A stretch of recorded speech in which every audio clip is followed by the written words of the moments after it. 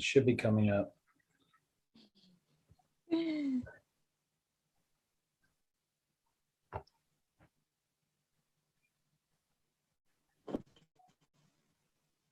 Mr. right. Paul. It is up. Yep, it's up. And you can see your pretty face in the corner. Nice.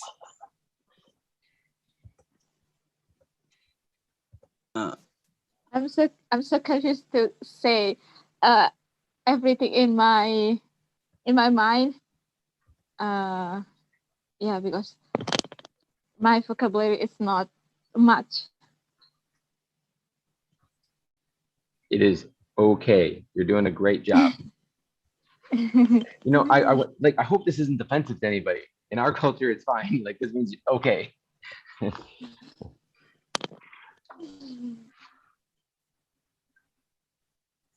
All right. 9:19, we're getting close. We're gonna do a start at 9:30. Correct. Hey, what would be your thoughts about playing your video? The 30 by 30. We can play it if we have, yeah, we should play it if there's a spot that just doesn't get filled. Okay. We have 2 extra breaks, one at 2:45 and one at 6:15. I think that'd be a good time to show it. But we could do it now too. Like, we could show it multiple times, right? Yeah, that's Yeah. correct. I was thinking earlier of another thing to talk about during that time, but I am suddenly forgetting. So I guess that was pretty pointless. Also, Molly, if you remember in the email that I sent you is the questions. Yes, I was going to ask you to send it to me. Did you already send it to me? I sent it to all of you. Okay. Yeah, Hey, Molly, you got any snow out there yet? I don't know. My room's in the basement. Oh, okay. So I really don't know. I don't think we're supposed to get snow for a few more hours, but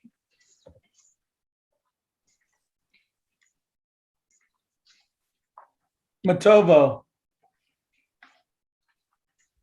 Yes, Mr. Paul. So when I talk to Sean Russell today, Yeah. I'm going to tell him that you and I talk about him and he should be worried. Okay. No problem. He's one of my favorite people. He's so good. Okay. Yeah. I am very happy that I have seen you, his best friend. I'm very happy. Mr. Paul, I have a question. I just want to know whether it is possible. You know, I really love like certificates. I love them, and I was wondering whether such a big summit is having like certificates for participants of who have presented, because I read all the schedule of Yes. the people who are going to talk, and you are about to stop. You are to stop at 7 p.m. Central Time, right? Yes. And I want to finish it up until that time, though it will be very late here. But I was asking whether you're giving certificates to participants who have participated. Matovo, Molly and Olivia and her classmates have made certificates to send out to everybody. We will send them via email. Okay, thank you. And then when you get your certificate, you Yes. have to promise to take a selfie with your certificate and send it to us. Oh, wow. Very great. And we will put it on the website. Oh, wonderful. That's very amazing. It will be a picture of our good friend Matovo and his certificate. Absolutely. Thank you. And Matovo, just so you do know, what time is it where you are right now? It is 6 p.m. Okay, so we are also going to be recording this. So if you find that you have to go to sleep, which we encourage, you could also watch the other parts of this later on. Okay, So- and my sister okay. is soon joining. Hey, P-Rip, And Go ahead, Molly. I cannot find it. I'll send it again. Molly, I'm going to give you control. It looks like our keynote has come Bailey's into the here? room. We also have at least one or two other people who are joining us in addition to our special keynote. Natume, Yes, how are you today? I'm fine. Thank you. Where are you from? I'm from Uganda, Africa. Yay. What time wonderful. is it in Uganda? It's my computer is in internet time. I'm sorry. It is 6 p.m. It is nice to have you here. Thank you so much. I'm so humbled being here. We are Molly? humbled to have you. Molly, can you check and see if you have control? What do you mean have control? You're the host. Yeah, I would be lying if I said I know how to check that. What's up, Bailey? Hi, everybody. Oh, perfect. We're starting off good. I'm afraid people aren't gonna show up, so I'm glad our first person's here.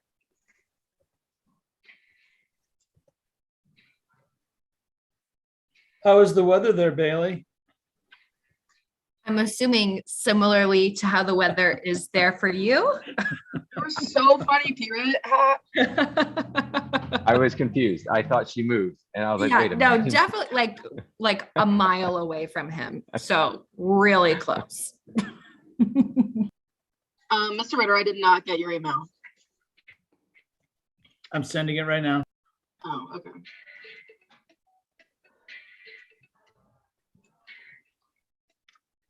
Hida, what time is it where you are? I didn't catch that.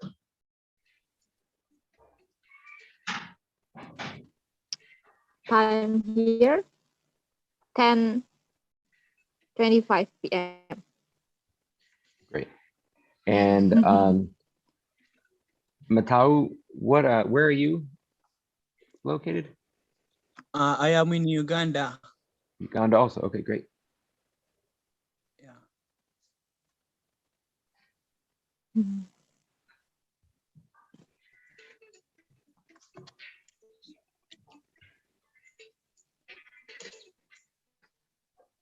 Okay, Molly, I- you should have it now. And so whenever you guys are ready to go, Mr. Katz, I heard you speaking. I was just about to fill the air with a question about Uganda, but we can I want to hear about do it. this later. I am curious if poaching is a very big issue in Uganda.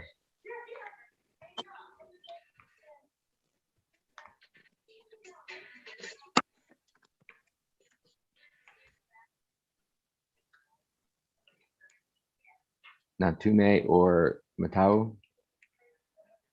Yeah, I thought you're talking to Mr. Paul. You're asking whether coaching. Yeah, like the poaching of elephants or anything. Can you please reply come again your question? Yep, I'll type it into the chat. Okay.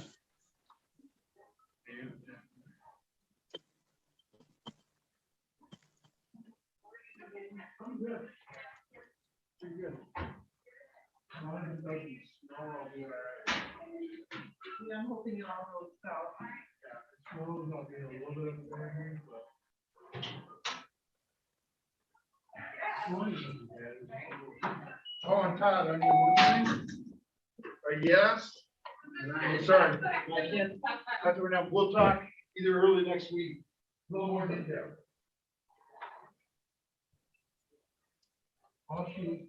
Okay, I just put into the chat.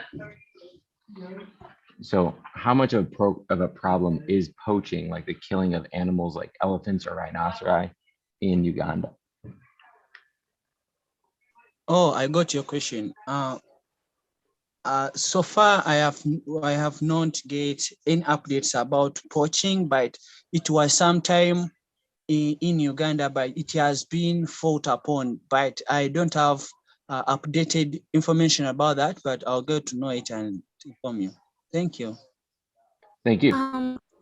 Also from me, about that, between February and May of was it 20, yeah, last year, it was worked upon in a different way because I searched about how that was, okay, the situation about poaching in my country. So I got to know that between those months it was worked upon.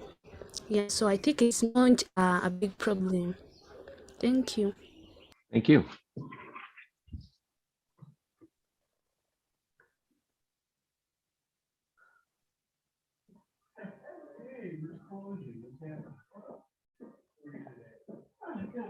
Okay, Molly, are you ready to go? Yeah. Thank you everybody for coming. This is super exciting. I'm really happy that all of you guys can make it. You guys are going, this is going to make a huge difference for everybody. And I hope that everybody enjoys all those talks and this inspires you to keep going out and making change. Our first speaker is Bailey Ritter. She has done a lot of things. She's an environmental game changer for sure. That's straight out of Mr. Ritter's mouth, which they may or may not be related. I don't know. But yeah, I'll let her take it away. Perfect. Thank you, Molly. That was the first question, and yes, definitely related on an occasion. I do need to share my screen though, so I don't know if I have access to do that. I'm not entirely sure how to do that. Molly, go down to where the green square is. This is share. Mm-hmm. And then you'll allow participant to share.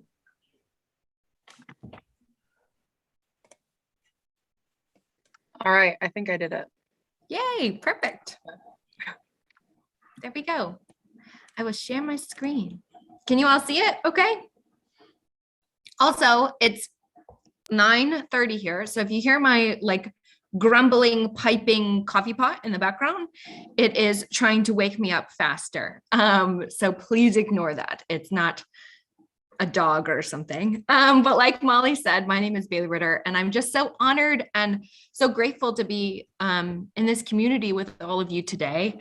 When I was first introduced to the opportunity or the idea of the Yes Summit, I was absolutely thrilled to be a part of a summit whose title is Yes, because I think it's a really great reminder that yes, we all need to do something and we have the responsibility to protect our planet. Yes, we still have time and we still have that opportunity. And yes, there are some really cool people doing some great work around the world who are making a difference that I know I'm just really personally excited to hear from. So I'm wishing you all a wonderful first day of Yes. But I wanted to kind of set the foundation and really start today, the first session of the Yes Summit by understanding what it means to find your passion and find your purpose, since most of what you'll be hearing today and in the next session is people talking about their purpose and their passion and the things that they are so excited to be on this planet for. And that can be really inspiring and really exciting. But if you're anything like me, it could also feel really intimidating if perhaps you haven't found what space you'll occupy in the change-making movement. So I wanted to set the foundation of what does it mean to be on this planet and to find your passion, and will it ultimately help you change the world? My answer is yes. So a little bit about me before we get started. I won't spend too much time here because you guys don't need to bios are boring, but I'm the founder and director of Everyone's Collective, which you'll hear a little bit more about in the next slide. But I'm also the Strategic Youth Initiative Advisor for the Ocean Project, as well as a Young Explorer with National Geographic. Molly definitely underscored my life by saying I've done a lot in a lot of different topic areas. That is the truest of true statements about me. But this is kind of the high level view of that. So what am I doing now, though? Everyone's Collective is in Pontiac, Illinois, which is where I'm calling you from. I'm not actually at the store today because we have a snow day, or else I'd show you around. But it is a plastic-free shop and environmental education center here in rural Illinois. And I always like to explain what it means to be a plastic-free shop because it's still not very common. So the things that I carry at my store are things like refillable soaps. So hand soap, dish soap, laundry soap, dishwasher soap that you bring your containers back when it's empty and then refill right again. So you are not constantly having this barrage of plastic containers with every refill you need. But I also carry things like shampoo and conditioner bars, secondhand clothing, plastic-free skincare. You get it. You all are such intelligent people. I'm hoping that this is starting to make sense. But really the purpose and at the heart of Everyone's Collective is that we provide opportunities and space for youth leadership, community building, and action for our environment to naturally and easily occur. But this wasn't always my dream. This is my love and this is my everything right now, but this hasn't always been what I thought I was going to do. I mean, my degree is in environmental communication and public relations. I thought I was going to be that middle ground between the science and the public, not a business owner. Believe me when I say I do not have a business degree. I have a Googled business degree at this point, a Google and YouTube business degree. But I didn't know I wanted to do this until the pandemic hit. And I'm sure a lot of you can relate to that, where we were all stuck at home sitting with nothing but our own thoughts. And I decided it was time to find what my purpose was. And that's where I came up with my life's mission statement. It's kind of a cheesy way to say it, but I think it makes it really easy to understand what that means. So to me, my life's mission statement is to create spaces that welcome traditionally underrepresented and underserved folks into the change-making movement, empowering them together to make collective change. Now, to be transparent, I'm only 24 years old. This is something that just came to me in this last year. Like, this isn't something I found when I was 11, like I was like searching in the woods and suddenly my life's mission statement like arrived to me. This is something that I've spent a lot of time, a lot of journaling and a lot of brainstorming about. And I didn't quite know at first, A, what a life's mission statement was, and B, how do you get one of those? So I thought maybe it would be helpful for all of you here watching live on Zoom and over on YouTube to give a kind of crash course on how you find this and why is it even important to have. So for starters, what is a life's mission statement anyways? So it's much like an organization's mission statement. It describes how you plan to create a life that honors your values. In other words, it becomes your personal definition of success. It's the blueprint of what you want to achieve in this very, very short lifetime. Usually, it's a sentence or two that points to the direction you intend your life to move in, like a compass. So for me, my life's mission statement is honoring my dedication to empowering folks from communities like the one that I'm from, which is how Everyone's Collective came to be. Thinking about, okay, what are my values? What are the things that I want to actually do? It boiled down to, hey, I think an awesome plastic-free store where I grew up could really achieve what my life's mission statement says. So I thought it'd be fun to play a little game. And so if you would please, so be so gracious and put in the chat your guesses, that would be lovely. But I'm not the only one who has a clear life's mission statement. These are some really famous people and companies who also have clear life's mission statements. And I thought it would be fun if you all could guess who they are. So this first one is to be a teacher and to be known for inspiring my students to be more than they thought they could be. Now, I should say this is not Todd Katz or Paul Ritter. This one is not either of them. So don't guess either of them, please. This is somebody else. But to be a teacher and to be known for inspiring my students to be more than they thought they could be. Who do we think this is? Please put in the chat.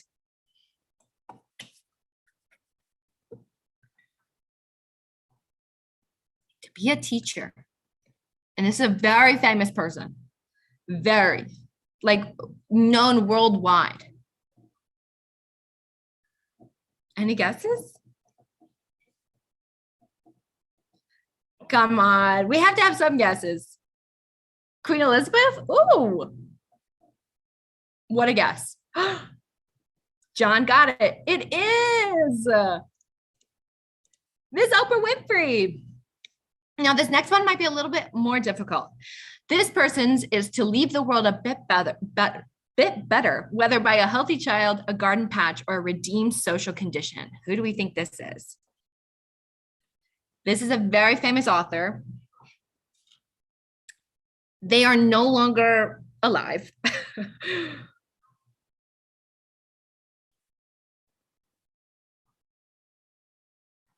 A lot of you, if you're in high school right now, probably are reading him. I'll give his pronouns.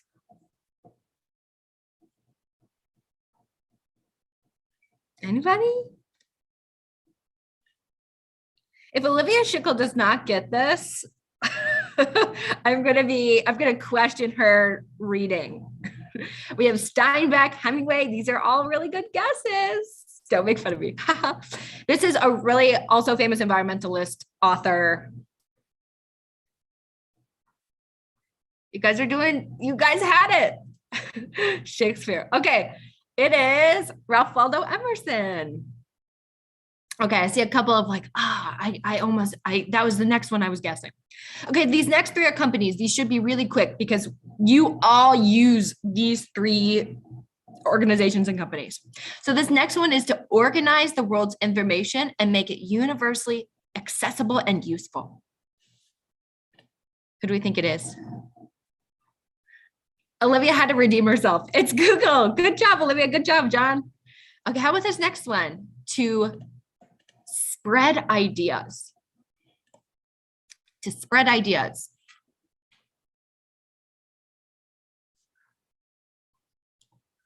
I know you all have been to this platform. Mr. Katz, he came up. It's Ted. Good, very good job. A lot of people guessed Twitter for that one, which that's not their mission statement, but could be. And this last one is the simplest of all. Connect the world's professionals to make them more productive and successful. Squarespace. Oh, that's a good guess, Olivia. I had not heard that one yet. Yeah, very good, John. It is LinkedIn. So there must be something to be said for having a mission statement if people like Oprah Winfrey and people like Google have them. But how will it help you change the world? And again, why is it even important in the first place?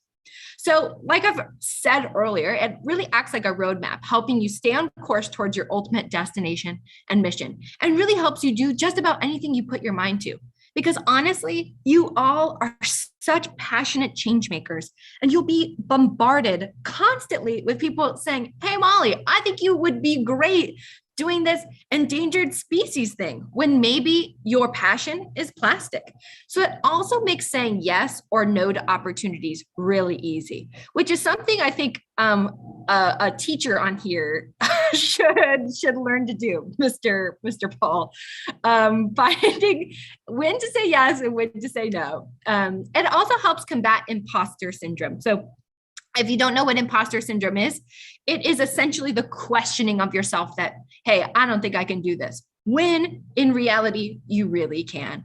And by having that life's mission statement, that roadmap that you've spent a lot of time on and really boiled down to, this is my soul inside out, it helps you go, imposter syndrome, I can do that because my life's mission statement says so.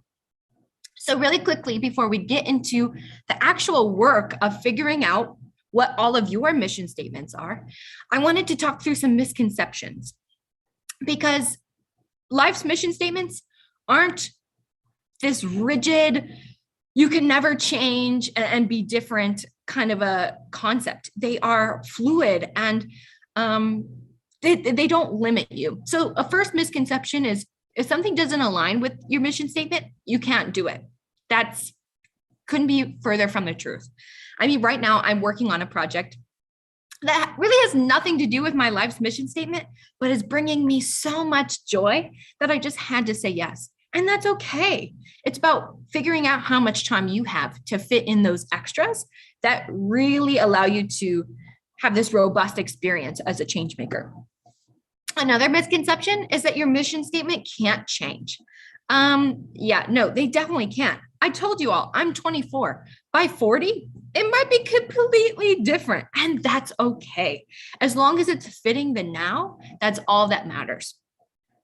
The other thing is you won't be able to experience life if you have a rigid plan. There are so many opportunities and things that you can do under your mission statement that don't have to sit just under plastic. You can really create the roadmap that you want. And it has nothing to do with how rigid or how fluid your statement is. The other thing, and lastly, I wanted to mention that mission statements must be about work and what you want to achieve in your professional life. Not at all. Your life's mission statement, like I'll show you in the next slide, could just be, I want to bring others joy. That's my statement. Everything I do will be working towards me bringing others joy. And that has nothing to do with work or what you want to achieve in your professional life. Those are some of the best mission statements sometimes. Like Oprah said, hers was about being a teacher. And she's not a physical teacher somewhere. She is a teacher in her community. So it doesn't have to be about professional at all. So now it's your turn. This is where we'll take a little bit of time if you are feeling so inclined. I don't know how much time I have left. So please feel free. I'm sure you'll get all of these resources like my PowerPoint after this, or feel free to screenshot it with your phone right now. But when I was thinking of my life's mission statement, something that I did was take a pencil and paper or whatever you have to write with, your laptop, whatever that looks like for you. And I answered these questions. What are the most important things to me? What do I lose myself in? What unique qualities do I have? What do I want to achieve? What inspires me to get out of the bed in the morning? If I could spend the rest of my life doing or pursuing one thing, what would that be? And how do I want to feel at the end of each day? So these are the questions I literally wrote down in my notebook and said, okay, I'm going to answer these. And it's really simple once you take the time to sit down and do it. I do recommend a space far away from others. This is not like out in the woods, but like say in your room with the door closed in a quiet kind of meditative space. And I don't think we have enough time to actually go through this, but these are kind of the preliminary questions that you need to ask yourself and see what answers come up. The second step, so you brainstorm those questions. You think about what do you want to do? What is that one thing that gets you out of bed? And you put those answers into these 3 sentences. So to create a mission statement, I use things like this. 2, what do you want to achieve or do or become? So that, why is that important to you? The next one is to live each day with 1 or 3 values or principles, so that what living by these values will give you. So you can kind of see how these are just kind of placeholder words to where you can insert the answers from the last slide into. And it doesn't have to be rigid by any means, like these, like a sort of like fill in the blank sentence. But for me, when I was trying to find the right words, I found it was easy to have sort of like an outline or a template of how something like this should look. So please feel free to screenshot these, take pictures of these, because they really are quite helpful, especially if you've taken the time in the previous slide to answer all of these. And don't get me wrong, you don't have to answer all of them, but answer kind of the key ones. You take those answers and you plug them in here. And they become sort of your first rough draft for what perhaps your life's mission statement is. And then you can refine and you can make them pretty and you can make them really easy to understand and easy to say, the kind of more you work with it. But these are kind of your foundation of what does that look like. So I wanted to end by saying that you can continue to discover your life's mission statement. This is not a time right now for you to discover it. perhaps you'll get inspired in all of the follow-up sessions after this. But I do encourage you to keep journaling and brainstorming. What does it mean for you to live on this planet as a change maker? And think about what is that thing that you want to achieve. Ask the people around you that know you best. This is my sister right here, and she is one of my favorite people when trying to decide, okay, what is it I want to do, because she knows me better than anybody. Like I said earlier, spend more time in the places that inspire you and take the time to be still and just let it come to you. Like I said, I just got mine at 24, and that feels really early from a lot of people. It doesn't always come when you're 14, 15, 17, 18. Sometimes it might arrive when you're 40, and that's totally cool. Just take the time to be still and think about, what is my heart inside out saying? What do I want to achieve? I hope you all have a wonderful, wonderful rest of your Yes Summit day, first day. Please, please, please contact me, get a hold of me. I am more than happy to answer any questions about both the things that I've done, but also what it's like to A, live by a life's mission statement, and B, actually find one. So thank you all so much for having me, for allowing me to start your days. I am so honored to be here, and yeah, I'll answer any questions that you might have.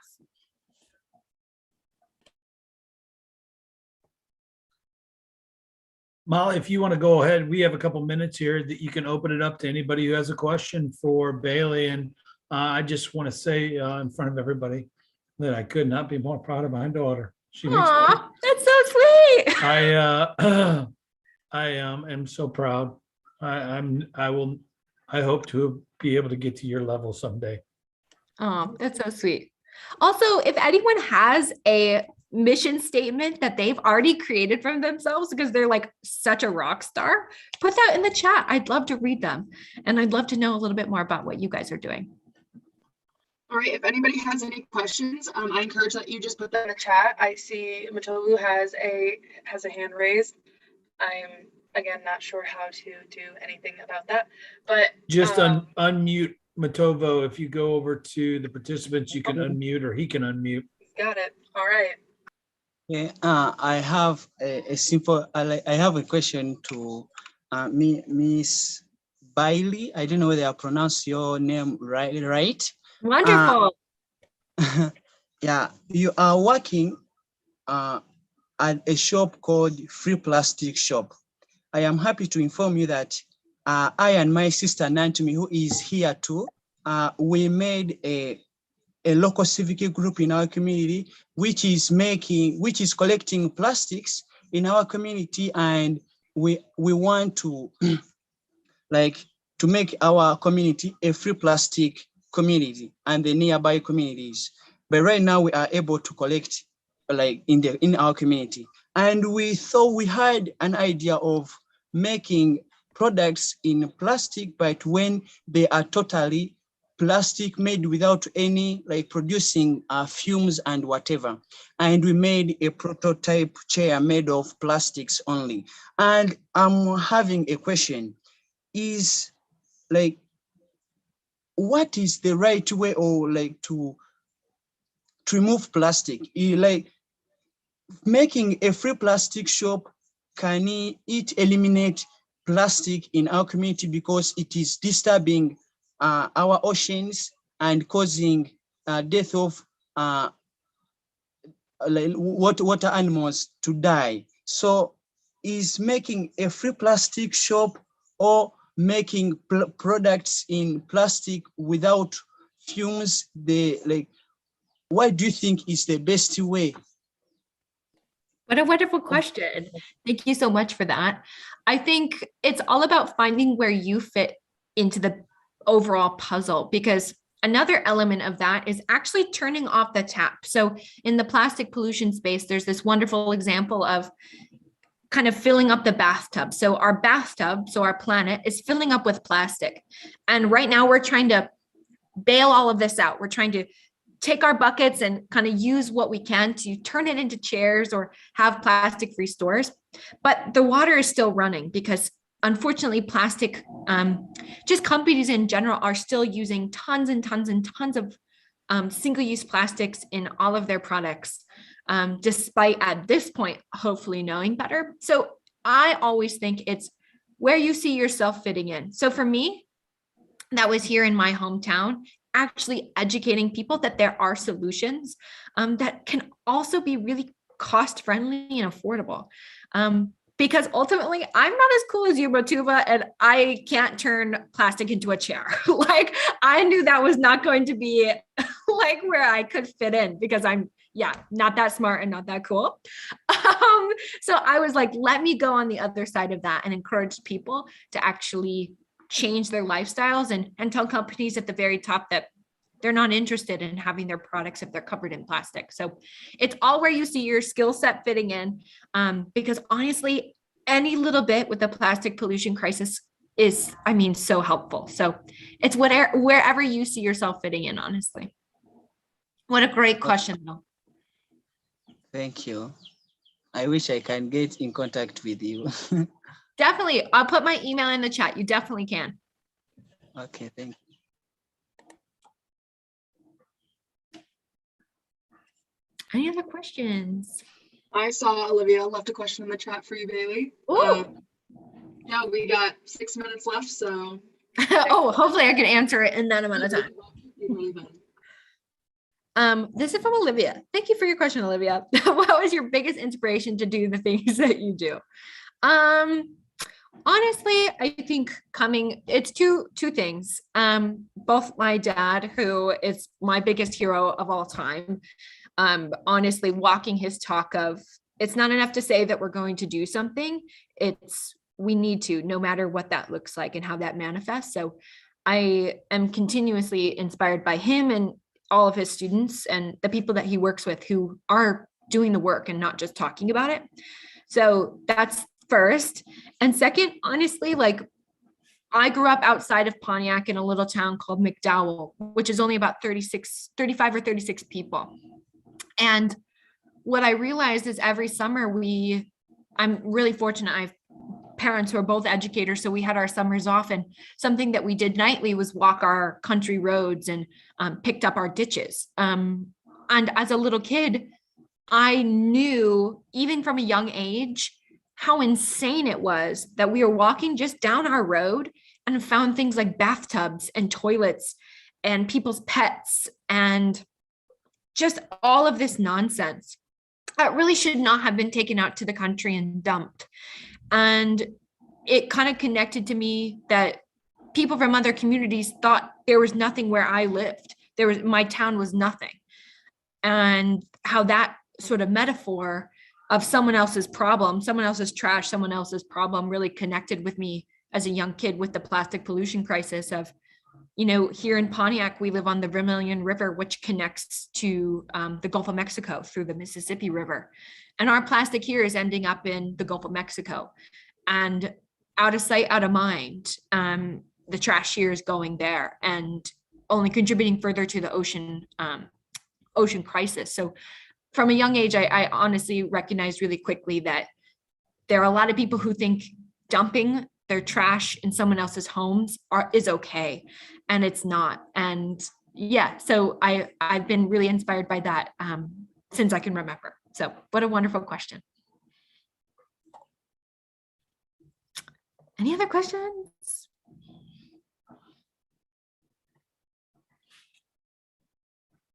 I get asked a lot. Oh, is this a question?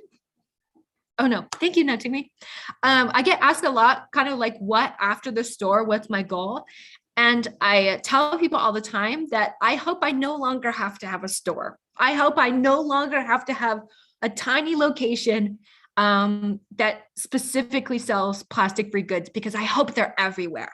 I hope that's just the norm for everybody.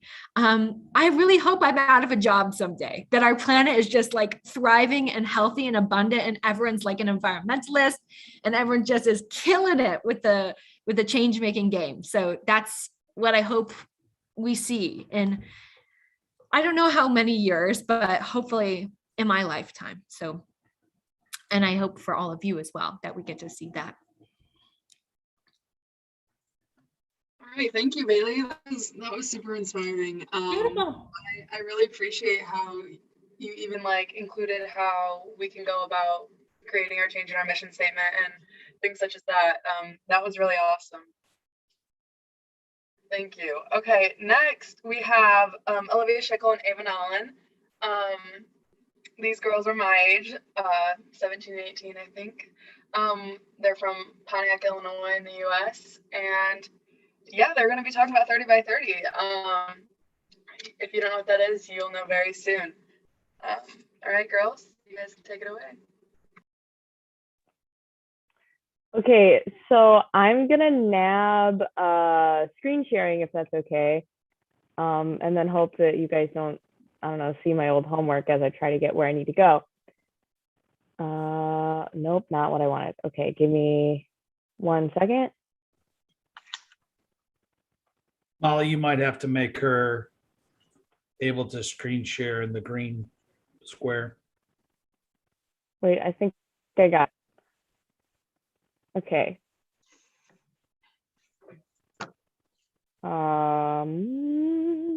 We might actually have to hand this to Ava because I might not be good at this right now. So, Okay. Ava, I think you should do this. Okay.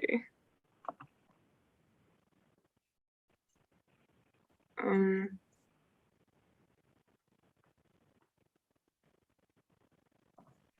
it's loading.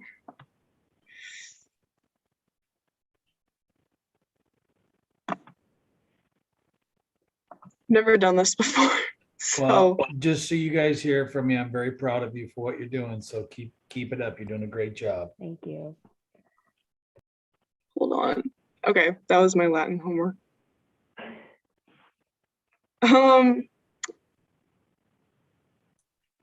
We see the screen. Yeah, your I'm first trying to figure out how slide. to oh wait, oh my gosh, all right, I got it. Yay! Okay, so as this comes up, my name is Olivia Schickel, and I am a senior or a 12th grader at Pontiac Township High School in Pontiac, Illinois in the United States. Yeah, I'm Ava Nolan, and I'm a senior at Pontiac PTHS as well. Me and Olivia have been doing group projects for a long time, since 2016, so we're kind of experts at this. We've known each other for a very, very, very long time. So what we're going to be talking to you about today is our project that we're working on in our environmental science class called 30 by 30, which is kind of a lot, but what we're doing with it is very specific, and we're working with a lot of very important, very big people. So I'm excited for you to hear about that today. But as you can see, we're hitting you with a very kind of depressing opening note, and that's kind of on purpose.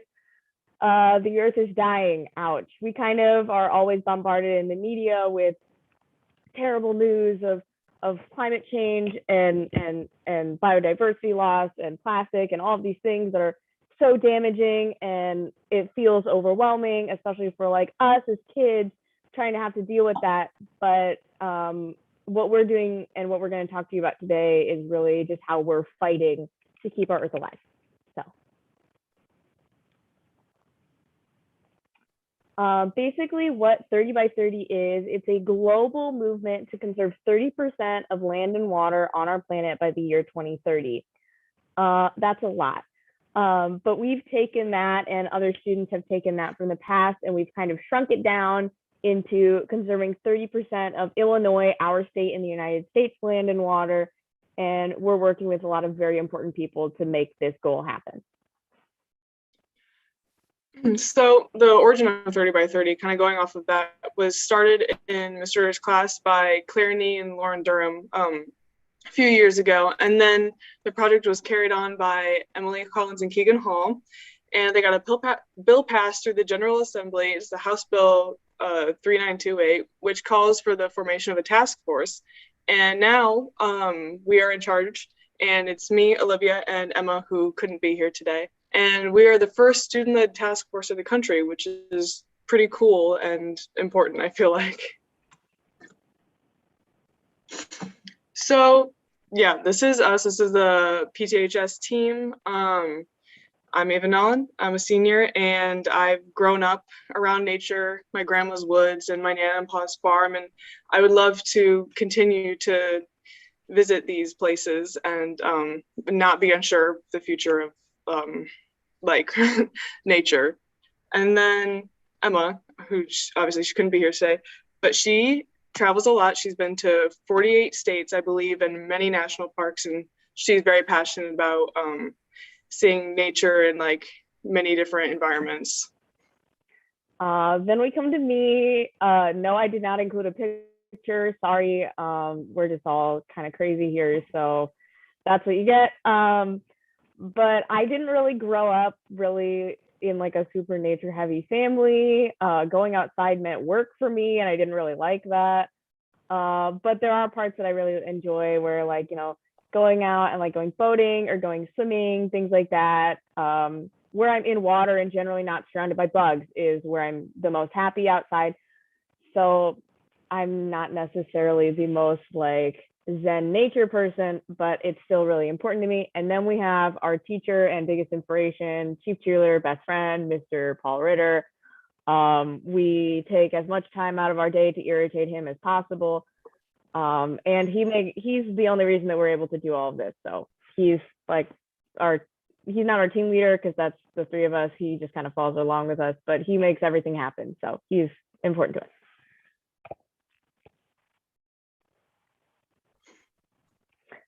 So now that you kind of know about us, you're kind of learning about where we're going. So what we've created and what the students of last year created in Mr. Ritter's class is the 30 by 30 Conservation Task Force here in the state of Illinois, which is a law that says that we're going to get a bunch of important people together and we're going to make some plans, we're going to put some things together, and we're going with the goal of conserving 30% of Illinois' land and water by the year 2030. We are going to take a bunch of people, and all of these people include me and Ava and Emma and other students. We have senators and state representatives. We have representatives from different industries and sectors in the agricultural side. We have people kind of from everywhere coming together to come to these meetings with the goal of conserving this much. You can see on the screen, we have a list of all of the people that are a part of the task force that are voting. And at the end of the summer, or at the end of the spring and into the summer, we will be making a report on the best way to conserve the most amount of land for our state, very clear plans, and then submit that to the Illinois General Assembly, which is like our state government. And when we do that, that will be kind of completing our mission. And it will be as best of a guideline that we can make to set our state up for the greatest amount of success.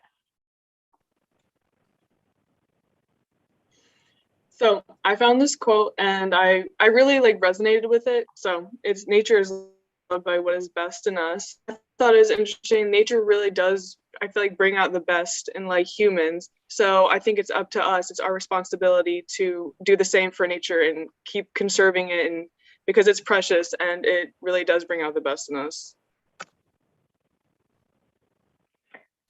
So one of the biggest things that we've dealt with in having trouble with conserving 30% of our state is that only about 3% is currently conserved.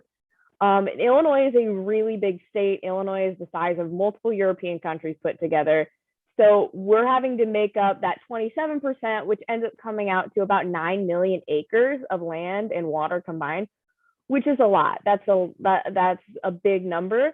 So having to do that, having to make up that much space means that we have to be very, very bold with the decisions that we're making and what we want to achieve, especially in a place that is, and on a topic that is so divisive when it comes to conservation. So we're having to center our conversation on unity and acceptance of multiple different industries and groups to make sure that we can get that 27%.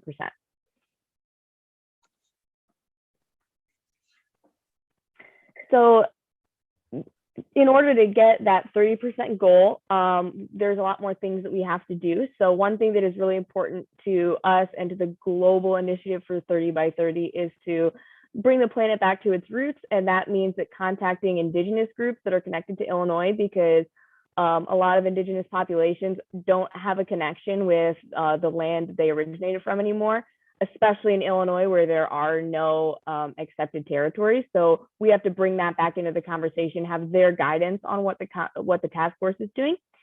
And then we're going to meet with conservation leaders from the state, from the country, all around, just to make sure that what we're doing is going to work and work for years to come. The 30% is just a start, but we want to make sure that start is going to last us.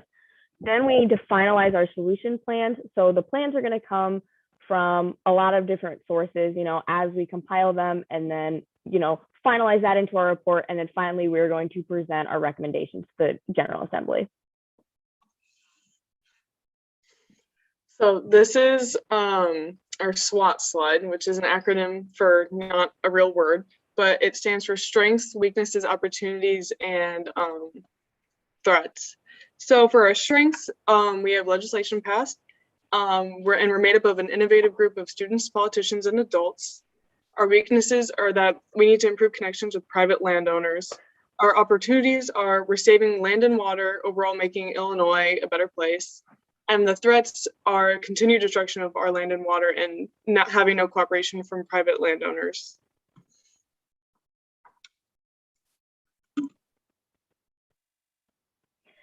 So if you if you're interested and you want to learn more about what we're doing, or you want to see what the task force is up to, you can go to this website, or you can Google generally Illinois 30 by 30 Conservation Task Force, and parts of the website will come up.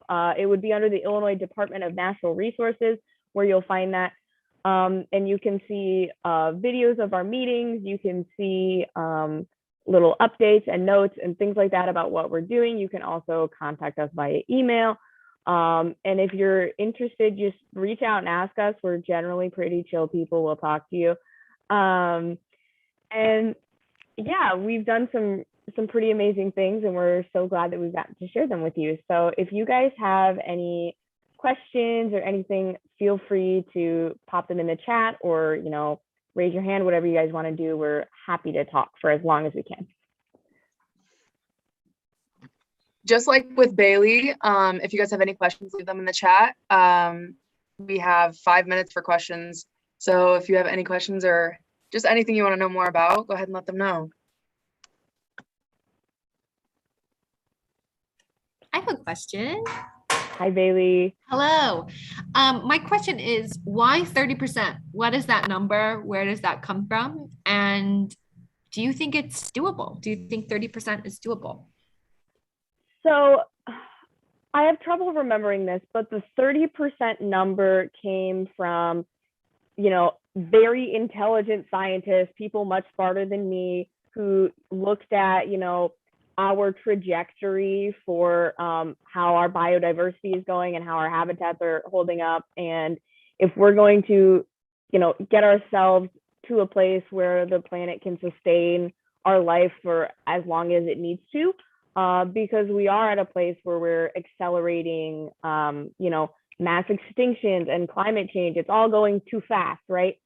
So there was a report that was put out a few years ago. I don't remember the exact name of it, but I think if you look up 30 by 30, things will pop up. And they kind of just landed on 30% by 2030 gets us at the level where we start improving, that after that, things will get better. Things up until 2030, if we can set ourselves on a trajectory to get to that goal, we will be on the uphill climb going forward. And, these issues that are speeding up are going to slow down. That's I know that's not like the greatest answer, but I don't know off the top of my head every detail, but. No, that was perfect. Also 30 by 30, that's just like a marketer's dream, campaign name. So it totally makes sense. Thank you for that. I have a less technical view of it, but I never realized how kind of daunting it was until I was in PE and this kid who had heard us do our first task force meeting came up to me and started asking me about it. And I was telling him stuff about how, like 30% in 30 years, by 2030. And then he was like, oh, well, how far are you? And I was like, wow, we have a long way to go. But like, honestly, I feel like we'll be able to do it. Like, I feel determined enough, especially now that we have the task force together and everything. Everyone really just wants to make a difference. And I think if we had like all of that passion and stuff, it's going to be easier than it seems like on paper. So. Yeah, I think it's especially notable when it comes to, it's a really lofty goal, and we all kind of know that. We've kind of just accepted it, that like it might seem grim, but like we don't care. Like we're just gonna go, we're gonna hit the ground running with it, because okay, 30% seems like a small number, and then you look at it and it actually is pretty substantial for where we're at. So we kind of just, as kids, I would rather think of us as future adults, because we have agency over what we're going to do in the future. We have to, we have to think about that 30% number, however we want to think of it, because we're going to be the ones in 2030 that are going to be, walking on that 30%. So having the opportunity to, dictate with, big time adults what that is going to look like is super cool. And also kind of, even though it came from a very, scientific report with a bunch of doctors, like normal people are the ones that are going to have to deal with the consequences. So normal people are the ones that have to make the solutions to it. So. Thank you for that answer. I put in the chat, an organization that I work a lot with called Reserva. They've created the very first youth-funded land reserve. So in the Amazon, it's fully funded by young people donating their, money from working at the coffee shop or allowance, and it is 100% funded by young people. So it's a great example of how it's so doable. It's just the kind of figuring out what areas need to be protected in terms of biodiversity.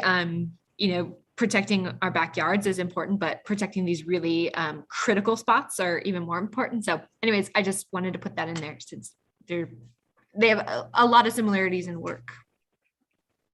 All right, thank you guys. Thank you, Eva and Olivia. I'm going to pass this on to Mr. Katz.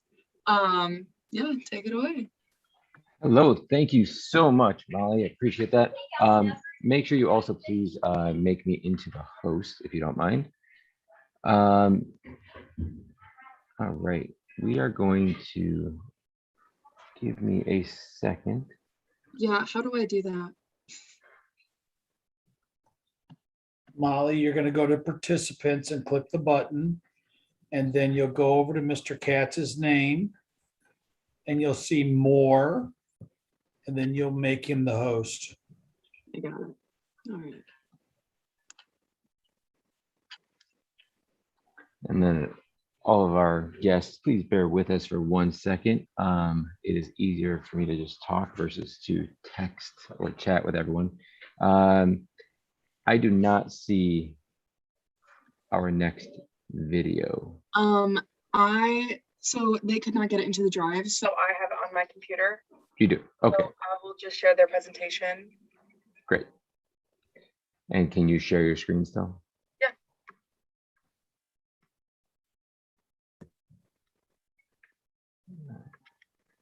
Let's see how this goes. I think it's exciting to know that, we have kids all over the world who are sending their stuff in, and even if they can't be here due to whatever, whether it's the snowpocalypse that's happening here in our hometown or whatever, that we're able to still do that. And so thank you, Molly, for making sure that takes place. All right. Yeah, thank you. Whenever you guys are ready, I'll just press play. I'll introduce this real quick. So we have a video here from Andreas Minetti, Alan Ruiz, Karen Garcia, and Aiden Kindler. Go ahead, Molly. Thank you. Hola, mi nombre es Alan Luis y yo hablaré sobre los proyectos Boomerang Bags y Cool Choices.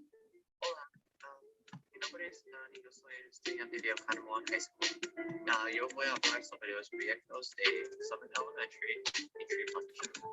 Me llamo Andrés Mini y con la ayuda de mis compañeros de la clase de español, nosotros les vamos a hablar sobre los proyectos que después estamos trabajando en la clase de español.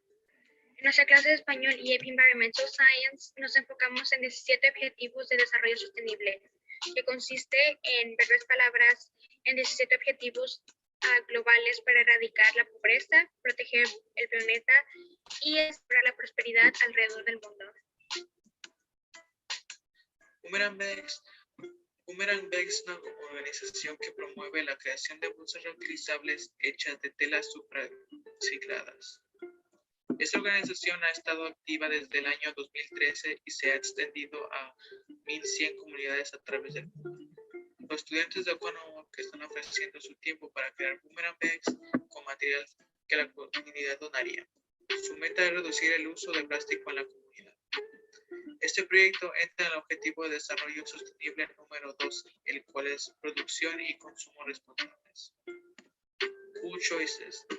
Este proyecto en que nuestras clases han estado trabajando es el proyecto de Cool Choices. Ellos están aquí en el WSBC para distribuir publicidad, recaudar fondos para varios proyectos, distribuir volantes sobre cómo reciclar y crear un lugar con abono para plantas. Este grupo ayuda a correr la voz sobre la sostenibilidad y su apoyo en financiar proyectos que también soportan el pilar en la sostenibilidad. También informar de maneras correctas en las que negocios y personas pueden reciclar para hacer abono correctamente y de una manera eficiente. Este proyecto entra en los Objetivos de Sostenibilidad número 11 y 15, los cuales son ciudades y comunidades sostenibles y vida de ecosistemas terrestres. Muchas gracias por su atención. Uno de estos proyectos es Lake Area Free Clinic. The Lake Area Free Clinic nos habla acerca de cómo una clínica ubicada en el área de Oklahoma ha ayudado a muchas familias e individuos desde el año 2001, los cuales no tienen seguro o no pueden llegar a pagar asistencia médica.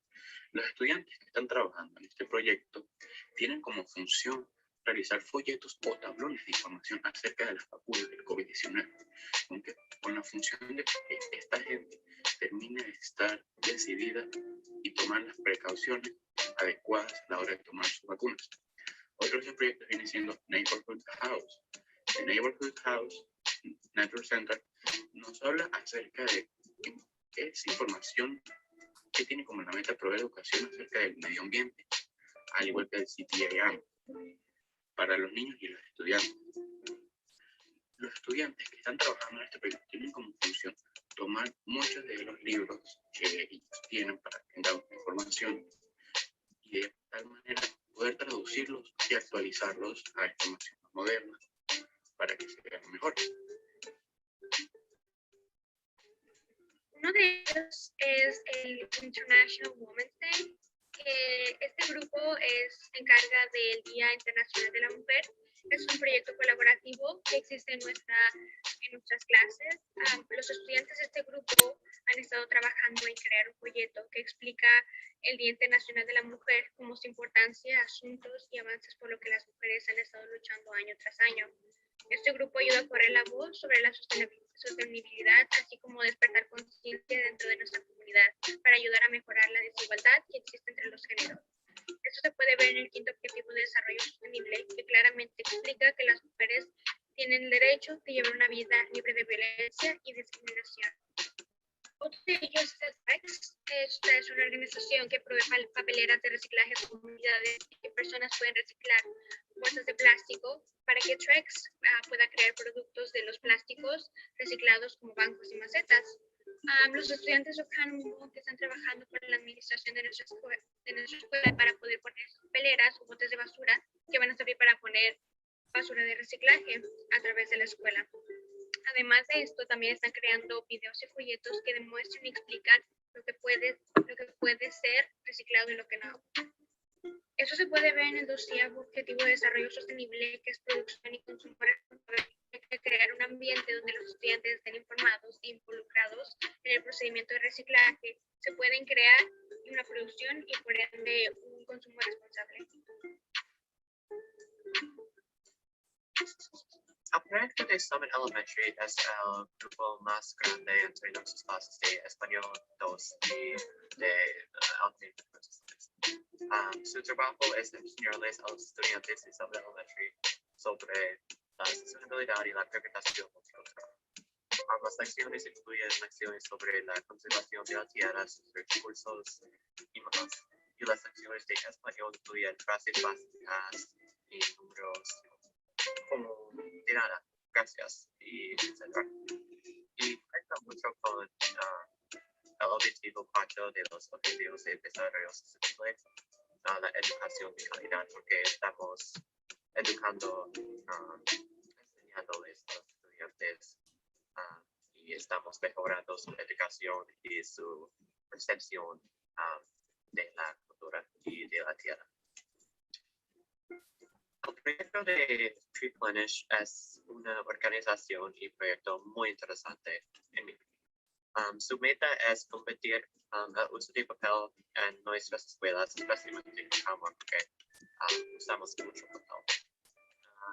Básicamente, los estudiantes de Calma High School en IBS Unidos y Happy Science están organizando un evento en la primavera para plantar árboles para combatir el uso de papel. Y conecta mucho con el objetivo 15 a la vida de la tierra. Y porque estamos plantando árboles y creando más lugares en que los animales pueden vivir. Sí.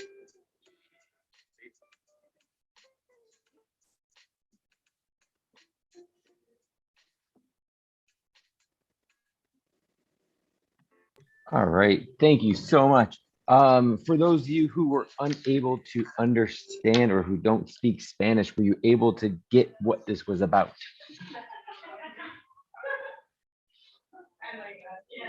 For those of you who might not have been able to recognize what they're doing, they were sharing and showcasing the various things that they have done as a group.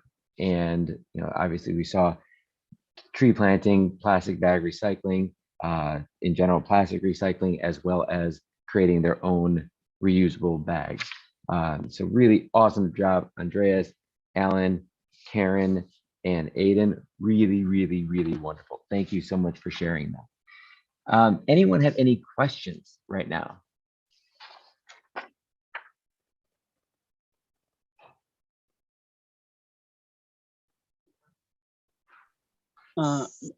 Mr.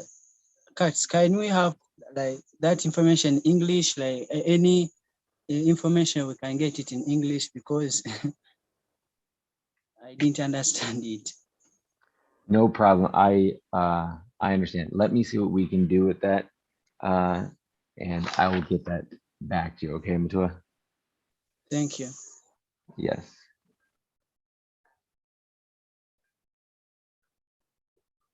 I'm just writing a note about that right now. Any other questions or thoughts about it?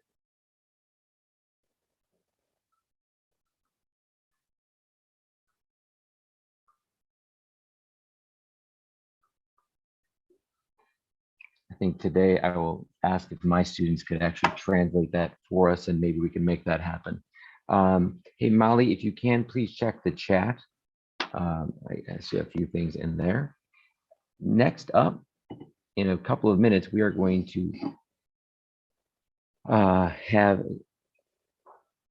Samuel Kimini from Kenya is going to be presenting and sharing with us.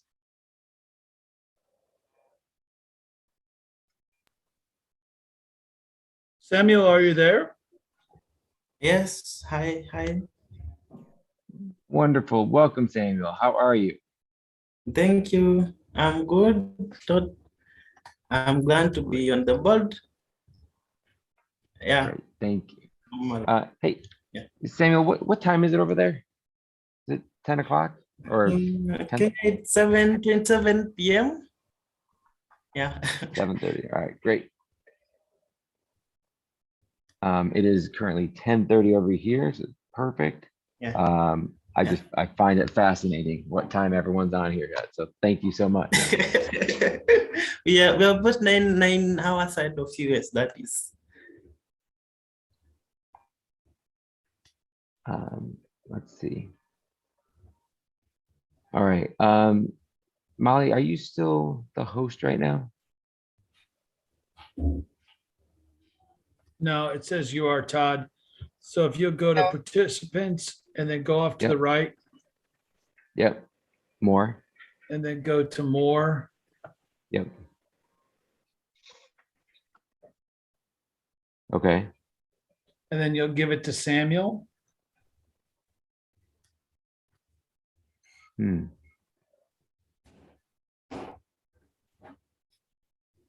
That's interesting. All right. Oh, wait. Oh, I see. Go to, okay, got it. All right, Yeah. Samuel, I'm going to make you the host right now. Actually, I wonder if I have to do that. Hey, Samuel, could you share your screen right now? Yeah, I think. Okay. I got it. Okay. Yeah, so I don't think we have to let them be a host. I think we could do that. Okay. All right. Hello, everyone. Hello, Samuel. Go ahead, take it away. You are free to present. Thank you. Okay. Yeah, so my name is Samuel from Kenya. I'm glad to be on the board. I wish you don't mind if I just my video. Its quality is very poor. Currently, it's at night. Yeah. So I'm very glad to be on the board, and thank you, Paul and Modi, for the chance. And I'm happy to be talking and be really willing to learn from all of us. I just logged in a few minutes ago, and I've really been fascinated about what I've been heard and had others talking about. So basically, mine it's all about environment and environment conservation. Molly, probably how many minutes do I have? You About 15. you have 15 minutes. 15. Yeah. Oh, well. Okay. Then I'll absolutely make sure I really do some haste on it.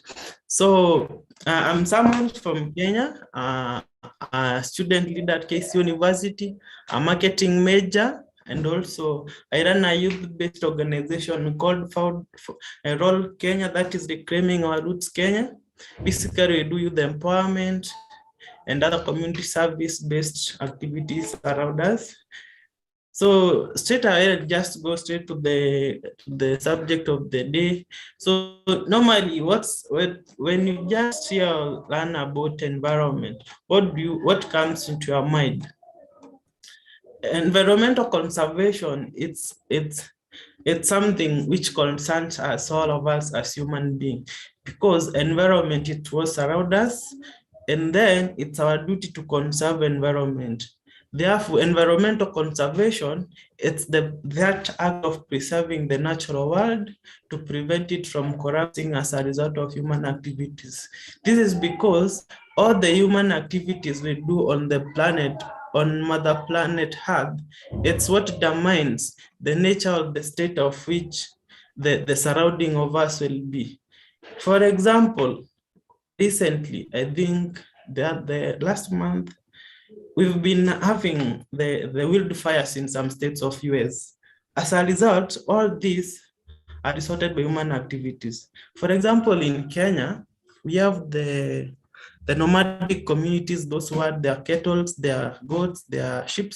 So normally when they go out in the fields to herd, sometimes they leave when they smoke the cigarette, they leave the pieces of cigarette in the bush, and then they resort to wildfires. So you can see out of these, as a result of human activities, we degrade our environment through the wildfires, also through cutting down of trees, which therefore destroys the forest cover. In other areas, like in the industry sectors, in the production factories, they release their waste into the rivers. We also dump our plastics annually in the rivers.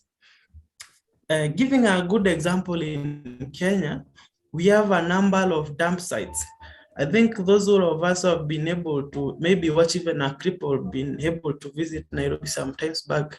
There are some areas with huge dump sites whereby heaps of garbage are just dumped in by humans.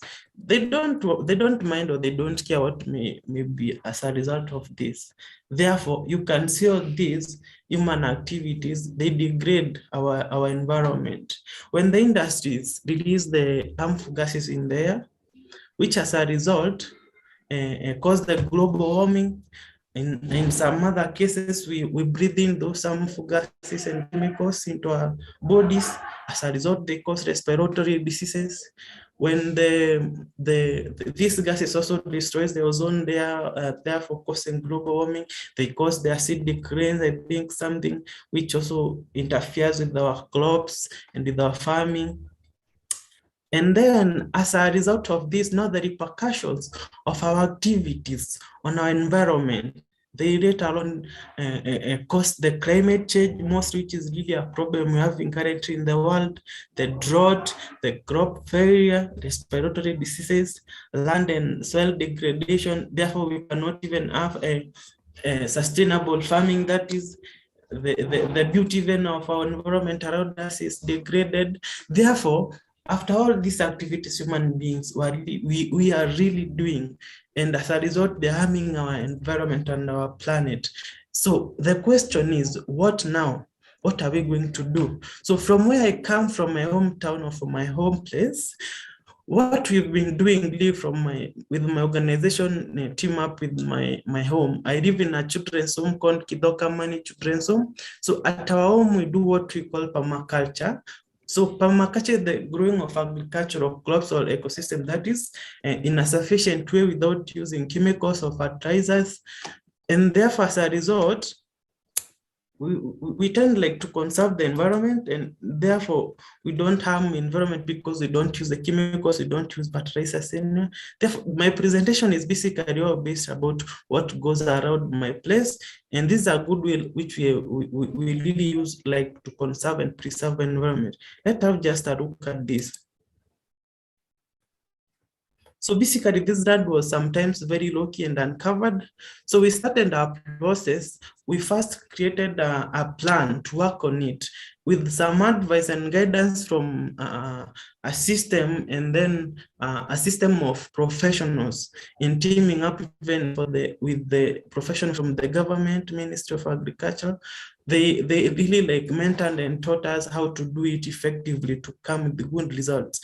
So you can see at first it was really barren land, but now through them and through their help, we are able to come up with a transformation that really converted our piece of land at our home to a very unique and it's really, we call it paradise, our paradise, because it's really something we transformed from a low-key place, just a degraded and a piece of land which was just left to be just a wasteland, but we converted it to a more resourceful land. Therefore, to conserve environment, it's something you have to take an initiative. What are you doing? What now? If now you've learned what is happening and what humans are doing, and which is degrading our environment, what action are you going to take? So permaculture is one of the things you can take. Another thing, you can also be involved in sensitizing. Sensitization is the way to go. Currently, we're having social media. When we team up as young people, as students, we have technology, social medias like Facebook, Instagram, and so on.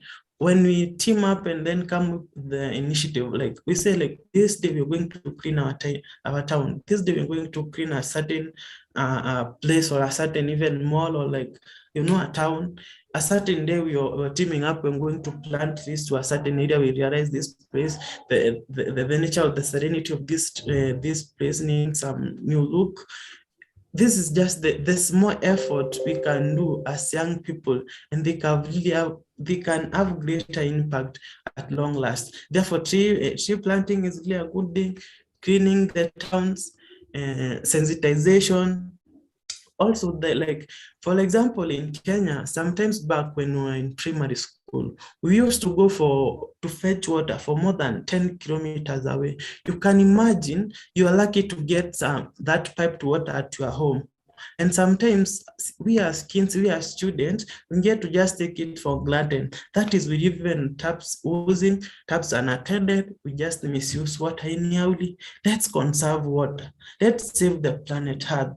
It's our mother planet. We don't have any other planet. On the far right, you can see me. This is, I think it's a day we were cleaning a certain river near our place.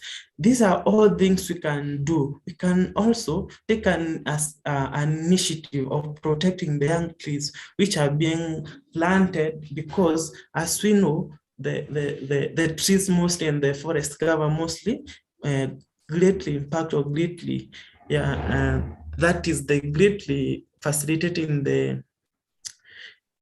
as much as the rain is concerned. So therefore, conserving the environment through taking care of the trees, making sure even the water taps we have our places are well close when you're not using. When even you hear about the organization involved in cleaning the oceans, you can also take part of there. And as you take part, also influence our fellow students and fellow youths to be on board, because it's our inclusivity activity. It's an activity that it's a responsibility. Also, we always talked about the crop failure. It's something, especially in Africa, which is really affecting African countries as a result of drought. This drought is brought about by human activities. When they cut down the trees, the crops don't do well, the crops just dry. We can just have a short look at this. This shows the crop failure in Leyte.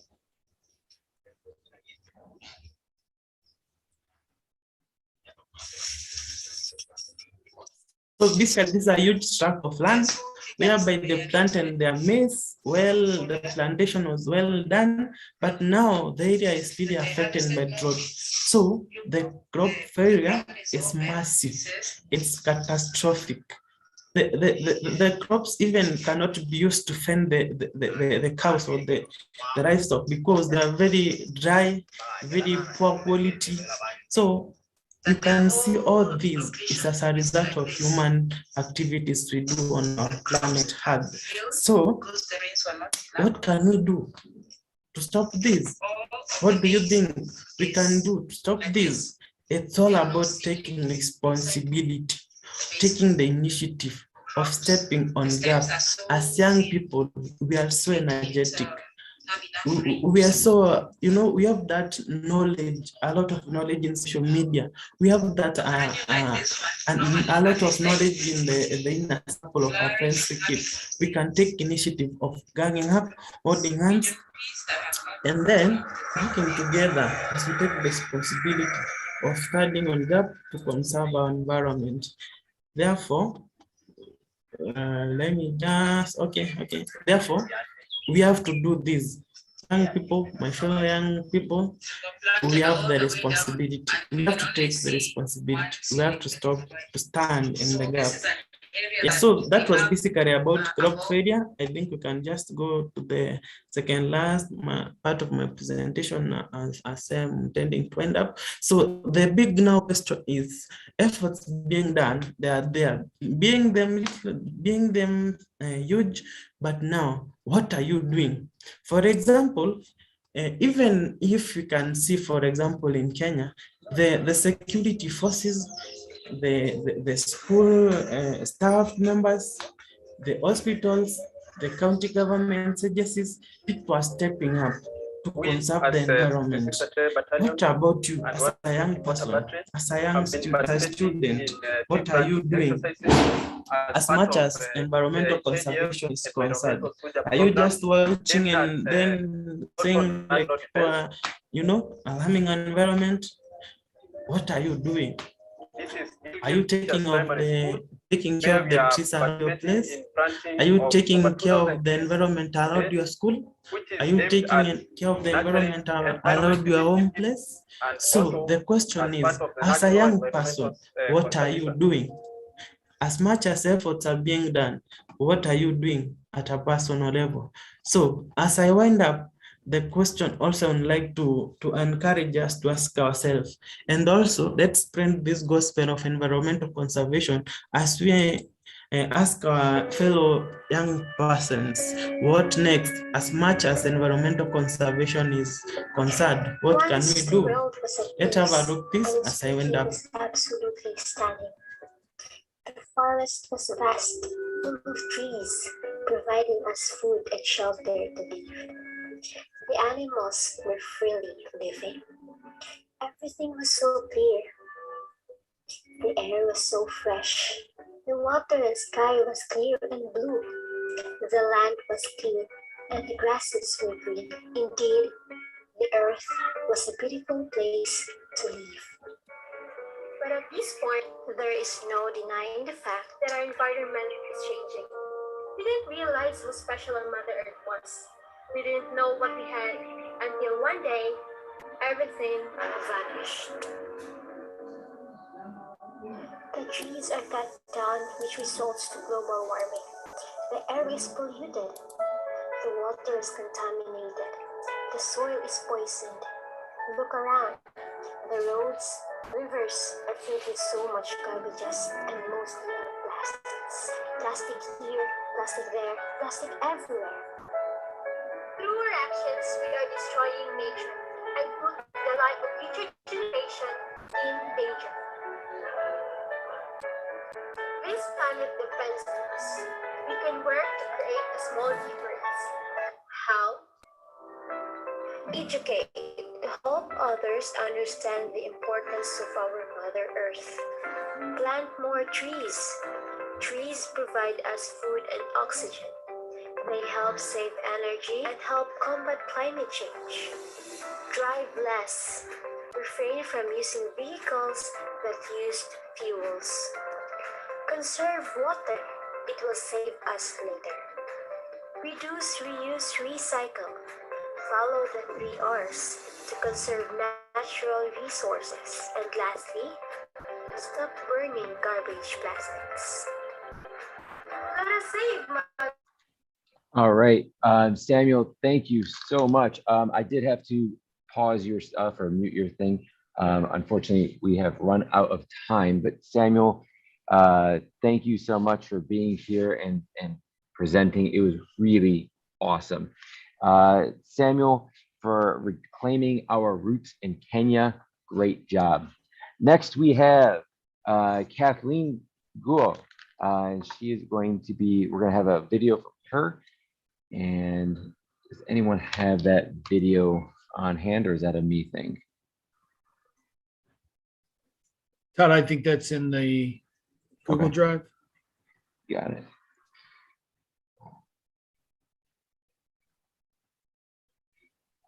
I like that you say it's in the Google Drive. I mean, there's only it's in the 9 video, of them, right? Yeah. Okay. Samuel, great got it. job. Very powerful.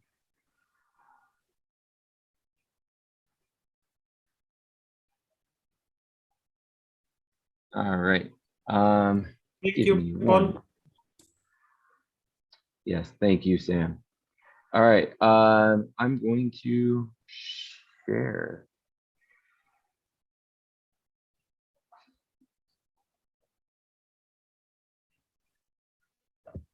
While he's doing that, also, it's been fun being able to watch Samuel communicate with our students. What a fantastic education. So with that, go ahead, Todd.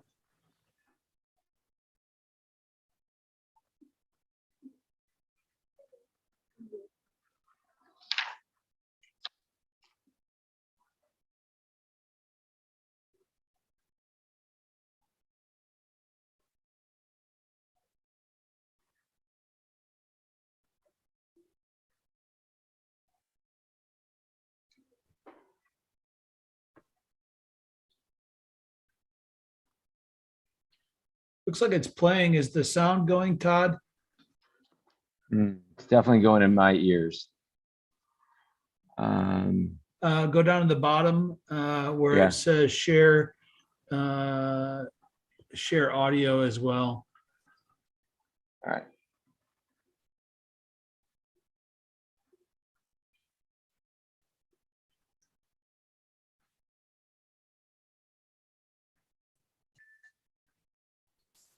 Where's my I big think you have screen? to, I think you have to stop sharing your screen and then Okay. Oh. click on share. And then you'll click, when you click on share, you'll see where it talks about turning on your audio, but you have to stop sharing your screen. We can see your screen.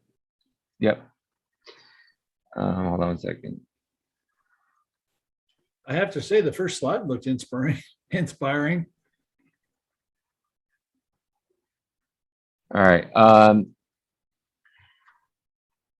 So it'll be on your audio setting. Is it with the share screen advanced sharing options? Yeah, so you click share screen, and then down below it says share sound on the lower left-hand corner.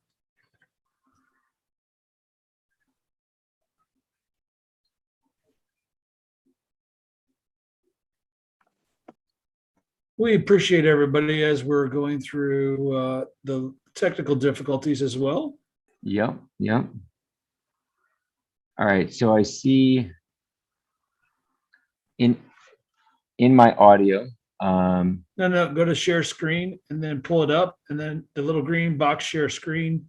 And then when it comes up to share the screen, you'll see in the lower left-hand corner, it says share sound or optimize video clip.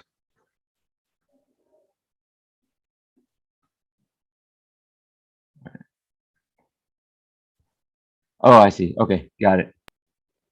All right. So we could share. You could see my screen now. We're all good. Yes, sir. All right. Hi, everyone. My name is Sophie Gao. Hi, and I'm Kathleen Guo, and we're from Shaker Heights, Ohio. And this is our presentation on youth leading and lead certification.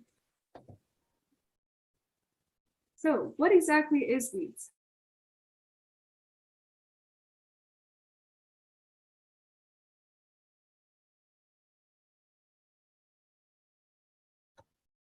I think it went away, Todd.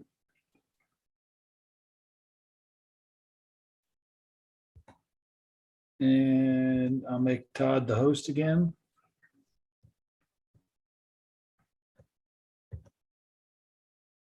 Council uses it as a green building system and has a goal of reducing contributions to global. Did you guys did I lose you? And so that involves looking at the combination of all elements rather than targeting only one. And so currently, Am I still okay? Do you guys see stuff or no? We can't see your screen. All right. Are LEED certified, which is a major accomplishment. Somehow something just And there are happened. also different levels of certification. It's all right. We have time. Silver, gold, and copper. All right, we're back on now. Yeah, go ahead and start it back. All right. And just expand your screen. Yep. Yep. By the way, thank you, Don, for being on here. Appreciate it. Leadership in energy and environmental design, and it is currently the most widely used measurement of sustainable practice. So the US GBC, which stands for the US Green Building Council, uses it as a green building system and has a goal of reducing contributions to global climate change through a more holistic approach. And so that involves looking at the combination of all elements rather than targeting only one. And so currently, more than 100,000 buildings use LEED certification and are LEED certified, which is a major accomplishment. And there are also different levels of certification, which include certified, silver, gold, and platinum, which is the highest achievement. And there also is an element of LEED for cities and communities, and this is what we focus on as Shake Your Leads, which we will talk about a little bit later on. So we initially got involved with LEED just by hearing about it through word of mouth and in our community. We decided to research about it as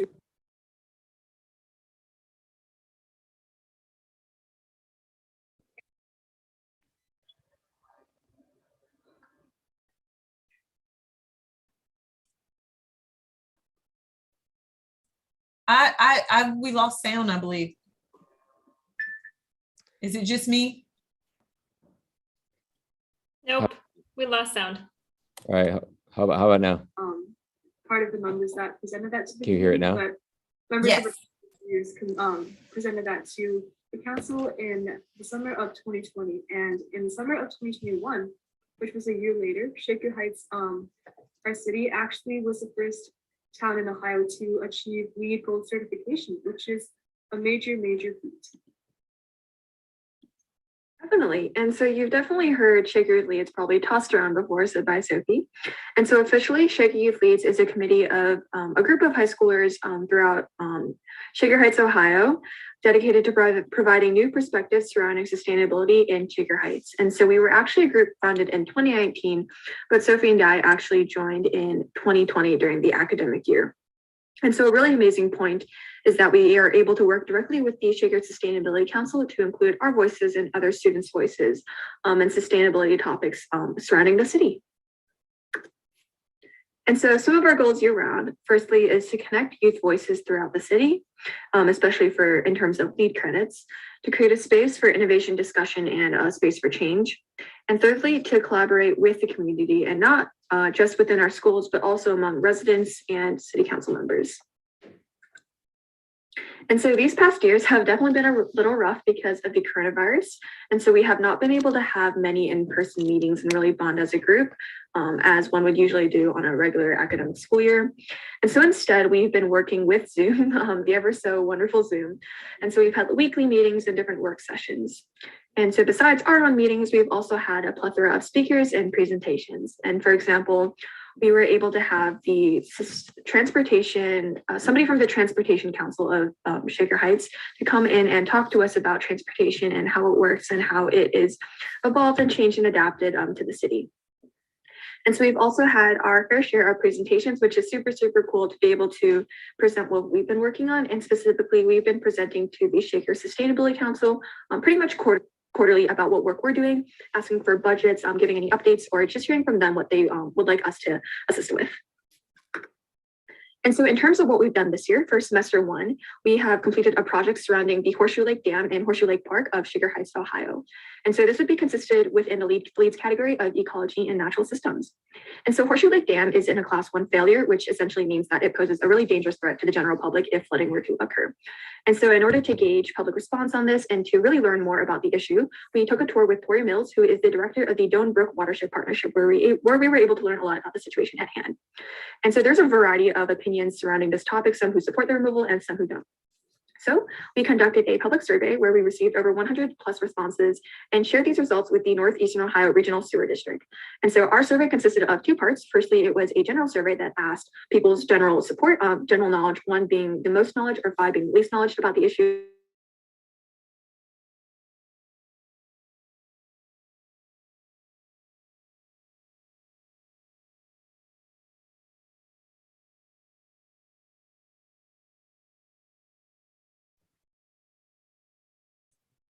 We have no sound or video now. I think what happened was we lost Todd. Yep, the snowmageddon has caused it. But what we'll do is, because we want to respect the presentation they did, is we will put it on the website as well.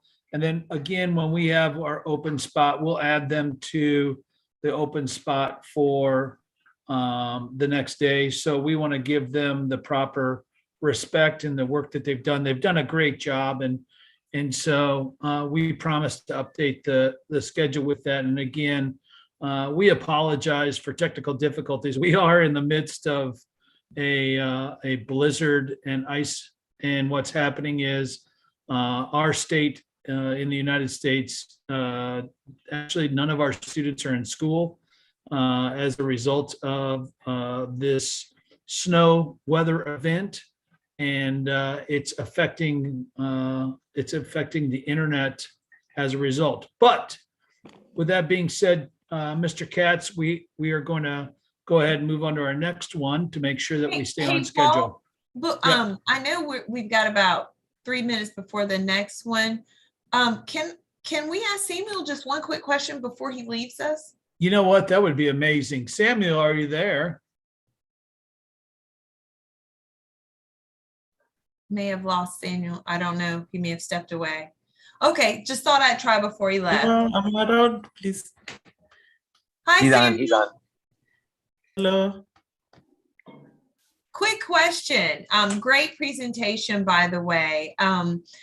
just curious, where do you plan on taking your work that you've done thus far with the environment and looking at the issues in your surrounding area? Where do you see yourself in the future taking this?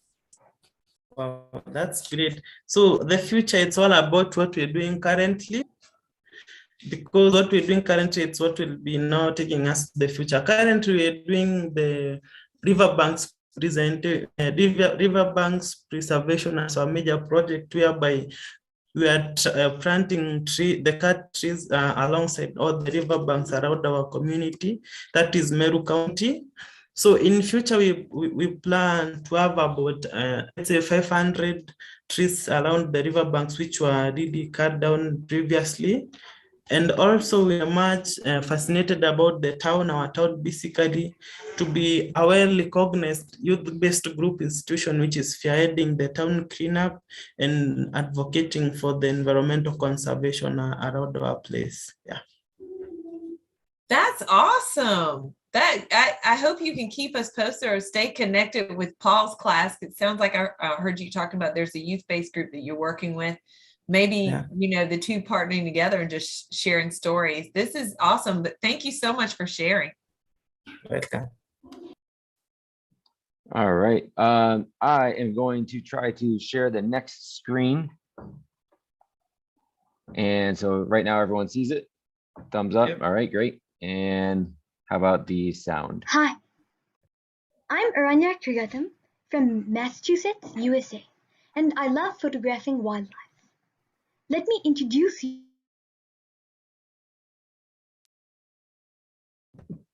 We're going to get there. I promise. Try her again. Hi.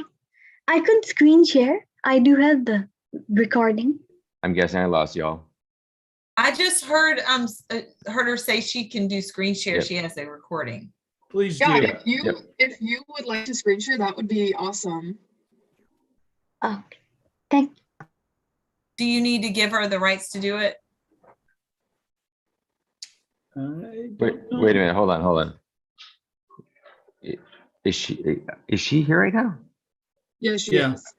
Ariana? I made it available for anyone to share. So if she's able, I'm pretty sure. Oh, I see.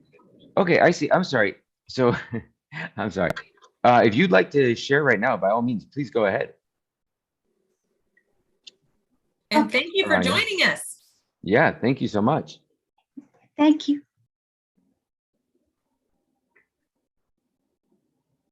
Would you like to go ahead and share? Yeah, I'll just share it once. Okay, great. Thank you. So if you go to the green box in the middle and hit the green box, and then you can share your screen.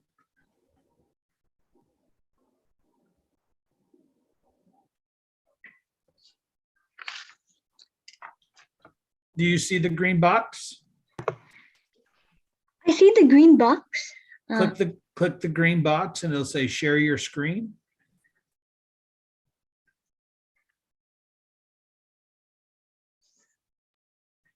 There you go. There you go. Yep, that's it. Hi, I'm Aranya Trigatam from Massachusetts, USA, and I love photographing wildlife. Let me introduce you to the beauty of biodiversity that you can find in your own backyard, neighborhood, or in a nearby park, or any small patch of habitat. If you don't have access to a habitat, I urge you to create one.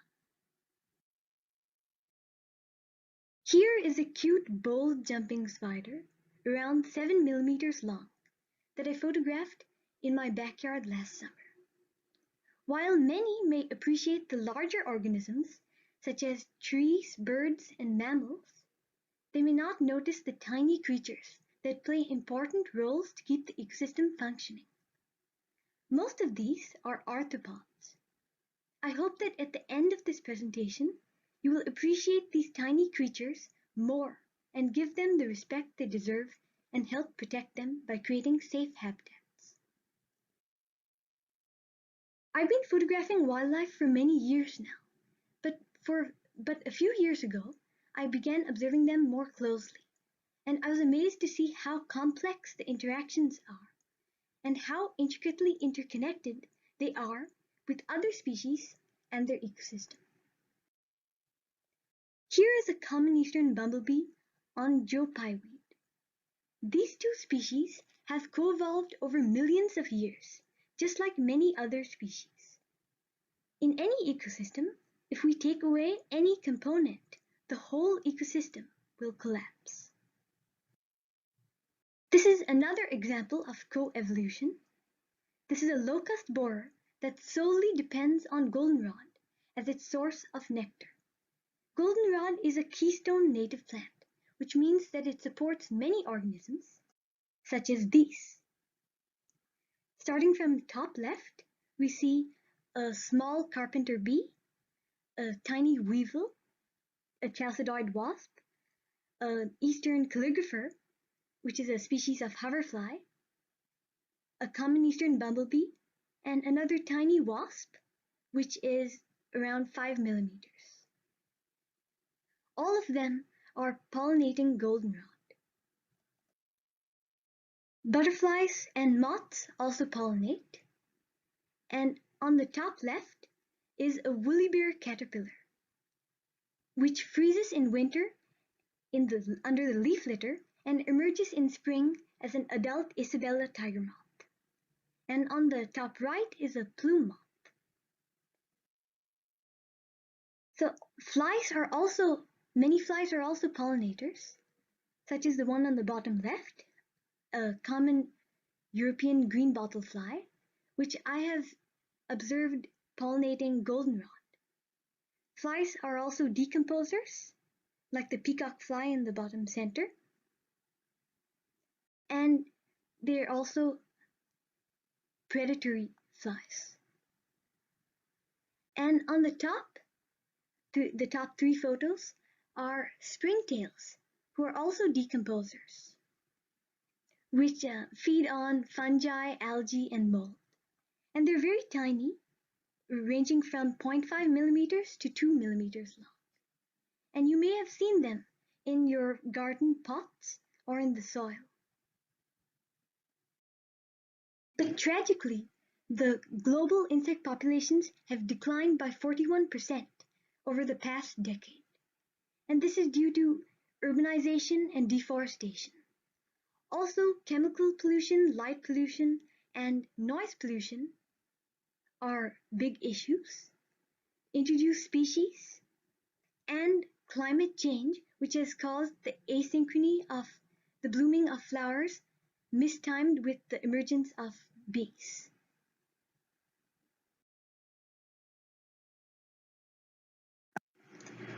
But we can reverse this by replacing lawns with keystone native plants. Stop lawn mowing, leaf blowing, and applying pesticides and other harmful chemicals. Leave the leaves because the next generation of arthropods are lying dormant underneath there. And turn off the lights at night outside your home and reduce the sound. Spread the word, which my brother and I are doing by distributing leaflets in our community. Last summer, my brother and I created an organic wildflower habitat with keystone native plants with a grant from Earth Echo International. The motivation for our project was a solitary monarch butterfly. She was flying over our home. There were no sources of nectar for her and no host plants for her to lay her eggs in the urban area where we were. So we planted many milkweeds and goldenrod and other wildflowers. We created our raised bed last June, and by August we're excited to find that a monarch grazed our swamp milkweed and laid her eggs there. But we also observed a large diversity of other insects: ants, flies, hoppers, horntails, bees, and damselflies. If we could create a habitat in a small space that attracted a large diversity of arthropods, you can too, and together we could create a network, a habitat corridor. Arthropods are important too. and we need to protect them. Their future is in our hands, and together we can make a big difference. If you have more questions, you can email appreciatebiodiversity@gmail.com, and we'd love to see pictures of biodiversity in your area. Thank you. That was awesome. That was so awesome. Thank you. Thank you for giving me the opportunity to speak. That was so fantastic. Your photography is really, really wonderful. I'm gonna let others unmute and share and ask any questions that they have. But that was so fantastic. Real quick, Aranya, am I saying that right? Aranya? Yeah. What grade are you in? I'm in 9th grade. So you are a freshman, making you somewhere between 14 and 15 years old, correct? Yeah, I'm 15. 15. And how long have you been taking photos for? Since I was 7, I was photographing wildlife and nature. And do you have a special camera or lens that you use for this? For the arthropods or the small creatures, I use a small macro lens on the camera. Yep. It is absolutely amazing. Amazing. All right. Would anyone like to ask Aranya any questions?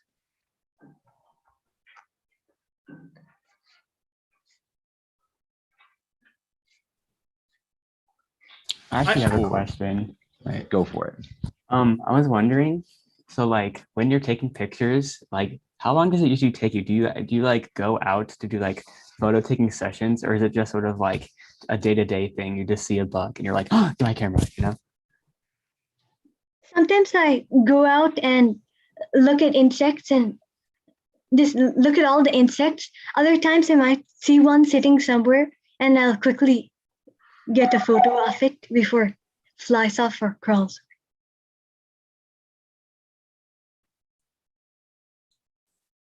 I have a question. And thank you again for your presentation. It's awesome. And I'm not really into bugs, but you got me into bugs now. So I mean, I'm sold.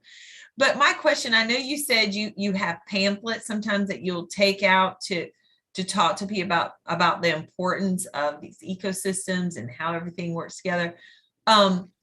When you pass that out to like your neighbor or friends or whatever, what kind of reaction do you get? Are you able to kind of get their mind thinking? Just wanted to get to hear your feedback on that. So we actually just started distributing leaflets and just in our neighborhood. And one of the people who received the leaflet was an environmental educator, and they were excited to see the leaflet and they shared it with some more people. So wow. That's awesome. You know, Megan, you should tell her about your youth award.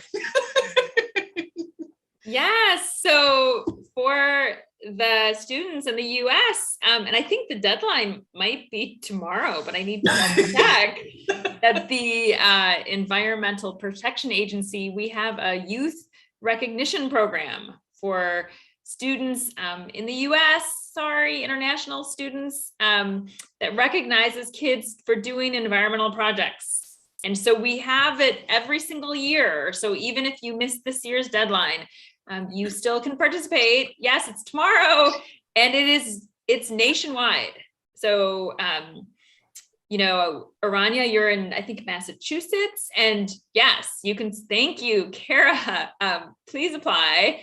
And if you know, for the students who aren't from the US, this recognition program is something that maybe you want to look into and see if you can do something similar in your area. You don't have to partner with the government. It can just be, you know, finding a way to recognize other students for doing really cool environmental projects, like what you all are doing here. So, yes, thanks. And did we, so Olivia had a question in the chat. You might have answered it, Aranya, but could you answer it again of what came first, your passion for photography or your passion for nature? My passion for nature was first, but my parents took me out to see wildlife and nature, but later I started taking photos of them, photographic. Wow. I have to tell you, you young people are so inspiring. I also have a quiz that I could share with you, so you could try to identify what insect is in the photo. That would be awesome. Can you attach it to the chat? Is that possible? I could screen share it. Unfortunately, I don't know if we'll have enough time to do that. We only have 2 minutes. If you think we could do it in 2 minutes, let's go for it. Yeah. All right, let's do it. We got 2 minutes, folks. She's far more Love it. efficient than we are on I love it. Yep. Zoom. And I see we have the papas who are waiting for us. Nicolina is up next in 2 minutes. So that's exciting. So who is this? Who do you think? A bee? Fly. Yeah, this is a eastern hornet Robberfly. fly, Hornet. and which is a type of hoverfly, and it mimics a hornet or maybe a yellow jacket. Oh wow. Yep, only has 2 wings. Okay, I feel stupid. I thought they usually Nope. have 2 wings. No, yep. Well, flies have 2 wings, but all the other insects usually have 4. Oh. Mm-hmm. All right, let's do Yeah, another one. that's correct. I love these. That's fantastic. That is really fantastic. There's another photographer who does the same sort of, he focuses also on entomology. You're familiar with entomology, right? Study of insects? Yeah. Okay. Is that something you're interested in potentially in a few years? Yeah, to pursue a degree in entomology? I just like to right now observe and watch their behavior and what they do. Yeah, well, fantastic. I thank you so much, Aranya. I absolutely love that. Thank you so much. The next group we have Nicolina. And Nicolina, you are surrounded by people. You got your people all around you. Who do we have with you? So I have Thatcher and Camden here with me. Okay. And are they all part of your group? Yes. Or are they just here for support? They're both part of my group. All right. So you created Nicolina's Turtle Company. And are you going to share with us all about what you're doing with that? Yeah. I'm also here Awesome. plastics and their problem. Great. Would you like to take it from here and you can go ahead? Sure. You can share your screen? Sure, yeah. All right. Take it away. It's all you.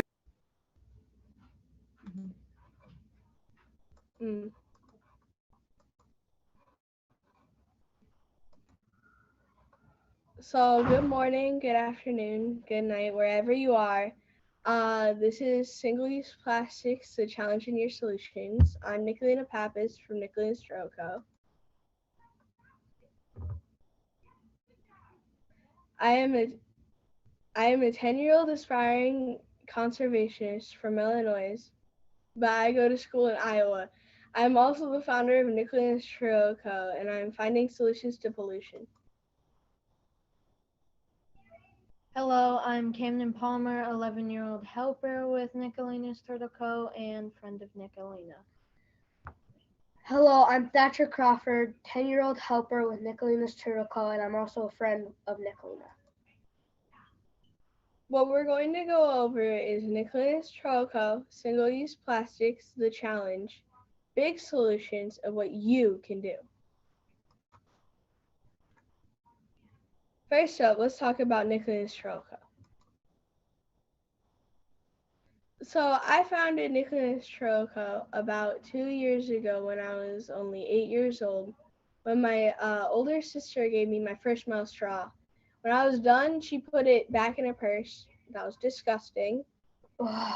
Yeah, so I 2 weeks later, I went home and I found a video of a turtle being hurt by plastics. And that really hurt. So I started thinking of how I could create a company to try and help. So I created Nicolina's Turtle Co. I am focused on making and selling creative pouches with metal straws and donating all profits. We have donated 4,000 US dollars to date to adopt animal ambassadors and fund conservation education. And we continue to evolve our conservation efforts by doing cleanups, workshops, outreach, artivism, and much, much more. Let's talk about the challenge with single-use plastics. To understand how big of an issue this is, know that plastics make up about 70% of garbage. About 500 billion single-use plastic bags are used worldwide every year. 40 billion plastic kitchen utensils are used and discarded each year. The number of plastic bottles used worldwide per day exceeds 100 million. And 500 million plastic straws are used in the US just every day. And less than 9% of plastic is recycled. And lastly, around 70% of 70,000 microplastics are consumed by an average person each year. Why is this a challenge? Plastics take about 500 years to decompose. During those 500 years, plastics pollutes the ocean with harmful chemicals, can entangle and be ingested by many creatures, and break down into tiny microplastics. What does this pollution look like? Well, this pollution looks like the Great Pacific Garbage Patch. In addition to polluting the land, much garbage, mostly plastics, finds its way to the waterways, eventually leading into the ocean. Some beaches are coated with garbage, both large and tiny microplastics. What many people don't realize is that it also collects out in the ocean.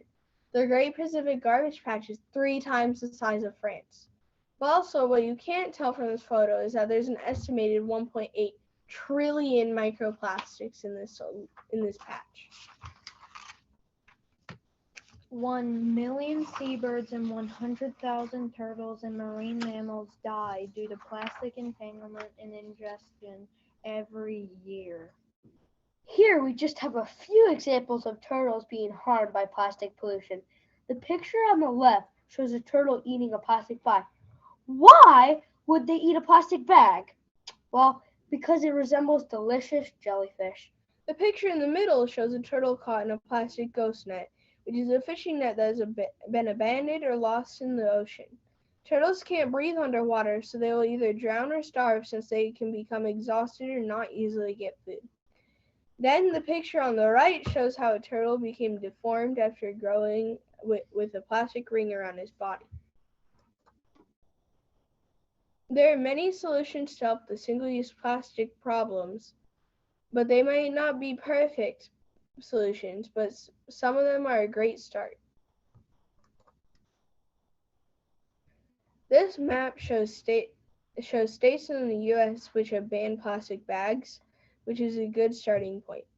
Unfortunately, only the dark blue and striped states have done this so far. Many of the gray states have cities which have been banned from forms of single-use plastics, but not the entire state. Now, the part that needs the most work, the orange states. They have something called the preemption laws, which actually make it illegal for cities to ban a particular product, namely bans on single-use plastics. Seriously. This image shows where entire countries have enacted laws to ban or tax plastic bags. Many of these countries ban much more than just plastic bags. For example, single-use forks, knives and spoons, and non-environmentally friendly to-go containers. There have been great strides, but there is much further to go. People are stepping up to help in big ways. Many organizations are being formed to clean up the mess, and many people are using their influence to help. including The Great Transformation by Mr. Beast. Mr. Beast, a popular YouTuber with over 90 million subscribers, recently went to the Dominican Republic to clean up the world's dirtiest beach. There are beaches all over the world that resemble this one, and sadly most of this garbage is swept onto the shore from the ocean, and it will continue to happen. On a side note, not only did he enlist people to help him clean the beach, but he has since used his popularity to raise $10 million to help clean the ocean. Many companies are going from being a part of the problem to being part of the solution. Some big examples are McDonald's. By 2025, all packaging, including plastic straws, will be made from renewable, recycled, or certified sustainable sources. Walt Disney Company has made a stride by banning all plastic straws and stirrers from parks and plans to reduce the amount of plastic in guest rooms by 80%. Nestle said by 2025, all products packaging will be recyclable or reusable. In 2008, IKEA was a leader by eliminating single-use bags in their stores. Reusable bags could be purchased or other bags brought by customers. Now let's talk about what you can do. First and foremost, pace yourself. Focus on a few things at a time. Many people thrive on being problem finders, pointing out what is wrong. What if we were all only solution finders? Stop seeing what's wrong, but instead figure out how you can help fix it. Here are some examples. A problem finder would say there's so much trash on this sidewalk. A solution finder might pick up the trash, organize a larger cleanup, ask the city to place a garbage can in the area, or post before and after cleanup pics to show others how easy it is to make a difference. A problem finder would say most places won't even recycle plastic bags. A solution finder might take reusable bags, upcycle plastic bags in so many projects, talk to store or restaurants to ask them to stop using plastic bags or charge a fee to discourage their use.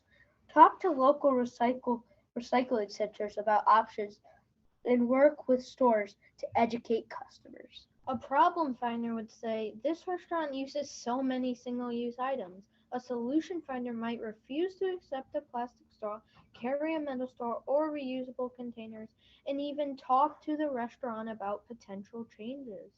A problem finder would say, our family creates too much waste.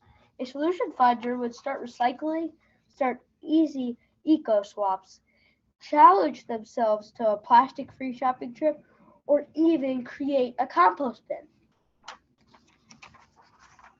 Now time for the basics. Reduce the amount of waste you make. Reuse what you have. Recycle what can be recycled. Refuse items that are not environmentally friendly. And repurpose items into things that are more useful for you. These solutions cover most of what can be done to combat the single-use plastic problem. Let's talk about some simple examples. Start small. Here are some easy eco-friendly swaps you can do. Reusable water bottle versus single-use plastic water bottle. Reusable shopping bag versus plastic single-use shopping bag. Reusable to-go cup versus non-sustainable to-go cup. Metal or glass containers versus plastic containers. Did you know that metal and glass can be infinitely recycled, but plastic can only be recycled a few times? I did not know that. Me neither. Reusable food wraps like beeswax wraps versus plastic cellophane. Slow fashion, keeping your clothes for a long time or thrifting, versus fast fashion, constantly buying new clothes that you don't need.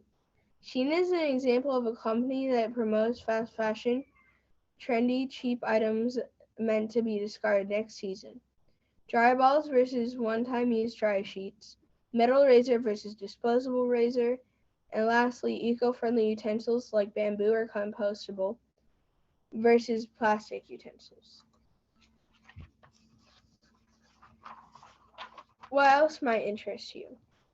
Host a cleanup. And by clean up, I do not mean clean your room. I mean by maybe going out and cleaning up a street and picking up the trash. You can also create a piece of artivism, which is activism through art. You can compost, you can plant a pollinator garden, you can even talk to stakeholders, which are people who have an interest in what you're doing, maybe politicians, teachers, restaurants, etc., about the changes that are needed. Find your passion and find your own unique solution. Don't know where to start? Try social media. I asked my dad to put a post on Facebook because he has a gazillion followers who are mostly local and mostly old. To ask for suggestions where the community has a litter problem that we can handle.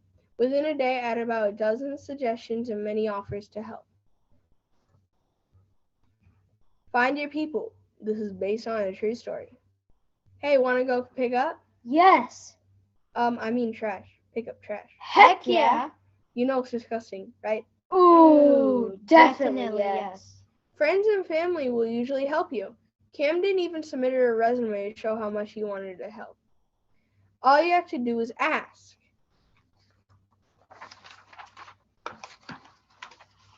You may also find your network. There are organizations around you that share your passion. Can't find them? Look at Instagram. People around the world are finding solutions and want to help. With the help of my mom, I started to reach out to local organizations by email. Now they can't get rid of me. Living Lands and Waters has taught me so much through their community challenge, came to my school to co-present with me, and also gave me gloves and biodegradable bags for cleanups. Navy Zoo worked with me to adopt the care of turtle ambassadors and helped me set up funding for zoo camp, scholarships, and school outreach in order to teach about conservation. At Nahant Marsh, I adopted the care of turtle ambassadors and also funded school outreach for conservation education. They also gave me advice on how to market straw pouch sets and offered to let me borrow trash grabby thingies for cleanups. Throughout Instagram contacts, I've learned about organizing cleanups, composting, and planning for school gardens. My community needs a solution. I saw that we needed a solution for the plastic straw issue in our community, so I started refusing plastic straws. Then I created a fun pouch to carry metal straws, figured out how to sell a pouch and straw sets, researched local conservation organizations, and donated all profits, including funding conservation education, convinced my school to stop using straws during lunch, convinced a few restaurants to stop giving straws unless they're being requested, organized an artivism campaign at my school, and began organizing cleanups to help with the littering of single-use plastics and other garbage. Just know that it's better to have 1,000 people trying than one person being perfect. Meaning that if 1,000 people are trying to be eco-friendly, it's better than one person being perfect at being eco-friendly and no one else being like even a little bit eco-friendly. What's your solution? For more information and ideas, follow us on Instagram at Nicholas Trocco. Thank you so much for listening today. Are there any questions?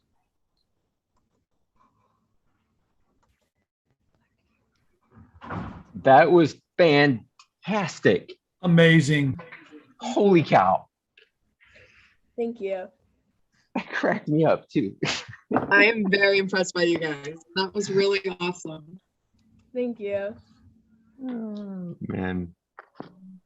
Some of the things that we were talking about was like, what were we doing during our youth? I didn't have a cool. I'm 17, so I'm not like Mr. Ritter's age, but how did you guys get started on this? Like, what? How? I don't even know. I'm just started to get into all of this, and I'm 17. So to be your guys' age and run all of these things, I think is really cool. Thank you. I mean, it started with the gross, the putting of the gross straw into the purse, and then you saw the straw being pulled out of the turtle's nose, right? Yeah. Yeah. It's disturbing. Yeah, and then you just went into like saying, all right, I'm gonna make pouches. That's what you were sewing together, right? Like soft Yeah. straw pouches. Mhm.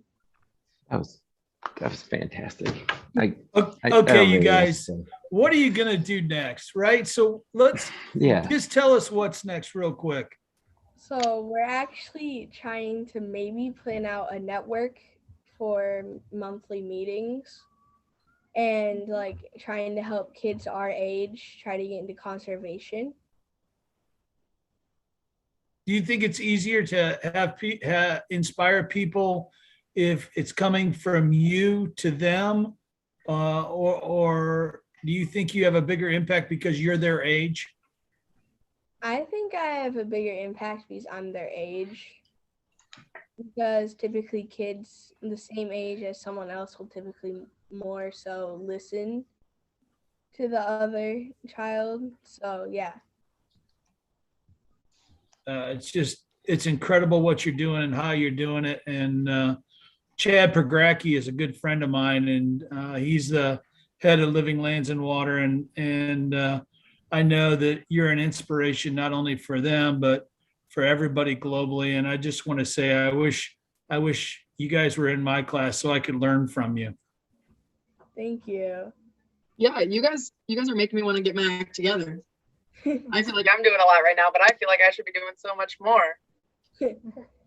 Before they go, if I could hear from each of you, if there's one thing you could tell us adults, what would you like to tell us to do?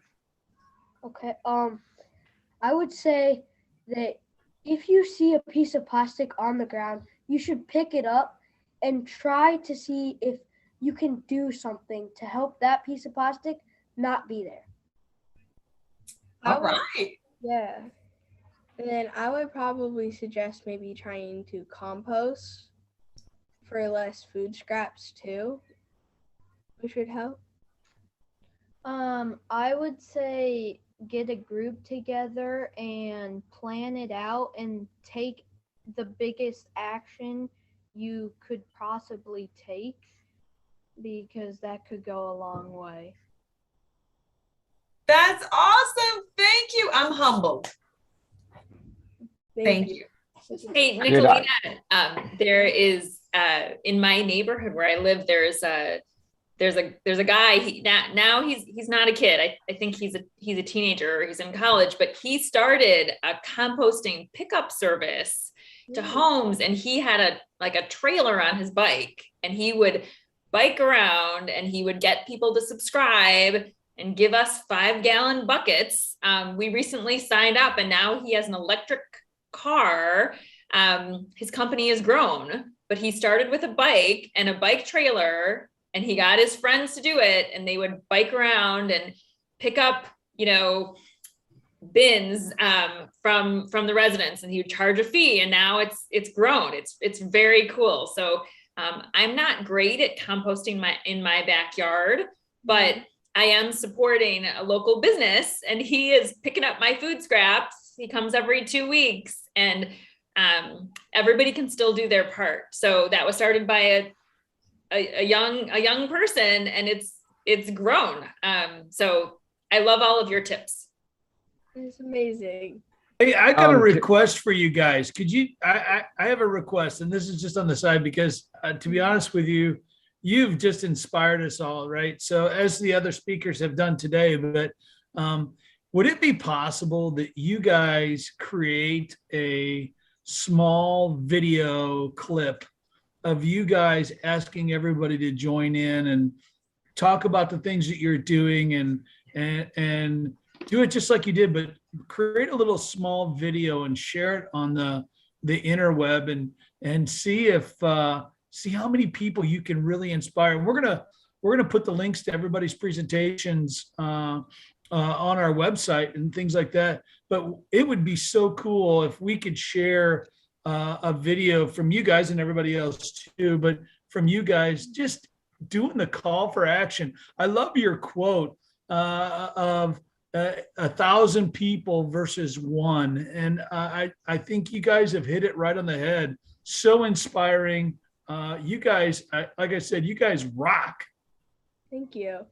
I might have missed that. I don't know if you guys mentioned any type of social media or anything. But you guys totally grabbed all of our attention here today. We all think you guys are so funny and really, really cool people. So I'm sure you guys have all heard of like TikTok and Instagram and stuff. If you haven't started a page like that, I recommend it. I think that you guys would be very successful on that. And like the video that Mr. Ritter just spoke about, I think that would be really good for you guys. And that would definitely help get more attention from people your age, because that's kind of where we spend all of our time now. So if you guys think about that, I think that'd be really cool. And go ahead and I'm Molly. I've been the one that's emailing you. Send me your usernames. I will follow you. Okay, yeah, I actually do have Instagram and Facebook for my company. Yeah, I can put it in the chat. And Yeah, I will please be do. the first to tell you that Molly does not get off of TikTok or Instagram in even my classroom. Oh. Yeah, that I was gonna add on that you can totally go ahead and post your stuff on TikTok and Instagram, but then you have to get off of it and not just keep on doing those. The one thing I'd love to add is you guys said you'd like to start doing monthly meetings. I'd like to change that and offer a different suggestion, which is monthly doings. You all are already doing stuff. And I think the last thing is that people want to do is they want another meeting to go to, but I bet they'd be really interested in doing something. And so that could be still where you share what you're going to be doing, when you're doing it, and what's going next. But having saying, hey, we're going to meet here this time, bring these things, here's what we're doing. Once everyone gets there, send out a little reminder. Once everyone gets there, let them know what the next one's going to be as well before they leave, and then do before and after pictures and just keep on posting that stuff, especially to that Instagram and TikTok, Facebook, stuff like that. That'd be awesome. Mr. Beast is amazing and he does great work. You guys are the same. You're no different than he is, and you can do that. And I'll bet you, set your goals and you can do it. Wow. So cool, man. So cool. Thank you. Yeah. Do we have your presentation? Could we post that on our Yes page? Yeah. That'd be great. I'm not sure if we shared it with you or not. Okay. If you could, that would be wonderful. Yeah. You guys have Molly's email, correct? I think we do, yeah. All right. And Molly, can you just reach out to them real quick and ask them that? Yes. That was I will be reaching out to you very soon. So they're looking for that. We have a couple of minutes before our next presentation, so I have one last thing for this group, and this is going to be the toughest question you get asked. All right, you ready? Is your teacher there, by the way? No. Well, okay, perfect. Yeah. Okay. So you don't have to. Hey, I have to head out here. Can I just cut you off for a second, Paul? Yeah. I have to step out for a second, but I didn't want to leave before I gave them this feedback. I'm so impressed because what climate science researchers have found is that the most effective way to change adults' minds is their own children. So I bet you guys already have awesome supportive parents who are encouraging this, because I know your dad sharing it to his gazillion friends on Facebook who are old. Us old people need help changing our minds. And you guys are the way to do it. So I'm so proud of that, and I'm so proud to see that. So keep up the good work and know that your voice actually matters more. This is the biggest thing I've learned from Mr. Ritter or Paul here, the Eco Ninja Warrior, is that you guys, your voices matter more than ours, because people listen to you, especially your parents. And so if you can spread the message to your friends and other kids to talk to their parents, it's like a grassroots movement. The roots change, and that changes the whole tree and the leaves. So there's a metaphor. And again, just blown away by the work you guys are doing. I'm going to be back in whenever I can, but I have to step out for a little bit. But thanks so much, everybody. Okay, here's my question. Ready? Yep. Who inspires you the most? All three of you, go. It can be anybody. It doesn't matter who it is. Just who inspires you the most, and tell us why. I would say Steve Jobs. He changed the way we communicate, and he was adopted at birth, and he really strived He dropped out of college, but that didn't stop him. He went through pancreas cancer the first time and survived, and I just think he's amazing. Probably for me would be my first grade teacher. She's always been nice to me even through like the tough times. She's never ever yelled at me, and she's always been so supporting in this too. And yeah. So he's a soccer player. His name's N'Golo Kante, and he is so helpful. After practice, he'll clean up everything. He'll clean up all the plastics. He'll clean up garbage, and he helps with that stuff when he's not playing soccer. Okay, so this is an easy one. So you think these people are obviously with your first grade teacher that you have direct communication with your first grade teacher, but the other two, Steve Jobs and the soccer player, what's his name again? N'Golo Kante. Find a way to send them a message and tell them that, you know, you guys, your words, your power, you're very powerful, and I can tell you that you've inspired me and everybody else who's on this. And so keep on keeping on. You guys are doing it. Thank you. I don't think Steve will be able to talk to them much, but N'Golo, Good, for sure. good point. Good point. But Yeah. I mean, but reach out and tell these people, because you guys are it, man. Yeah. Thank Yeah. you.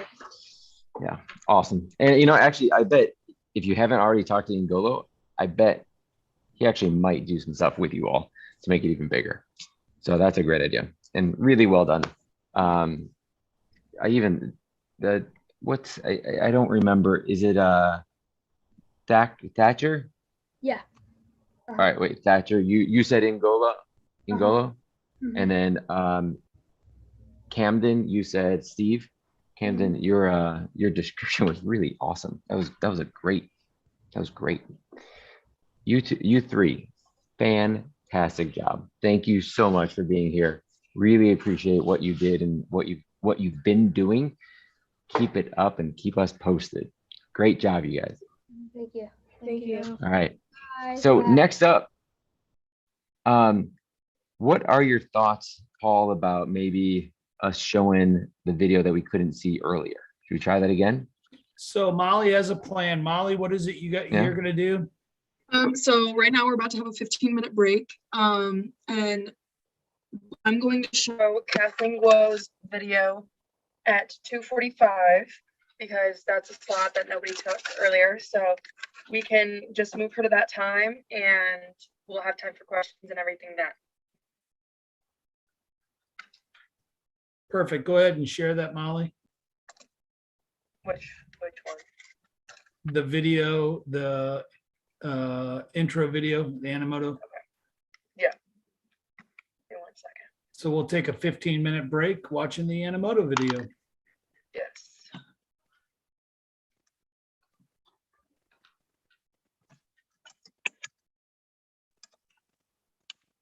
And then Todd, correct, Douglas Chadwick is up next, and he goes by Chad. Okay. And he's worked directly with our students at Pontiac Township High School with his book, 4/5 of Grizzly. Nice. Yeah, and he's also, that's published through Patagonia, and then also he's done a lot of work for National Geographic, and he's one of our sponsors of the summit. Yep. Awesome. Yeah, Okay. he loves me personally. I'm his Nice. favorite. Well, why? I mean, but obviously. Molly, go ahead and share your screen. If I had to quote him, I'm very brutally honest. Where? Oh crap! I forgot. Okay, I got it. Green button. I got it.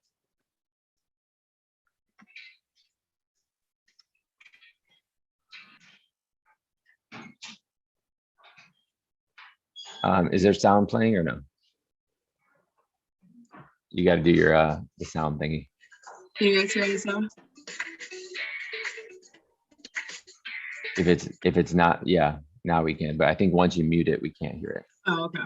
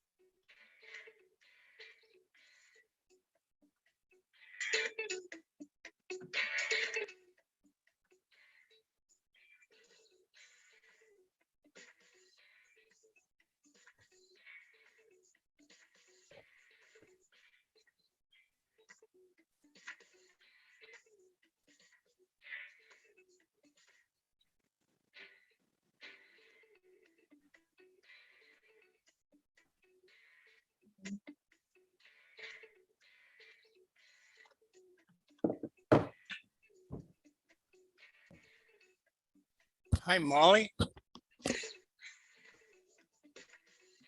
Molly, can you hear me? Yes, I can. Oh, good.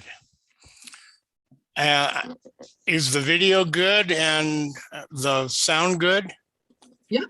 Okay, great. We've got a mountain storm here, and my internet comes from a mountaintop, transmitter, and in the middle of the snowstorm, you never know, but Yeah. fingers crossed, okay? Chad, I have to be honest with you. Molly has already referenced you today in our summit. Go ahead, Molly. Tell them what you said. I said that I'm your favorite. Much appreciated. Well, I'm when I run out of words or I start babbling incoherently, Molly, you just take right over and make stuff up and make it sound good. All right, I got it. Deal? Okay. Chad, Todd Katz, who is one of our organizers and one of my great friends, Ninja Eco Warrior, is going to be introducing you. But before we do, we want to say thank you for the support that you've given us to do today and all the things that we've done. And if it weren't for you and the influence that you've had on my class and the people around the world globally with your words and your action, none of us would be able to do what we do. And as a great friend and a mentor, I've learned so much from you, and we appreciate everything. Thank you, Paul. I think you know the hard truth, which is that I'm just in it for the sausage. That's what we're here for. Okay. All right. Got that squared away. I'm just trying to be honest, So we'll get started here whenever you want, Todd. We'll start at the top of the hour, and we'll go from there. Okay. Let's do that. We'll wait, give everyone 5 more minutes, and we'll do that. Hey, Paul, what are your thoughts about playing the 30 by 30 video? We could do that right now. Hold on. Okay, I'm gonna drop out and head to the boys' room, and I'll see you in 4. Perfect. So to give context to this video is the 30 by 30 video that the students worked with a local artist to bring attention to their cause of wanting to conserve or protect or get to a goal of protecting 30% of land and water by 2030. The kids are now making another one as well with some pretty amazing people called the Heartstrings. And so I'm going to share that right now. Please know that if you can or cannot hear it. I stand before you not as an expert, but as a concerned citizen. None of this is rhetoric, and none of it is hysteria. It is fact. My friends, you can make history, or you will be vilified by it. Now must be our moment for action. Yeah, 30 by 30, you come in a hurry. Choose a fate of the planet, y'all the judge and the jury. My people worry, ramifications is scurry. I'm speaking fast out of panic, but I hope that you heard me. We got a problem of overlooking the problem, and honestly got an option to contribute more than optics. Hop on the bandwagon, I can't imagine we stop it. I got a feeling rising up, and I hope that you got it. I'm saying, and this whole planet, man, we leave it to the kids. Wanna get something done, guess we'll leave it to the kids. While we arguing about revenues and streams for getting rich, we overlooking all the blessings of the streams that's in the ditch. These animals ain't got no representation. I'm hoping and praying that somebody admit it by the time it's too late. And I know the Bible is say it, the earth is ours for the taking. If we ain't a steward, we won't have the time to replace it. You get it, this ain't about a party, we fix it. I don't get it, talk it up like it's religion. If you see all of the symptoms, then you better get prescription. What you missing, no? Man, we talking about the fishing hole. If you don't do nothing, kiss it bye, get the mistletoe. We ain't got time, ain't no time to be subliminal. 17% of the rainforest, there's a visual. 30 by 30, you come in a hurry. You choose a fate of the planet, y'all the judge and the jury. My people worry, ramifications is scurry. I'm speaking fast out of panic, but I hope that you heard me. We got a problem of overlooking the problem, and honestly got an option to contribute more than optics. Hop on the bandwagon, I can't imagine we stop it. I got a feeling rising up, and I hope that you got it. I'm saying, look what happened to the carrier pigeon, and the bison got its area stricken. It's very offensive. Condor sightings, you got nary a mention. Gotta go to the zoo just to stare at a prison. And pollutants got the cities in a fog, so they're matching all the brains of the people in charge. You could spend 4 bills on a half of a hog, but the water from the byproduct's black as a bog. We just passing it off. So what do you expect? Windmills go through more raptors than the nets. Just leave it alone, that'd probably be best. But the bigger the lobbyists mean the bigger the check. It's only 30%. Is that too much to respect? You still got 70 left to make an ethylene bed. This is not a partisan debate, it is a human one. Clean air and a livable climate are inalienable human rights. 30 by 30, you come in a hurry. You choose a fate of the planet, y'all the judge and the jury. My people worry, ramifications is scurry. I'm speaking fast out of panic, but I hope that you heard me. We got a problem of overlooking the problem, and honestly got an option to contribute more than optics. Hop on the bandwagon, I can't imagine we stop it. I got a feeling rising up, and I hope that you got it. I'm saying, This is the most urgent of times and the most urgent of messages.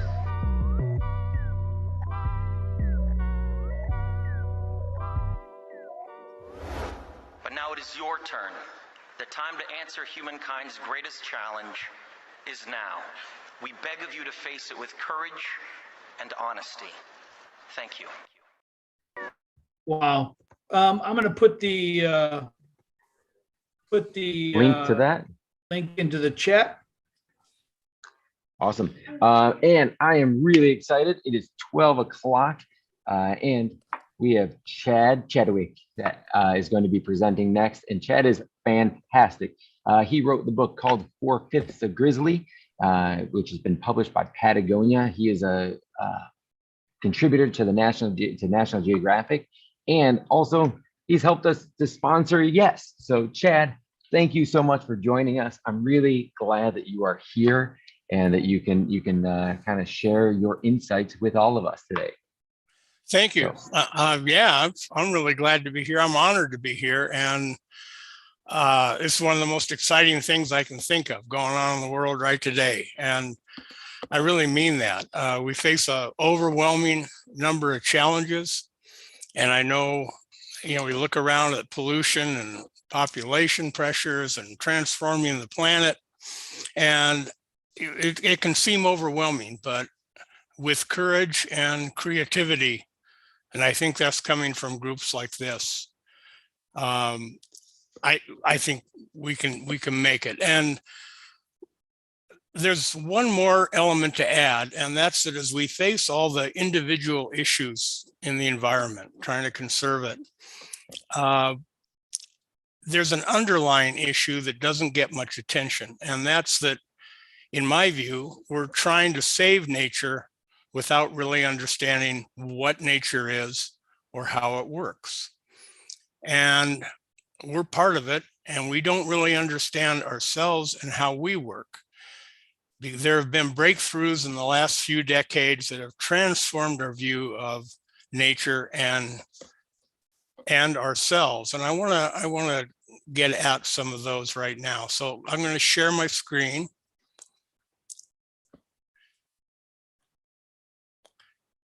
And let me get this going here. I'm going to start by showing you my baby picture, which sounds weird, but 99.999% of the creatures that are on this, what we call the living planet, are invisible. And it's kind of reassuring that we all started off that way too. This is me. Well, this is somebody. at 4/1000th of an inch, human egg being fertilized. And there were amoeba and there were some bacteria bigger than I was. But look, I had plans, and I went on to become a human with 30 trillion human cells. And at least 30 trillion, maybe as many as 100 trillion partners. They're all microbes. They're bacteria, similar looking archaea, fungi, and protozoans. Now, I have 23,000 human genes that define who I am. You do too. But between all my microbial partners who are helping me digest food, producing vitamins and nutrients I can't produce myself, keeping the balance of my health by maintaining defenses against invading microbes that are harmful, and they're producing hormones that are very similar or identical to ones we produce ourselves, like the feel-good hormone dopamine. And they're affecting our mood and our thoughts, and therefore our actions. That's all part of me. It's all part of you. If you grind me up and analyze what I'm made of, you have, say, 23,000 human genes, and you have 40 million microbial genes in your body. And inside each human cell and each cell of every plant and animal and protozoan on the planet are these little organelles. And I know this is Bio 101, but they're called mitochondria. A lot of you know that. And they're providing the energy. They're the spark of life. And each human cell has anywhere from a couple to 2,000. And they are modified ancient bacteria. So look, I sort of relate to the world in an I, me, mine frame of mind. We all do. And in reality, I function as an us. I'm a walking, talking ecosystem. These other creatures are my symbionts, which are partners. And when you get a community of partners, you have a holobiont. You have something greater than the sum of its parts. But we're combo critters, and that's really important to keep in mind, because we tend to think of ourselves as separate from nature and somehow independent of it, or almost independent and superior. And that's the underlying problem I'm getting at, is we see nature as something other than ourselves. And here we are as a natural walking, talking ecosystem. Everything out there larger than a bacteria or archaea is a compound critter. It's a symbiont, it's a holobiont. So corals, which made much of the world, are in real trouble today, are a combination of an anemone-like polyp and algae. Lichens, we all know, are not really a plant as they used to think, but they're a combination of fungus and algae. And while you're at it, you should throw in cyanobacteria, which are bacteria that know how to photosynthesize, have the miracle talent of taking sunlight and transforming it into the energy that produces food. So those are, we sometimes think of those as kind of specialized cases, but I want you to look at the tree outside your window if you've got one. Any tree, any plant, more than 90% of them identified so far and researched are symbionts, they're holobionts, because their roots are connected to hundreds or even thousands of miles of invisibly fine fungal threads like this. And those threads are an underground internet. They are spreading far and wide, connected to the fungi attached to other plants. They're bringing in water and nutrients from an area 10 times the size that a tree or bush or grass could reach itself. And in return, they get a little sip of sugar and starch from the tree. And this is why plants are able to grow in some of the harshest environments around. This is what makes them flourish. And of course, here is the inside of the green part of what we call a plant, which is really a convenient human term for a holobiont. And inside each plant cell are those mitochondria as well, and chloroplasts, which do the work of photosynthesis. They're forming the basis of the food chain. And chloroplasts, it turns out, are highly modified cyanobacteria from an ancient era when one microbe engulfed another, and instead of consuming it, it proved useful. And so we've all got these internal partners that make things go, that run the world. It's the planet of the microbes, whether you like it or not. And the reason this is geeky stuff, right? Talking about microbes and internal partners. But the reason I'm going on about it is if you look at this graph, it's a whole new planet.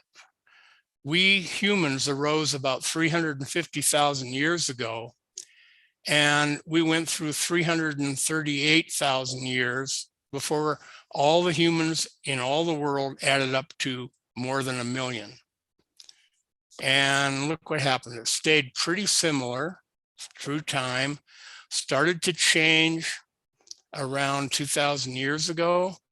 And where are we now? We're at 8 billion. And if you look at the pie chart on the right, you'll see this is the living weight of all the mammals on Earth right now. Well, not right now, this is in 2000. This changed a bit since then. The blue represents all the humans worldwide. The gray represents all our livestock. And that little wedge of green up there, which is smaller today than it was in 2000, is all the wild mammals that still exist. So I'm trying to show the scope of why that soaring chart of human population is about the same thing for the chart of the number of animals that are becoming threatened, endangered, or are already extinct. And this is why. And another way to look at it is in just the past 50 years, I mean, in my lifetime, while the human population tripled, this is all the animals with backbones over on the left-hand side here. And that's fish, amphibians, reptiles, birds, and mammals. It has decreased by 70% in just half a century. This is not even a wink of geologic time. There's never been anything like it, except occasionally when a meteor hit or something. This is a whole new era. And our thinking needs to be way different than it was partway up this human growth curve that I showed, because this is when our ideas about conservation were formed. What does it take to save nature? And everything I learned during my time in high school and in college has changed so much, because there are now at least twice as many people as when I was in school learning about it. And we need to rethink this whole thing, because, you know, we nearly eliminated the greatest life forms Earth ever supported. Those were the great whales in just 2 centuries.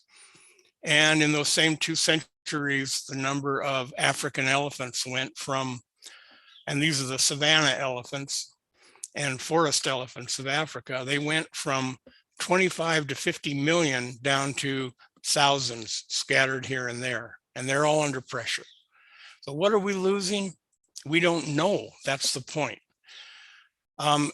Just one quick example. These are very smart animals. They have elaborate communication systems. They live a long time, and they know a lot of things.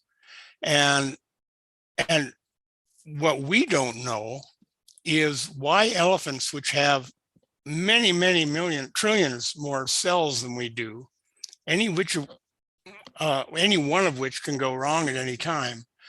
And that's what causes cancer. Elephants almost never, ever get cancer, and we don't know why. And we're losing animals that might be able to answer how or what's going on and how we can improve on our own situation. Now, one reason we think we're separate and superior and great human beings is because of our brains. And we are an extraordinary species. We're wonderful. We're creative. We pass along all kinds of information. And we tend to think this separates us from the rest of the living world and even from our fellow mammals. Well, this is the human brain on the left, and on the right is the brain of a sperm whale. And here again is a human brain on the upper left, and down below is a brain 3 times our size, and it belongs to an elephant. And we always think we know what's going on with other critters. We make definitions about them. We make assumptions about them, and we don't really know. And yet we're discarding so many species that we can learn from, both large and small. It might be an insect that knows how to, has a certain chemical process that can detoxify pollutants. There are animals that can, the grasshoppers that can live eating creosote, which is toxic to almost everything else around. So anyway, the examples go on. And I live in grizzly bear country. I'm looking up at a mountaintop right now that has grizzlies sleeping under the snow. And I'm just kind of a grizzly bear groupie. I've always been a fanatic about them. I spend as much time as I can watching them because they're very much like us. They're long-lived. I think this picture says how similar we are in many ways. They share a lot of our emotions. We have a really simplistic view of what a grizzly is. You know, it's a night roaming monster. It's a powerful, dangerous critter. We make up stories about them. What we don't see is their family connections, their emotional intelligence, their problem-solving abilities, which have been shown in research. And they live 35 years, and this is their brain on the lower right. And it's a little bit bigger, actually a fair amount bigger than our closest relative, the chimpanzee. So I did write a book called 4/5 a Grizzly, and that sounds like that's a little over the top, right? I'm like, what am I? Can I run 35 miles an hour from a standing start in 2 seconds? No. I can't do a lot of things grizzlies can do, but I know something grizzlies don't. And that's that I really am 4/5 a grizzly in the sense that I share 80% at least of my genes with grizzly bears. They're identical. So I'm 4/5 a lot of bears. You are 4/5 a snow leopard because humans and virtually every other mammal out there share at least 80% of the same genes. And that isn't just our physical makeup, that's our glands, our emotional abilities, our intelligence. It's who we are. And so if you can see yourself in other creatures and see them in you, it makes a real difference, and it's totally valid. We are them, they are us to that extent, at least. Okay, at least 1 out of every 5 mammals on the planet is a bat. They're out there pollinating, they're out there controlling insects, they're doing all kinds of things, but they're not the most charming critters to us. But at the same time, you and I and everyone, we're all at least 80% a hopelessly cute red panda. I think a lot of you know that we share 98 to 99% of our genes with our closest relative, the chimpanzees. And it's easier to see ourselves in them and them in us. Not as many people are aware. Wait a minute. Sorry. That we share 50 to 60% of our genes with fish.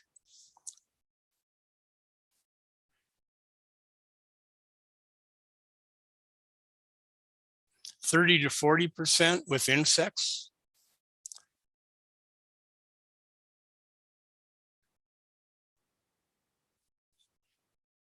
And there are 5,400, give or take, mammal species on the planet. So far, we've identified 400,000 species of beetles.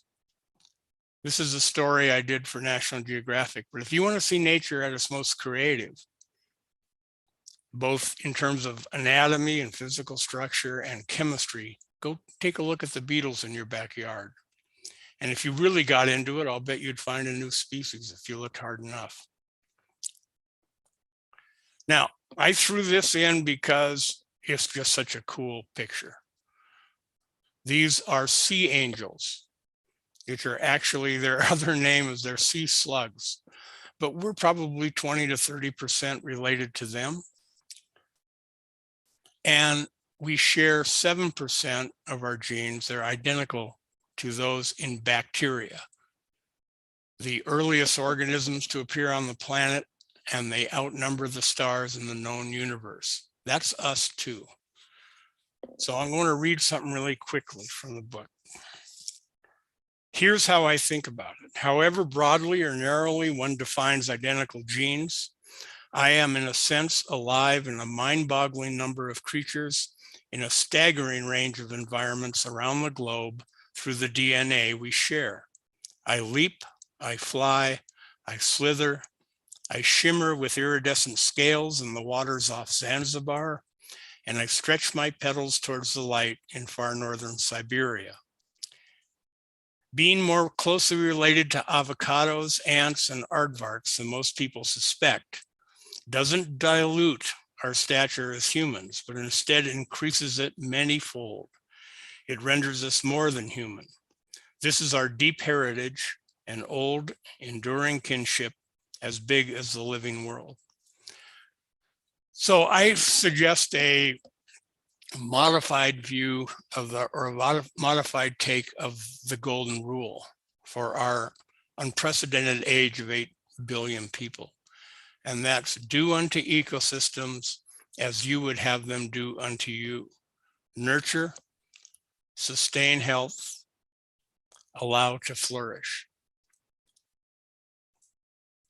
Now, here's how we've been looking at viruses for the last 2 years, right? This is a really big one, totally Photoshopped.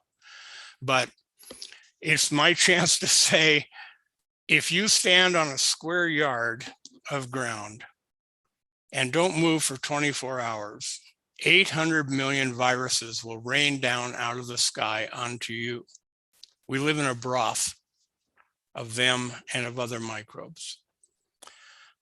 And what fascinates me, and this is not the best time to be out there taking sides with viruses and telling everyone how great they are, but 8% of our DNA is of viral origin. It means that our ancestors, some of them ancient, before life came out of the sea, had an infection from a virus, and some of that DNA remained in the system of that creature and got passed on.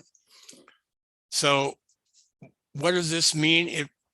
One way to think of it is you wouldn't have been born, I wouldn't have been born without a particular viral gene that got repurposed in the human, in mammals actually, for forming the placenta, where the fertilized egg embeds in the uterus.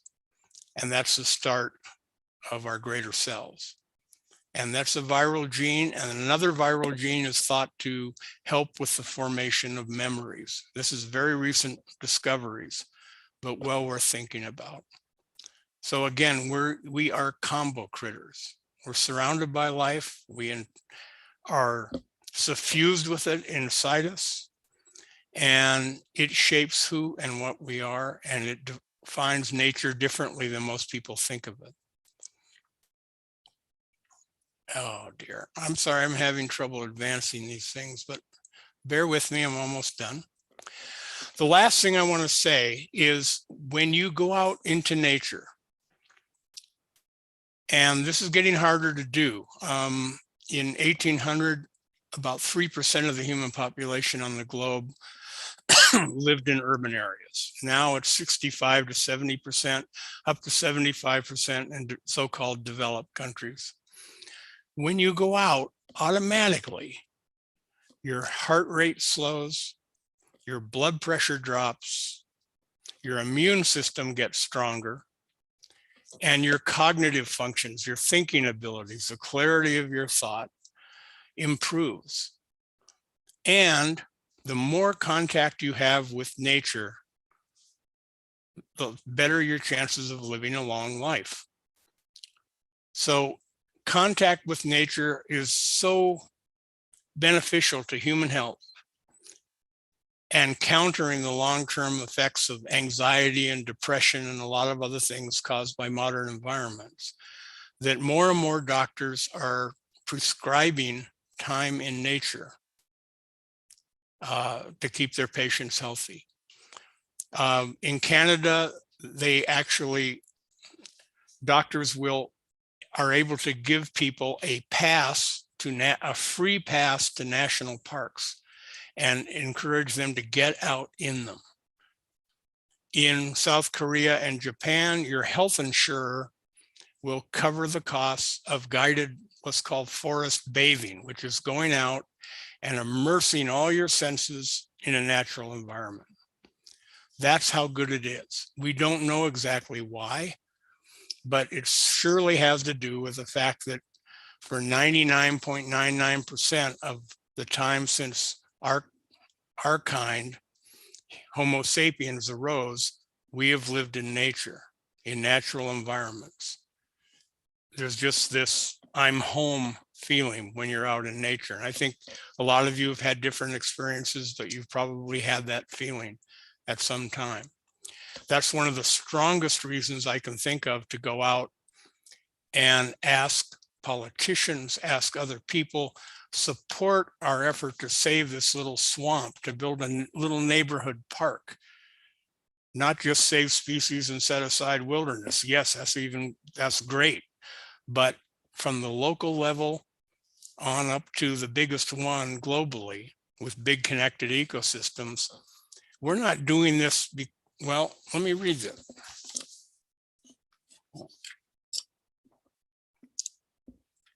A little contact with natural environments is healthy. More is healthier. Being involved with nature, got to put on my glasses, sorry. Being involved with nature is not a particular choice. It is not a hobby, as bird watching or flower gardening are often described. It's not any sort of special interest, the practice of a philosophy, or a concern best suited to extra-sensitive types. That's because having a relationship with nature is not optional. You've been immersed in nature since the chromosomes of your father's sperm joined those of your mother's egg. No matter what kind of activities or groups you identify with now, you stay profoundly involved with nature day and night because it built and selected the genes that in turn built you and the operating systems of your body and mind.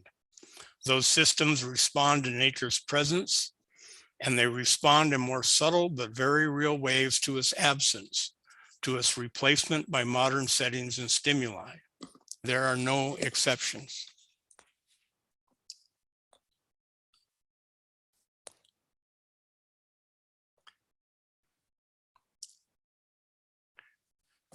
So if you are talking with people about an environmental issue or a conservation challenge, please keep that in mind.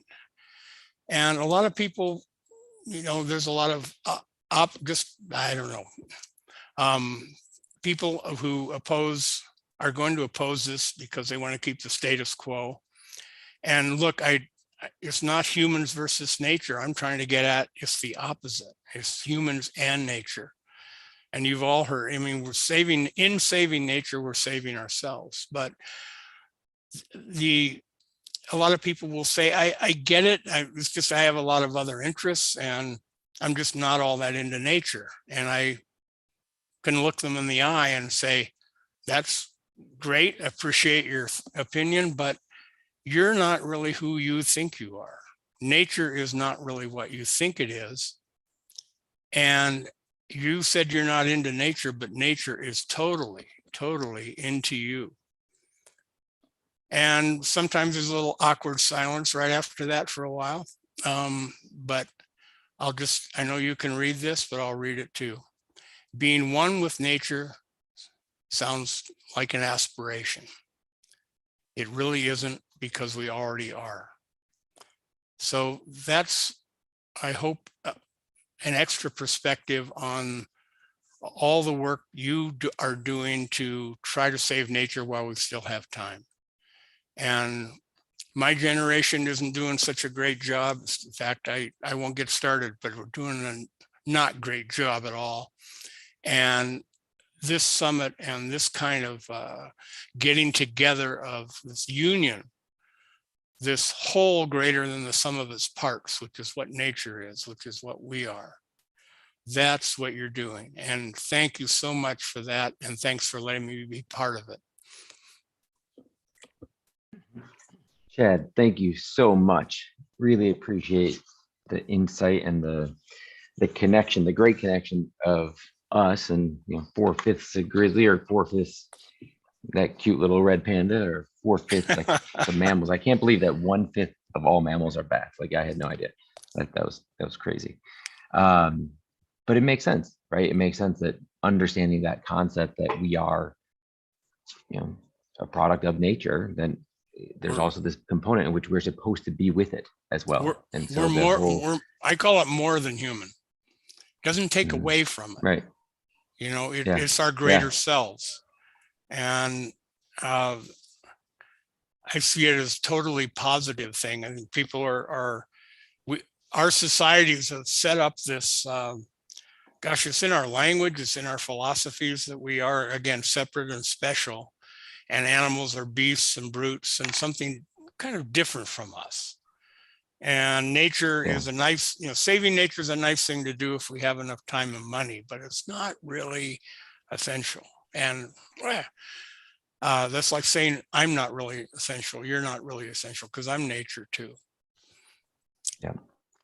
Thank you so much. I'm going to now turn it over to Danny and Libby from Pontiac Township High School, who are going to be presenting on the work they do to remove plastic pollution and their trash blitz that they do every year, I think now, right? Will you care to share more with us, ladies? Yep, so this was the second year that we've done a trash blitz at our school. So let me just share my presentation.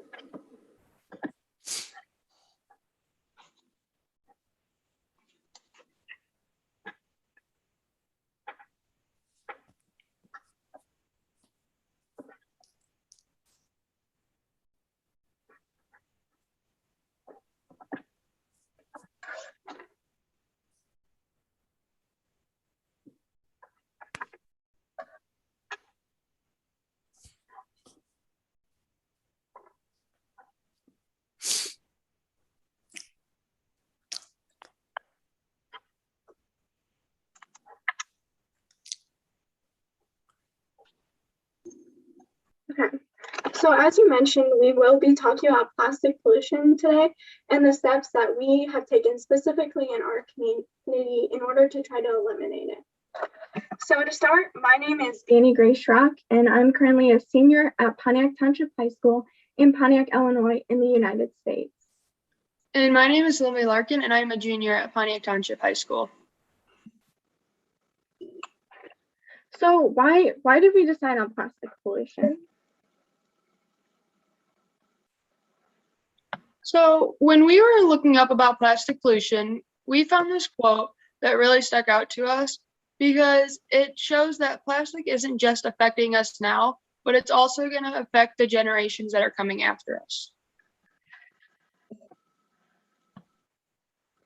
So for our project, our original idea was to focus specifically on plastic bags, but as we were researching ways to help with this problem, we decided to focus on plastic pollution as a whole in order to try to make a bigger impact on our community. We had two goals when it came to Trash Blitz. Our first goal was to find out what products affect our community the most, and our second was to reduce the amount of plastic products in our community, because once we find out how much we have, we can probably figure out ways how we can help our community have less out there. So why should we care so much about eliminating plastic? Well, 99% of the plastic that we use comes from fossil fuels, which results in greenhouse gas emissions that can be very harmful to our environment. Also, most of the plastic that we use ends up in the landfills because it's not recycled properly. So therefore, it's not able to decompose for thousands of years, meaning it will be around for many generations to come after us. And then lastly, half of the plastic that we use is single-use plastics like food wrappers or water bottles. So there's just so much of that getting out there. So that's something that we could really focus on to try to prevent them from getting into our environment. And then also, plastic pollution has an effect on the wildlife found in the environment, for oftentimes they mistake the plastic in their habitat as a food source, or they'll get caught up in it, which can be very harmful to them. And then also, plastic pollution can cause health problems to us as well, due to the toxic chemicals found in the plastic that are released over time. So in 2021, there was 8.3 billion tons of plastic just out in the world that were thrown out windows or blown out of trash cans. And that's a lot of plastic, and we want to try it as much as we can to lower that number. So with Trash Blitz, in order to go about eliminating the plastic in our community, we decided to do a Trash Blitz event, which is basically just a trash cleanup, but instead of a traditional trash cleanup, we use the Trash Blitz app in order to log our data into specific categories like the food packaging, or whether it was like personal care, household products.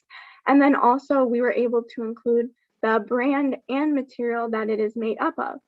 Therefore, by using Trash Blitz, we're then able to analyze our data and determine which brands and materials were most prevalent in our community so that we could come up with solutions to combat them.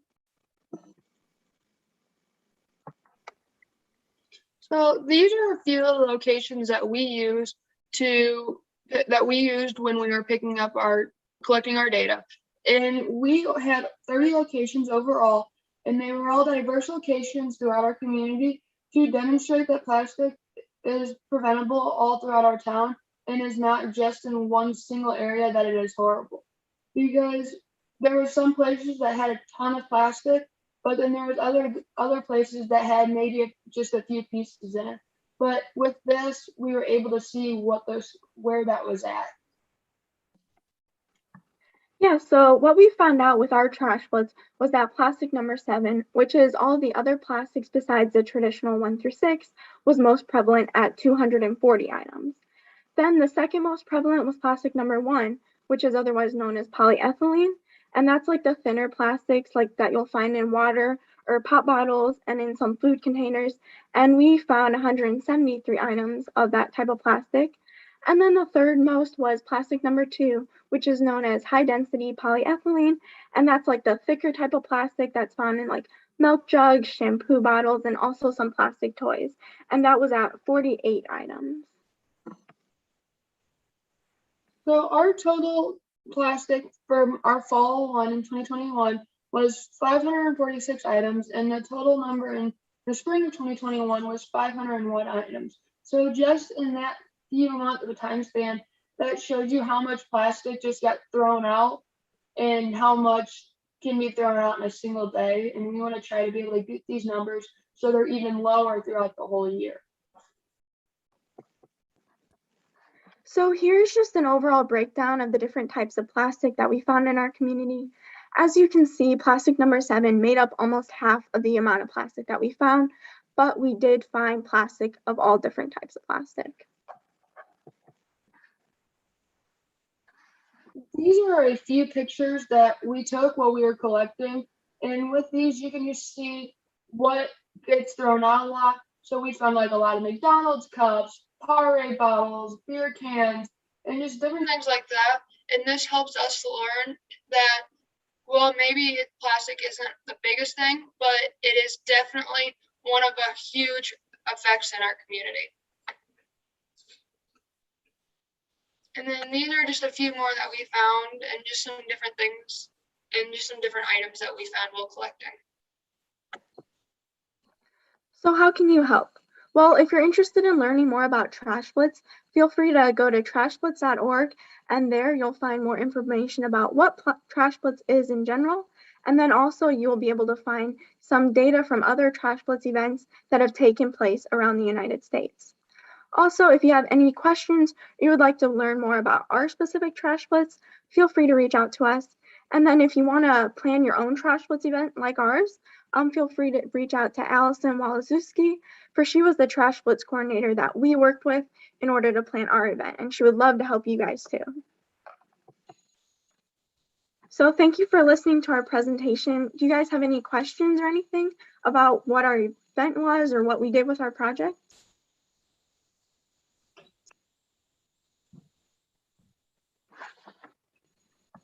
First off, just really quick, that was a great presentation.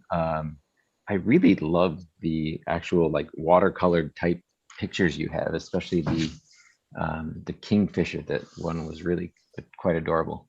But thank you. This is wonderful. I think it's so cool that you've done this and the data you've collected from it so far. What do you think is something you think has been the greatest impact as a result of what you've done?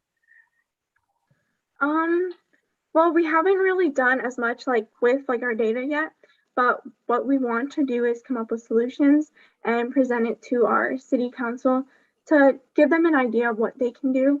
And hopefully, because of our data, hopefully we can like prove to them that, hey, this is an ongoing issue, that not only was it in spring, there was a lot of plastic, but now we did it again in the fall and it was ongoing. So just kind of to demonstrate that this is an ongoing problem that we need to address.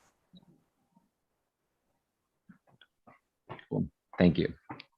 Any other questions or comments?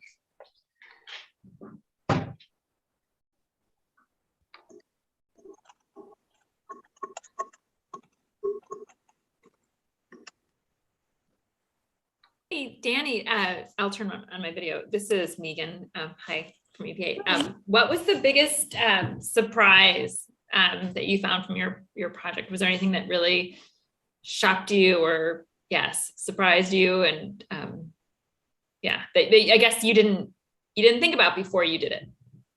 Yeah, so definitely probably just the fact that like when we were in town and like around a lot of houses, like we didn't find as much plastic or just trash in general, which was surprising because you would think, oh, there'd be more people there, their stuff might blow out of their trash cans or that. But a lot of the stuff that we found was like on the outskirts of our town and just like along like side roads and that. So that really surprised us. And I guess I had another question is related to your project. Do you or like your friends' parents, or do people in your town bring reusable bags when they go shopping,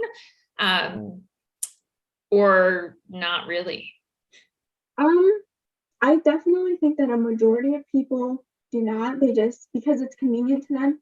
But I know that personally, my family, we have some reusable bags that we rotate in and out of, and then like if we're going on trips or something, we grab those instead of just the regular plastic bag too. But that's something that we also kind of wanted to try to convince more people to, if they have one, to use it instead of that. That's a great idea for Christmas. And I'm not advocating this company, but I got these little bags called nano bags, and they crumble up into nothing, and they have their own pouch, and they put in your pocket. And so at my house, we're trying to put them in all of our pockets.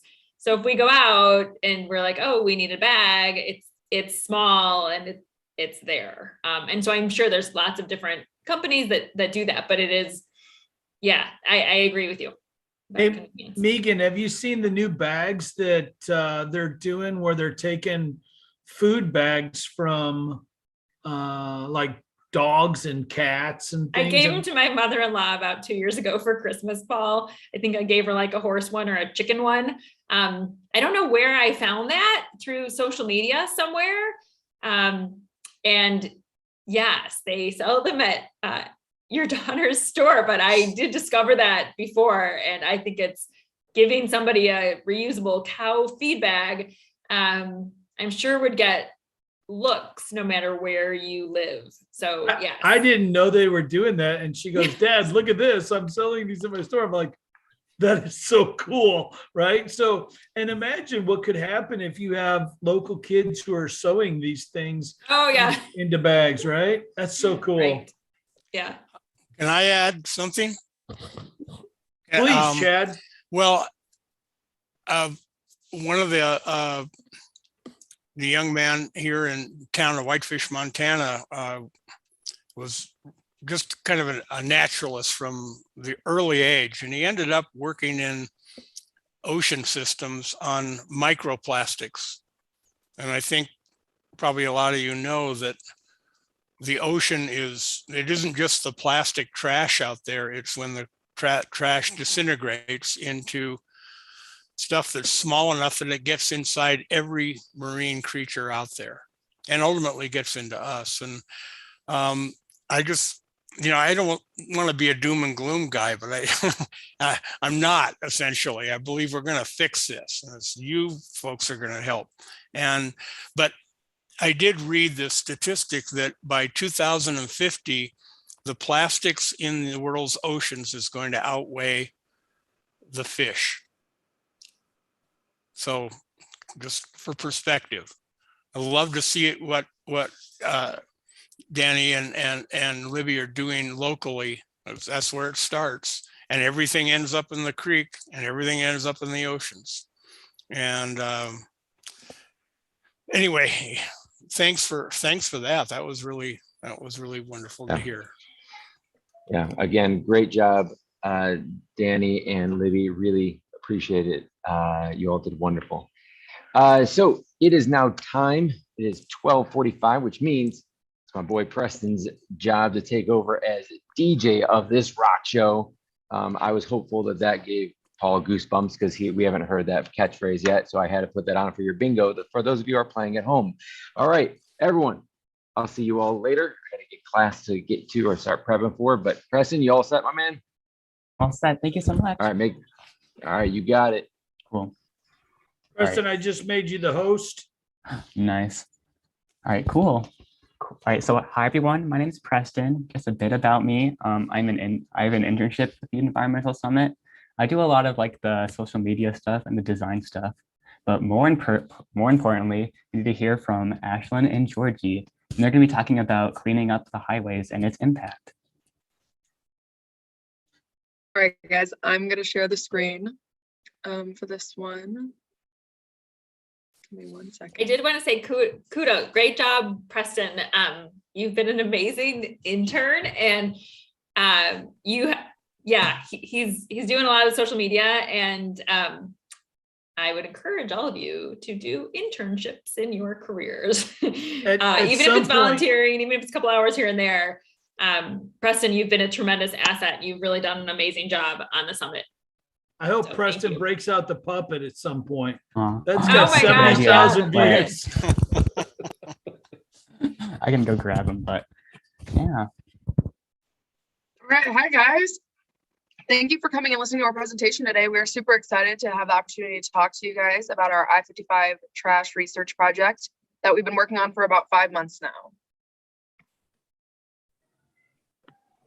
First, we would like to take some time for you to get to know us a little bit about each of us. So we are all seniors at Pontiac Township High School, where we take an environmental earth science class through Heartland Community College. Pontiac is located in central Illinois in the United States and is home to Route 66 Association of Illinois Hall of Fame and Museum. I am Molly Mashing. I'm 17 years old. I enjoy music, whether it's just like school choir, the musical that I'm in. I am planning on studying forensic science next year at Eureka College, which is located in Eureka, Illinois.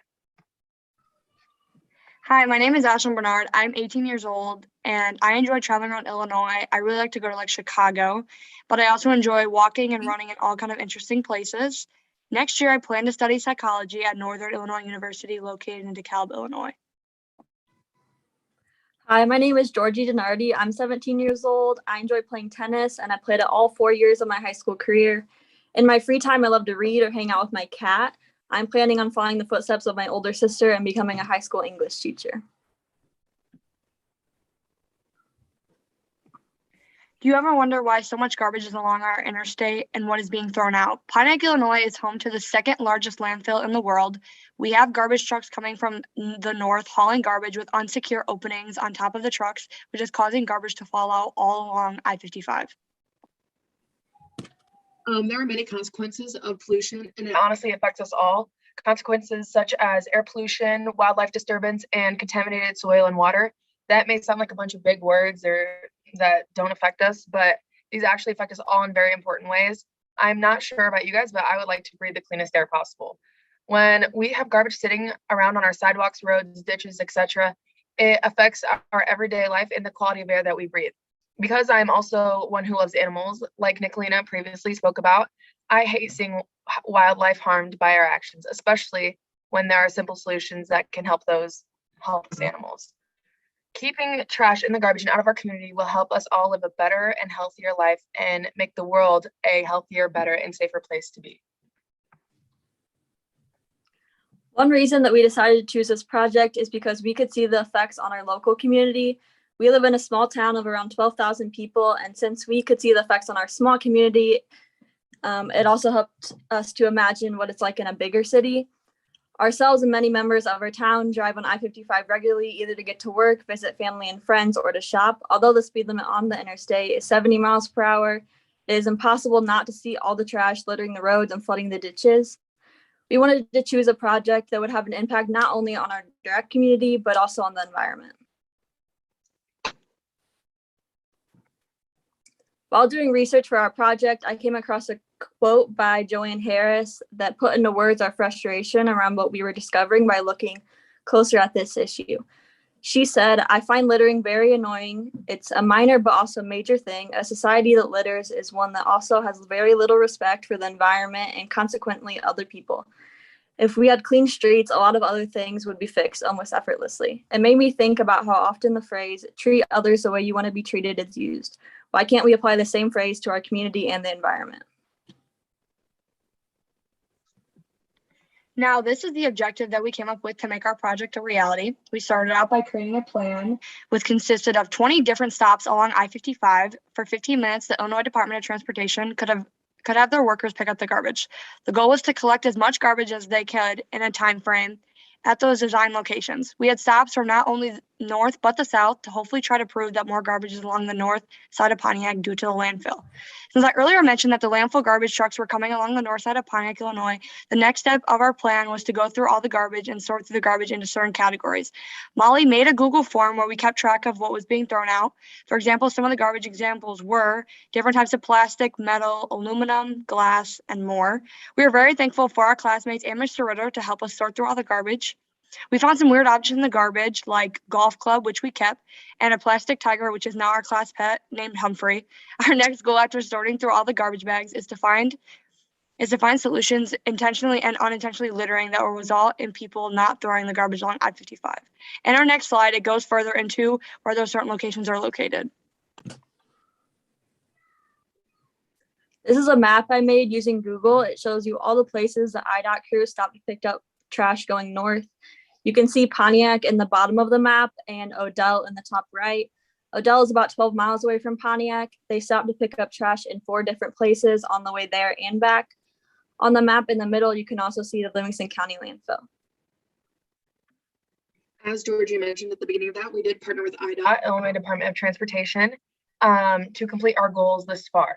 They collected trash for us and have been an absolute joy to work with. It was intimidating at first to be contacting a government agency, to help us go about our project. But after speaking with the representatives a few times, we began our agenda and our project with their role in it.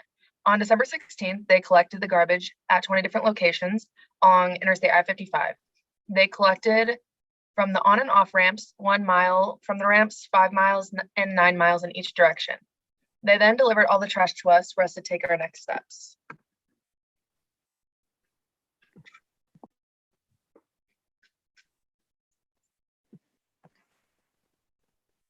We currently have garbage from I-55s that are going through, and we're planning on going through it at all and then bringing it to the Livingston County Board to hopefully prove that more garbage is coming from the north than to the south.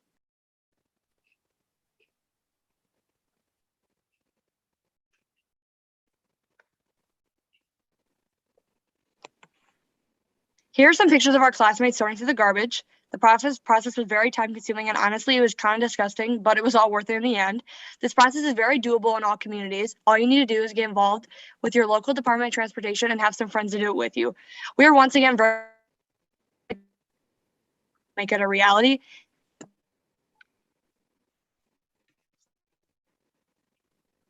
We would like to thank you for listening to us today. We would also like to thank everyone that has helped us make this project possible.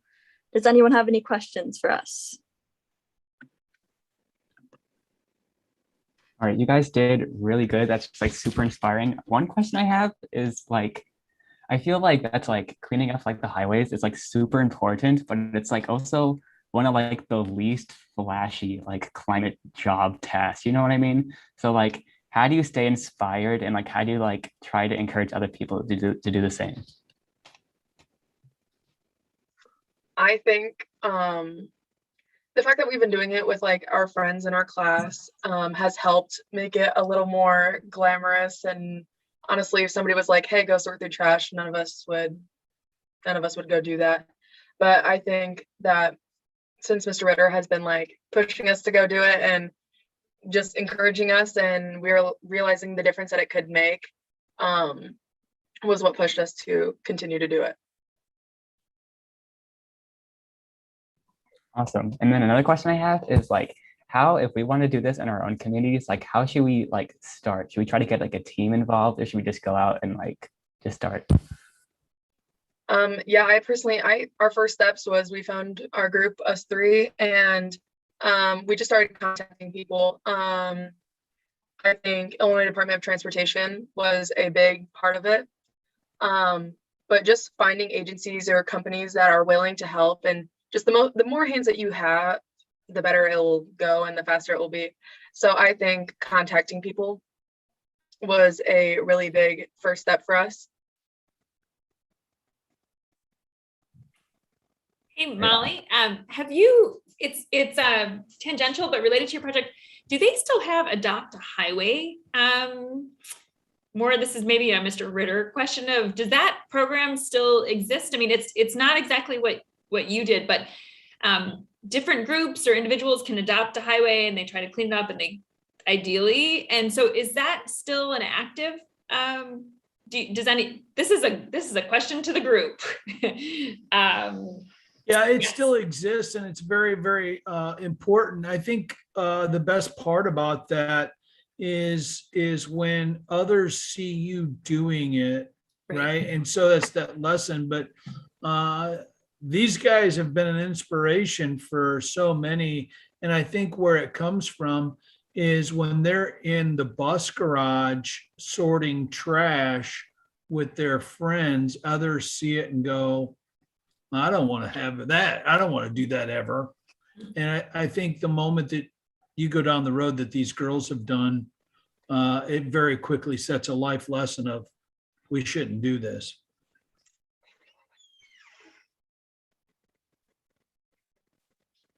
Would you agree, Ash and Molly and Georgie? Yeah, it was honestly really disgusting. The smells were not something that I ever want to smell again, but it was also really interesting to see all the different things that we found in the garbage bags. What was the worst thing you found? This is no holds barred. Go ahead. I found a really old cheeseburger from Dairy Queen and some fries, and it was just probably the worst smelling thing I've ever smelled in my life. I know somebody in our group found like a full diaper. We found a skull of an animal. I don't know what kind. Yeah, no, there were, I don't know if we can just pick the worst thing that we found. I like how you said skull and then clarified after it was an animal. At first I was like, did you contact someone? But then I have a second related question, and that is, what is like the single biggest piece of trash you found? I think that would have to be the golf club. Like, it's skinny, but it was really big. And the weird thing about it was that it was still like completely wrapped. Like, it was brand new. And it was, yeah, just on the side of the highway.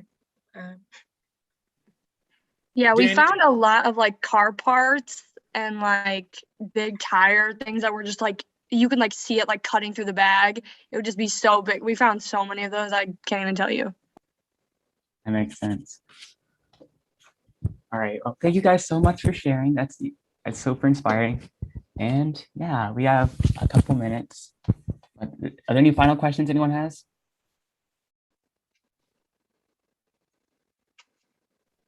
And if not, we can move on to Logan and Peyton, who I think are talking about like river cleanup in their area, and they're from Illinois.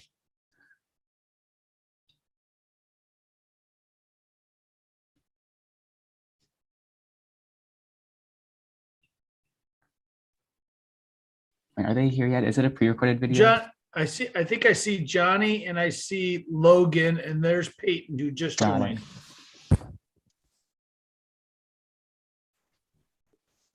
We wanted to remind everybody we're doing this next week as well. Same type of format, different presentations. There was a video earlier, I think today, that we might show at a break or also show it next week. But we know people are coming and going because it's an all-day event. And we do encourage you to tell your friends or family to tune in if they can. So we are recording, so just keep that in mind, and they can watch it live on YouTube. But if you've had a lot of fun and learned something, tell your friends about it. And we're doing this next Thursday as well. I'm just going to chip in and say this has been fascinating because it's like watching a really different CSI show. As we got detectives out on the enviro detectives out along the roadsides and the creek sides, and we got litter coming up. But just to know, it tells you a lot about what society does and and it leads to those big questions about what we value and how we think about our environment. So I just want to say thanks again. This has really been fun. Yeah, thank you so much. So are you guys ready to present? Are you ready to share your screen?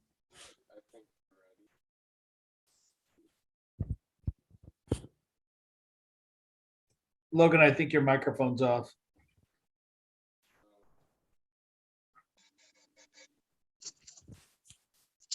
Can you not hear me? Oh, we A can little hear better. you. Yeah.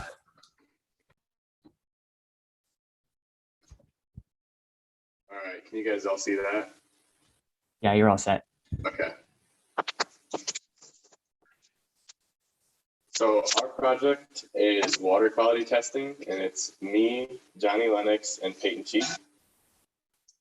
And our goal was that so our main goal in the beginning was we wanted to clean up our different waterways in town and just kind of collect data on the amount of trash in our area. And we were going to use a raft built out of recycled water bottles. And then we actually got contacted by the USGS. And that's when we kind of changed our thing into water testing. Yeah, I mean, it was kind of a really big thanks to Mr. Ritter. He was kind of out there trying to get us involved with a lot of different companies and a lot of different kind of waterway type of companies that would allow us to expand our project. And he ended up getting in contact with the U.S. Geological Survey. And it kind of allowed us to expand our project to a more national level. We can take samples and send them into their labs where they can test them. We can be a part of something a lot bigger than our initial project was going to be. So my name's Logan Brummel. I'm 17 years old. I'm a junior from Pontiac Township High School in Pontiac, Illinois, in the United States.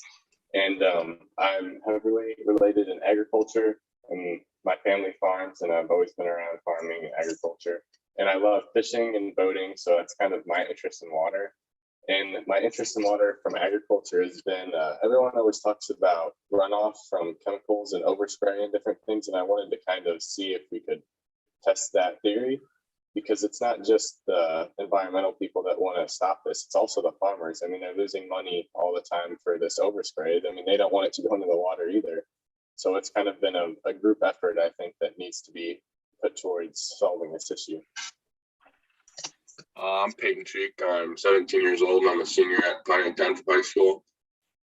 The reason I chose to do this project with Johnny and Logan is because I like to swim, and without clean water, it kind of sucks to swim. So that is the reason why I chose this.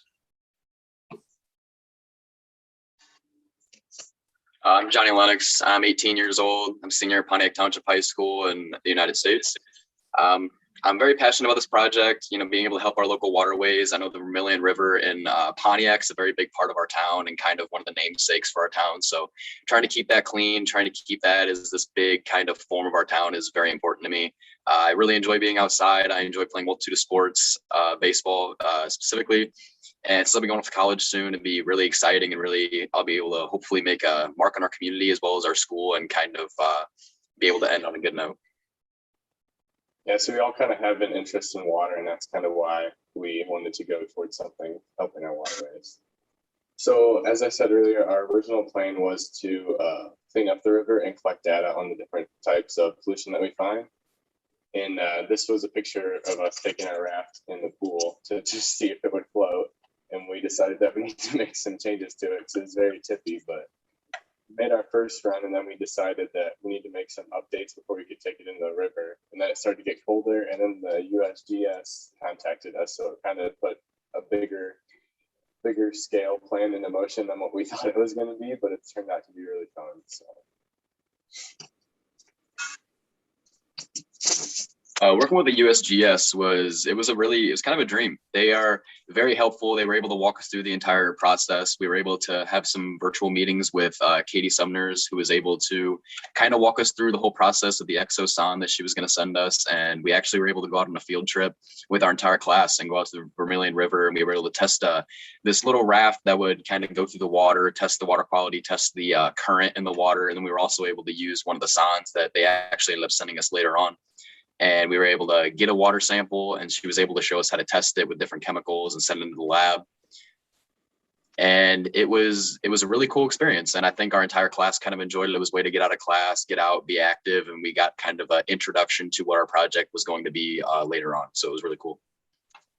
Yeah, it was really a step up from us, from just kind of doing our own project and just collecting trash to actually working with a government agency on this project. So it was a big step up. Right now, we're using the equipment that the USGS sent to us. They sent us Exoson 2. Once the samples are collected, we will send them to the USGS, and they will actually collect the data, and then they will send it back to us. And that can be a component for spreading awareness about the cleanliness of our waterways. Yeah, so right now it's a little cold to be collecting water samples with the river being frozen and everything, but we hope that we can collect some data and use some of that data to spread awareness in our community. So maybe say, hey, this is a problem we have. Like, we need to think before we just dump, because all of our actions have consequences. Yeah, they actually ended up sending us one of their own sondes. So we actually got some state-of-the-art equipment for pretty much free. So the USGS really has been helpful with that. And we have all the equipment we need. So once it gets warmer outside, we can hopefully go out and take some samples and get the information we need. Yeah, they really kind of sent us off on our own to do what they taught us to do. So it's been pretty cool. And so obviously, as we talked about earlier, this project has been pretty important to us because, like, we all have a connection with water, and I think it's very important that we protect it. And I think that even if it's just for the recreational part, like, we should all just realize that, hey, we need to protect this, because look at how much fun we all have boating and fishing and being in the water. And it's also like, we need to drink water, and everyone uses water to shower and to wash our hands. We can't just be polluting our waterways all the time. So I think that's the main reason that we chose this project.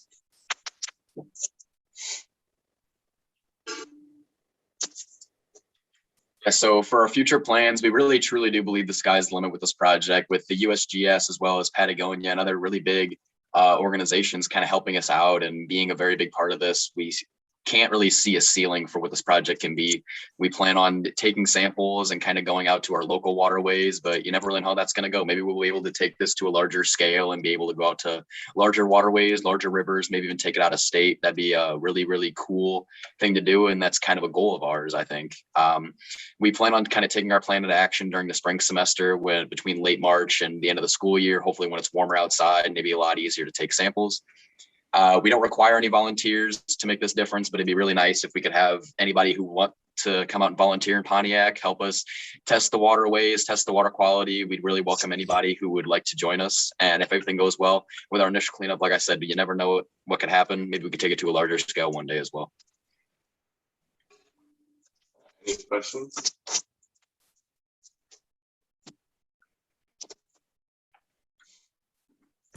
I actually have a question. You guys did amazing, by the way. But my question is, Logan, you talked about how like you grew up on like a family farm, and that's kind of like shaped your like view on the climate and stuff. Can you go a little bit more into detail on that? Because I found that so fascinating. I've never really been in like farmy areas, and I don't have any connection to it. So I find it like super interesting to hear like how that like has shaped like your own like view.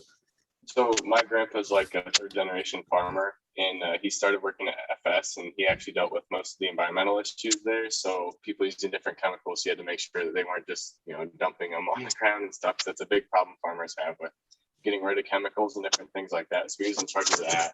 So environmental interest kind of caught my peak there. And also, I feel like we see a lot of accusations on farmers for like pollution runoff or chemical runoff and stuff like that. But there's a lot of studies that show that it might not be as bad as you think. And also farmers don't want that to happen. So I kind of was always interested in like why people think that, or like why we don't put more interest into this. Cause like, obviously it's going to save farmers money if they aren't having half their chemicals run off and it's actually like killing the weeds or helping the plants grow. So that's kind of where my agricultural background came into this. I want to say in addition to agriculture and recreation and all the other ways we use water, and you mentioned from taking a shower to drinking it, but it's worth keeping in mind that I think our human body is at least 80% H2O, right? So again, everybody's got a huge stake in this, 4/5 of the stake at least. That's what makes us what we are. So thanks for doing this. That's wonderful. Any other questions?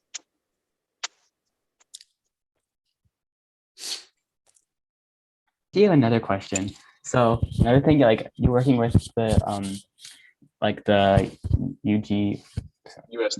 Yeah, USGS. I don't know why I forgot it. But how because if people are interested in doing it in their own communities, like how should we reach out? Is there like, should we just email them and just ask if to be a part, or is it like, or did they reach out to you guys?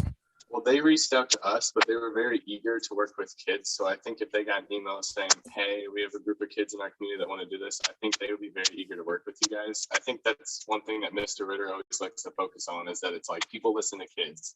We have a much stronger voice than some random adults from anywhere trying to make a difference. People listen to kids. So I think they want all the kids they can have on board because it gives them a bigger voice.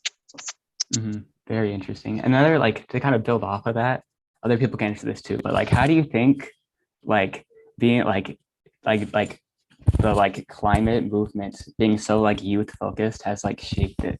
Like, do you think like, because I feel like so many opportunities are open for kids who want to be involved, and like, what do you think? How do you think that's going to like shape the future? I think that a lot of companies are very interested in working with young people. They're really interested in the future. And I think they feel the youth has a powerful voice. They feel like the youth is able to make a bigger difference than older adults right now, because they've already been through it. They want to look at the future. They want to see what the future holds, and what better to do that than focus on the younger generation, focus on the high school students that are about to go into college, hopefully going to go study some of this stuff and get kind of like dip their toe in what they can make a future career out of. So I think that's kind of their main goal, is just get the younger generation involved. Yeah, I think that honestly in the future there's going to be a lot of career opportunities, and helping the environment. Like obviously we see windmills and solar. I think that it's going to come to a point where one of the biggest industries in the world is going to be environmentally friendly, like just helping out the environment and environmentally friendly energy. I think that's going to be a big industry that's going to produce a lot of jobs. Now, it looks like we have a question from Jack. Mr. Ritter just answered it. Yeah, we're in Pontiac, Illinois. And I guess there's not really an age requirement to do it. You just kind of have to be able to reach out to the USGS if you want to work with them. So, yeah.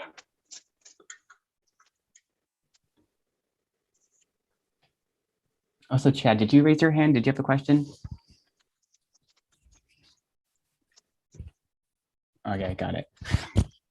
One of the things that I'll say is that almost all communities have water treatment facilities of some sort, whether it's wastewater or water treatment. And one of the things that the boys hit upon is that your guys' voice is greater than anybody else. And for you guys to reach out and say, hey, I'm interested in this, I'd like to make an impact. People are very eager to grab on and say, yeah, let's work together. And these guys are very much a good example of that. I mean, we didn't reach out to the United States Geological Survey. They reached out to these guys and said, hey, I hear you're doing some cool stuff. Want to work? Want to have some fun? And they said, yeah, let's expand the project. So I think you can go almost anywhere and just say, hey, I'm interested in whatever it is, and somebody will be eager to work with you. Yeah, I agree. Yeah, just to sort of build off of that, I was thinking about I feel like the opportunities that kids have today with the climate is so important. And I feel like it's so cool because these are jobs and opportunities that can build off of each other, because as the future's whole gonna continue, it's not just a one-time thing. There's be a lot of trying to stop climate change, but then we need to actually conserve the progress we've made, you know what I mean? So these will be a lot of opportunities that will last a long time and be able to make an impact for generations to come. But yeah, thank you guys so much for presenting. You did an amazing job. Thank you. Thank you. And then our next person, I don't see her on. Oh yes, I do. It's going to be Laura Fuller, and she's talking on behalf of the United Nations Environmental Program, which is super exciting. And yeah. Hi. Hello. How are you? How are you guys? It's interesting. You were just talking about youth and being involved with the climate movement, and I love this phrase: nothing about us without us. And that's the kind of the voice of the youth, and it's true. And youth are asking for a seat at the table, and they're really getting it. And especially at the UN with the Secretary General, he has a youth advisory committee, a youth advisory group on climate. And there's one youth representative from every continent, and they're young people telling him on what are the concerns of the youth today, and he listens, and he's made the climate crisis his #1 priority. So it's really, for the UN, this is hugely important. And anyway, hello. So I just wanted to start with that and say hi to everybody. I don't usually present on Zoom, so I'm going to do my best to get this going. I have a video, so I hope that works okay. I'm going to share my screen. Let's just make sure that this works. The green button down below? Yes. And then I have to put it into share mode like that, right? Yes, How am I doing so far? Perfect. You're good. Okay, so you can see it fine, right? Everything good? We're all set. Yes. And okay, perfect. So so I wanted to introduce the UN Environment Program. I'm not sure how much people know about UNEP, as we're called, short form. We have a lot of acronyms at the UN, and UNEP is what we're what we call ourselves. So you'll be hearing me refer to UNEP a lot. So I head up communications for UNEP in North America out of Washington, DC. And I'm actually Canadian. Our office in Washington, DC, I'll talk more about it in a minute and what we do, but we cover North America, which is Canada and the US. But we are a global organization. We have been around for 50 years. And in fact, this year we're celebrating our 50th anniversary in 2022. So we were established in 1972, and for the last 50 years, we've really been the leading global authority on the environment, and we are the environmental voice of the UN system. Our mission is really to care for the environment and enable people to improve their quality of life without compromising that of future generations. So that means you guys, that means the youth, right? So we talk about all the horrible things, and I know Chad had mentioned, it is Chad, right? That's what they've been calling you.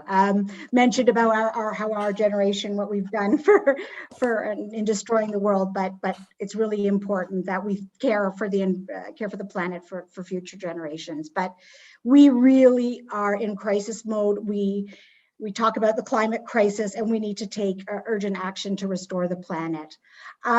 So just as some background, our work really falls under 7 main areas. We focus on climate change, disasters and conflict, ecosystem management, and Chad, I don't know, you were talking about ecosystems in your presentation earlier.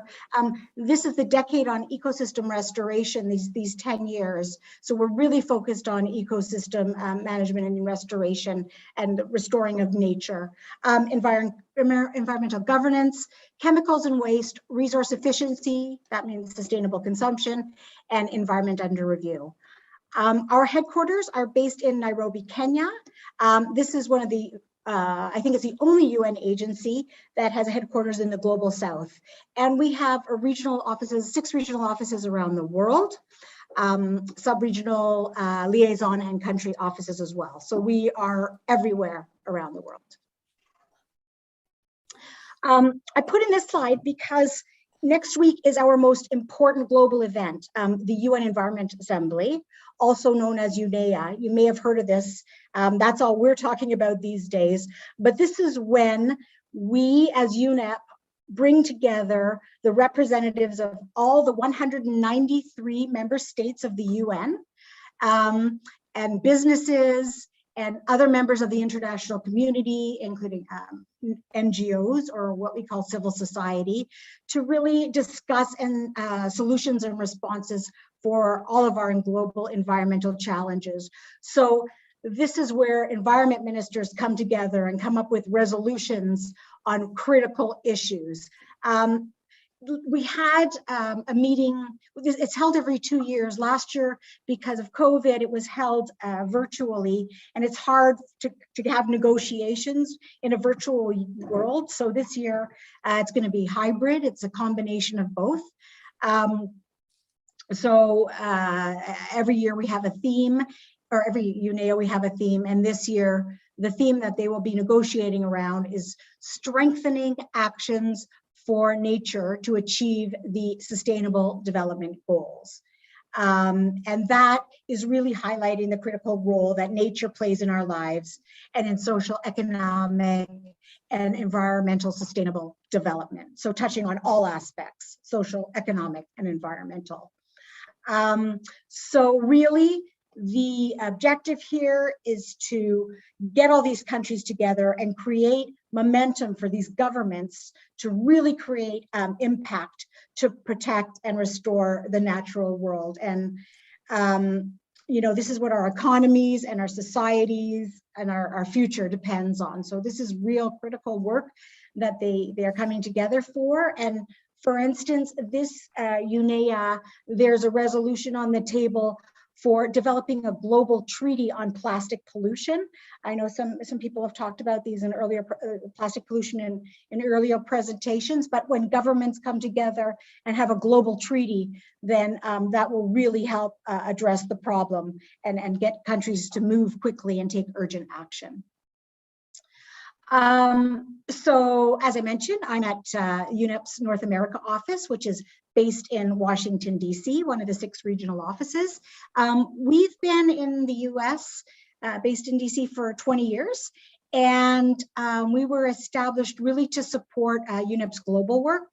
And we promoted cooperation and partnerships in North America with stakeholders in the region, but also the broader international community. So we connect everybody together to really tackle these environmental challenges. And we do this through liaising with the government. So we work with the Canadian Environment Ministry and Foreign Affairs Ministry, and we work with the US government, the State Department, the EPA very closely. We also do communications and outreach. That's what I do. We have a lot of partnership building. We have a lot of partners in the region, and we work on programmatic issues like these priorities that I've got listed here. So things that we're working on now are circular economy, not just take, make, and waste, but really, reusing materials, ecosystem restoration. I mentioned the decade on ecosystem restoration earlier. Reducing air and plastic pollution. We are going to be launching a report on North American air pollution because, of course, air pollution travels. There's a border between Canada and the US and Mexico, and all over the world there's borders, but air pollution knows no borders. It's really critical. And of course, those in disadvantaged communities are most impacted by pollution, even though they don't contribute the most, and same with plastic pollution. And of course, tackling climate change. So those are some of our key priorities in this region here. Specifically, we are working on some interesting restoration initiatives. We've got this campaign going at the moment where we are promoting work on ecosystems through our restoration road trip. And you can go onto our website, and I've got that at the end of the presentation, where you can do a virtual tour of what's going on throughout North America on ecosystem restoration. And this is with implementers on the ground who have really, really interesting work in, from lakes, rivers to grasslands to mountain ranges and restorations. Really interesting. So have a look at that. And then we're also doing something which is super exciting along the Mississippi River. And we are working with mayors from the top to the bottom and everywhere in between to reduce plastic pollution. So what happens, of course, is the Mississippi River drains 40% of the land, the US land. 40% of the US, of the US land drains into the Mississippi River, carrying plastic pollution that goes into the Gulf of Mexico and into the ocean. And nobody really knows to what extent. So we are mobilizing boots on the ground with citizen scientists, including young people. We work with National Geographic has mobilized their educational colleagues to work with schools. And we are getting people to volunteer from the local communities and getting them out on the streets to really, whoops, I'm sorry, I didn't mean to do that. Getting them out on the streets to look and see what's in the river. And once we know what's in the river and collect data at these key sites, we can understand the type and the source of the plastic that's leaking in the river. And once we know that, we can generate a baseline of information that we can take to the decision makers, to the polluters themselves, to the industry, and say, hey, this is what's in the river, and what are we going to do about it? What are the solutions that we are going to take to prevent plastic from even getting into the environment in the first place? Let's stop it at the source. So what's really great about this project is demonstrating that you don't have to be an expert to make a difference in your community. So thinking about ways that you can act every day. You could just use something as simple as this mobile app, this debris tracker app that we use, put it onto your phone, and for 30 minutes, you've created impact, and you have added to citizen science, and you have helped towards a healthier planet. So any of this information, I can, Paul has my contact details. I can provide you with more information. So of course, that's all about degrading nature, which we've talked a lot about today, but there's other challenges that have only been made worse by the pandemic. But before the pandemic, of course, we've been experiencing consequences of what we call the triple planetary crisis: the nature crisis, the climate crisis, and the pollution crisis. And these are based on the, oops, I'm doing it again, pardon me, on the really unsustainable way of the way we produce and consume things. And this is all of us. This is really, I mean, you think about the actions that you take every day. Maybe not us here, because we're conscious of the way that we consume and produce, but we're just really seeing the impact of our ways, in the rising temperatures, wildfires, droughts, floods, hurricanes, plastic and pollution, air pollution, and even the pandemic, as you know, is linked with environmental disruption, where we intruding into the natural world. So if we take all of these individually, it's serious, but if you put them all together, it's incredible what's going on at the moment. And it's a little bit overwhelming. And that's why you hear phrases like climate anxiety. And even I have trouble sometimes sleeping at night. I do this every day, all day. So it's can be stressful, but I think now we're talking about it. We're having conferences or conversations like this. I think we can really work to pull ourselves back from the brink. We're working together. We're making sure that countries are coming together to fix global issues. It's not, it's not just individuals and individual countries working separately. We're all coming together, and this UN Environment Assembly that I mentioned, and all these other, these climate agreements are, and keeping countries accountable for their promises are all helping. We're also redefining our relationships between people and the earth, and we're taking the opportunity to recover better from this pandemic and making sure that we put the environment at the heart of every economic decision. So, it's everything that we do should have an environmental aspect to it. And really importantly is that we have to ensure that nobody is left behind, because really the climate crisis, as I mentioned before, is felt mostly by vulnerable and marginalized people. And we need to find solutions to reduce this unequal impact on disadvantaged communities. And maybe you've heard the phrase environmental racism or environmental justice, and there's movements on this, and it's very, very critical, and it's really important to have these conversations.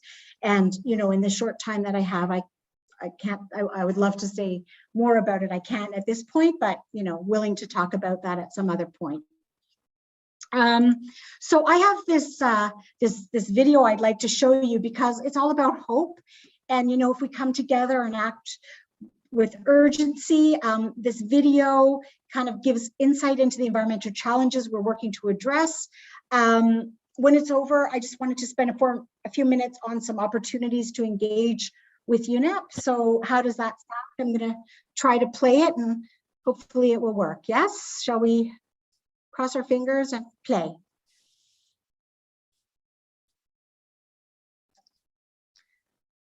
Or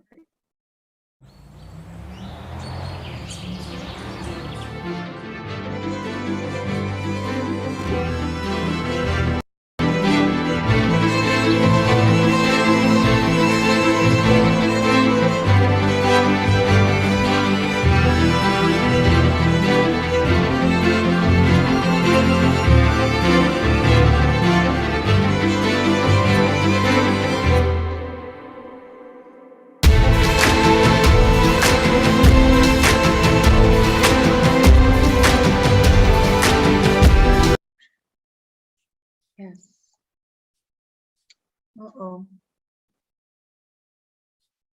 I think you just need to hit play, Laura.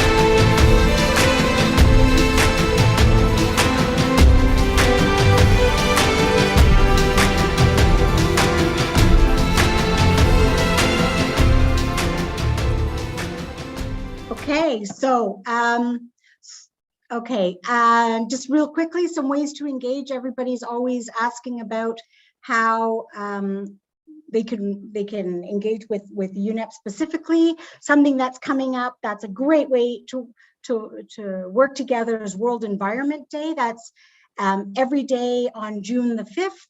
The theme this year is Only One Earth. This is really an excellent theme because it when UNEP was founded 50 years ago in Stockholm, it's also the Stockholm plus 50 is taking place just before World Environment. That was the theme 50 years ago, and it still really holds true that we need to live sustainably in harmony with nature. So there's always opportunities for engagement. We provide a toolkit where you can pick different things you want to do. There's always a social media activation and campaign that you can get involved with, and just keep your eyes open for opportunities for that. Again, June 5th. And then I've always asked about careers with UNEP. I don't know, some of you may be a bit young, but, something to think about in the future. We're always looking for, dynamic young people. You can always start with an internship. I have to say, I've been really blessed with some amazing young interns, and Paul's met some of them on the calls. They're very incredible, that go on to really bigger and better things within the UN. And there's always opportunities. That website you can look at for opportunities. Maybe you want to be a volunteer and if in a different country, work with the UN. There's consultant and staff positions once you've established more of a career. But that's a good place to start. And then, keep in touch. There's lots going on. There's all kinds of campaigns to engage with, all kinds of fun things. There's plastic pollution, clean seas campaign. In September, we have, it's air pollution, clean air for blue skies day. And there's things to do around then. There's all kinds of news happening in the region. So, I just want to thank you so much for inviting me to participate. Really excited about you and your excitement, and I'm happy to, how is my timing? Oh, we've got some time for questions, so happy to answer anything. If you have questions, I see we have some in the chat, so I will leave it off there. Hey, Laura, this is Megan from the EPA. Can you tell us your career path? Sure. And, it's all very different how people enter into the UN. So mine is quite unique, I think. I was in the private sector for a very long time, dare I say, over 20 years. And there was a global UNEP project that focused on energy efficiency. energy efficient lighting specifically. And I was in the lighting industry.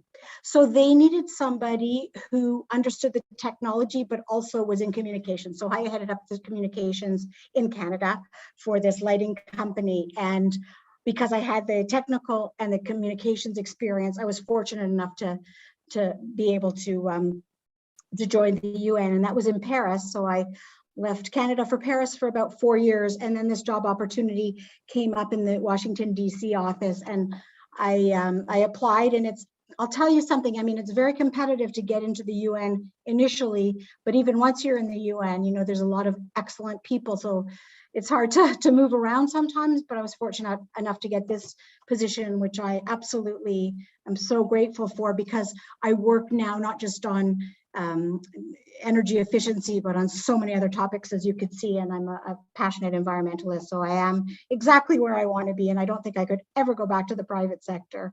But I hope that answers your question. Thank you. Mm-hmm. You're welcome.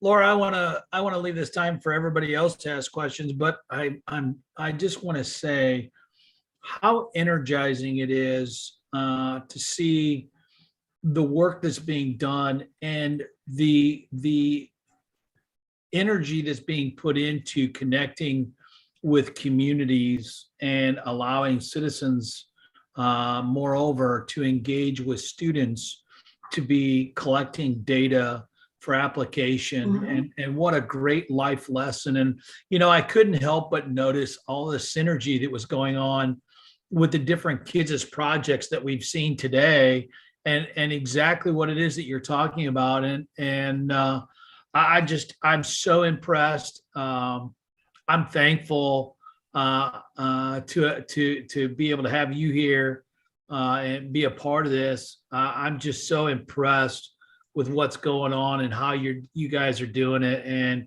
rock on, sister. It's just incredible. Yeah, you know, I just can't, it just makes me happy to wake up every day, even though it's challenging sometimes, Paul, you know, it's challenging. I was down by the water today, and I just saw all this waste and plastic and garbage, and I'm like, you know, this is really, why is this happening? Why are we doing this to our children and to our animals and to our planet? It's so wrong in so many ways, and we shouldn't. But anyway, we're doing our best, and the UN is really, it's an amazing organization. So. Well, we're thankful to have you guys as a part of the summit, and just it's humbling. You know, I'm thankful to so much, and we just appreciate you. Oh, thank you. My pleasure. Yeah, I feel the same exact way. I'm so thankful you're here and got to share. And a couple questions I have is, one thing I was interested in is, this is a very kind of low question, but have you been, like, with the UN, have you gone like to visit any crazy cool like countries for them at all? Yes, I have a lot. Absolutely. I'll tell you one of the most magical moments, actually. So when I was working on this energy efficiency project, it was about getting rid of old incandescent light bulbs, okay? Because incandescent light bulbs generate light through heat. It's the most inefficient. It's like an easy bake oven, you know. That's how you bake a brownie with a light bulb. It's very awful. Anyway, so with developing countries, the idea was leapfrog, forget about compact fluorescents, go right to LEDs, because there's no mercury in them, and they last forever. Anyway, so I went to India, and we were doing a conference in India with the South Asian region. So there was all the countries from that area: Sri Lanka, Bhutan, and Pakistan, and Bangladesh. And anyway, but I took the time to go with this government organization to the slums in Delhi, and we took some LED light bulbs with us, and we walked into this, and a photographer, and we walked into this slum, the slum neighborhood, And we went into a home. It wasn't a house, it was a home where there was a family. And, you know, they had like this old dingy old light bulb that was lighting up. It was a one room. It was one room.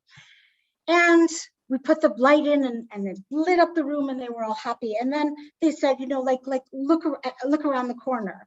And we looked around the corner, we opened the drapes, and there was this young girl sitting on the floor with all these, not all these, there was, I don't know, maybe 8 young children, and she was teaching them, and she had a book, and she had one book, and she was like a teacher.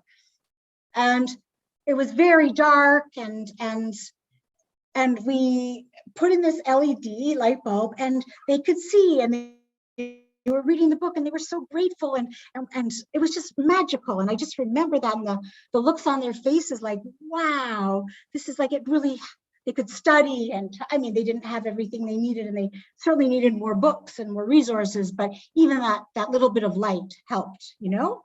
And I traveled to Indonesia and really saw the efforts that the governments were making to help the manufacturers, you know, repurpose their manufacturing facilities to be able to produce the new products, because if they can't produce them, then that doesn't help their industry, and they'll get them imported. So there's so many aspects to all of this. And I was in Tunisia, I went to Singapore. So, but you know, now, but that's interesting now with COVID, you know, I believe that environmentally wise, we shouldn't be traveling so much anyway. So, but then you miss those special experiences too. So, yeah.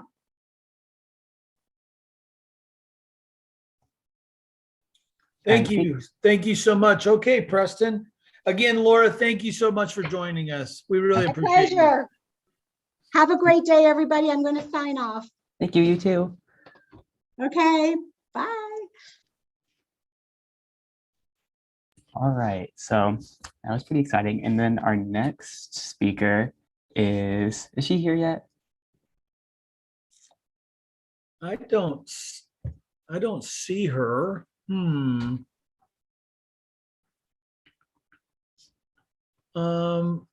Molly, is it possible Ava is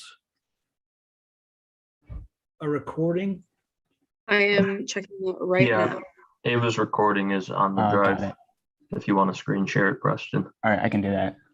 She is not down for pre-recorded, so she might just be running a few minutes late.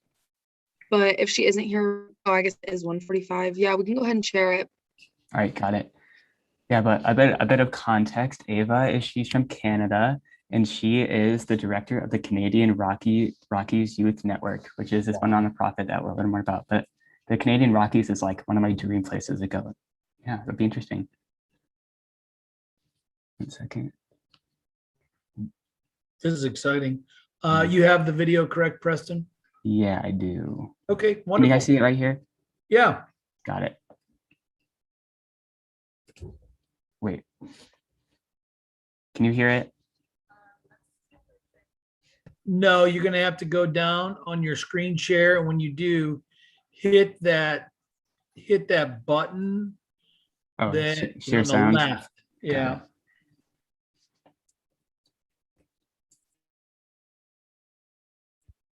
Everyone.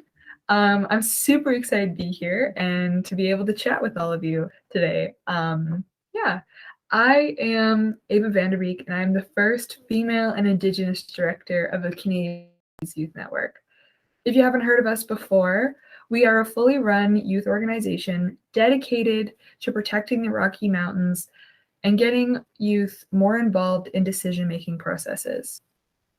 As it says in the organization's name, we are from Canada, and more specifically Alberta.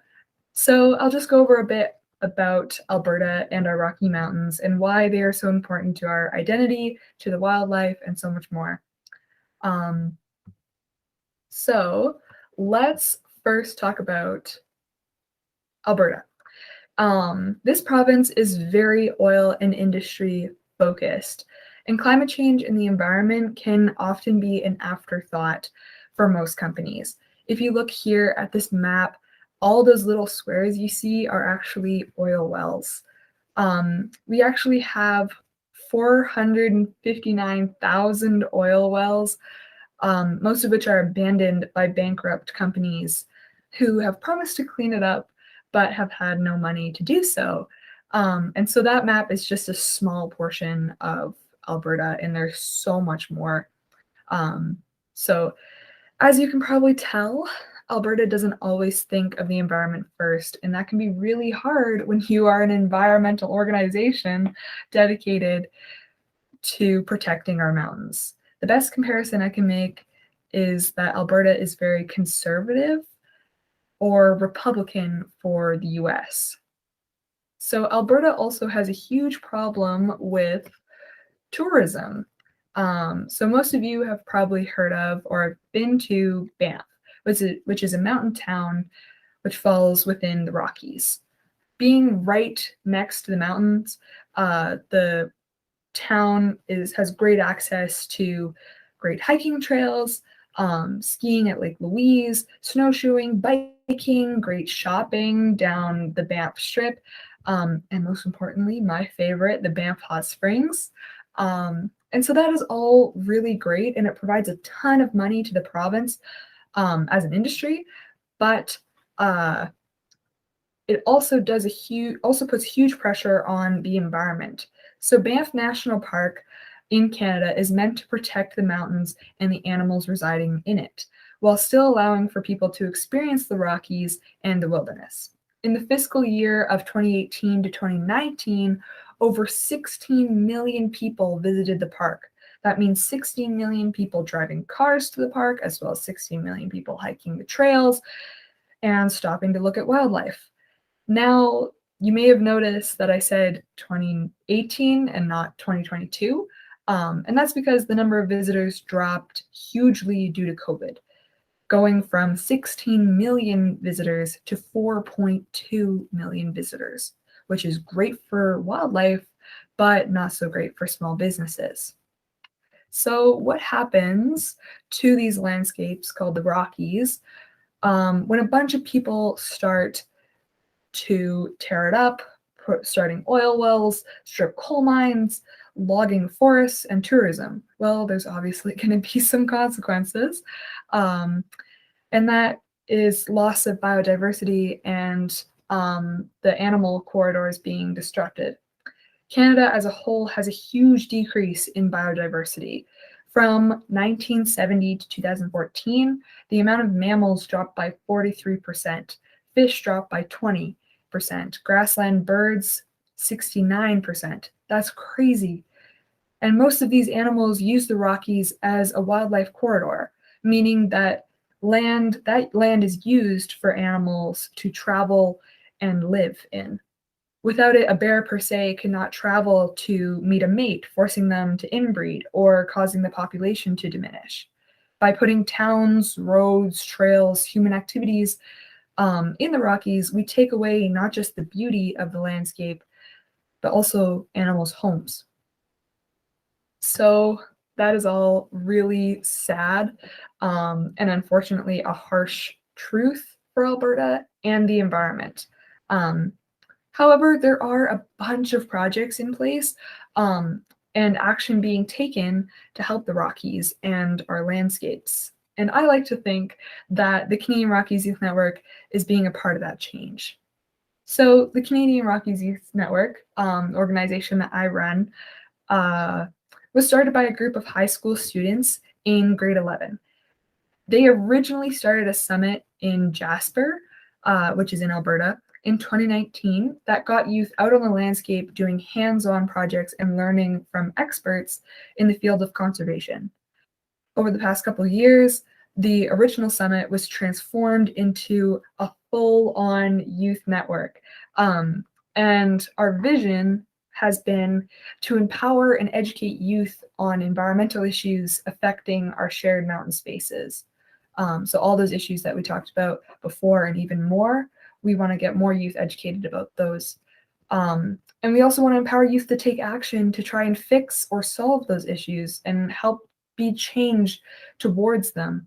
And so we also want to cultivate opportunities for youth to be consulted as stakeholders on the Canadian Rockies land management decisions. So we want to have a say on what we want our Rockies to look like and our parks to look like.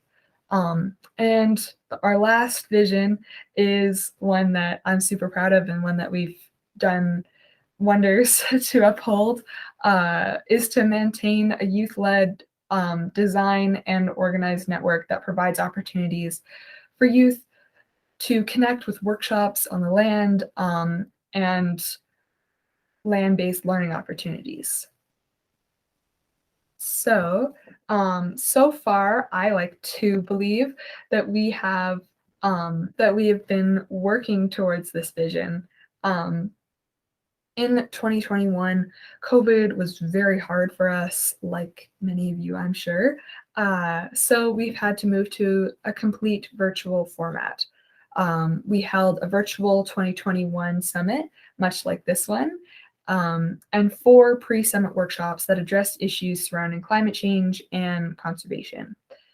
For the committee who planned the summit, we were able to attend a 8-day backpacking trip in the Rockies with an organization called Outward Bound Canada, and I was on that. It was super cool, really awesome.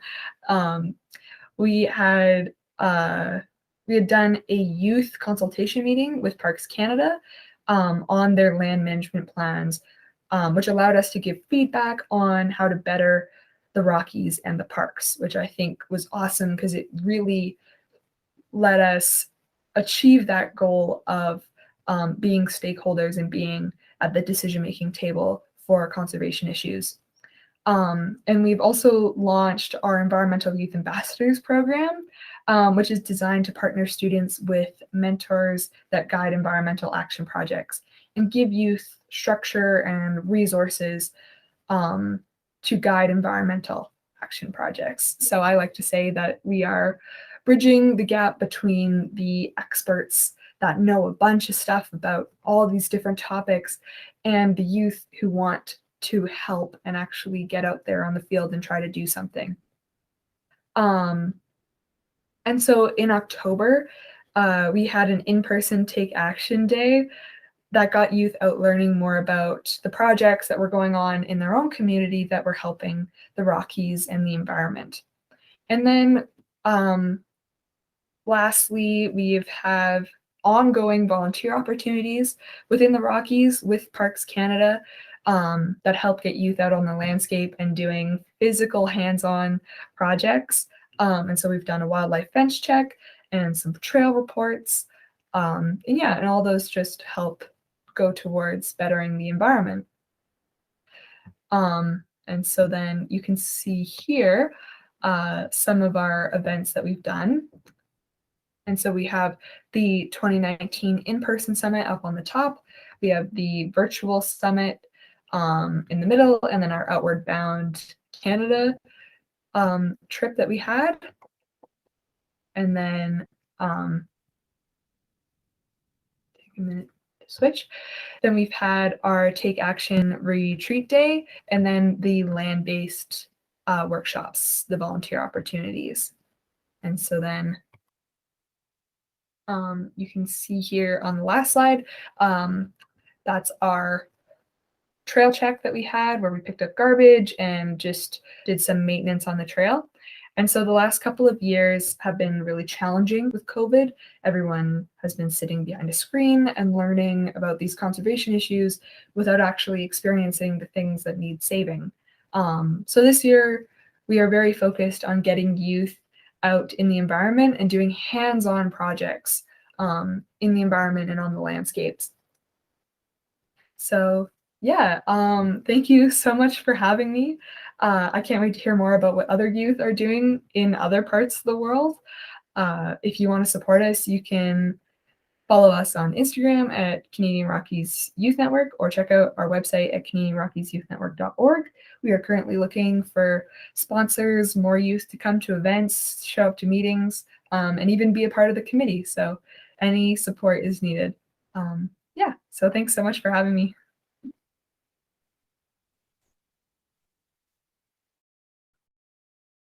Is it just me, Preston, or did you just see so many different connections between everything that is going on? I sat and I was like, it all started with a summit. They all just kept going. And the fact that their whole initiative was based by kids, how cool is that? Yeah, that's awesome. It's all like, because it's also like, now we can think about the future of like the Yes Summit and like what it could like lead to now, which is going to be so crazy.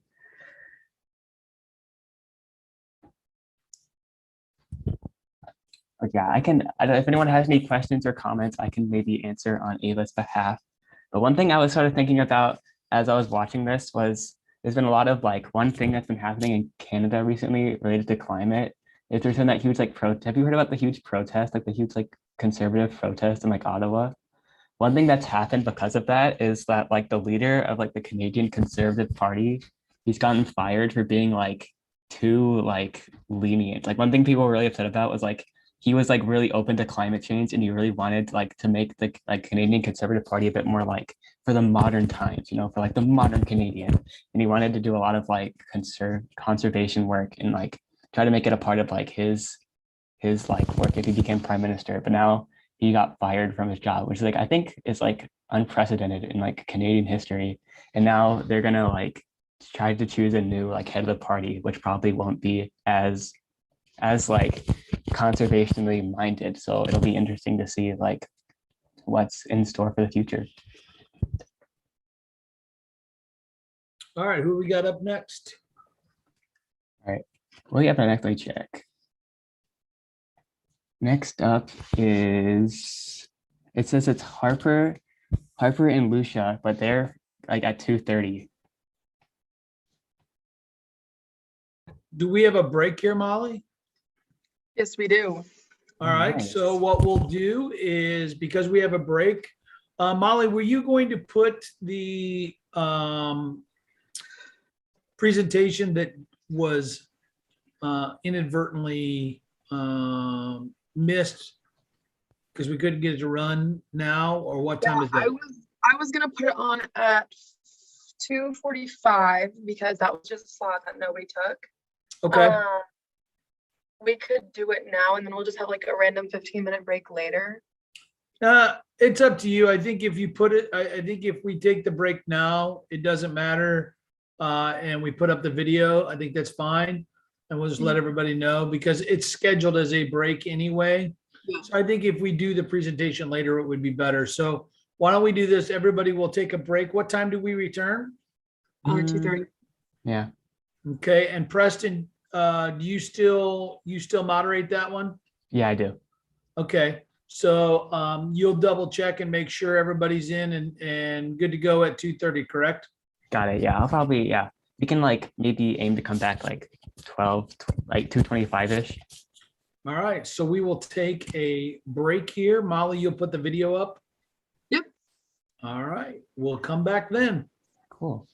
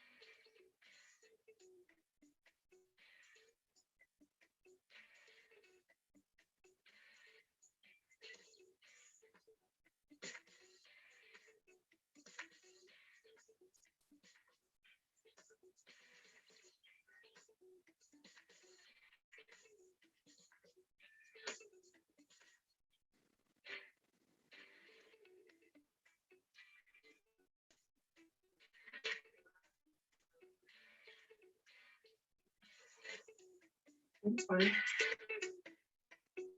That wasn't the response I thought you'd give me. Hold on, I don't. Oops. Can you actually not hear it? I don't think so. Hold on. Oh shit.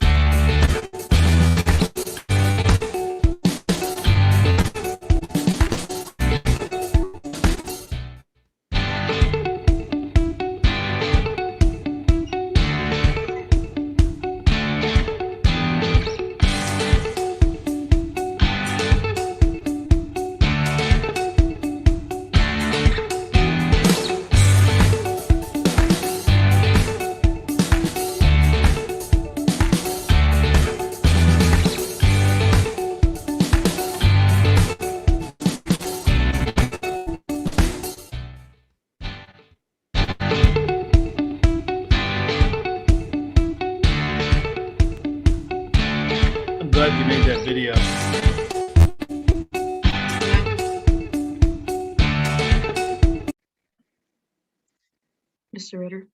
Yeah, Mallory's behind me listening to the whole thing. I'm glad you made that video. It worked out well. Yeah. Ask her where my cheeseburger is. Where's his Dairy Queen at? I don't know. She says she doesn't know. Well, if Georgie was on here, she'd probably be like, "Hey, I'll get you one out of the bag that we had." Yeah, probably. Mallory says Doug forgot about you. I'm gonna talk to D Mash. P. Reston, you're doing a good job, dog. Thanks. You're doing a good job too. We're all doing great. Hi, Lucia and Harper. Yeah, we get our next people here. Hello. How are you guys? Good. Good. Are you guys at school? What time is it there? Like 12:20. Oh, wow. Where you guys from? San Francisco. Oh, sick. I What's love weather San like there? Francisco. What's the weather like there? Kind of sunny in the 60s.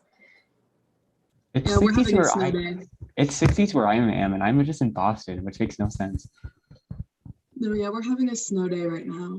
There's like a blizzard. See if you can see this. I want to know. Here's mine. It's like this is all snow yesterday. Wow. Preston, that was a really pretty view. Where are you at school? Are you This in a is dorm like- or are you in Yeah, this is like my a- dorm room. Okay. Nice view. Yeah, thanks. When the first day I moved in, there's a deer right outside. I love how Preston goes, I don't have any connection with farms. Tell me about that. And then he turns his picture around and he's in the middle of the woods. But also, if you go up the hill where I am, you can see the Boston skyline. So it's not even like I'm in like basically like it's weird. Like my school's kind of in like the Boston area, but it's like surrounded all around just by woods. So Lucy and Harper, so you guys are in San Francisco.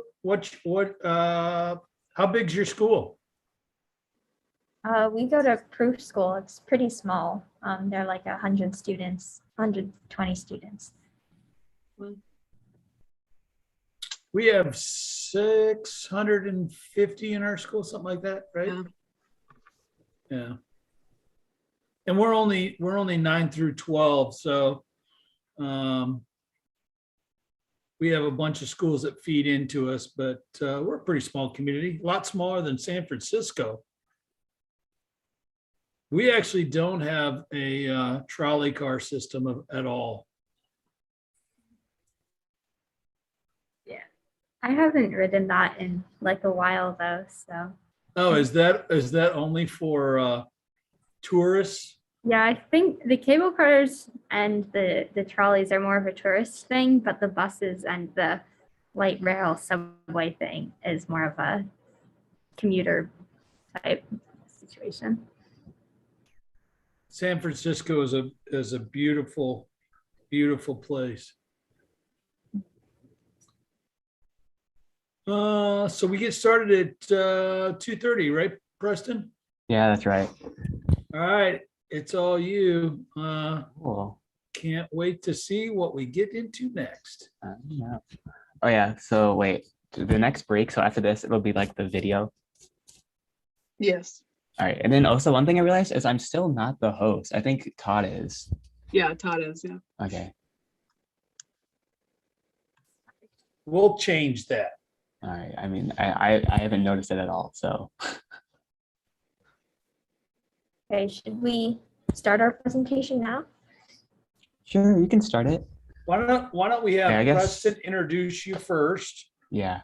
I'm not sure if everyone's back at like station yet because we're supposed to have break till 3:28. Yeah, so 3 till 3:30. So let's give it another 2 minutes. Okay. All right, we'll ask a tough question to Lucia and Harper. You go by Lucia? Yes. Yes.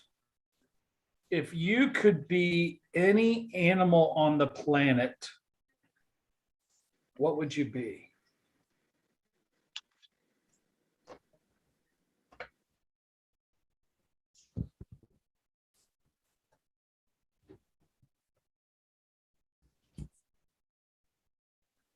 You there? I think they're frozen. Wi-Fi. I think It's all. Oh, wait, they're back. if you guys could be any animal on the planet, what would you be? I don't know. I might be a bird because I think it's really cool how far they can migrate and how like there are these tiny little things that can do amazing things. Like they migrate like 3,000 miles. It's crazy. Harper? That was Harper. I'm Lucia. Lucia? I don't know. I agree that flying would be pretty cool. It would also be cool to see underwater and to like live underwater. I don't know. Anything. Good call. All right, Preston, time to rock and roll. Cool. All right. So right now we're gonna be hearing from Lucia and Harper. They're from California. And then what are you gonna be talking about? We're going to be talking about super plants, which are plants that take in more CO2 to protect biodiversity. Nice, nice. Do you have a presentation you'd like to share? Yeah.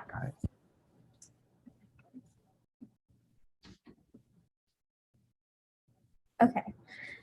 We've kind of already introduced ourselves, but for anyone who's just joining, I'm Harper Fortgang. I'm a 9th grader at Proof School in San Francisco. And Lucia and I have been working together on this project for like the past 2 years with another teammate, Parley, and Dr. Yetman, our mentor. And yeah, Lucia. Yeah. Hi. I'm Lucia Greenhouse. I am also a 9th grader at Proof School. And yeah, we're very excited to present. We grew up hiking in Tilden Park in Berkeley, wading into the San Francisco Bay, and growing vegetables at Alamany Farm. But our climate is undergoing radical change, like massive wildfires, intense storms, extreme droughts. As a result, species are at risk of extinction. 1 million plants and animals are at risk worldwide, and 300 in California alone. Right here in the Bay Area, we're losing the salt marsh harvest maps. And this is just here, but all across the country and the world, we're experiencing the same devastating effects. That's why we need to take action to protect and repair our biodiversity for future generations. Every year, we emit 34 gigatons of CO2, which is equivalent to 185.5 million blue whales. That's a lot of CO2 because blue whales are Earth's largest animal and they're like 100 feet long. So all that CO2 contributes to global warming through the greenhouse effect, and that heats up our Earth and destroys our biodiversity. Yeah, that is insane. So plants are our secret ally because they take in 25% of CO2 emissions, but that's not quite enough. So that's what caused a light bulb to go off in our heads. We thought, could we enhance and one day supercharge plants' intake of CO2? That led us to create a wave of planting activism using super plants, which are plants that take in more CO2 than normal. We're using a native plant from California called California millet grass, and their equivalent species in Illinois or wherever you're joining from. And so we're inspiring peers through teaching materials and classroom kits to grow and track their own super plants. And that kind of involves 3 main steps of raising awareness about biodiversity, educating people about the carbon cycle, and then inspiring peers to plant their own super plants in their schools, homes, and communities. 2 years ago, we entered the Our Echo Challenge, which is a competition to propose solutions to protect biodiversity. And amazingly, we won 2nd place and a $5,000 grant to implement our project. So we've been actually able to go into classrooms. So we've created kit materials that discuss biodiversity, CO2 emissions, and the science behind superplants. Each student receives one of these kit guides with all of that information, planting instructions, and tracking sheets, and then teachers receive instructions and lessons. And we've been tying into teachers' curriculums and presenting in their classrooms to grow superplants with their students. We've also,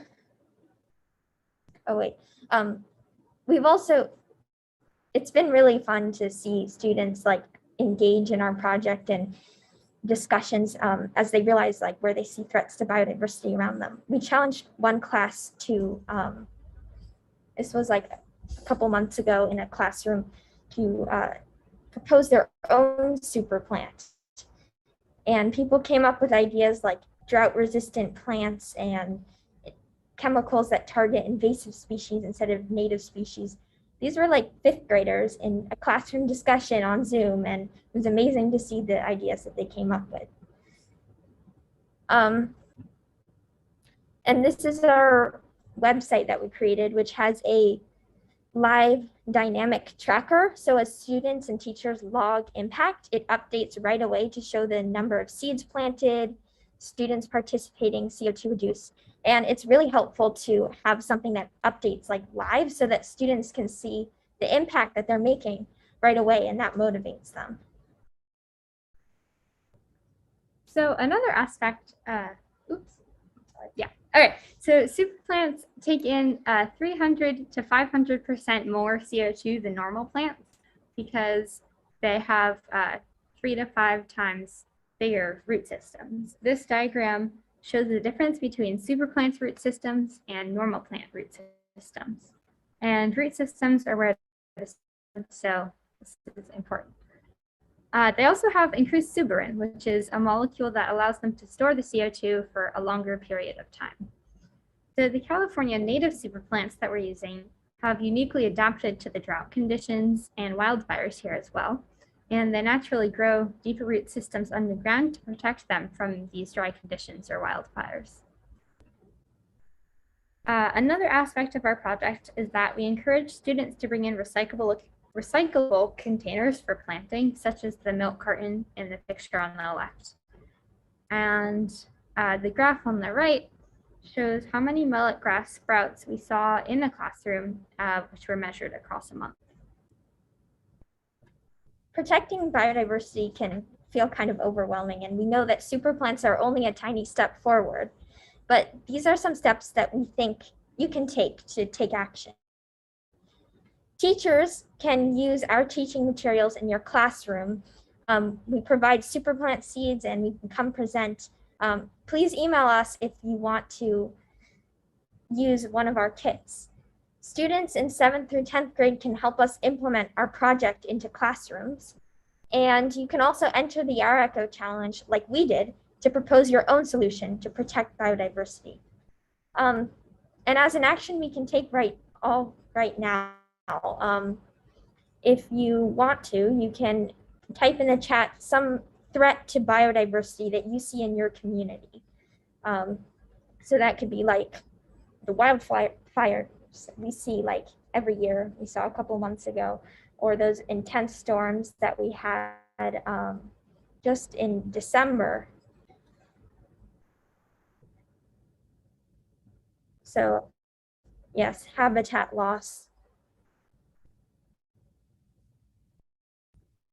deforestation. Yeah, in the Presidio, which is like a place in San Francisco, they're taking all of the eucalyptus trees away because they're non-native, but they're also really affecting the biodiversity there because they're taking away all of those trees. Okay, so we encourage you to continue these discussions, whether like right after this presentation or at dinner tonight, because that's how we first identified the threats to our biodiversity and created superplants.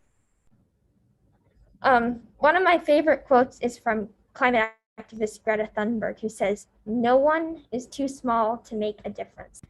And so we hope that superplants are a small way to make a difference, and we inspire you to make a difference in your community. We hope that you'll join us for developing and taking action in your community. Our email is projectsuperplants@gmail.com, and our website is projectsuperplants.org. I can put the links in the chat, and we would love to answer any questions if people have them. All right, awesome. You guys did an amazing job. And one question I have is, like, when it comes to like finding super plants in our own communities, like how do we go about researching that? Like, should we just like look up on like Google like super plants in like Massachusetts, wherever we are, or should we like, yeah, how do we go about that? Yeah, that's a really good question. So we talked to like local plant experts, and we found plants that grew deeper root systems, and because root systems are where all the CO2 is stored. And so California mallet grass takes in more CO2 because of deeper root systems. So you should talk to local nurseries and see if they have plants that do. And we've done some research on this, so you could email us and we could talk more about super plants near you. All right, awesome. And then another question I have is, I guess one thing you brought up about the eucalyptus trees in your area, and I guess what do you think is your opinion about like the environmental because there's both like plus sides and drawbacks about having an invasive like plant like that. So what is your opinion on like an invasive plant but also has a lot of benefits to like the environment? Before you answer that, would you mind just not sharing your screen so we could just see everyone?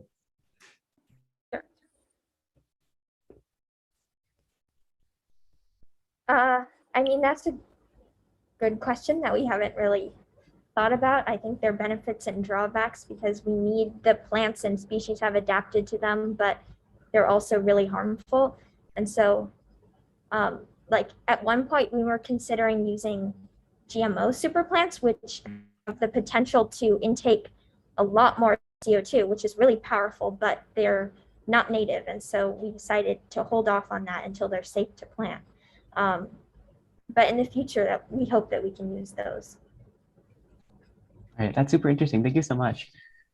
It's super powerful. Go ahead, Molly. This may be like an odd question, but I noticed on your graph, I think you're talking about like sprouting and how many you've had sprout and the growth and stuff.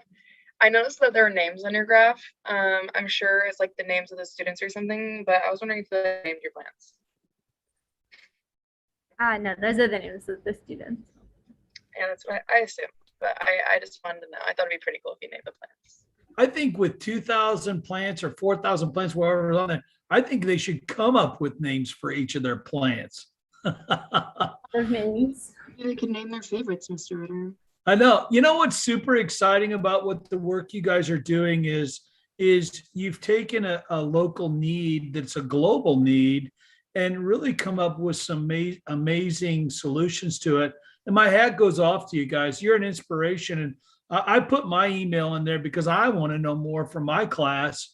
But, you know, the other thing is I also put a link in there for you guys for next year that I think is pretty powerful. What you guys are doing is cutting edge. And to be able to really look at an issue like what you've done and worked with people to come up with solutions is phenomenal. And I've been trying to not say too much during this whole thing because this is all my students is doing, but golly, guys, so cool. Awesome. Thank you. Yeah, consider me inspired as well. The amount of research and work you guys have put into this is amazing. I think I'm honestly just going to go start planting plants everywhere that I can, the super plants. That's an excellent idea I never even thought of. I really like it. Thank you. Yeah, the power of plants is, there's a lot of power in a simple plant. Super plants.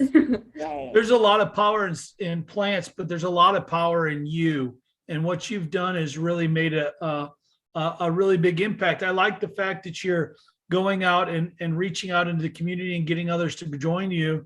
And, you know, that's a testament to this summit, right? With these kids here and myself, who 4 presentations ago, they said was really, really old.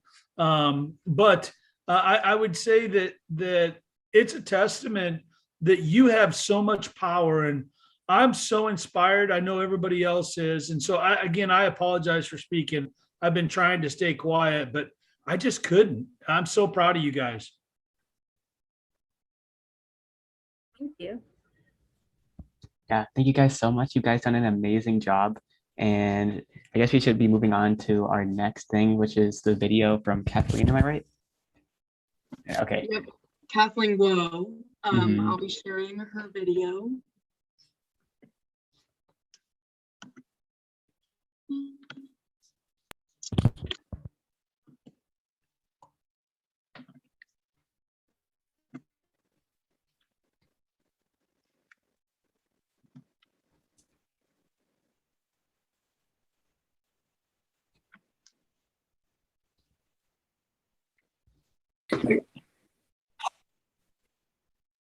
Hi everyone, my name is Sophie Gao. Hi, and I'm Kathleen Guo, and we're from Shaker Heights, Ohio. And this is our presentation on youth leading and LEED certification. So what exactly is LEED? You might have heard about buildings near you becoming LEED certified, cities earning LEED certification, or have never heard about it in your entire life. So what exactly is LEED and LEED certification, and why should we care? So LEED stands for Leadership in Energy and Environmental Design, and it is currently the most widely used measurement of sustainable practice. So the US GBC, which stands for the US Green Building Council, uses it as a green building system and has a goal of reducing contributions to global climate change through a more holistic approach.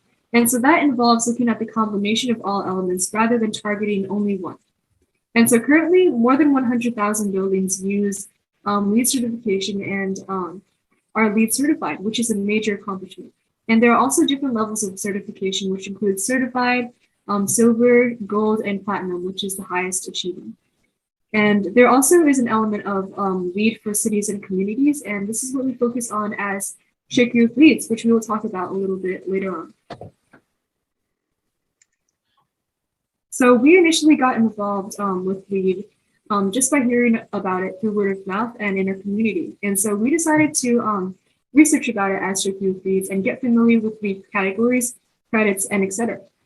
And so through that, we created target focuses and a plan for a city on how to achieve more LEED credits in our previous years. And we proposed that, actually, Kathleen and I were unfortunately not part of the members that presented that to the committee, but members of our previous years presented that to the council in the summer of 2020. And in the summer of 2021, which was a year later, Shaker Heights, our city, actually was the first town in Ohio to achieve LEED Gold certification, which is a major, major feat. Definitely. And so you've definitely heard Shaker Youth Leads probably tossed around before, said by Sophie. And so officially, Shaker Youth Leads is a committee of a group of high schoolers throughout Shaker Heights, Ohio, dedicated to providing new perspectives surrounding sustainability in Shaker Heights. And so we were actually a group founded in 2019, but Sophie and I actually joined in 2020 during the academic year.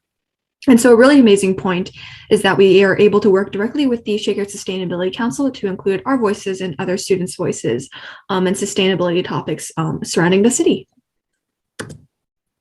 And so some of our goals year-round, firstly, is to connect youth voices throughout the city, especially in terms of LEED credits, to create a space for innovation discussion and a space for change.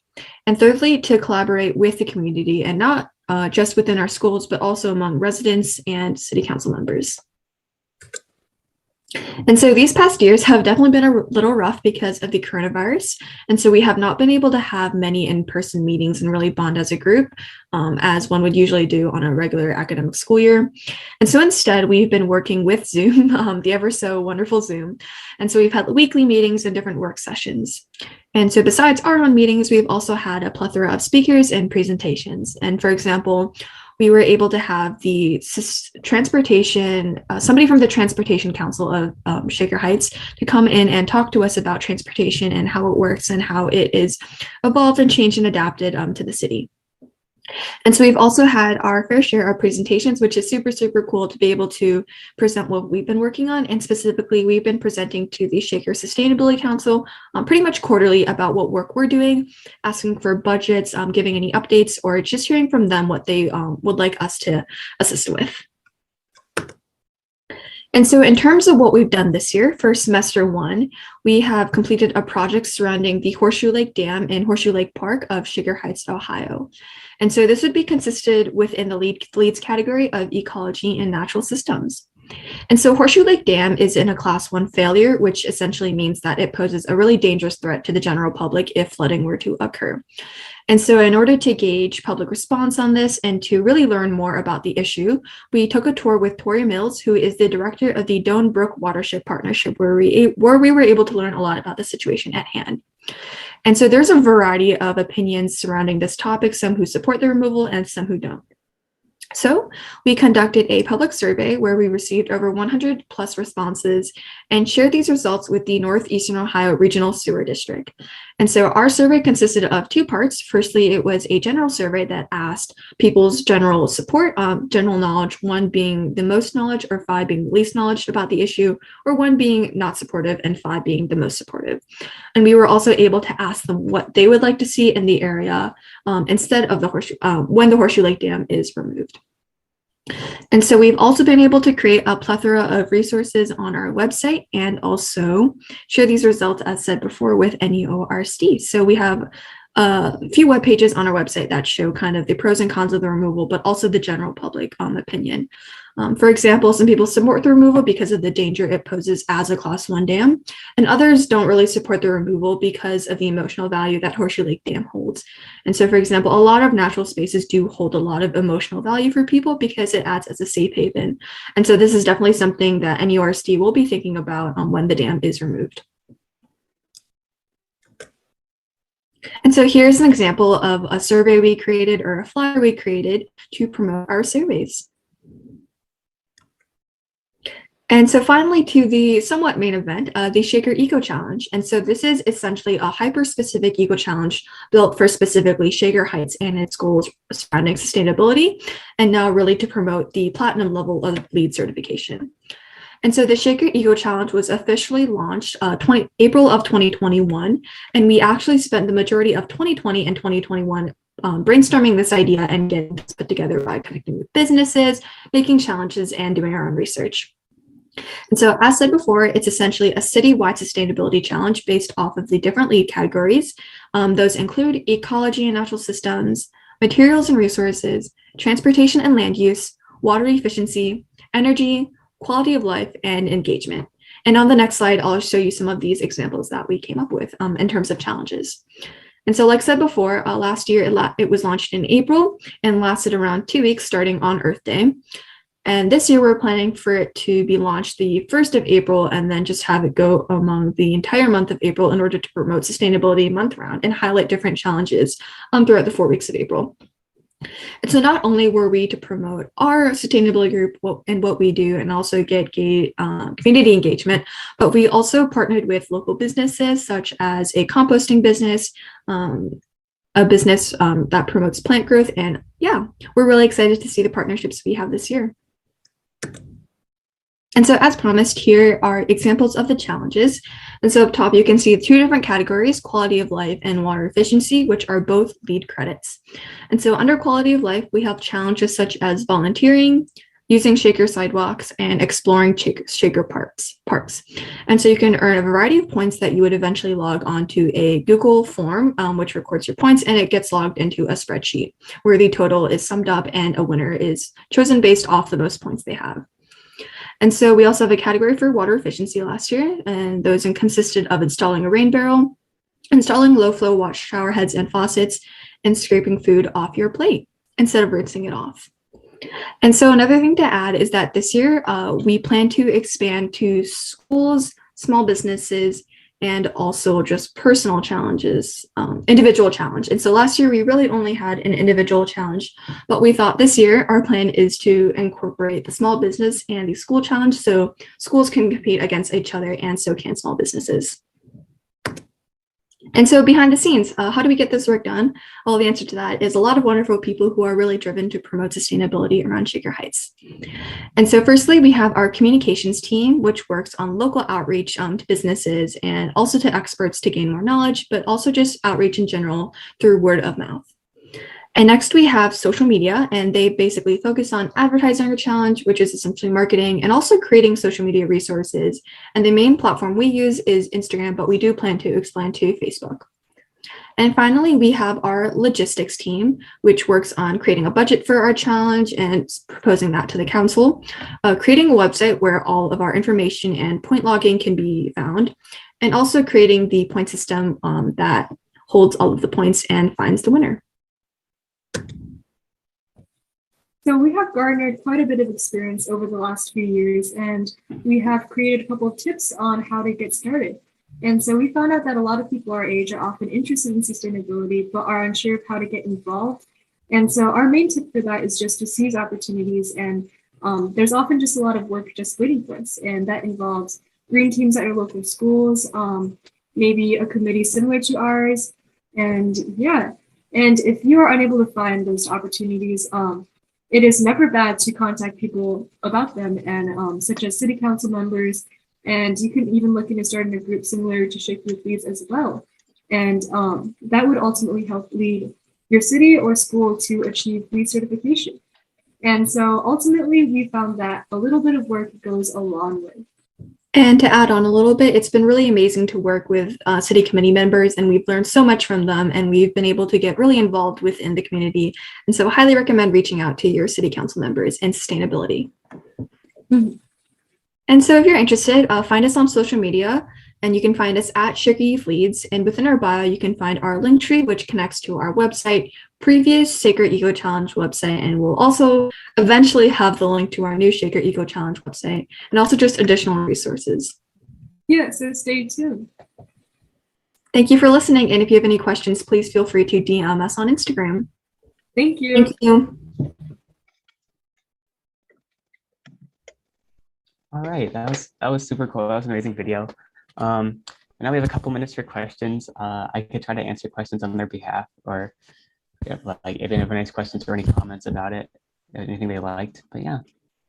Yeah, less a question, but more of a discussion on LEED. I believe my school is now required, and a lot of schools are beginning to require a minimum of LEED silver for any new buildings, because it's extremely growing, and people are aware of the fact that like architecture and building creation is one of the biggest impacts on the environment currently.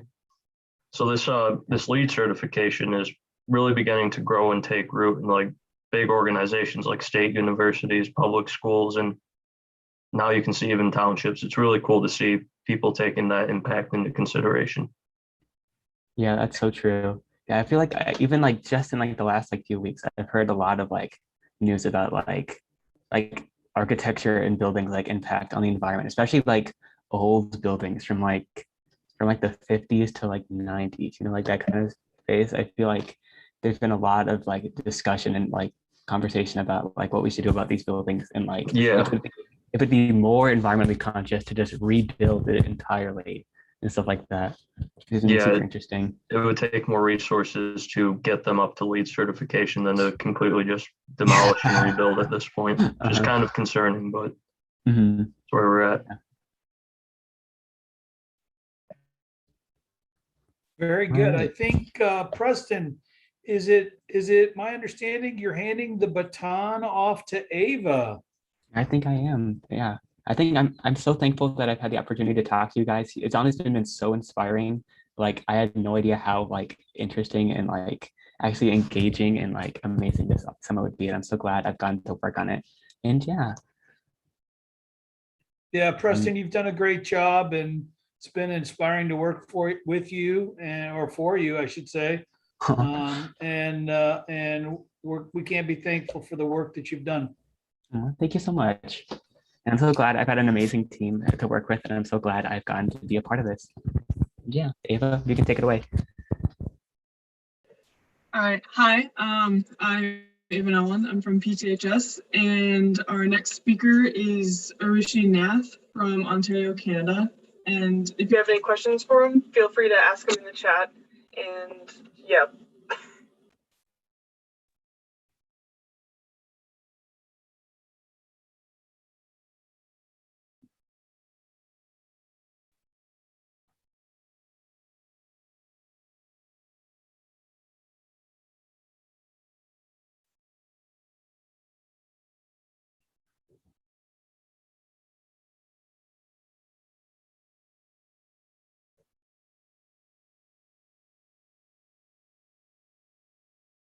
Hold on. Do we have audio?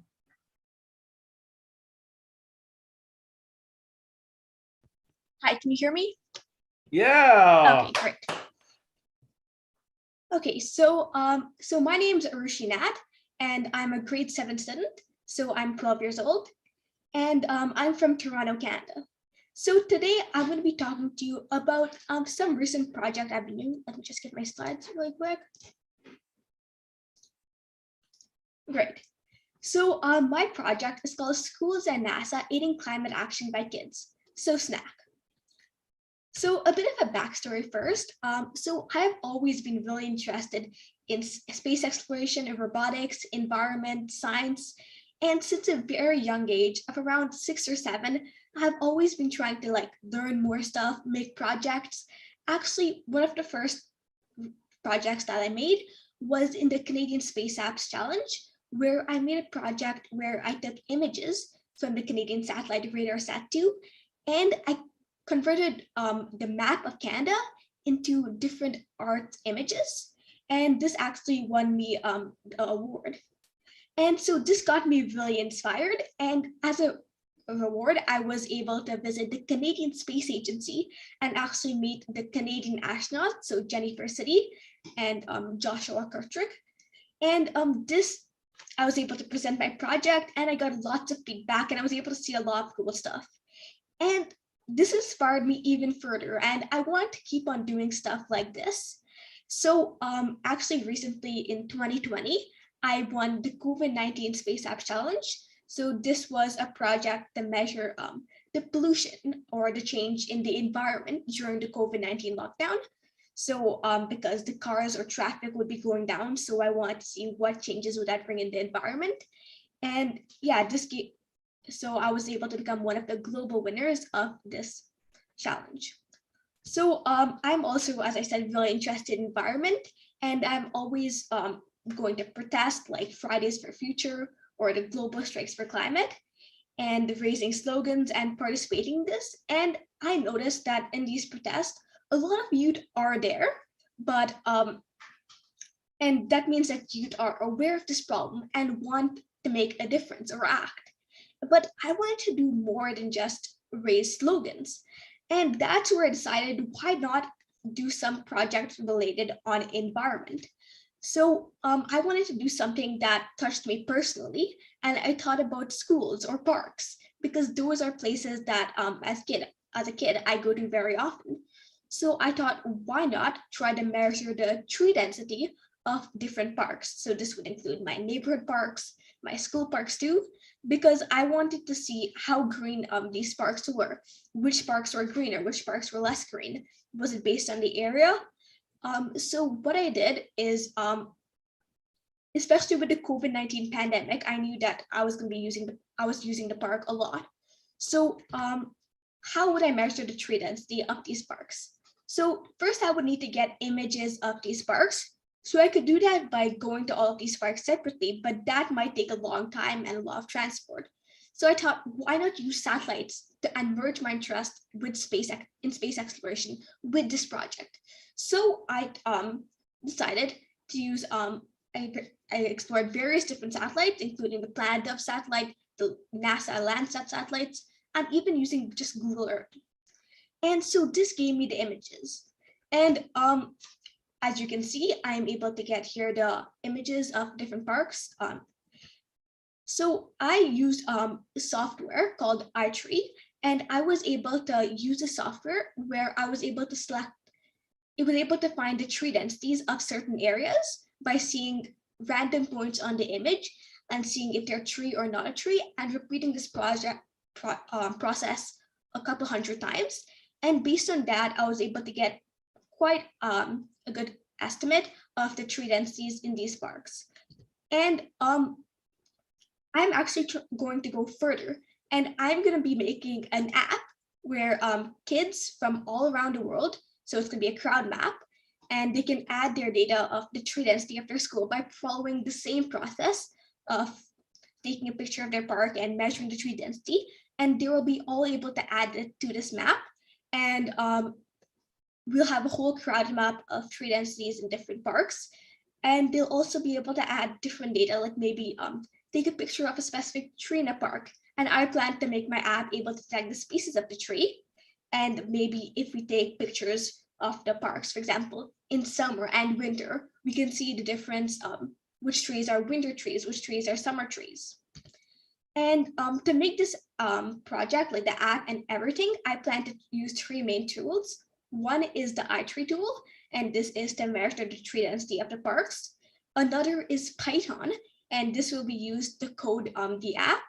And the third one is Plotly or Dash, and this will be used to help like make the visual part of the app.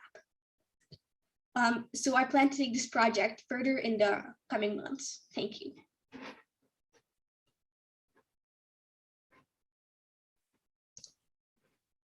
Wow, that was amazing. That's amazing. I can already tell that the next time we look up into space, you're going to be there, and I'm excited. And I didn't mean to jump in, but so cool what you're doing and how you're doing it, and you are making an impact and letting other people follow you. So I apologize. I didn't want to jump in, but wow, so cool. Thank you. So I actually have a question for you. So what you're doing is essentially remote sensing and satellite imaging for ecology. That's super impressive. I'm learning what you're already doing on a collegiate level right now.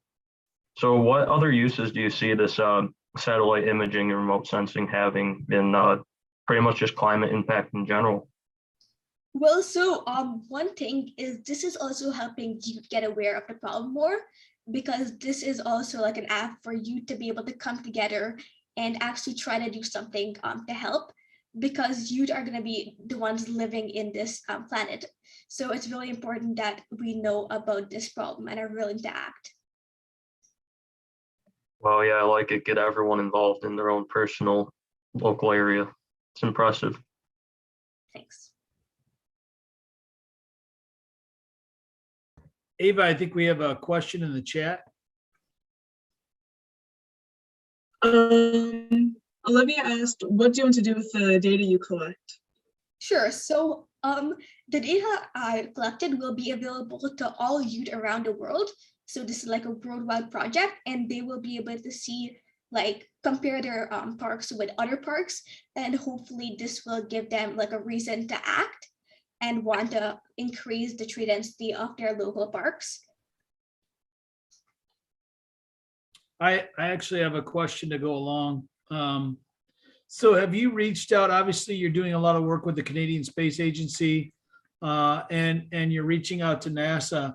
Have you let them know that you're going to come and take over their jobs?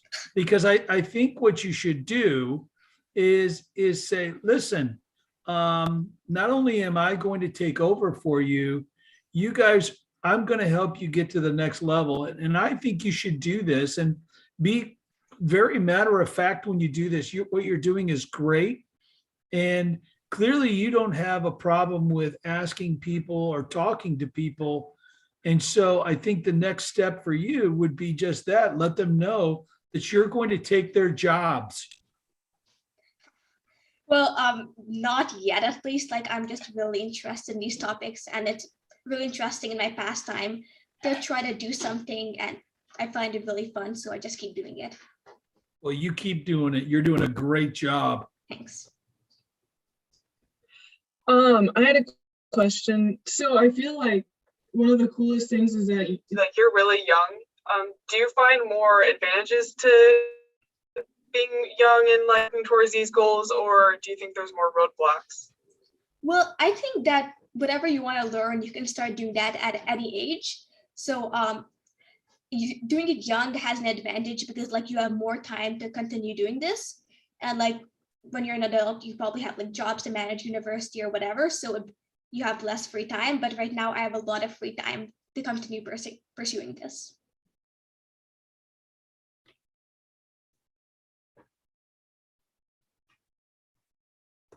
Awesome. Do we have any other questions? While we're waiting, if with your research and all you're doing, and obviously crowdsourcing out to people with parks, if you had unlimited resources, what would you do? Well, I think I would try to use them for the good of the community and try to like, environment is a really important issue. So like increasing tree density of parks, doing anything, even a small difference to help is a great thing. That's awesome. Does anybody else have questions? Yeah, I guess one more for you is so your app that you plan on having everyone be able to share and upload their tree density within their parks. Do you have any plans to archive these over time so you can see differences? So if, for example, tree health in parks are declining, this would be a good way to detect that early. Yeah, so I plan to have like yearly updates on each of the parks. So while we can see like how it's changing, how different neighborhoods are changing, if some are becoming more tree densities, less tree density, and just see the change.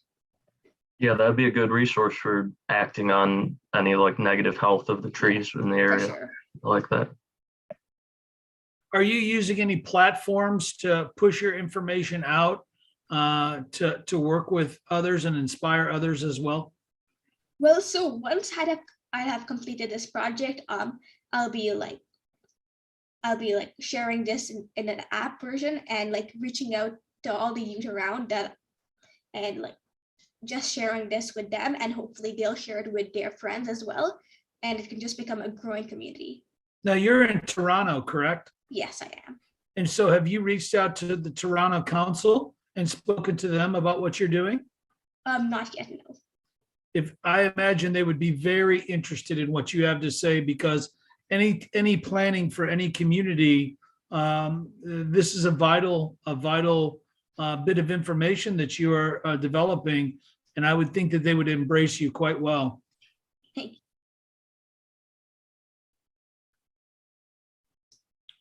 Awesome. Well, with that, we appreciate you. Ava, I believe you're passing the baton to Molly. Is that correct, Molly? Yes. All right.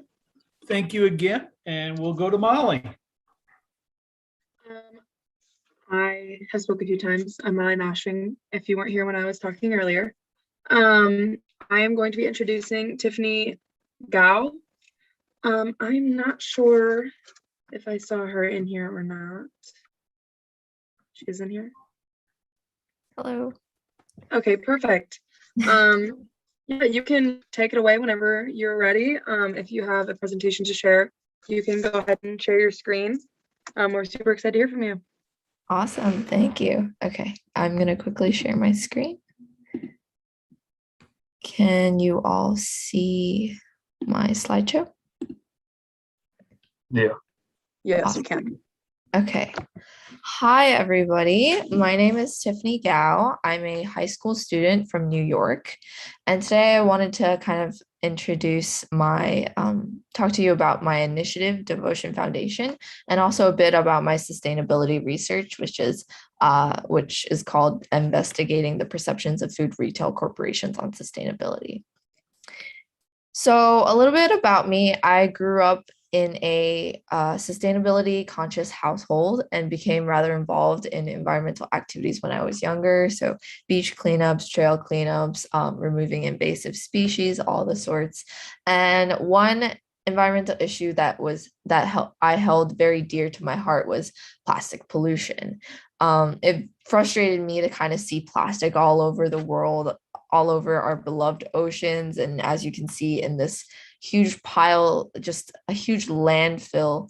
And yet it's like, it's so integrated in our lives, and it's so difficult to not be using plastic. I can't even say I'm 100% plastic free because it's just that difficult, and it's just so integrated into society. And even recycling, as you can see at the bottom right here, recycling resin codes, a lot of different kinds of plastics are not recyclable. And thus, it becomes even more of an issue when it comes to plastic pollution, because one of the most viable solutions that we perceive of recycling is not actually as useful as we believe it to be. So this got me very frustrated. And when I entered high school, I decided to start my own initiative called Devotion Foundation. And basically, this was kind of my startup that I would use to try and reduce plastic waste using eco-friendly alternatives. And I would contact supermarket owners and small business owners to kind of encourage them to switch their paper bags into plastic bags and all the sorts. And you can definitely go check that out. But overall, Devotion, I've been working at it for the past few years. It's still going. And it's become such a huge learning experience for me because I've been able to interact with so many people, so many businesses who kind of gave me this idea about trying to learn more about their perceptions to sustainability, because they became, they often voiced their concerns on switching over from plastic to paper, and then kind of their own opinions on sustainability, recycling, and all those sorts. And so it got me really intrigued into wondering kind of how people's perceptions and how their sustainable mindsets really affect whether or not sustainability is going to work in the long run. And here's where I invite you to kind of think about something with me. So I'm sure everyone's been to the grocery store before, and you've used a shopping cart. You go in, you get your groceries, you put it in the shopping cart, you wheel it out to your vehicle, you load on your groceries, and now you have an empty shopping cart. Do you decide to maybe just throw the shopping cart in a different direction, maybe into an empty parking space, and then get in your car and move on? Or would you take an extra few minutes to maybe bring your shopping cart towards the designated kind of station area and, you know, make it kind of neat and place it back where it's supposed to be? The thing about this dilemma that I really like is that there's actually no maybe like moral or ethical angle to it. Either option that you choose doesn't negatively or positively affect you. It's really just kind of the mindset that you have and your own choice on what you would rather do. And you don't suffer anything from it. And odds are the person after you will probably not suffer anything from it either. But in the long run, if everyone were to have the same mindset of just leaving it in the closest empty parking space and possibly blocking another parking space, we're going to have a huge parking lot full of just these shopping carts all over parking spaces. And it becomes very disorderly. And people are going to start having to come out of their cars to remove the shopping cart in order to properly park. And this is what I kind of attribute to how climate change is kind of working, is that if you don't have that kind of sustainable mindset, are we going to be able to push for sustainability in the long run? And so that kind of leads me to my research. So in recent years, sustainability has become an increasingly important concept that both consumers and investors have sought to see develop within the activities of these big corporations, especially in the wake of climate change and global warming. The creation of ESG indicators, or environmental, social, and governance indicators, were kind of strengthening this idea that companies need to start enacting on these environmentally benefit practices to also become economically competitive. So I focus mainly on supermarkets because of a personal experience working interning actually at a supermarket for an AI startup, but also because of devotion and my interactions with supermarket owners about sustainability and changing to eco-friendly alternatives all the time. So, however, this kind of induces the issue of greenwashing. So there's a warranted concern of greenwashing in which companies may end up backsliding on their environmental or sustainable commitments. And even after general public skepticism, prior research has also shown that these companies can be rather unreliable. Sustainability departments and the managers that are formulated or hired by these companies often kind of have like a lack of motive to make progress due to their perceived lack of clarity in what they need to do, and also claiming that they may not have the ability or have this kind of pioneer status of this is a new field of sustainability that has never been introduced or gone down before, and we don't know what to do. But generally, it's seen that a lot of them who attempt activities such as green marketing or eco-friendly labels, these are often not as trustworthy, and we're shown through prior research that regulations aren't tight enough to actually inspect the whole supply chain, and often let non-fully organic products to be mislabeled as fully organic or other misleading sustainable product advertisement. So for my research specifically, I chose to kind of go through a top 250 retailing report from Deloitte, and I identified 83 major food retail corporations, which I narrowed down to 14 final corporations in order to analyze through kind of these three different ESG indices, which right here is Sustainalytics, S&P Global, and MSCI Index.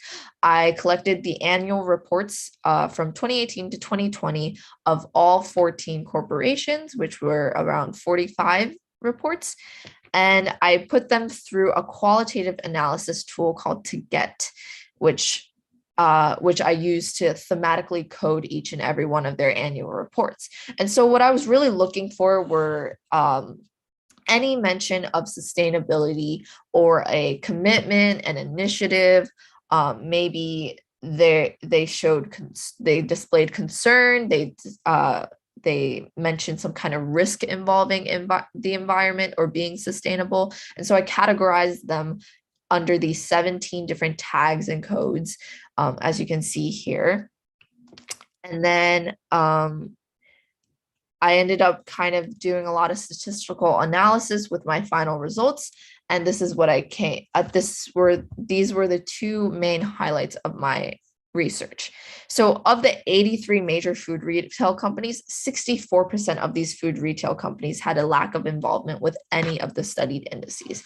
Now, of course, they may have registered their kind of ESG data through a different index that I didn't reach, but such a high number from the fact that none of these three main ESG indices that are often used by many of these corporations, 64% of them just didn't have any data with them. So there's 64% out of these 83 that just didn't decide to kind of share maybe what they're doing, have these indices analyze whether or not they were being environmentally or socially or in terms of their governance friendly and towards the environment and towards like the social public.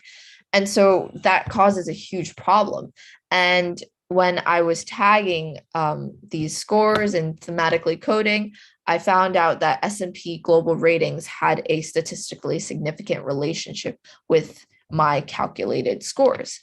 So what does this mean? So overall, I kind of concluded that there is, from my research, potential evidence for the notion of greenwashing. Companies are really not delivering on their promise and their commitments.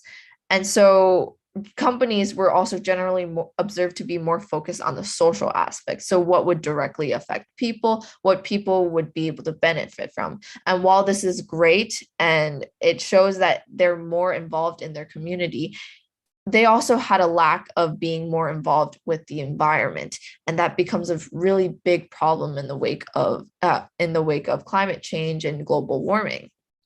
It also highlighted the potential of annual reports to be good indicators of a company's perception towards sustainability. So in future research, this would definitely be an approach that can definitely yield some results about perceptions of companies to a certain extent. And also for future research purposes, if you wanted to gauge a company's ESG commitments, or even if you're an investor trying to figure out whether or not a company's being environmentally or socially friendly, multiple indices would be good to reference from in order to fully get a full perception on whether or not these companies are being environmentally friendly. So here are some references. And I just wanted to thank the Yes Summit for having me, and definitely go check out my website and my blog. Thank you. That was really inspiring. That was really good. I really enjoyed, you put a lot of research in there, and just a lot of work. That seems like so much work, and I'm just getting into all this environment type things, and I've started my own project, and I'm really am inspired by people who've been doing it for so long and who are still making more steps to further it and spread it to more places. So I'm very impressed.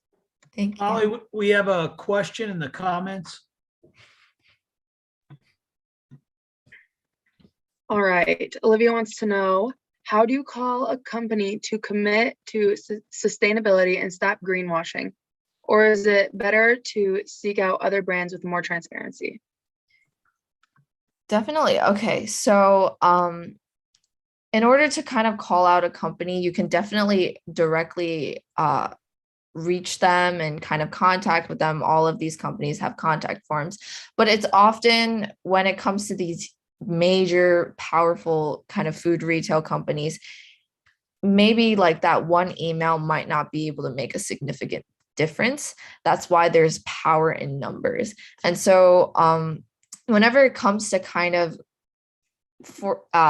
trying to convince these major companies to become more sustainable or more environmentally friendly, you kind of have to go at it at different angles, because a lot of these corporations have a lot of influence over maybe lobbying. So when it comes to like political regulations, if you want to have governmental regulations enforcing plastic bag bans, or forcing a company's supply chain to be tighter in terms of their supply chain regulations and ensuring things are organic when they might not actually be at the current moment, it's more important that you kind of tackle it at all angles. So for yourself, try and be more environmentally literate and get more conscious about how you can, notice maybe at your next supermarket run whether or not something might be mislabeled or is it actually organic, because oftentimes these labels, they have to technically display the truth on there. So it might have a green label, but when you really look closer into it, it might not be actually the organic or eco-friendly label that it appears to be. So it's a combination of just consumer awareness. So be aware yourself, getting involved in like trying to regulate lobby for political eco policy, and then also definitely reaching out to these companies and voicing your concerns, because in the long run, when people kind of band together and kind of show that they are concerned about this, these companies are trying to get you to purchase their things. So if you are seeking this interest in having more sustainable products or eco-friendly products, they're going to start gearing towards that, because that's going to be what ends up being the market demand.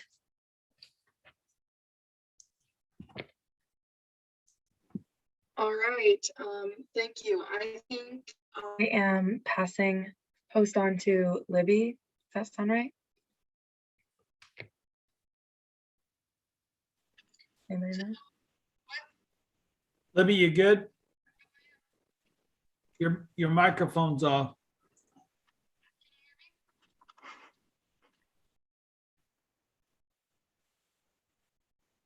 She's trying. There you go. So my name is Libby Larkin, and I go to Pontiac High School with Molly. I have always been interested in the outdoors. I've grown up in agriculture, so listening to these presentations today has really opened up my mind. So our next speaker is Artish Nath. I hope I said that right.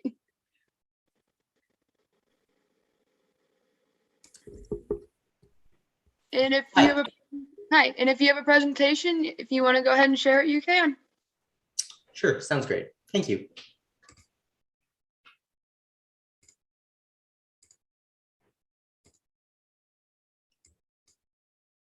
All right, great. Good afternoon, everyone from Toronto. I'm Artash, a grade 10 student.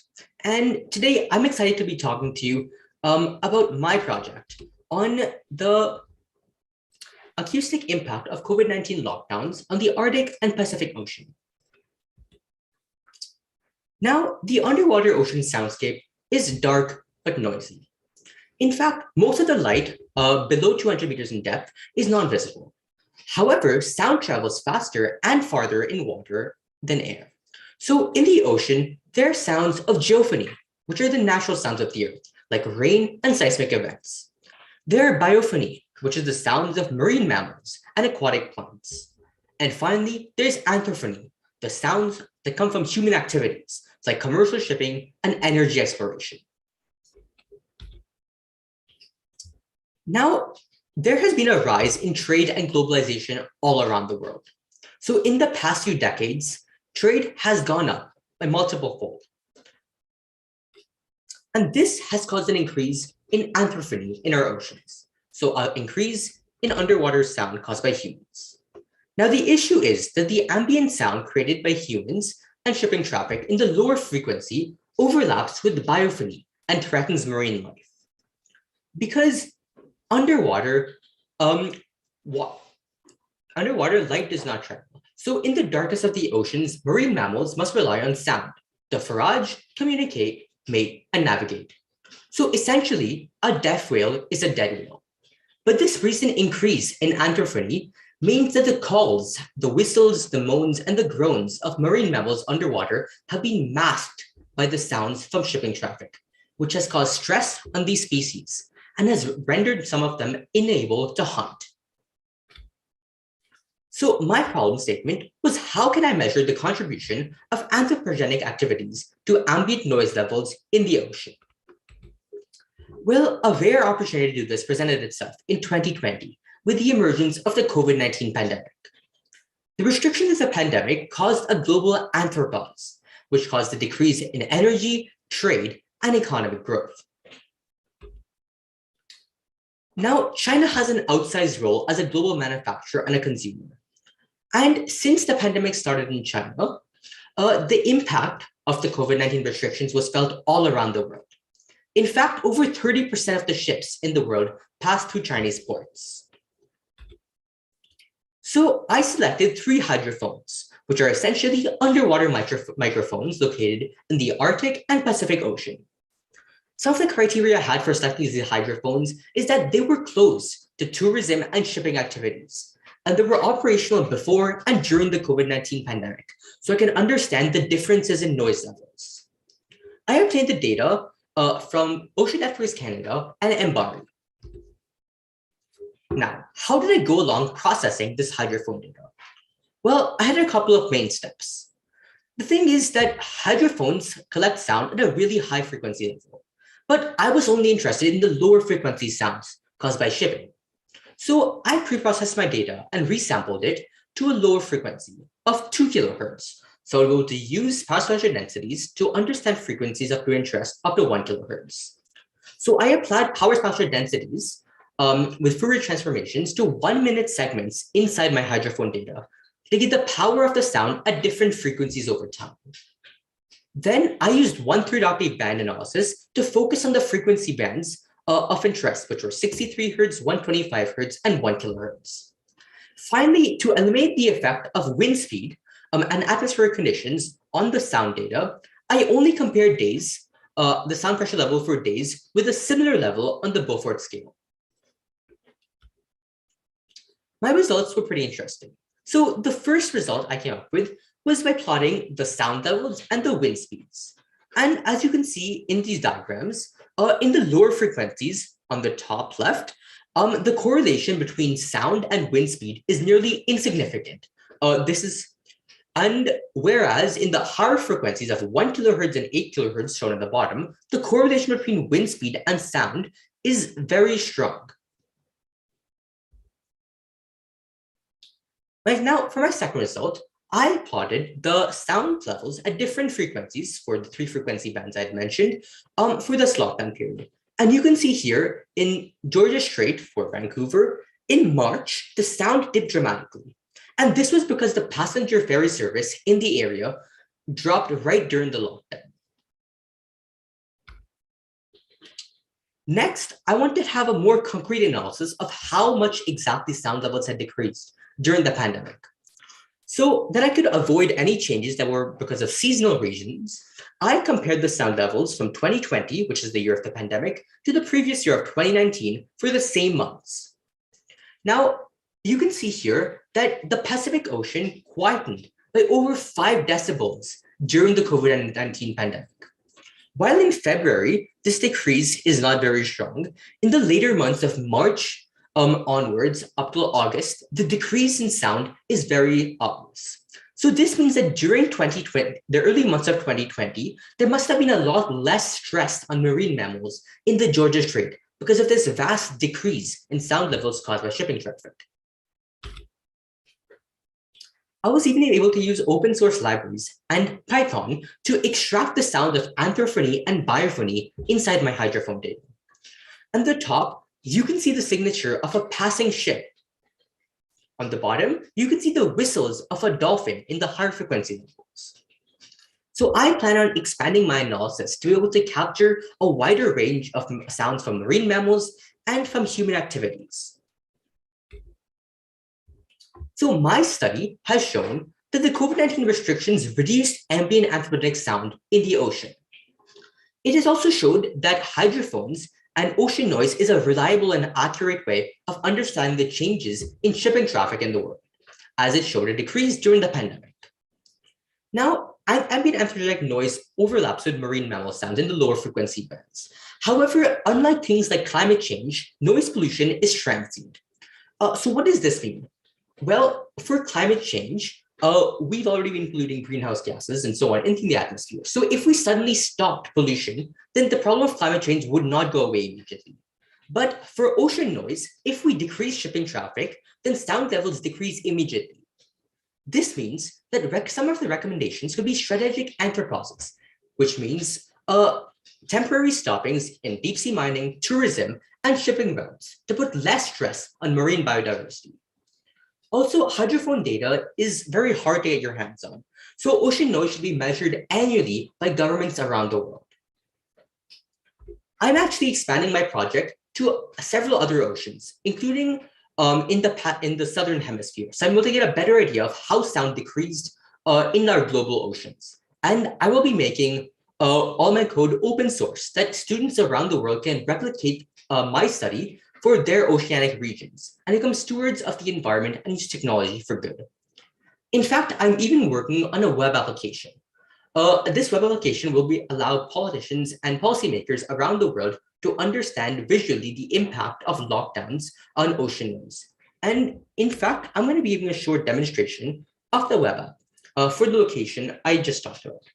So here is the map marked with the different locations of hydrophones in the ocean. So I am still working on a lot of them, but currently I have the one in Georgia Strait selected in the Pacific Ocean. So on the top, you can see the box and whisker diagram, which has the quanta analysis, which shows that during the year of 2020, sound levels decreased significantly. I've also shown the wind speed for this same station, so that we were able to understand the wind speed as well as the raw data. I'm continuing to expand my web app and my analysis. Thank you, and I'll be happy to answer any questions.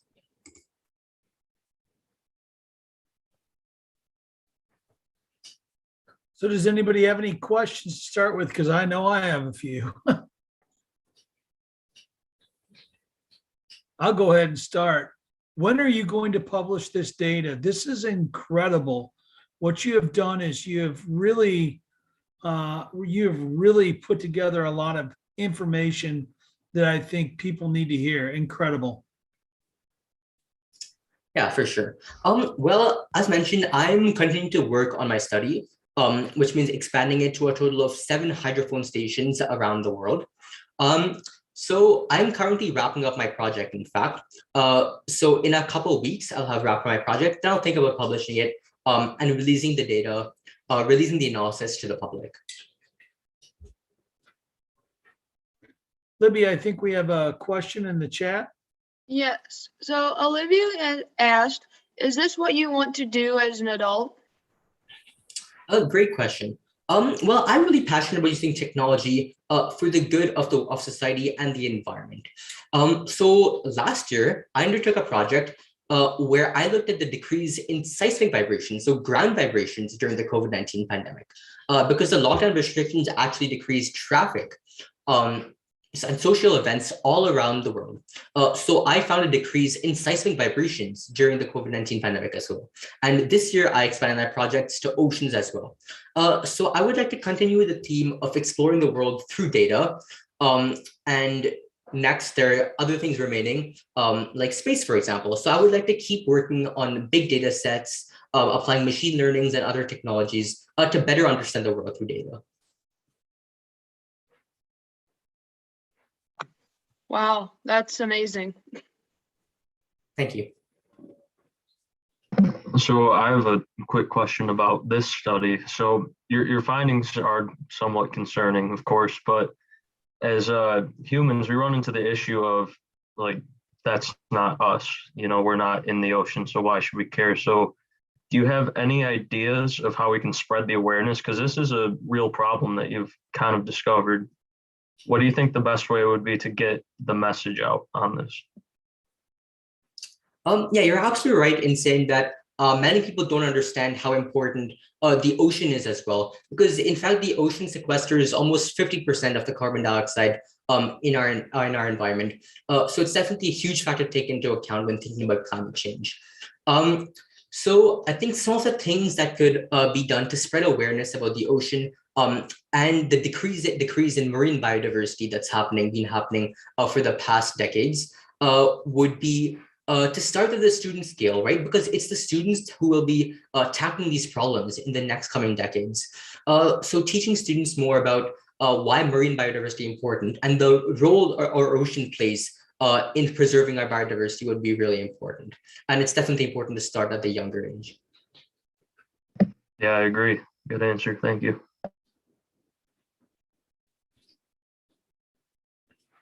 Are there any other questions out there?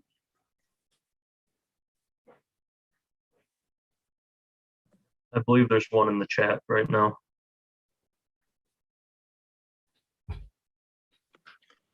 So Preston asks, what started this first? Your love of science or an interest in the ocean? Well, my passion for technology and data started when I was only 8 or 9 years old. But as I kept learning, I wanted to apply the skills I learned in technology and science to tackle real world problems. So oceanic science was a problem that I've started working on pretty recently because it's a very fascinating subject. There's the ocean. When we think of the environment, we can think of trees and biospecies above the earth, but not many people think under the oceans because under the ocean, there's a trove of marine biodiversity, from snapping shrimps and dolphins to North Atlantic right whales, and the coral reefs as well. So that's definitely one of the problems I'm using my skills in technology to tackle. So to recap it, my love of science started first.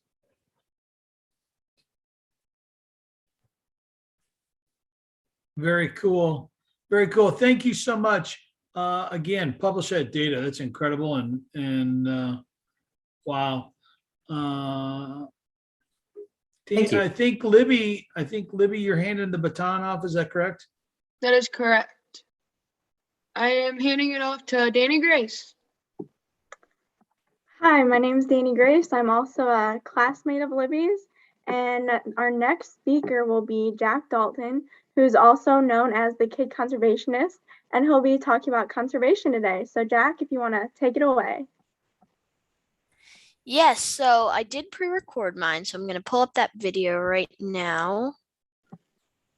Let's see right here. I'm your biggest fan, by the way. I just wanted to let you know. Thank you very much. All right.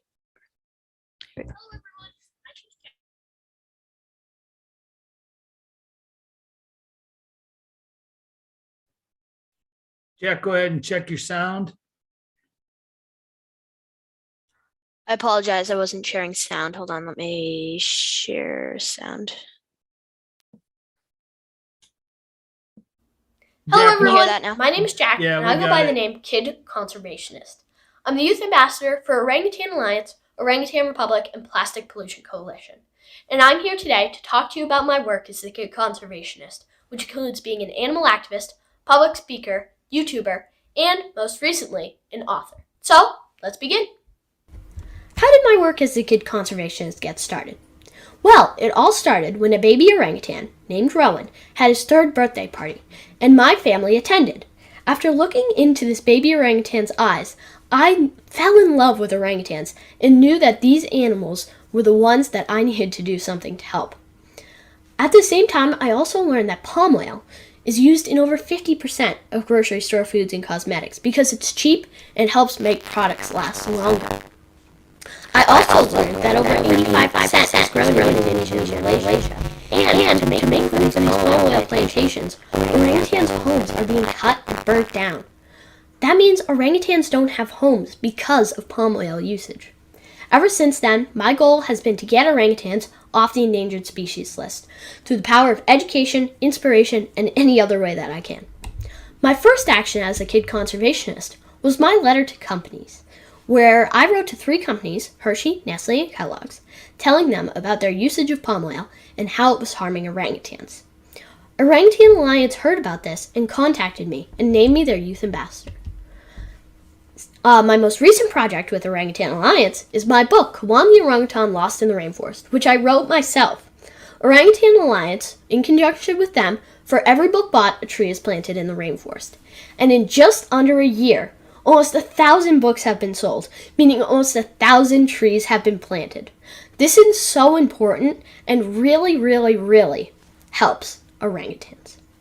So, Orangutan Alliance is just one of 3 organizations I'm the youth ambassador for. Orangutan Alliance, Plastic Pollution Coalition, and Orangutan Republic Foundation. With each of these, I have a unique thing that I do with them. But it's important to me, these topics, orangutans and plastic pollution. But you may have something different that you're interested in or are passionate about. Join organizations and non-for-profits that work to help what you're passionate about. This is so important, and these organizations can really amplify your voice.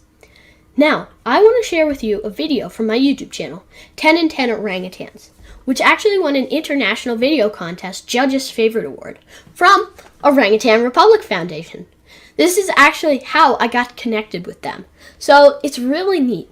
This video won the award for its how special it is, and its fun, brief, and fast-paced format. So, let's begin.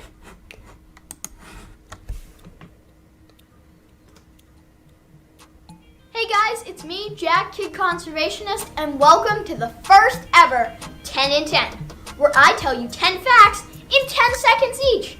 Today, we're going to be talking about my favorite animal, the orangutans. So let's get started. Remember, the facts are coming quick, so stay focused. There are 3 types of orangutans, the Bornean, the Sumatran, and the Tapanuli. All of them are critically endangered. The Tapanuli was just discovered in 2017. Orangutans and humans share 97% of their DNA. I think I might be even more closely related because I have red hair. Females weigh up to 150 pounds, and males weigh up to more than double that. Unlike humans, orangutans have a longer arm span than their body to help them swing from tree to tree. Orangutans also have opposable thumbs. If they didn't, how could they thumb wrestle?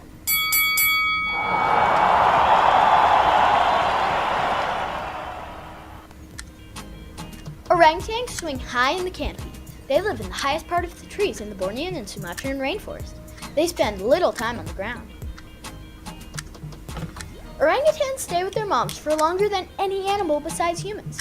They're taught everything from their mom, including how to swing, how to survive, and what to eat.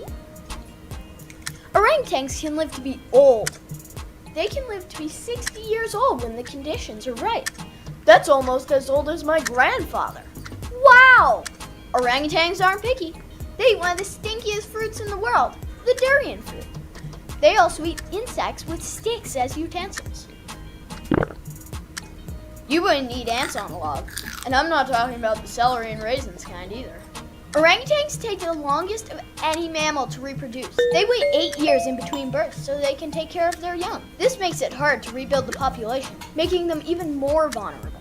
Orangutans are endangered because of palm oil and deforestation. Palm oil is used in 50% of foods and cosmetics. We need to reduce demand so that they stop cutting and burning down the rainforests. Orangutans are an umbrella species, meaning that since they take up so much space around, we give orangutans conservation land, we help save 193 other endangered species living in the rainforest.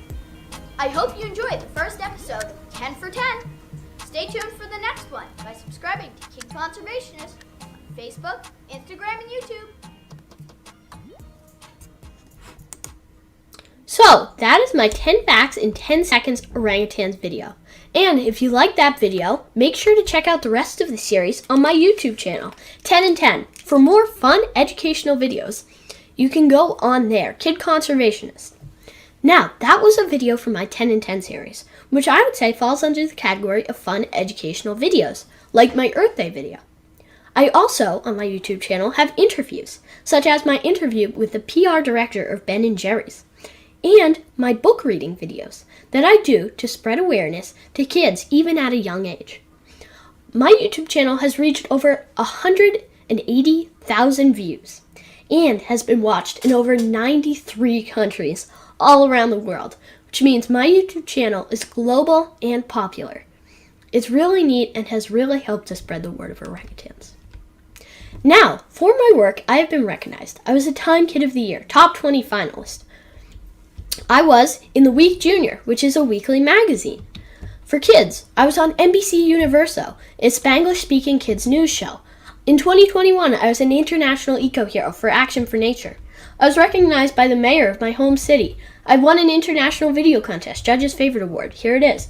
I was on a late-night local news show, Chronicle. I was on the front page of my local newspaper, The Telegraph. I was a winner of the President's Environmental Youth Award in 2021. Well, why am I showing you all of this? Well, it's all for orangutans. All of this is to help orangutans. And with each of these recognitions and awards comes a new way to spread my voice and the message of orangutans. Now, how can you help? Well, maybe if you aren't helping orangutans, you can still change the world.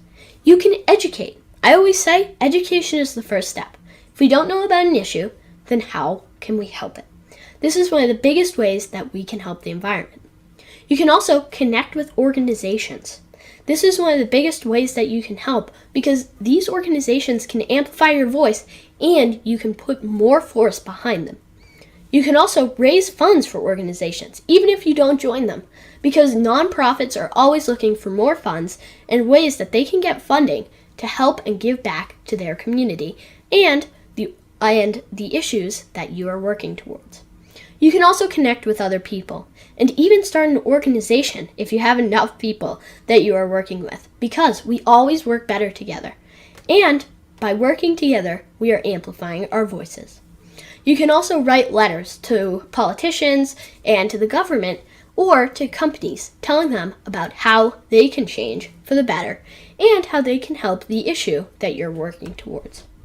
Thank you, and for more ways to help change our world, visit Kid Conservationist on Facebook, Instagram, YouTube, or on my website, kidconservationist.com.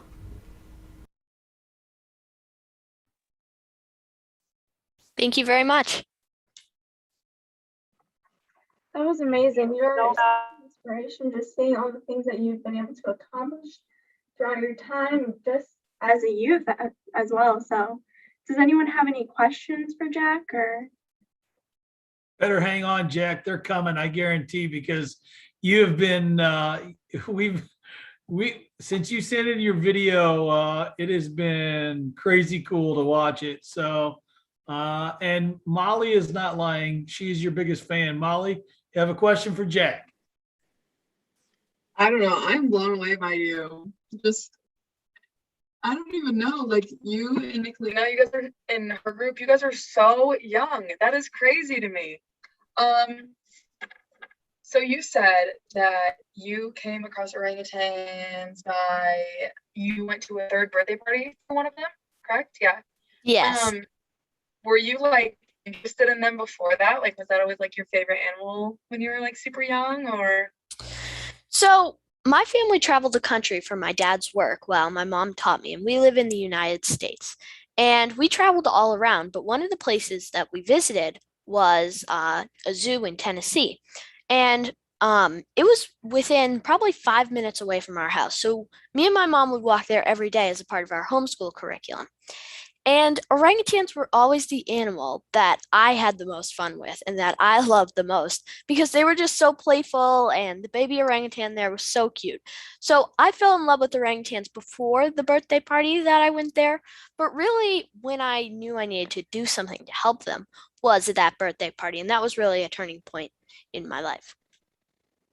Yeah, that's awesome. Is there what is your favorite most fun fact about orangutans that you like to tell people? Well, I like to say two things about orangutans. The first thing is a really cool fact is that they share 97% of their DNA with us humans, and is really neat because a lot of people, when they think of how closely related we are, they think of chimpanzees, which are one of our closest relatives. But orangutans are also really closely related. But I especially love them because they are the only red-headed apes. And I have red hair, so I feel a really big connection with them. Another thing that I love about them is how long they stay with their mothers. I think it's really neat. And my book is about a baby orangutan who has a very special relationship with his mother. That's cool. That's another thing that kind of blew my mind. That you just wrote a book. You just wrote a book. Yeah. No big. You just wrote a book. But I know we've asked some other speakers if you could be one animal, what would you be? And I feel like anybody would just be assume that you'd say orangutan. But I was just wondering if there was if you had to be an animal but you couldn't be an orangutan, what would you be? That's a tough one. Is this based off of what I think I would be, or what I'm most closely related to, or what I would want to be? What you would want to be. That's tough, but I think probably a dog or a cat because just I don't know. It seems like it would be fun getting scratches and pats from your owner. I think that would be fun. I agree. All right. It sounds like you have a question from your second biggest fan in the comments. I'll let Mr. Ritter ask you that. It is a privilege to get to ask to Jack the conservationist. Jack, what do you want to do for a career? There's a lot of things that I enjoy. I definitely enjoy conservation, but I also enjoy public speaking. That's one of my favorite things to do as the kid conservationist. Some other things that I do is I really enjoyed writing my book. It was a lot of fun, and I got to learn about the long, intricate, and interesting, but yet difficult process of writing a book. So I think author also interests me after writing my book. Also, before I was the kid conservationist, and still now, I'm interested in space. So maybe I'd want to do something with space and look into it. Or even there's a lot of pollution in space as well, not just here on Earth. So looking into that could be interesting as well. Jack, we had an author who is one of our supporters who he writes for Patagonia and National Geographic. His name is Douglas Chadwick. He was on earlier today. I don't know if you got a chance to see him. I think it would be very interesting for us to connect the two of you. He just finished his book, and I think you guys would have a lot to share. Would you be interested if I could arrange that? Yeah, that would be great. Very cool. Very cool. Who else has got questions? Anybody? Yeah, I put this in the comments. I kind of have two questions. You can answer whichever one you wish. What makes orangutans so special to you? Like, why did you pick them as your favorite, or did it just kind of happen? And do you write your own jokes because they're funny? Well, I'll answer the second one first. Yes, I do. I love making jokes because I like to make stuff fun, and even when it doesn't come to orangutans and it doesn't come to videos, in general, I love to make jokes because I think it really makes life way more fun. But to answer your first question, I love orangutans because they're just really special to me. I felt a connection with them from the second that I first looked into that baby orangutan's eyes. And ever since then, they've just been my favorite animal, and I just love them so much. Their red hair is really what drew me to them, but also how closely related we are. I've always felt such a connection with them. Thank you. Awesome. Great job, Jack. Danny, is it my understanding that you're passing the baton on to Clayton? Is that correct? Yes, that is correct. So Clayton, if you want to go ahead and announce the next speaker. Yeah, I'll take it over from here. Thank you, Danny. Yeah, my name is Clayton, and yeah, I'll be your evening host for tonight. Up next, we have Ayla Canal from Colorado, and I don't believe she's actually here, but we do have a video presentation that was pre-submitted that I'll be showing now.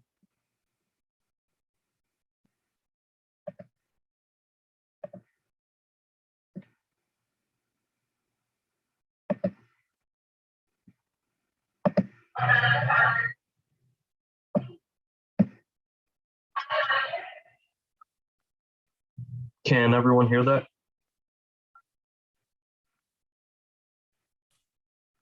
We could hear a second ago, but we cannot hear it now. Okay.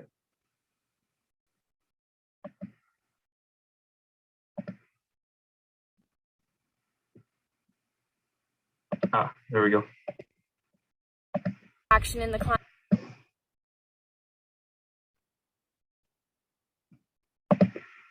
Hi, my name is Ayla Canal, and I'm the founder of Seeds of Trees. Seeds of Trees is a tree planting nonprofit that I started in Telluride, Colorado in 2020. I started Seeds of Trees because I had to take action in the climate crisis. I couldn't wait around any longer and wait for someone else to. I started Seeds of Trees because I am passionate about our environment, and I want other students to as well. So my mission is to plant as many trees as I can with as many students as I can.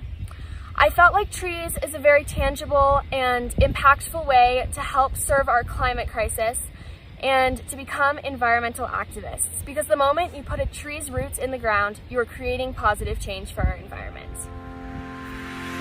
In Colorado, forests cover 2.3 million acres of land, but each year we are losing thousands of acres because of fires, droughts, and beetle kill. In 2020, Colorado experienced its biggest season of forest fires and droughts, where 208,000 acres burned. Because of climate change, temperatures aren't getting cold enough, which is also allowing beetle kill to kill our forests. Trees are so important to our environment, not only because they give us air to breathe, but they also help conserve water, preserve soil, support wildlife, and offset carbon. In 2021, Seeds of Trees planted 2,000 trees, mostly with youth in Telluride, Colorado. We worked with Telluride Academy, a local summer camp program where students learned how to plant trees, learned about climate change, and how they can take action to become climate leaders. I'm Knox, I'm 7, and I like planting trees because it makes them breathe and it's just fun. Peace. I'm 9 years old and I like planting trees because it's a fun activity, and it's fun to see them grow up when you come back.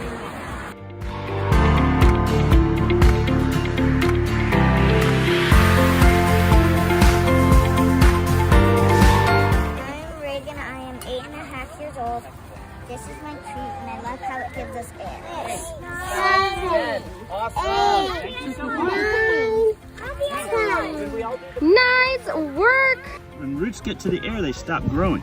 So we want to make sure there's good contact between the soil and those roots so that there's no air pockets. Capiche? What was your favorite part about planting the trees? Naming it. What did you name your tree?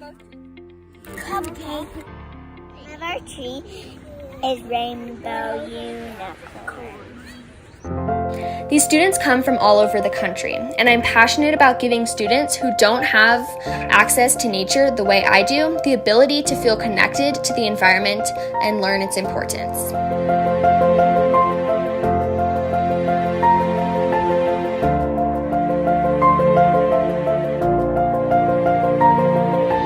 Other than planting trees in my hometown, Seas of Trees has global partners in Nepal, Guatemala, Costa Rica, and Peru.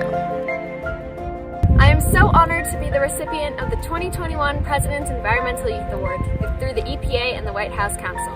I am so humbled to know that my work with Seas of Trees is making an impact and inspiring others to get out and become climate activists.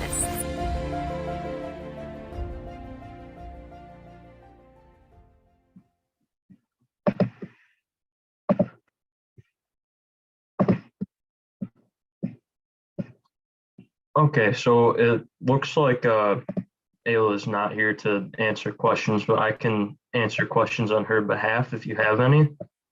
I guess a question I have for the audience, you can maybe put answers in the chat, is other than just more tree growth, what are some advantages to this program of just planting more trees?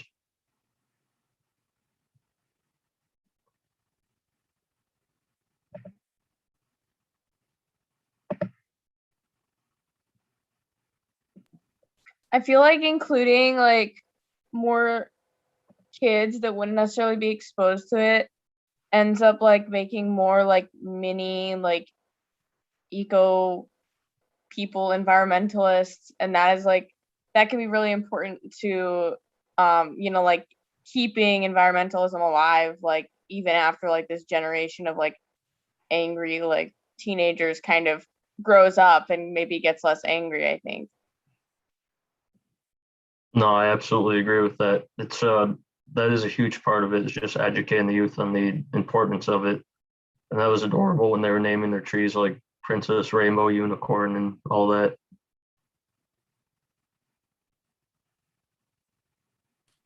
I appreciated how she's not only educating the youth, but in while she submitted a video for us, I do think, listening to all these presentations, having the kids share it here and with others, hearing those kids on the video, these young kids, and however the presenter is sharing that through her school or through social media or whatever, that shows that she's not the only one doing it. She has quotes from other kids doing it. I think that's actually cool too, like testimonials, I think is really neat. Kids hearing from one kid or more than one kid, I think is very cool. Yeah, it almost kind of opens up an avenue of how more people can get involved into what seemingly is a small impact. And I think it was one of our speakers earlier that said 1,000 people that are not great at making a difference are far better than one professional. And that's like a perfect example of all of these small children with probably little bit to no knowledge of environmental, I guess like considerations, can still go out and make a difference.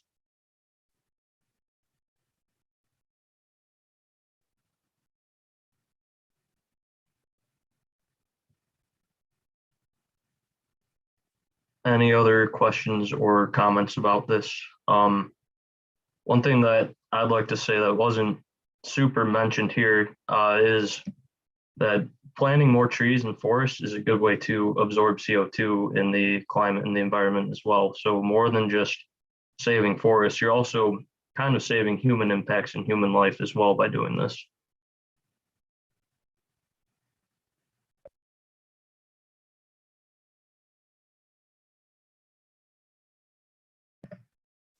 we are still just a little bit early for the next presentation. Let's see. Up next, we do have Raul Ram from Massachusetts. Raul, are you here? Yes, I am. Could you give me 30 seconds? Absolutely, no rush. We are running slightly ahead of schedule.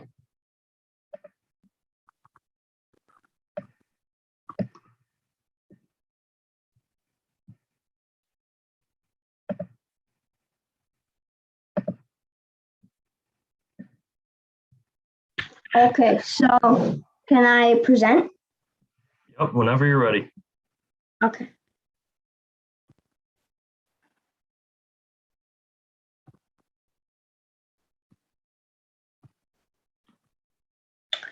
So, I'm going to be talking about reducing air pollution and conserving water in community gardens. My name is Rahul Ram. I'm in 5th grade and I live in Westford, Massachusetts. So let's first dive into reducing air pollution. So if you've ever seen a typical small farmland has around 2 acres of farmland and there's around 1 farmer. This farmer uses a tractor to till, sow, and harvest the plants.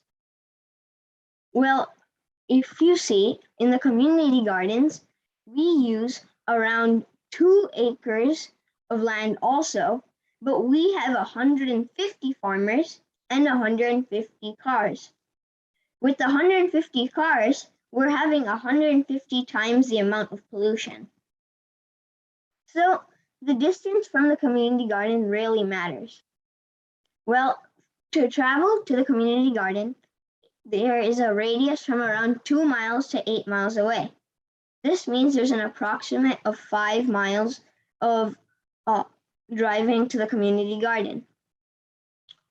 If on average we use 5 miles we drive 5 miles and we have 150 cars, the average then gasoline is going to be used around 7,000.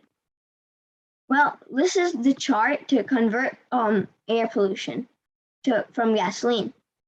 If 1 gallon of gasoline converts to 20 pounds of greenhouse gases, then 7,000 creates 7,000 as much, meaning there's going to be 140,000 pounds of greenhouse gases. And now that's a lot.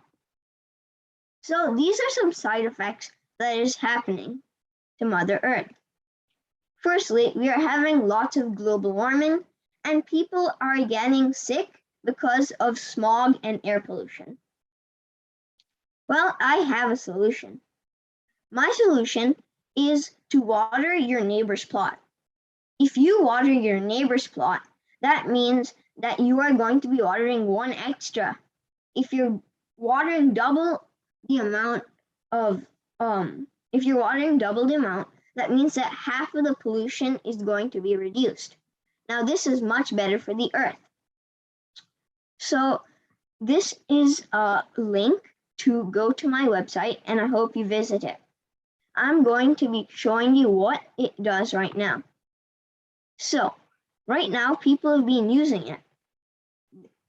What it happens is there's a chart and you can tell people what date you're going to be watering on and which plot number. There is also a sign-up sheet to show how this works. So you click here to water your neighbor's plot and the steps will happen and you can water your neighbor's plot.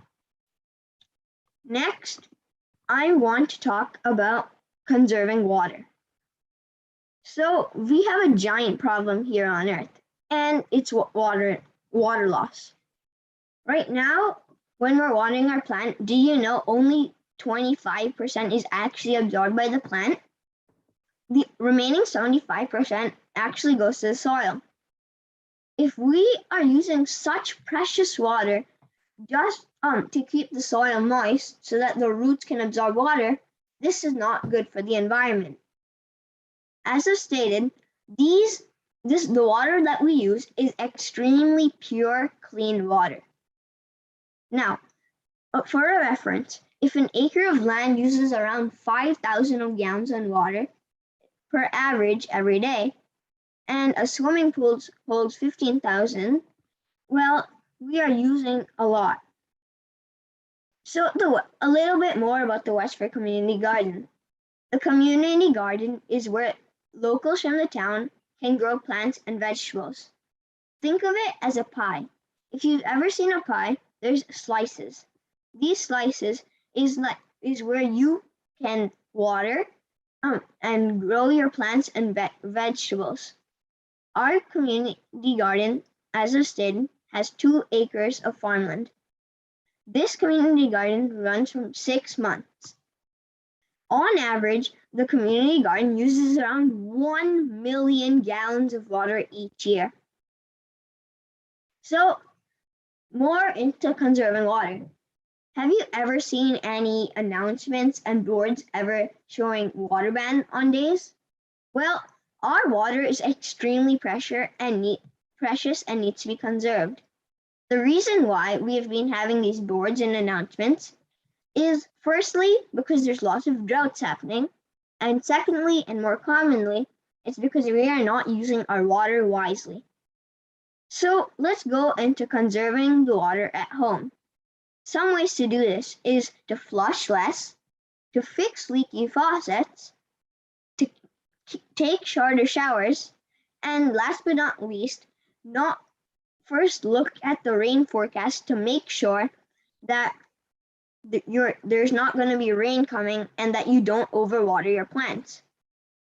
Now, as you can do that here, we can also do these at farms. Some ways that we've been trying to do it is rainwater harvesting, drip irrigation, and hydroponics and aquaponics. I think that hydroponics is a very good way to use to save and conserve water at farms. So this is why I have used it. So driving into hydroponics, hydro means water and ponics means growing, meaning that hydroponics is about growing plants without any soil and water. Now, some common questions is if we're growing the plants with water, it will consume more water. But the answer is no. With hydroponics, the plants will have a flowing stream of nutrient-rich water where they can absorb the right amount of water by themselves. Some other good things about hydroponics is that the water can get recycled, meaning that the water is not going to be lost, and especially it cannot be lost to soil since hydroponics does not use soil. While the water is recycled in a tank, and it uses gravitation to make the water flow in pipes. It also has a slanted, the hydroponic system is slanted as shown in the picture because we do not want any moss to be builded up. When the nutrients in the water is low or high, we can add a nutrient film into it so that nutrients can come back. Now, some reasons hydroponics is the best way. First off, we can clean much more drinking water. We can also reduce pollution by using hydroponics. And by using hydroponics in the community garden, we can reduce so much more water. So my idea is to use hydroponics on buildings and schools' walls. By doing this, we have many awesome outcomes. Starting with, we get to keep the building cool in summer. Another awesome part is now that there is trees and plants, we can increase the amount of oxygen so that people can breathe more easily. And it can also reduce lots and lots of air pollution in our community. Well, these are the 3 most common types of hydroponic system, starting with the ebb and flow, the drip system, and the nutrient film technique, standing for NFT. I hope there's much more to learn in hydroponics, and I would suggest to go to this link and figure out how this is working. These are some references, and I want to say thank you for listening to my speech. And I've only covered the surface of this. There's so much more you can do with hydroponics, and using this to conserve and reduce air pollution for our community. Tell me if you have any questions.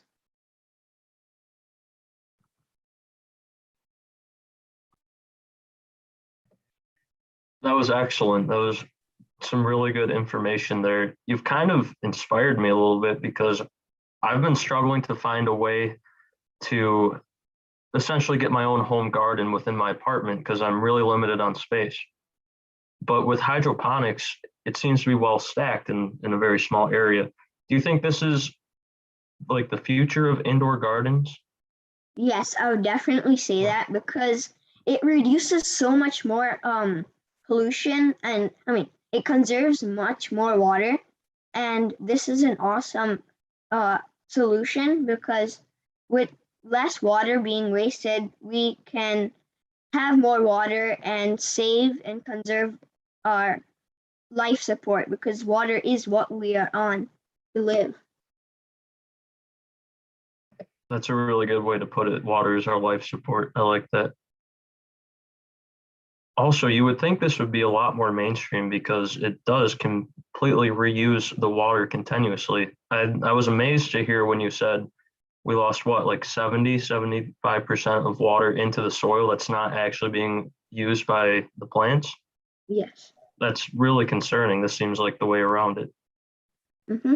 Because now that hydroponics does not use any soil, it can conserve so much water, but obviously there are some cons, such as now that the water in summer can sort of evaporate, but other than that, we are saving so much water. I have a question. What? When you are done doing what you're doing, what are you going to do what do you want to do for a living?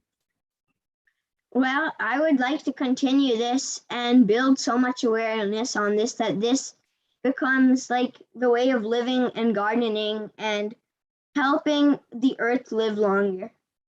So do you think you'll utilize what you've learned and continue down this path by changing the way we think of urban or architecture by integrating hydroponics into all of this?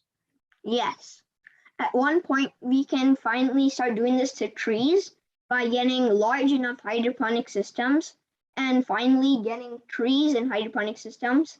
So my plan is in 10 or 20 years, we will be having trees in buckets just lying there growing by themselves much more sustainably.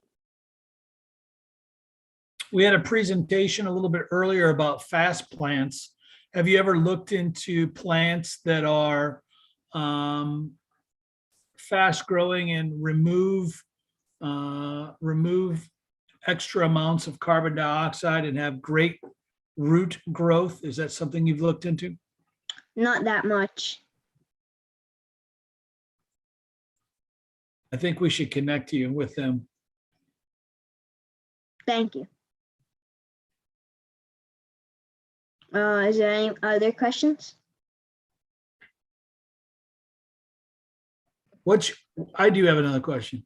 Okay, what? What's your favorite thing to grow?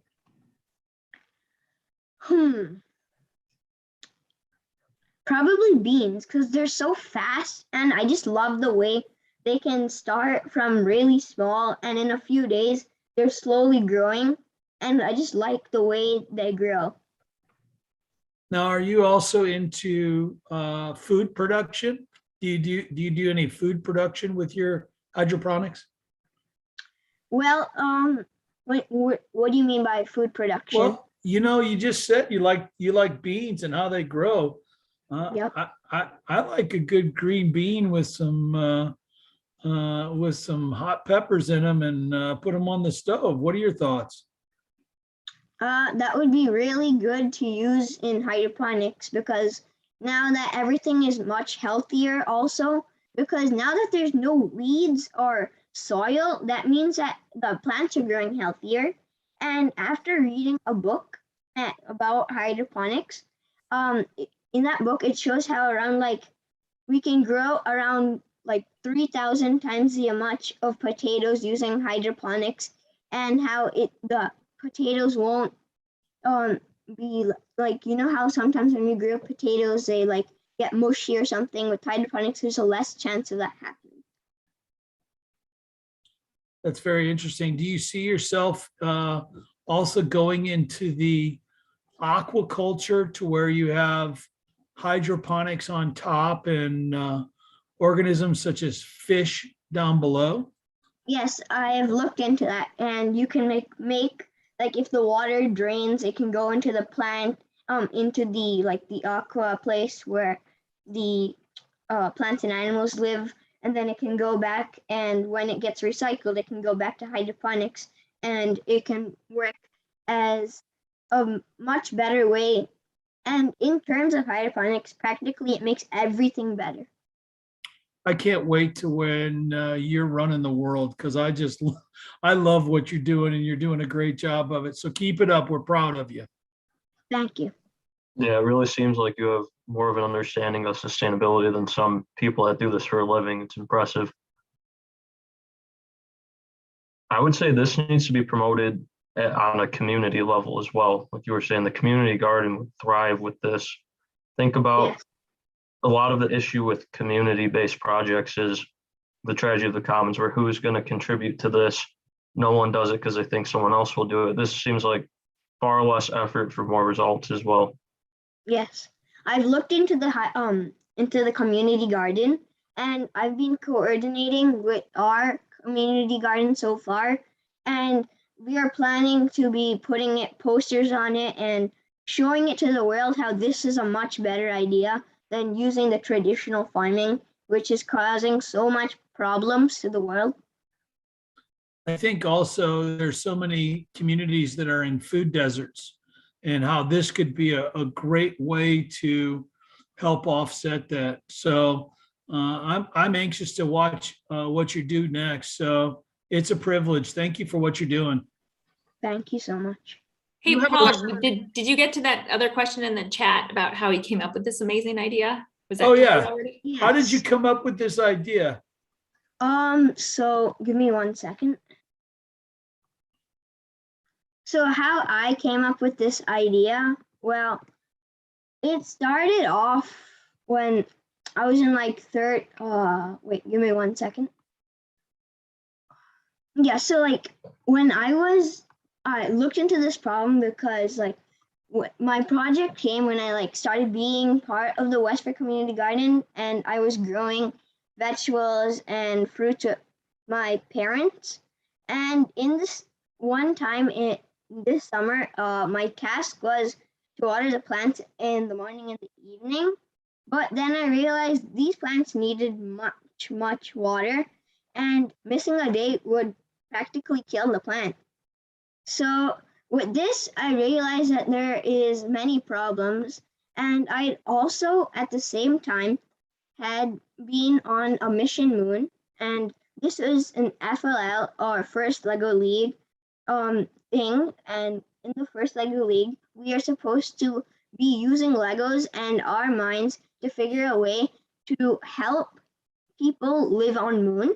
And I had taken up I wanted to do a task after seeing this project in community garden that I was doing about how we can get healthy plants on moon. And then I realized, why don't we figure this on Earth first and make our Earth ourselves a much better place? All right, last question. Ready? You got me with what you just said. Last question. Here we go. Ready? Yes. NASA calls you up and says, here you go. Go with us. Are you going? Sure. Yep, that's the one. I'm going with him. Way to go. Thank you so much. Yeah. All right, any more questions? If not, thank you so much. That was an excellent presentation, and we are going to move on to the next one now. We are going to hear from our friends from the Heartstrings Project. If you would like to introduce yourselves and go ahead and start your presentation, thank you. Hello, everyone. My name is Nissa. I'd like to say, first off, it's truly such an honor to be a part of this incredible community and inspiring event. And we're so grateful for the presenters and the organizers for having us. It's my pleasure to be a part of and introduce the Heartstrings Project, which is a band recently up for consideration for the Grammy ballot for Best Americana Album. And thank you so much. We're located all over the United States. Myself, Luke, and Marina are currently in New York. Peter is in Chicago. And we have a member that's also in Los Angeles. So spread out, but making things happen. And we're thrilled to be using our passion of music and songwriting to further these crucial message of environmentalism, and especially creating an anthem for the youth, because you've inspired us so much. And so Luke and Marina are going to talk a little bit more about our upcoming partnership. Yeah, thank you so much, Nissa.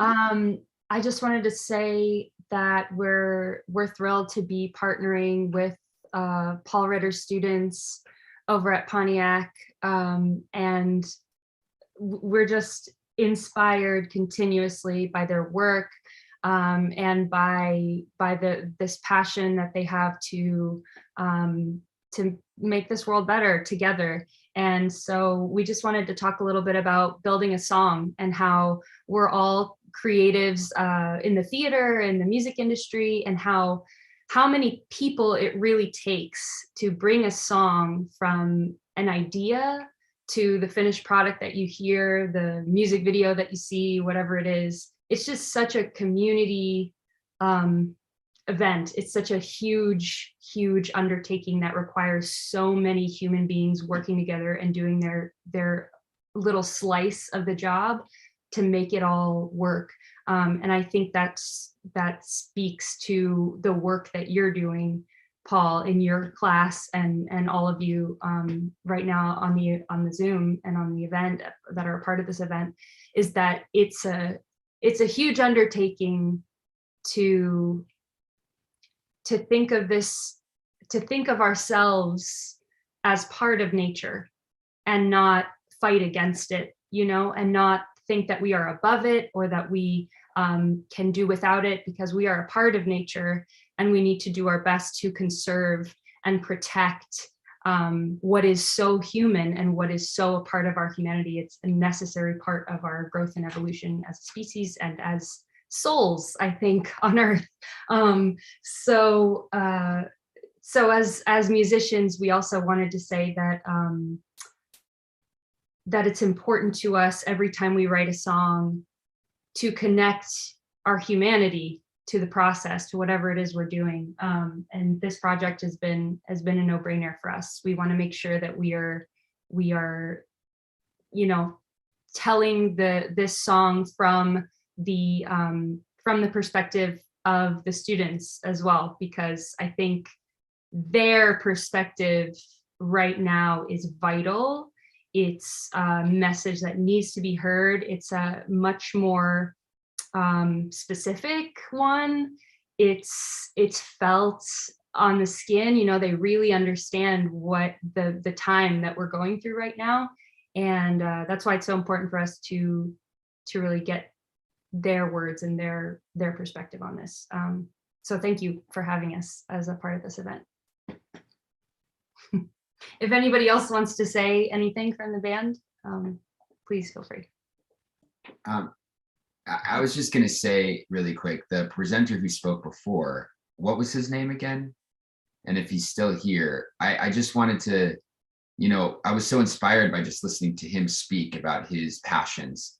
And it reinvigorated for me why we do this. And it doesn't matter, I think, that kind of, it felt like a vehicle for us as a band to help give voice to the voice that can't be heard. And music for me, and I think for everyone in the band, has lifted up words to a place that is universal. I mean, it's like beyond comprehension to listen to a song and then be put right back to where you were in high school because you listened to that song in high school, or when you were rocked as a baby by your mom and she sang you Puff the Magic Dragon. Whenever you hear that, you feel that place that you were when you were a kid. And I think that there's something that connects to this project where when they hear this anthem that they write, they go right back to how that kid just made me feel personally when he was speaking about the environment and how he used to plant with his family and all of those things. Like, that's how I want everyone to feel when they hear this song, how I felt when he was speaking before we started to speak. And I think that is also a testament to Paul and the people that you attract and the people that are a part of your community. And now I feel like we're a part of your community. And I love that this community you're creating, because I just hope that everyone can hear these stories and these songs. And hopefully our songs can elevate these stories just to be heard to a little bit wider of a net. And to inspire and reinvigorate, just like your students have inspired and reinvigorated us. So, thank you. Well, I was just going to add that so, to take our music is to, part of it is for us, and what's really important about our partnership with Paul and the students and the school is to promote the environmental causes that you guys are so deeply involved with, and we are too as well. But through music, through expression, and you guys know what popular songs do. Songs that are very popular move populations. They move people, inspire them to follow a cause and to do things. And that's part of our goal in doing this, is that we want to create a song, with the students and with us that will inspire people to get involved with environmental causes and make it so popular that everybody's heard it and everybody wants to get involved with these environmental causes. That will help our planet right there if we can start that. And it'll also inspire kids and other bands to say, hey, let's write an environmental song ourselves. Let's write something that can inspire and grow that community. And that's, that is part of the mountain that we'd like to climb here. I'm going to jump in off of that. Is that, conversations on the environment can be overwhelming for a lot of people, especially because there's such unknown information. There's so many different perspectives on it. So in our writing of a song, it makes it a little bit more digestible to then have these conversations that some people turn off at the mere thought of having a conversation on a polarizing topic like the environment. And so that's a part of our aim, to soften the reception of these concepts and of these ideas and of these truths so that more people can digest it, process it in their own time. That's the beauty of listening to a song, is you can sit with it and digest it, and then you can have a response. And something else about music is that it bypasses some of our cognitive functions. It goes right into the areas of our brain that feel emotions and memories, not thoughts. And so when that music bypasses those thinking mechanisms in our brain, all of a sudden, deeper truths in us can start to come up. And that is a huge power of music that we believe in as a band, and that we're really grateful to get to explore with these students and with those who are passionate about this type of work. So I wasn't going to say anything, but it's hard for me sometimes. I am humbled to be able to work with you guys as a learner and watch my students grow when they're working with you. I have said it many times that for me, a day without music is like a day without air. And as we go through this process and figure out what the kids find passionate, what they want to say, and then working with you, what is it? And I apologize for interrupting you guys. I mean, because I didn't want to do that, but what is it that you guys do to put together a song, and what's it look like? Sure.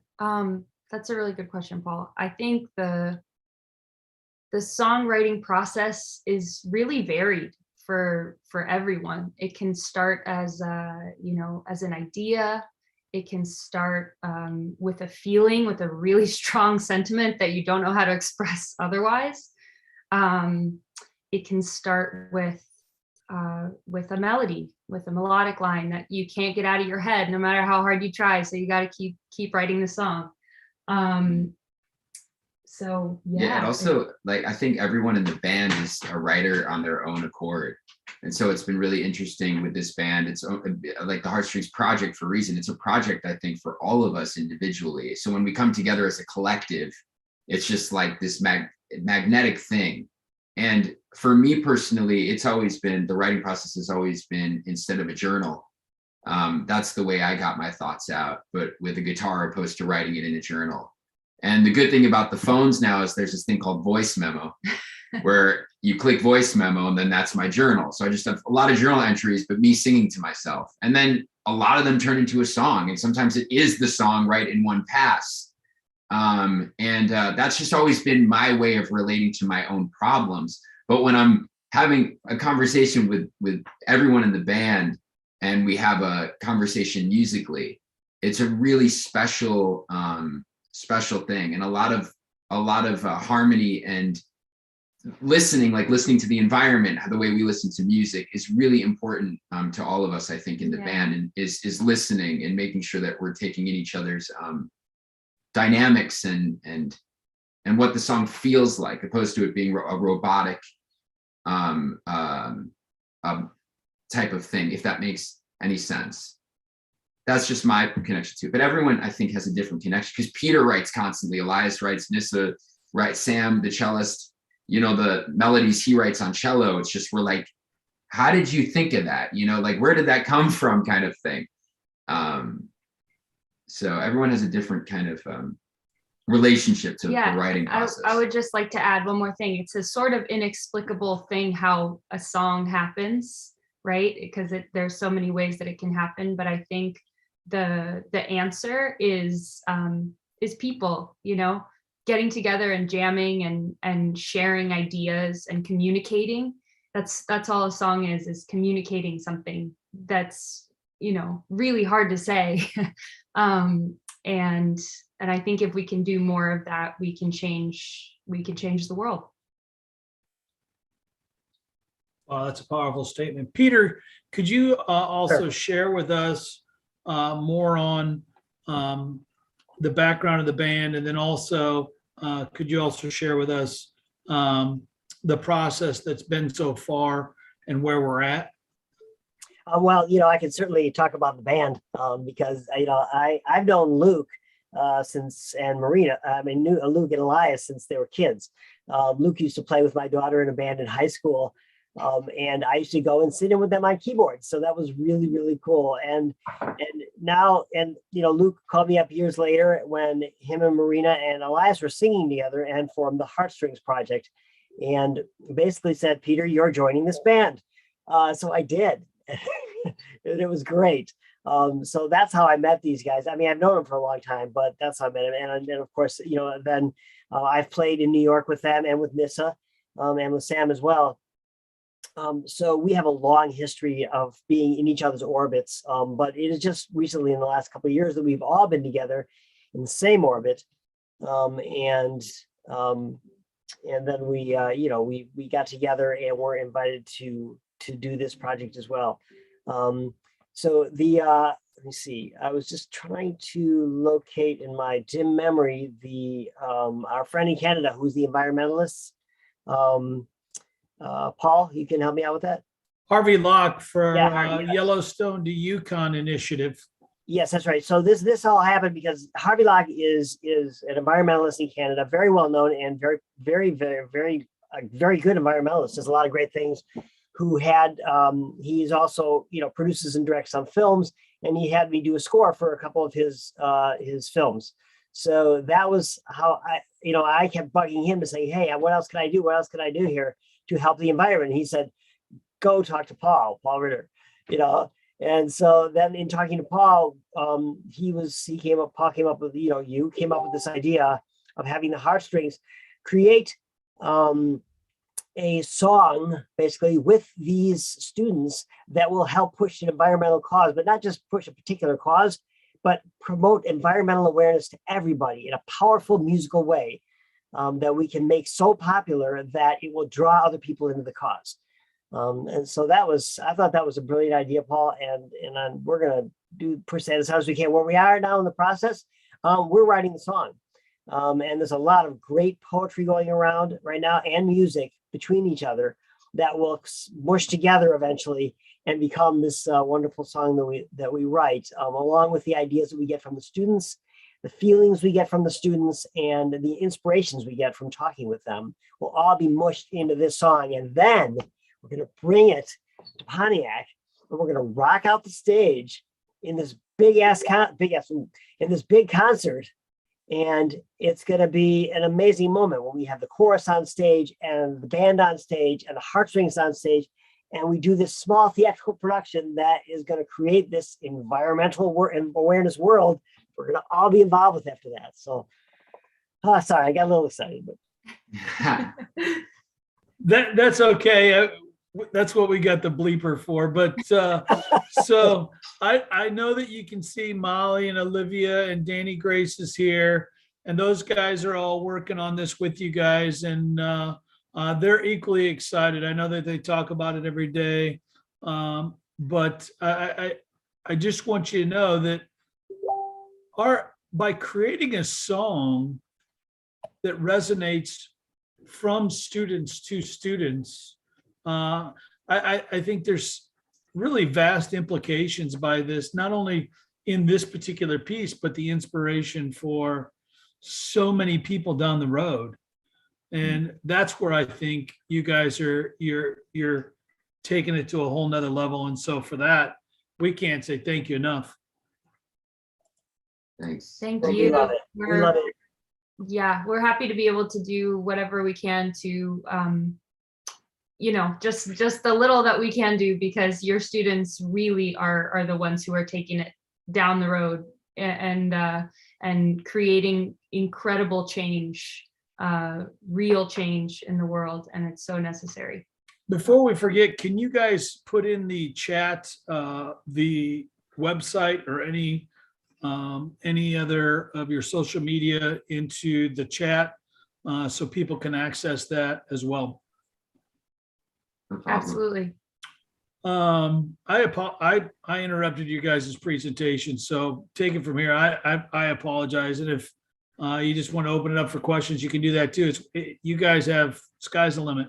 Oh, no apologies necessary. We're here as a community, and yeah, happy to be involved. If a final note I wanted to add on, building upon what Elias spoke to about how music responds in our brains chemically, there's also the impact of lyrics and kind of the magic that happens when you have a large group of people saying the same words. It doesn't have to be a spiritual thing like a prayer, but mantras, affirmations, they affect change, because what you think and what you say affects how you act, and the trickle down of all of that is very exciting. And that's why we're really taking our time, because the words that we say have an impact and an importance, and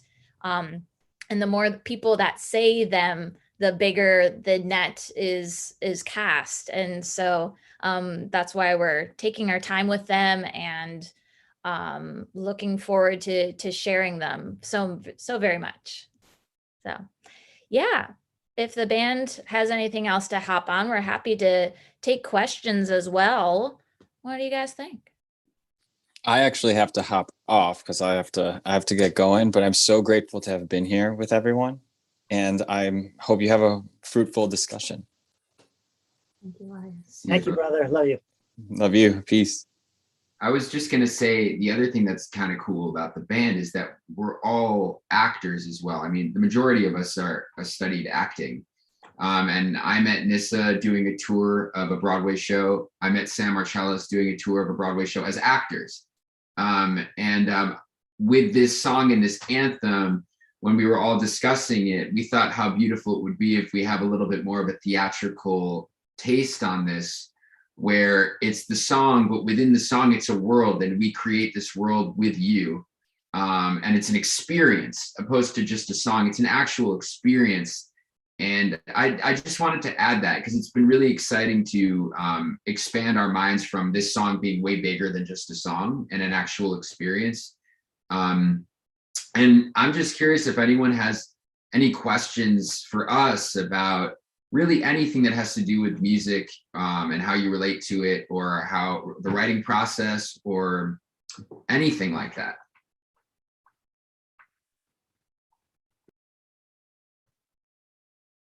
I actually have a question with that. So you just want to write a song. What's the first thing that goes through your mind when you do this? I could just jump in only because I'm working on so many songs right now to say that what happens for me is with something like this, I think about the idea of what I'm trying to say, right? And you keep thinking about it over and over again, and it might not happen that day, but a phrase will come into your brain. It will come into your brain. And Paul, don't ask me where it comes from because I don't know, man. Because it comes into your brain when you think about an idea long enough, all of a sudden your brain will say, oh, I can say it that way, or it will say that to yourself. That's the start. And all it takes to write a song is a springboard, a jumping point. For instance, I'll put my hands on the keyboards, right? And I'll play something or a chord, and that will inspire a lyric because it's saying, oh my God, that makes my brain feel a certain way. And because I'm triggering that chord, it triggers my brain to say something, and I'll say a phrase. Or I'll put down a drum beat, and that drum beat will be making my body go like this, right? You're going like that. And you're thinking about something that you want to talk about, and you start mumbling to yourself over and over again. And all of a sudden, there's the phrase that goes on top of that drum beat, on top of that chord. So it's really this, for me, it's the springboards that keep it going forward like that. I think as well, like Peter's been a huge, huge, huge influence on my writing and kind of inspiration for me. Because I grew up kind of looking up to Peter in a way of his musical, his just innate, kind of like the students, your love for helping the environment, like Peter's love for helping just create a song. And the love that Peter has for music is so freaking contagious. And if you can surround yourself with people who feel that passionate about something, then you start writing, and then it's like you're passing off the baton. It's like, and that's why when Peter and I write together, it's like we're like we're in the same room, and it's like if someone walked in, they'd feel like heat in the room or something. Like it's just when you surround yourself with people like that, it's contagious, and the best feeling, and there's nothing better than that feeling. And yeah, that's all I wanted to say. Like Peter's a very special writer and musician and kind of just lover of music. And for me, it's catching that muse and catching that phrase, or catching that, or also taking your guitar and retuning the pegs to a tuning you've never heard of before, and strumming, and oh my gosh, that sounds cool. Seeing what comes and making up, yourself feel uncomfortable with your instrument, because sometimes when I play, my hands automatically go to similar chord structures that my body is used to playing.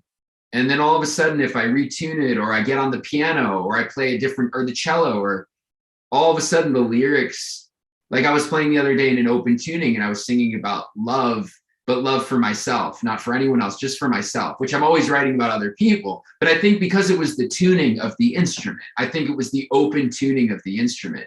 And yeah, it's about like Peter said, it's about catching those phrases, and you can only catch those phrases, in my opinion, if you surround yourself with people who allow you to catch them and have your back in the process. And that I think that we all kind of, like, we're all in different cities and stuff, you know, and it's hard because as a band, everyone here is probably thinking, how the heck do you do it? You're all in a different, you're in a different window in the screen, you know, we're in different time zones, and it's difficult. But you can't, it's very hard to find musicians who love it as much as we do. And who it's like Paul said, like it's like air, like music for us is that same exact way. And so, yeah, it's just catching that, it's contagious for me. I would add catching the muse is also really hard. I think when you add like distraction of any kind. And I think in a world that's cluttered with distraction, I think it's really important for my process, specifically personally, to kind of let myself live without those distractions for a while. And that's hard. You know, that's hard in all of our lives. We all have distractions. We all have priorities and things to get done and to-do lists. But part of it is being really, really quiet and quieting your mind and seeing what comes up, you know, because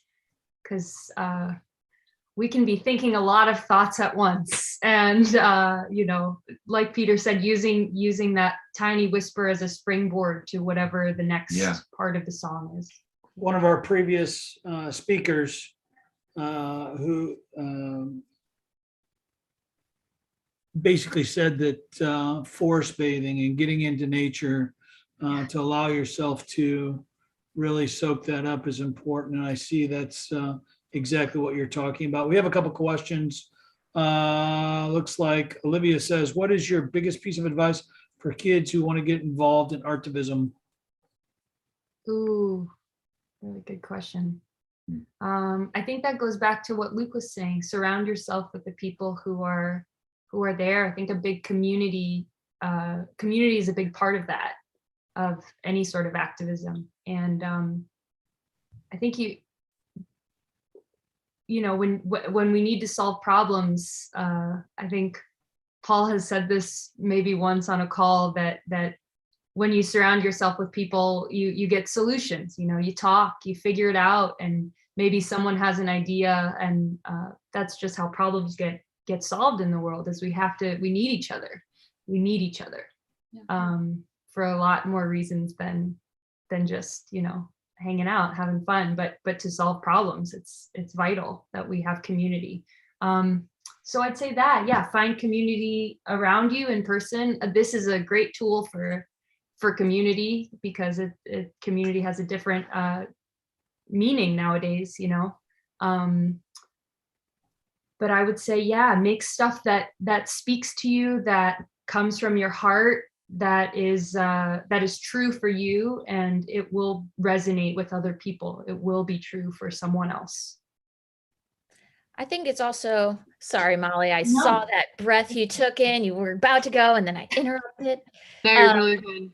Yeah, there's kind of writing can be intimidating, and anything with the arts, it's like, where do I even start? Well, everyone feels that, and the answer is just start. Just do it any little bit, and that will feed itself and create the wheel. So just jump in, and you don't have to know where it's going when you start, but just starting is the win and will get you where you need to go. So between that and surrounding yourself with people that inspire you and that you share similar causes, that's artivism. Yes, I love that. I've been involved in music my whole life. I adore music. I've been in choir for as long as I can remember, but this is not like a question like anybody else has been asking, but like, I record everything our choir does. I record it and I listen to it. So I was wondering if you guys like listen to yourself in the car, like when you guys sing together and stuff. Absolutely. Yeah. I record our rehearsals on, like, you know, voice memos, and it's fun to listen back. And yeah, especially as you're developing something new, just kind of saturating yourself with whatever you're working on is a great way to keep moving it forward, I think. Yeah. And it's fun. And I feel too, like recording, I always hated, like really had a hard time listening to myself. And but I actually am finding that when we do rehearsals and we're all together and we press record, when I listen back to rehearsals, I actually always think to myself, how the heck can we record an album that sounds like our rehearsals? Because I love the sound of finding it. And I love the sound of what it sounds like when we play live, and like when in the moment someone does something that they're not trying to make it perfect, like when you're in the recording studio. And so I love listening back to rehearsal clips. I really have a hard time, like the album that we have on Spotify, I have a hard time listening to that, even though I love it and I love what we did with it. It's just because there's not that live element of Peter taking off on the piano in that section, or me being cracking vocally, but that's okay because that was the moment. That, yeah, the perfectionism for me is very difficult to listen to, but I love listening to the rehearsals. And they're also hilarious because the stuff we talk about is insane. Like no one else is going to hear those voice memos but the band. I hope like that never leaks. But yeah, I like listening to rehearsals. Yeah. All right, it looks like we are just about out of time. Sorry about that. If you have any last comments to give us, go for it now. You guys are so cool. Yes. Yeah. So are you. Yeah. We're just honored. Thank you so much for having us. Thank you. Yeah. Thank you. Yeah, Thank thanks you for so much. coming. I really do appreciate it. All right. Thank you very much, friends from the Heartstring Project. Next, we have a presentation from one of our sponsors, Sean Russell. So go ahead and take it away. Awesome. Thanks so much, Clayton. Thanks everybody for having me. It's such a pleasure to join you all today and to have a chance to jump in. I've been hearing updates all day. It sounds like some fantastic conversations and presentations. So just thrilled to have the chance to join you all and be part of this conversation. Yeah, it's been very inspiring to hear it all. Nice. Thanks for joining us. Yeah, of course. Well, excited to dive in and jump in. And what I thought I'd do for the next 30 minutes is share a little bit of my story and background, kind of growing up as a youth leader in the ocean conservation space, and kind of my journey in this work and kind of lessons learned and experiences throughout that process. And along the way, I want to introduce you to some of the incredible young people that I get the pleasure of working with every day around the world on conservation programs. So I'm going to go ahead and share my screen if that's okay, and pull up a few kind of slides and images. Give me 1 second here.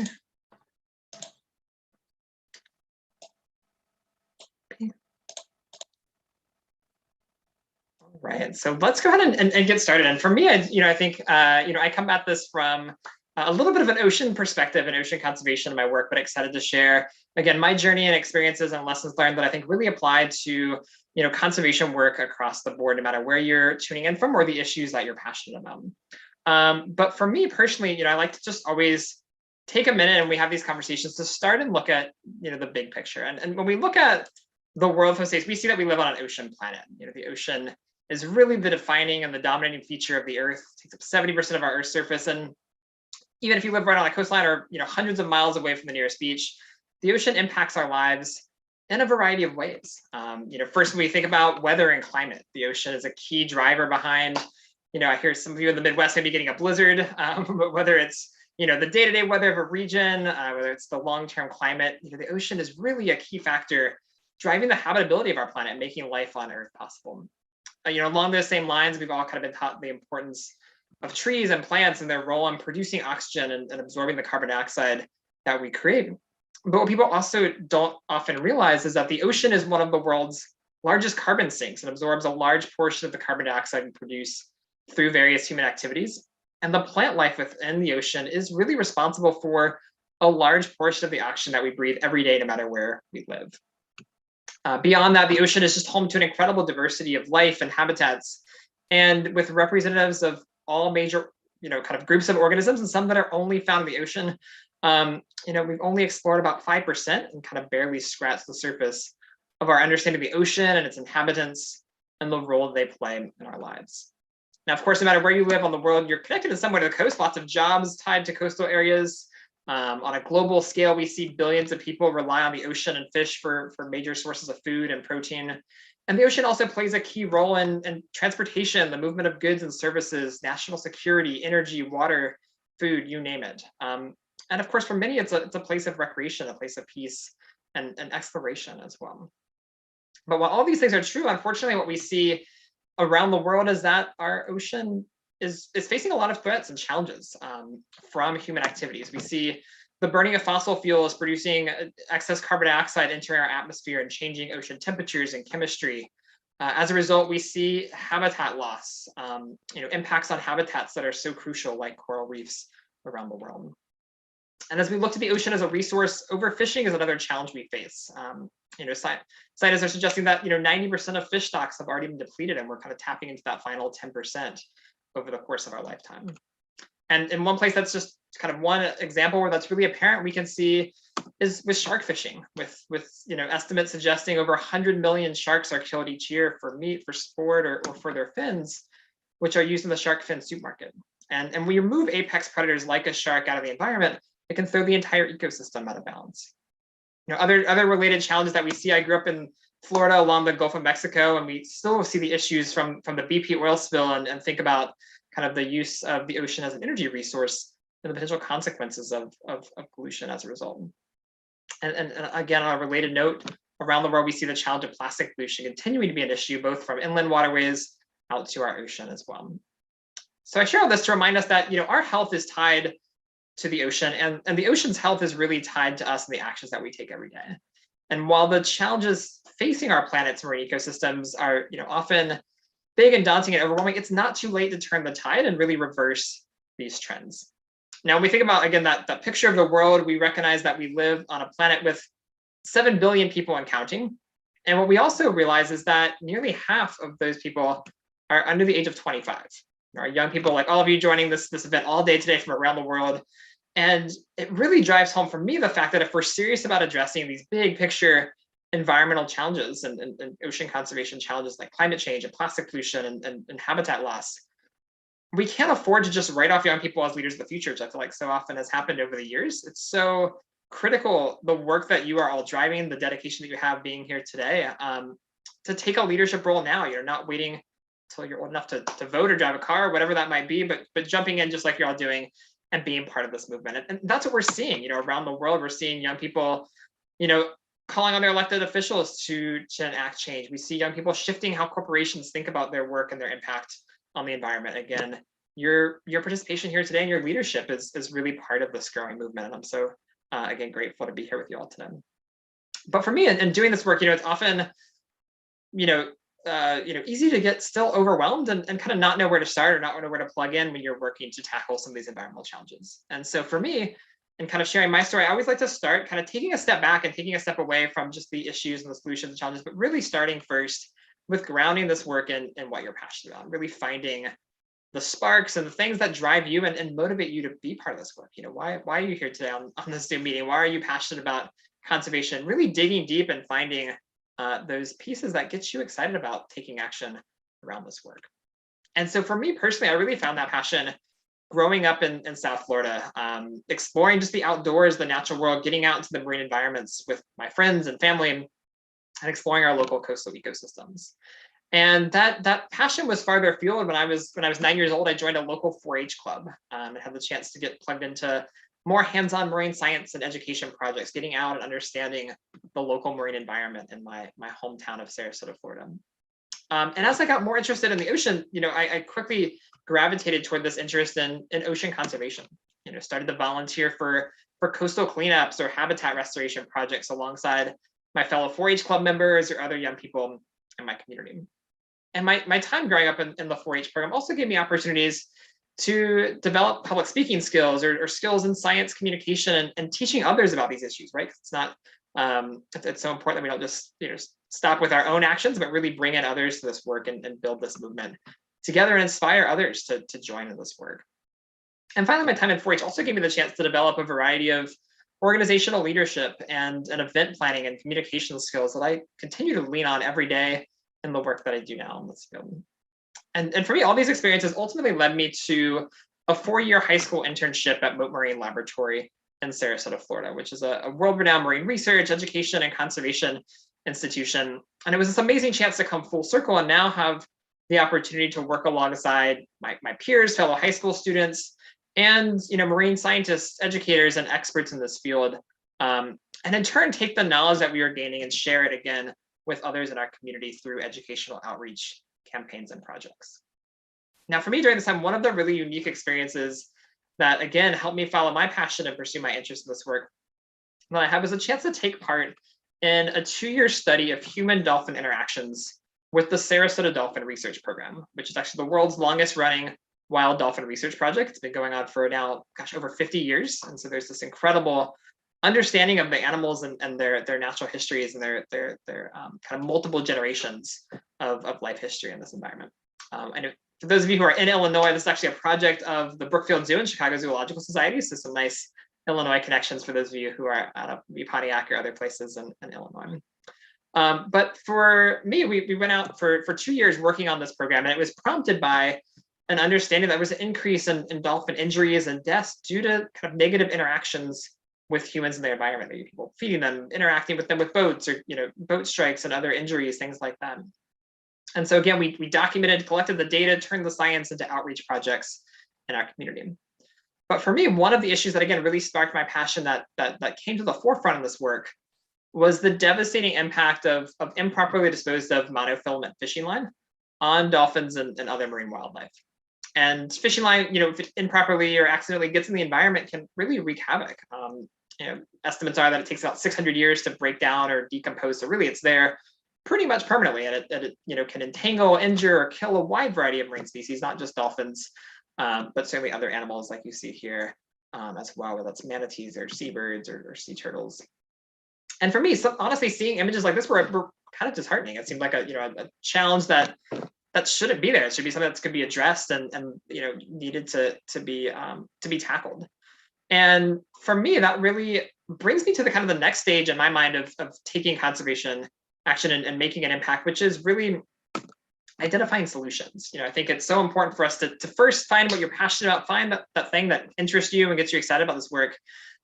Because far too often in the environmental world, we tend to stop with the big picture challenges and kind of the negative statistics and these big problems like climate change or habitat loss. And sometimes we just stop there and we don't move on to the step of identifying solutions that we can act on, that we can move forward to really address those challenges.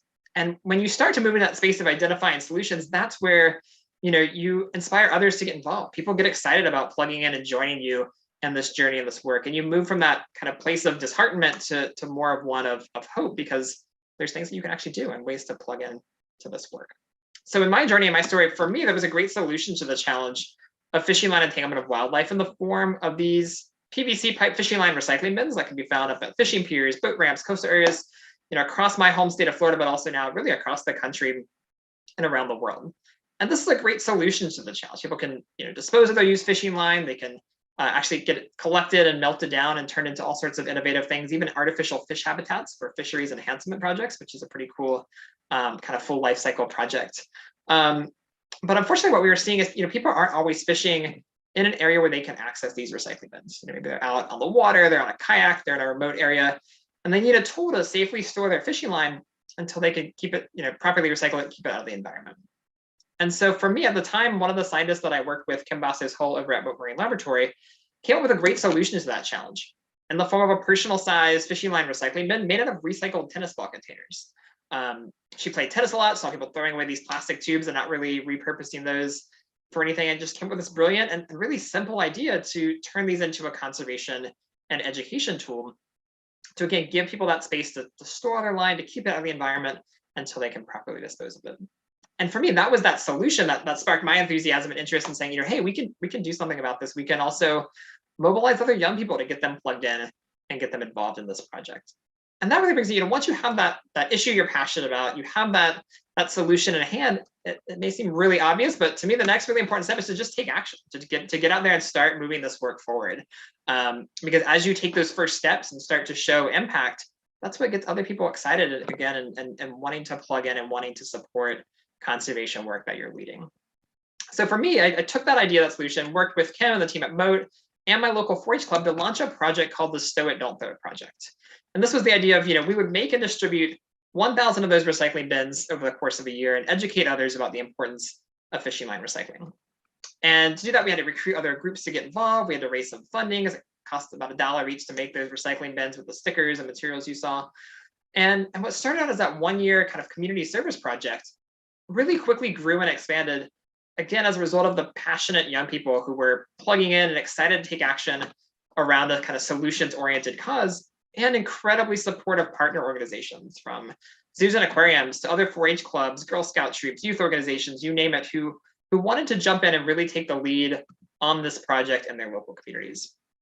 And now, over a decade later, this project continues to really grow organically. We've distributed over 25,000 of these recycling bins, and young people really have now taken this and run with it in communities across the country and internationally as well. And for me, working on this project over the years, it really opened my eyes to just the incredible power that young people have to jump in and take action around ocean conservation projects with that solutions-oriented mindset. And ultimately led me to launch an opportunity and a program with the team over at Mote Marine Laboratory called the Youth Ocean Conservation Summit. And lots of similarities to what you all are running today. So thrilled again to see how you've brought so many people together for this program. But this is now an annual event that's been modeled in cities across the country that lets students hear about ocean conservation challenges and solutions. They hear from other young people leading conservation work.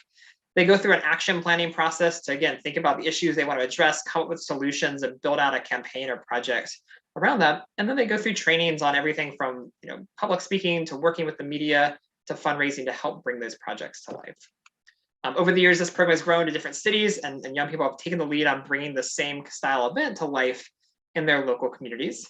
And throughout the year, we really work to support and provide tools and grants and resources to help drive these innovative conservation projects. And through all of this work, I have the pleasure of meeting and connecting with amazing young people like all of you who are driving, again, really solutions-oriented work in their local communities. And I wanted to just flag a few of their brief stories today to show you how this really manifests itself in different ways. First off, are Kayla and Kimberly, who are 2 sisters from South Florida, who were passionate about addressing the issue of the plastic pollution they found at their local beaches. So they started a school-based campaign and club called the Plastic Free Mermaids. They launched educational outreach campaigns in their community. They turned plastic pollution to art. They led workshops on living a plastic-free lifestyle. And they started to really address plastic pollution at its source. They got grants and installed water bottle refill stations at their schools to help reduce tens of thousands of bottles from the waste stream, and even took their message to local government, to city officials, to help move forward legislation to really phase out the impact of plastic pollution in their coastal community. Another story, this is a group of young people that I've had the pleasure to work with for years from an organization called Love a Sea Turtle in North Carolina, who, again, are passionate about environmental education and getting other young people involved in conservation work in their community. For years, they've run summer camp programs and innovative outreach in their community, whether that be water quality monitoring, storm drain marking, like you see in the pictures, or a variety of other projects to connect local youth to the importance of watershed health and conservation and the kind of upstream, downstream connections to the river and ocean environments in their state of North Carolina. Another student that's come through our Youth Ocean Conservation Summit programs over the years is named Annie Means, and she was from our Seattle program at work. And she was passionate about, again, the plastic pollution issues she was seeing on beaches, and realized her local beachfront parks didn't have any recycling receptacles next to their trash cans. And so she went out frequently on the beaches, took pictures of the plastic trash she was finding, and ended up launching a blog where she could share all of those different images and use that blog to successfully lobby the city parks department to put up the first recycling bins that you see here at our local beachfront parks. This is a group of students also looking at plastic pollution on the other side of the world. This is Nancy and her colleagues over in the Democratic Republic of Congo, who again were wanting to bring the community together to raise awareness around plastic pollution. And so they launched a cleanup campaign around UN World Environment Day back in June, and were able to bring in members of the local community, not just to clean up the local waterways, but also to raise awareness of the importance of broader action around plastic pollution.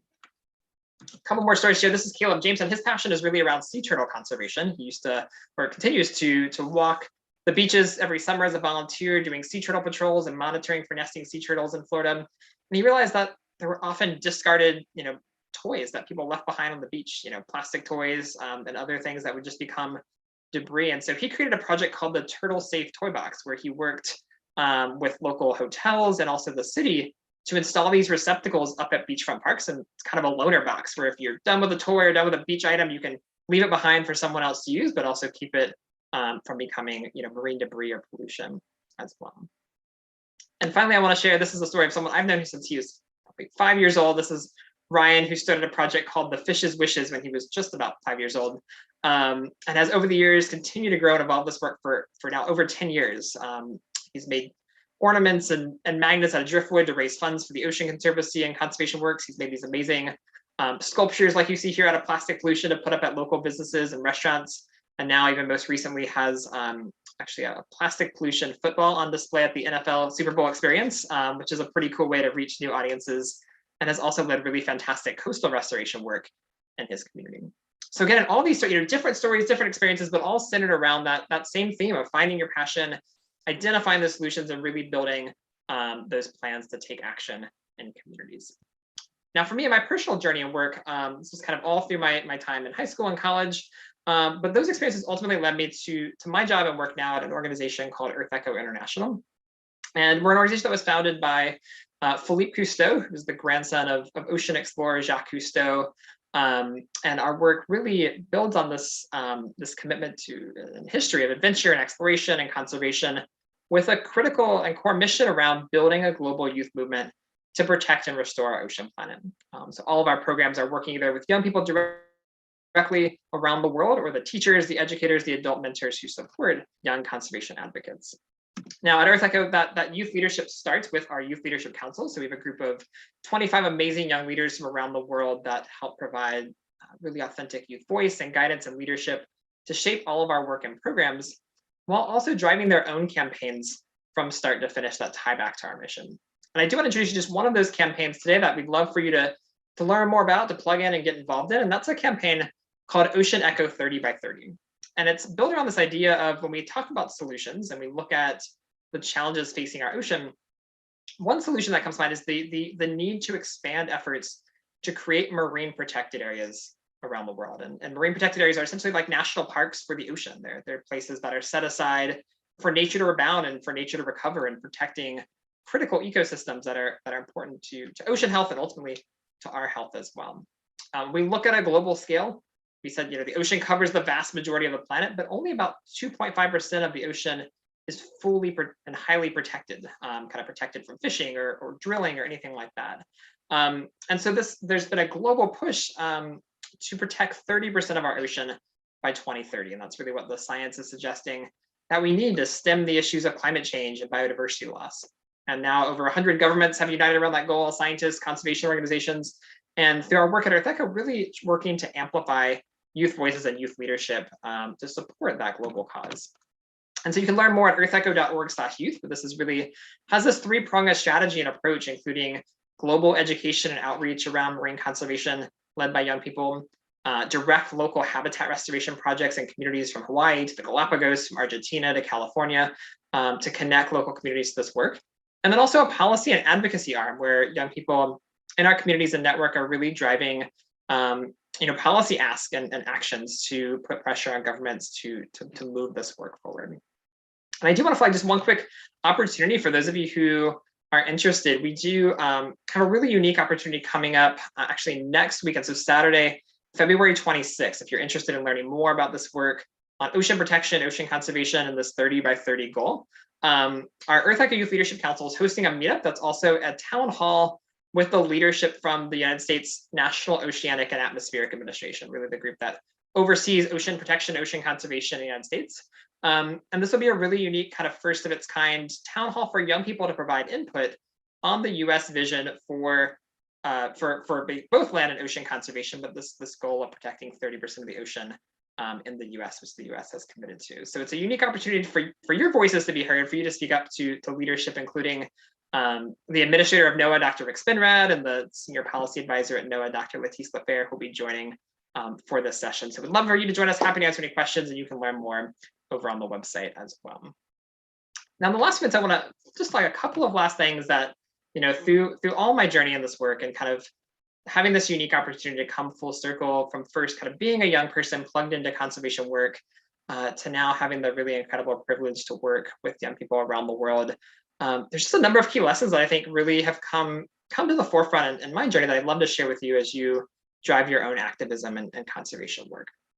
And the first one is all about building your network. It's so exciting to see, throughout the day, I've seen all the, names and people who are joining from all around the world for this event. And one thing that's really critical is if we're serious about addressing the big picture conservation challenges, we need to dramatically increase our collaboration and our work together across organizations, across schools, across groups who can come to the table and bring diverse ideas and viewpoints and solutions to this work. So I encourage you to continue to build your own networks, to follow up with the people that you've connected with maybe today or through the presentations, and to grow that community of people you can collaborate with in this work. I also want to flag something that we often say at Earth is this concept around action leads to awareness. Often when we're bringing people into this movement and this conservation work for the first time, getting them out and actually taking action, experiencing these challenges and solutions firsthand is a great way to really increase their awareness and their motivation to do more with you. And I share the story. These are some photos that I took a couple years back. This is on the North Shore of Oahu and the Hawaiian Islands, and this is at a beautiful national wildlife refuge that's kind of isolated off from most people. And I was out here with a group of students from around the world who were coming together to work on ocean conservation projects and campaigns. And even though we all knew the impacts of plastic pollution, there was nothing like going out to a beach that's otherwise pristine and seeing kind of 2 to 3 inches of plastic trash kind of covering the entire area where the sand and shore would be. And it's, you could read the languages from all over the world where it's washed in due to the currents and the tides. And getting out here, getting this experience firsthand did so much to just reinforce our understanding of this issue and motivation to take action around it. In this work, I also want to talk about the importance of telling stories. And I think just looking at your lineup today of speakers, it's, so many people sharing their passions, sharing their stories for this work. And, often, stories are really one of the most powerful ways we can communicate our passions for conservation and get other people excited as well. Just for me personally, I mentioned my experiences in high school working on fishing line recycling campaigns. And, I could always talk about the impact of fishing line. I could talk about the statistics and the numbers of animals impacted by entanglement. But often instead, I found people connecting more with the story that I often told, which was, one time when I was out in high school, I was walking along one of the kind of white sandy beaches like you see here in the photo in my local community in Sarasota, Florida. And I remember, walking on the beach with my dad, and I stepped on what I thought at the time was kind of a piece of red thread. And before I could think much about it, I felt that thread kind of tug and jerk under my foot. And I looked, and kind of trailing off in one direction at the end of this thread, which was actually a piece of fishing line, was a fishing lure with hooks and weights and kind of dragging along the sand. And then several yards in the other direction, the rest of that fishing line was all wrapped around a seagull that was trying to free itself but couldn't fly because it was all tangled up in the fishing line. And so with the help of some other beachgoers, we put a towel over the seagull's head and kind of began this painstaking process of unraveling and untangling all that kind of matted in fishing line. And after quite a bit of work, we got all the line off. We took the towel off the bird's head and watched as it took a few wobbly steps and then flew off out over the ocean. And for me, I know all the stats about plastic pollution. I know all the issues, but that story will always stick with me. And I know it's stuck with other people just from the conversations I've had with them over the years. So those stories really help bring this work to life and make it real for people who may not get to experience it firsthand. Along the same lines, just 2 last things I'll leave you with. One is, as you think about these issues and communicating them and telling stories, it's also really important to make these issues personal for people. So often when we talk about issues like climate change, for example, we, so often talk about animals like polar bears and habitats that are really far removed from people's daily lives. And while that's important and motivating for some, what we know is that people are most likely to act when these issues affect them or their families or their neighbors or friends or communities. And so we are working really to reframe how we talk about these issues. And when it comes to climate change, let's talk about how sea level rise is coming into the streets of Miami and making it hard for people to stay in their homes and houses at high tides, or how the pollution that's causing climate change is impacting people's health. Whether that's through, we've seen issues with oil spills, we've seen issues with asthma and things like that from the pollution that we're seeing. And so when we start to make these issues personal, people connect with them and understand the impacts that they're having on their lives and are more likely to change behaviors or take action to address those. And in the end, the environment, the animals, we all win in the long run because of those choices. And then finally, I just want to leave you with the importance of really dreaming big. We have some big picture challenges that we're up against. We talked about those earlier, but at the same time, we need everyone. We need especially young people at the table driving big picture solutions, because that's what we need for the challenges we're up against. And I have no doubt, just with the energy and the enthusiasm and passion that I've seen from all the talks and things throughout today and the work you all are driving, I have no doubt that if we, again, identify those things that we're passionate about, let that drive us, if we bring forth those solutions and take action and dream big, I have no doubt that we, together can really change the world. And I'm so grateful for the chance to share with you all today and tell a little bit of my story. And a huge thanks to the organizers and team for all your hard work to bring everyone together for this event. It's such a pleasure to be part of it. And yeah, I'll stop there, and then happy to answer any questions. I know we're probably close on time. We've got a few minutes here for questions. Happy to take any questions. And thank you all so much for the opportunity to be here today. Really appreciate it. Yeah, your story is very inspiring. Like you said, tell a story. So I think we have time for one or possibly two questions if anyone has anything to ask.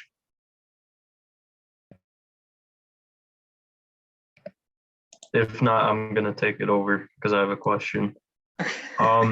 So obviously it's great stuff you're doing, but you can see some, with anything in the environment, you can see some kind of disheartening things. So do you have any advice to stay positive while being an environmental activist when seeing these things? Yeah, that's a good question. And one, I think, one is surrounding yourself, I think, with a community of people that you can feed off of and be inspired by and learn. I'm constantly so incredibly lucky to work with an amazing team, partners, young people, around the world that keep me fired up and keep me passionate about this work because they keep, coming back and keep bringing new solutions and ideas to the table. So I think one, it's important to find community, and I love that you've brought so many people together through this event. The other thing too is I think it's important. I mentioned sometimes we don't often talk about solutions, and sometimes we just talk about the issues and challenges. It's also important to really take time to celebrate the wins too. There's a lot of there's really great things that are happening. I've talked about a little bit of that progress on the work of marine protected areas and growth and really protecting big places in the ocean. And now over 100 countries, coming together around this goal, and taking the time we've got to do more. We have to push forward, and there's a lot of work to be done. But there's also wins, along the way, and taking the time to celebrate those can be really kind of grounding and renewing in the sense that it keeps that motivation and energy high among the community of people you're with too. So those are two things that come to mind on that one. It's a great question. It's not always easy, but I think certainly lots of hopeful things too. Well, I definitely appreciate the advice and hearing from your story. Thank you very much, Sean. Yeah, thank you all so much. Great to be here with you, and congrats again on this awesome event. Thank you. So up next, we have a presentation from Sanjana. If I messed that up, I'm sorry, from New Jersey. Feel free to take it away whenever you're ready to present. Can I share my screen? Or? Yeah, please do. Okay.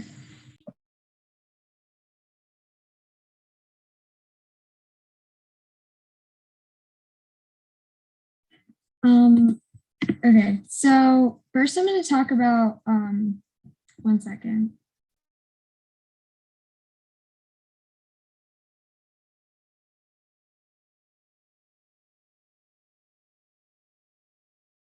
Okay, first I'm going to talk about my story, so my experience with environmental activism, and then I'm going to talk about action items, so what everyone in this call and watching can do to help make a difference in the environment.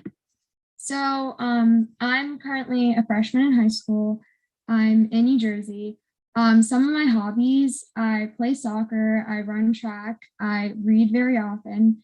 I play with my dog a lot, and I volunteer at a lot of local centers. Like some examples of things I do: I coach soccer. I volunteer at a local tutoring center too.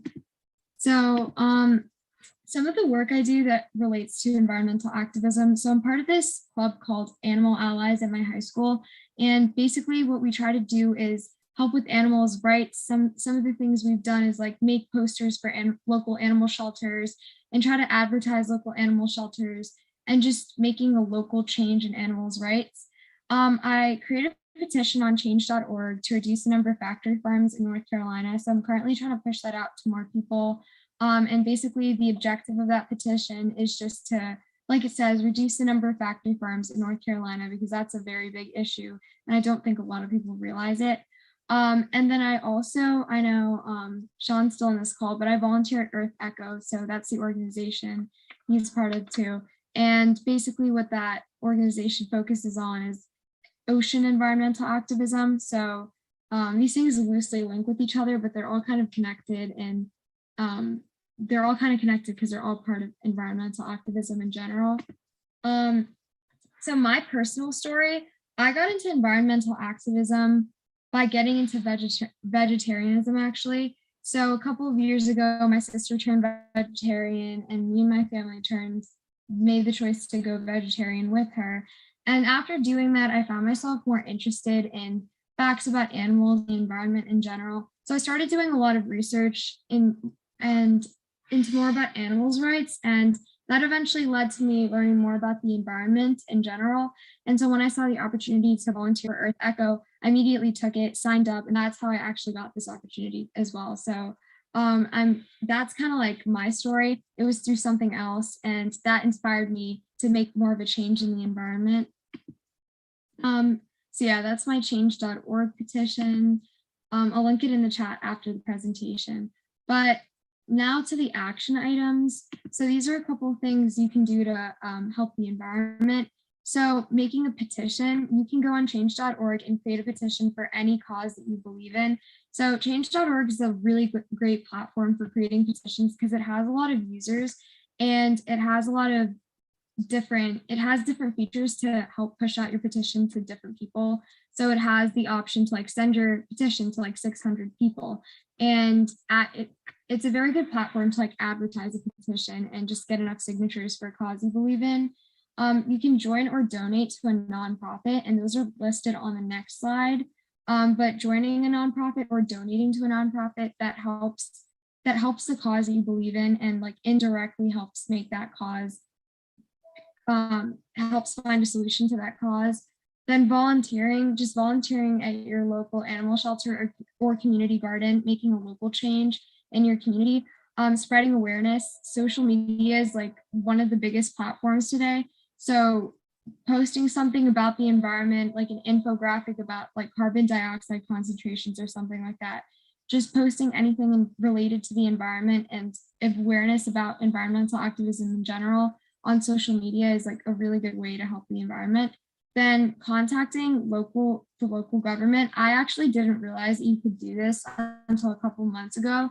And since then, I've emailed a lot of local representatives about not just my concerns with the environment, but my concerns with like social justice and just my school and everything in general. And it's a really good way to make a change because these representatives, senators, and governors are looking for constituent opinions. So if you send them your personal concerns, they'll keep that in mind when trying to pass a bill or representing their district or state in the government conferences.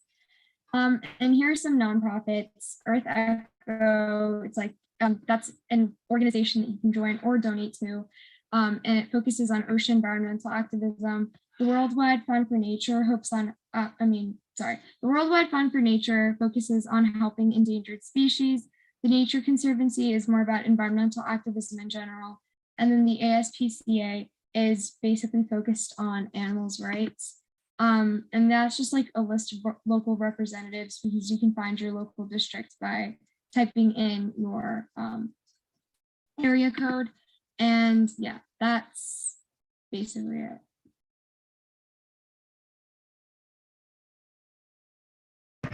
Awesome. Thank you very much. Could you possibly share those links in the chat? Yeah. Especially the local representative one too. Mm-hmm.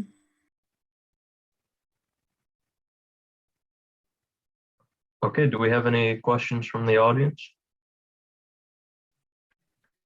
How long do you think you've been interested in environmental work? I think it genuinely started when I joined Earth Echo like last summer, but I think I've like been interested in it ever since I turned vegetarian, which is like 2 or 3 years ago. So yeah. Any advice for someone that wants to turn vegetarian but likes meat?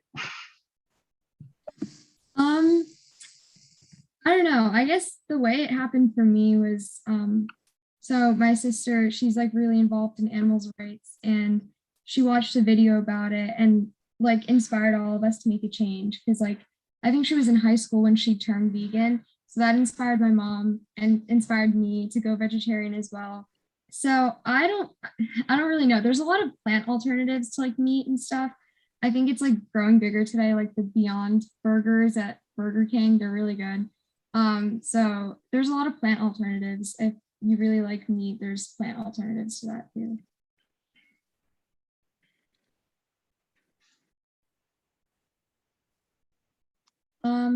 My favorite vegetarian food. We have a question from the chat. Oh. Yeah. My favorite vegetarian food would probably have to be vegan mac and cheese. Like it sounds really gross, but it's actually really good. It's like cashews and carrots and stuff. And if you put ketchup in it, which sounds gross too, but like you put ketchup in it, it tastes really good.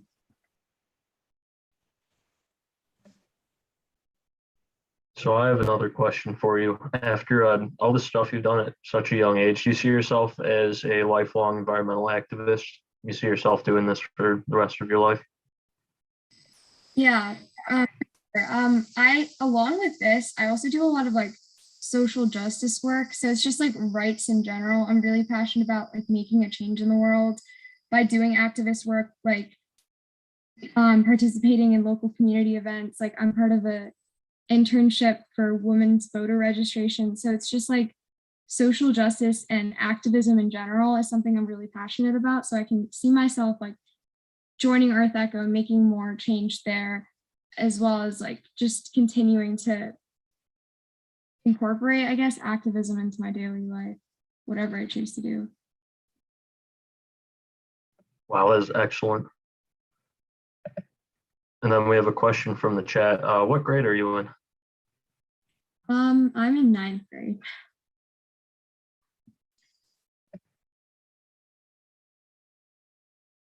Any advice for people that maybe want to get more activism just integrated into their daily life, more equality activism? Yeah, so there's a lot. I actually didn't realize this last summer's when I actually realized it, but there's a lot of local opportunities that everyone has in their community. Like I didn't know that like half of the nonprofits that existed in my own community. So I think just like looking for opportunities, reaching out to the right people. Like I'm sure like if you're a student, your teachers will have some volunteering opportunities for you, and then like looking online to see if there's any nonprofits you can join, and just like making small change like that. Like you don't have to do anything too big too soon, but like just looking online, looking in your community, because there's so many opportunities and I don't think people see them, but you kind of just have to look for it and ask the right people, and I'm sure you'll be able to find something that's activist related. Yeah, that's excellent advice. Just go out of your way to search for opportunities, right? Yeah. I'm just wondering, how big is your school? Because you mentioned you have a club like Allies for Animals or something like that. How big is your school? What do you mean by that? Like how? Like, I don't know, my school is like 650 people. Oh, yeah, my school's like 3,000, like an estimate. So like 600 people per grade. Yeah, wow. I was wondering because we don't really have like clubs like that or anything. Yeah, we have a bunch of clubs. Like there's so many. There's 2 for social activism. There's 2 for debate. Like there's like 2 or 3 clubs for every activist related issue. So yeah, it's a really easy way for kids to get involved in that type of work.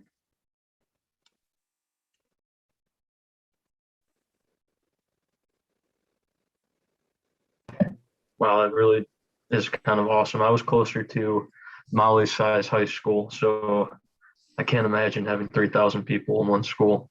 I guess it does kind of afford you more opportunities for these groups as well, though. Yeah, it's really crowded, but there's a lot of people that want to make change. Like there's more people that want to make change, so there's going to be like more clubs. So of all the, I guess, activist groups that you have a voice for and everything that you are passionate about, what would you say your biggest passion is in all of them? I would have to say it's more like social justice work, because last summer, actually, that's when all of this started, or I think it was the summer of 2020. after the Black Lives Matter movement, that's when I really started to get involved in activism, because it was the summer to 8th grade, like I was going into 8th grade. So obviously I was like really blinded by everything, and I didn't really know much about like activism and the news, and I wasn't keeping up with the news. I was really only focused on a couple things. Like TikTok was a big part of my life then. And so it was through TikTok that I saw more about like the Black Lives Matter movement, and I researched more about it, and I learned more information about like activism and what actually goes on in the world, if you want to phrase it that way. So that's when I started to like be really eager to look for more opportunities in like social justice work. And that's when I found like all these clubs in my school and all these nonprofits, and I got the right contacts within my community to like start doing work and like making change and going to Board of Education meetings and like doing all that. And personally, the thing, because I personally connect to it, something that gets me really riled up is like anti-racist efforts, because I'm a person of color myself. So that's something that I personally relate to. Yeah, I would say that's the one that I'm most passionate about. Well, that is extremely inspiring that you're so active on so many different levels of social issues, environmental issues, just all around. I think not just young people, but people my age and beyond have a lot to learn from you. So thank you very much. And thank you for making the time to meet with us today too. Welcome. Any further questions? Okay, so we are going to move on to our next presentation. It's by Luis, who is joining us from Mexico. So would you like to introduce yourself and start your presentation, please? Yes, hello everyone. Thank you, Clayton. I'm happy to be here. I'm currently working at venture building at Siemens Energy Global, and I'm also an entrepreneur. So I'm working in technology development, but the good thing is that I am working in that development towards climate justice, towards the fight against climate change. So that's what I want to talk to you about today. I want to talk a little about the technology that we are using to make a change in the world. And so, can you see my screen? That's great. So yes, the idea for the topic today is to talk a little about what we are doing right now and what the future is for technology. So I'm also a climate reality leader. I was trained by former Vice President Al Gore, and I'm part of the global movement. We are working towards these technologies, and we are really excited about the progress that we are doing every single day. So first of all, I'm going to show you the agenda of what I want to talk about. First, the climate crisis. I'm not going to spend too much time on this because I'm sure that at least one person has already covered this in the summit. So just a little bit. And then I'm also going to talk about the role of technology in the climate fight, the transition technologies to change towards net zero, how to repair the damage that we have been doing, how to recover our planet, and so on. So the climate crisis. We all know it's real. So far, we know that we are causing it. We know that we are emitting 36,000 million tons of CO2 each year to the atmosphere. This is equivalent to 98 million tons every single day. We are the main cause of climate change. And what does climate change cause? We know that it causes global warming due to the greenhouse effect. No more time explaining this. I'm sure you already know these topics, but now the consequences. This is the real part that matters to us. What is happening because of this? There is going to be an increase in wildfires at a global level with enormous ecosystem losses. We are going to have more droughts and heat waves throughout the world, lasting from days to weeks.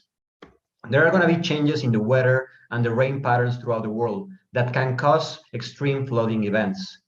And finally, but not least important, we know that at least 50% of species on the planet could be going extinct by the end of the century. So we are talking about a global crisis that affects not only humans, but also the other species.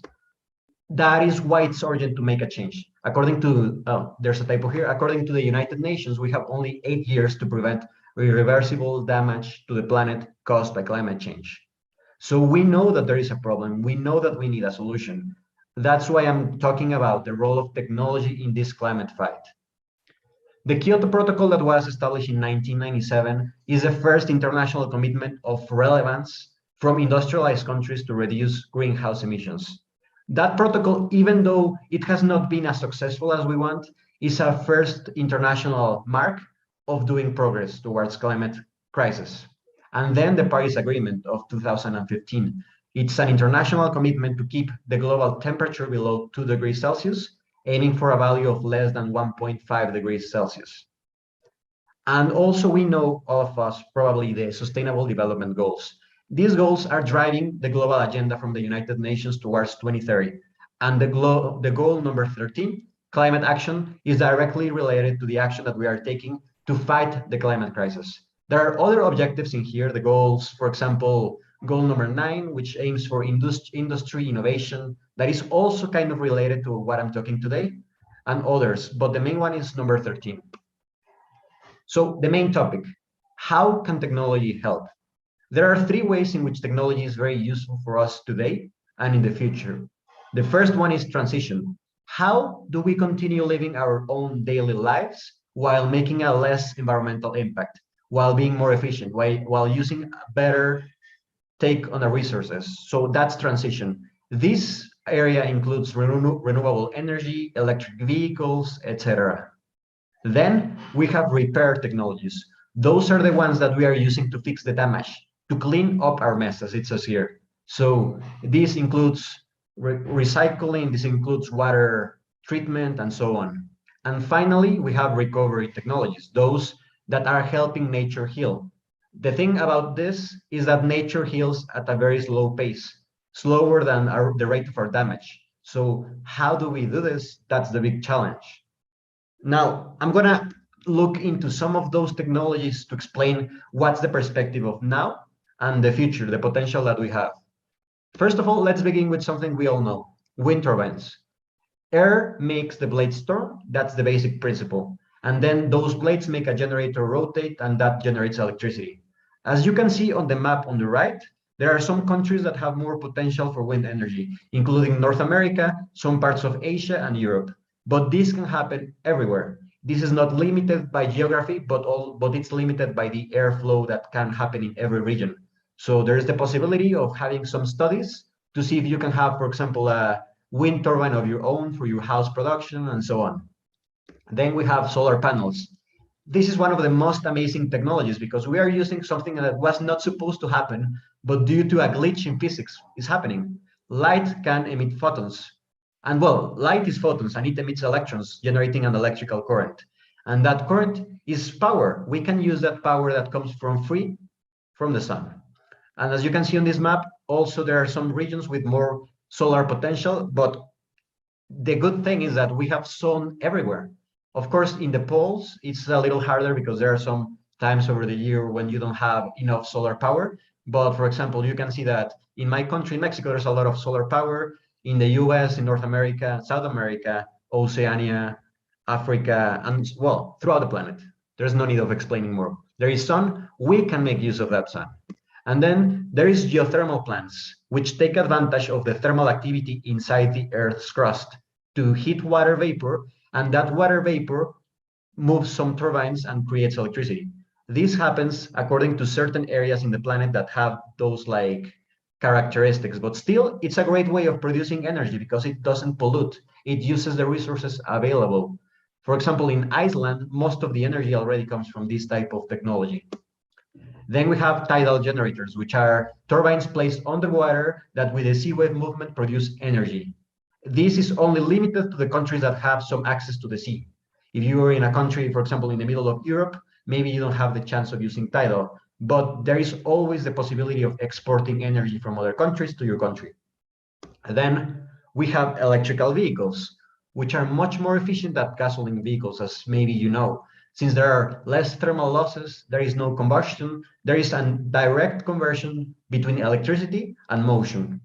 And they consume 1/4 of the energy used by internal combustion vehicles. So this is a great technology.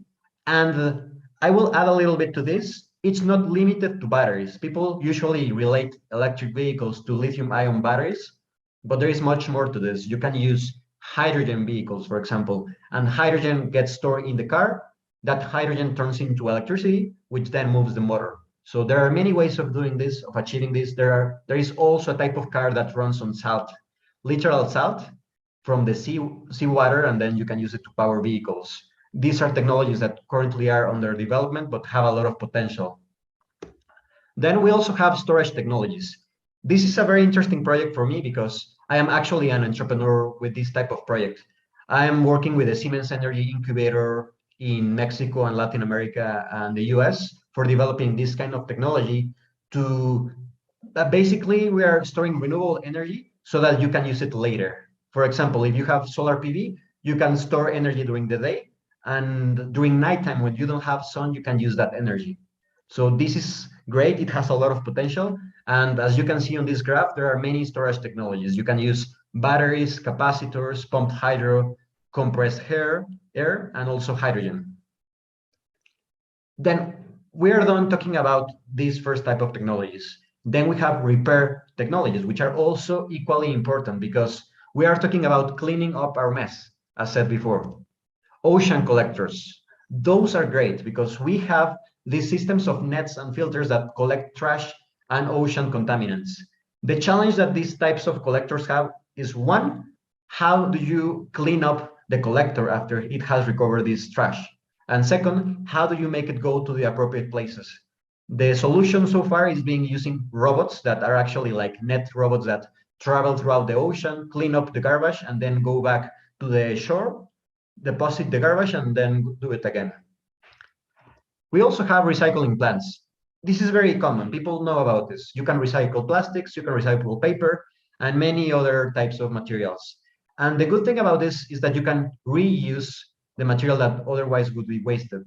The challenge here is that the residues can be organic and inorganic, and even though you can recycle it, it's not perfect. You're going to have losses, you're going to have degradation of the material, and so on. Then we have water treatment. Water also gets polluted a lot. And as you may know, the water that we can use, the drinkable water, is a very small amount of the entire planet water. So it's a challenge to make it clean. So we're using filters to remove organic and inorganic pollutants. We also have this technology that became famous very recently, direct air capture, which essentially means that you are passing air through chemical filters that compress this carbon into other molecules or other substances that can be later used for industry or that can be stored underground. This is a great technology in the sense that you can remove your mess, let's say, from the air, but it's not as efficient or as good as trees. The only problem is the time they take.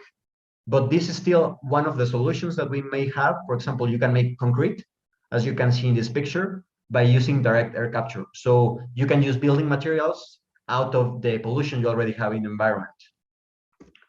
And finally, we have recovery technologies. These are the ones being used to recover nature, to help nature heal.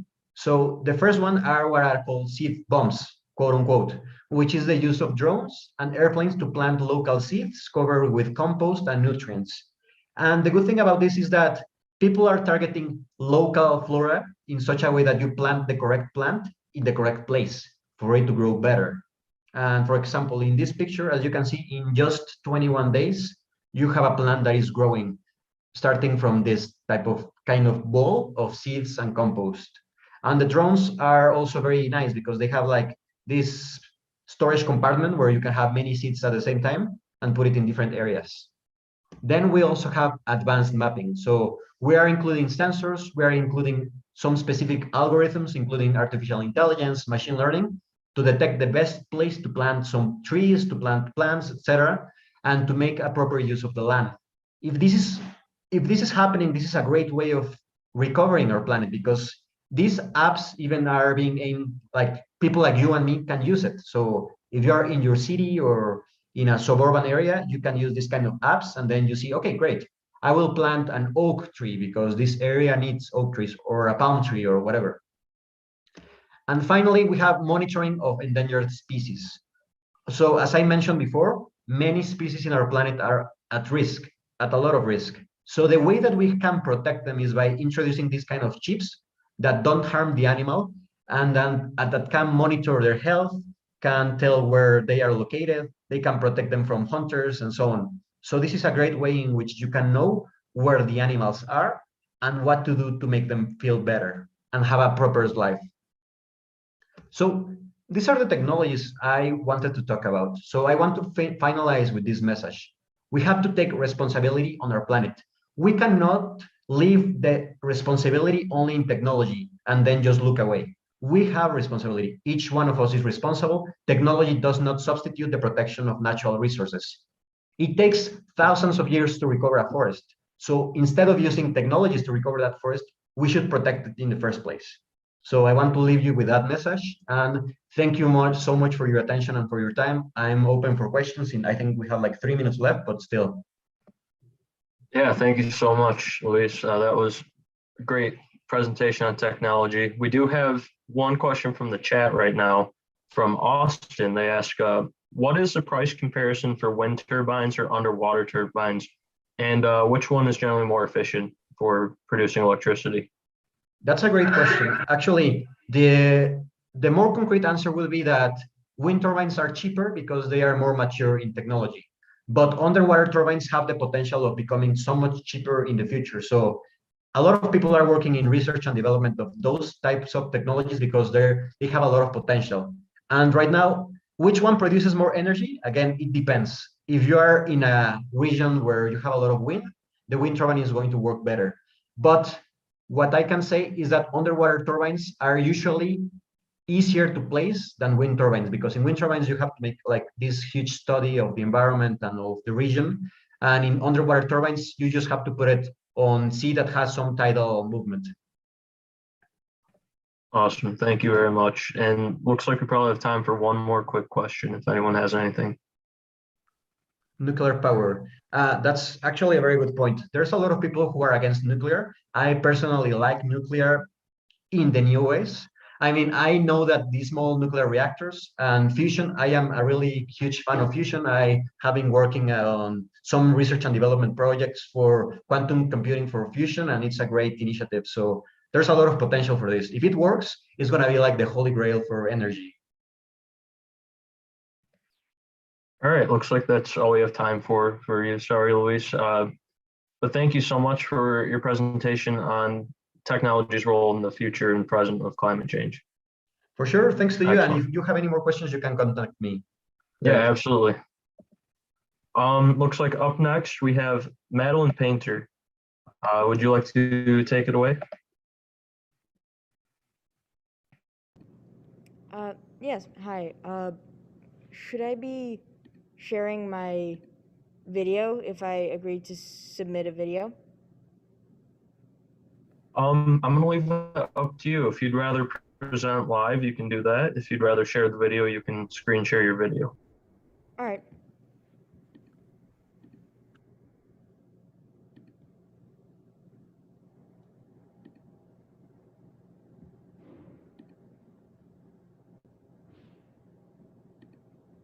Good evening, everyone. I'm Madeline, an Eagle Scout from BSA Troop 32G in Illinois, and I will be speaking today on a project related to pollinator bees, such as this lovely carpenter bee that we see here. A brief overview of this project: 8 habitats for pollinators were designed for and constructed in a nature center's garden for bees, including species like carpenter bees, mason bees, and leafcutters. But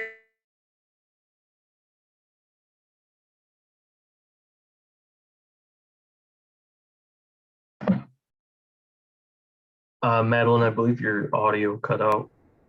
which is a conservation. Oh, it's back. Can go through. That's basically the equivalent of doing 2 or more nature-related eagle projects, and this pollinator habitat project was part of that. So how did that broad program lead to this choice of project?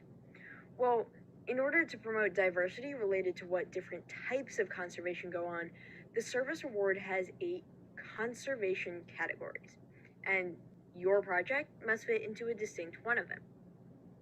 These categories include things like fish and wildlife management, air and water pollution control, and forestry and range management.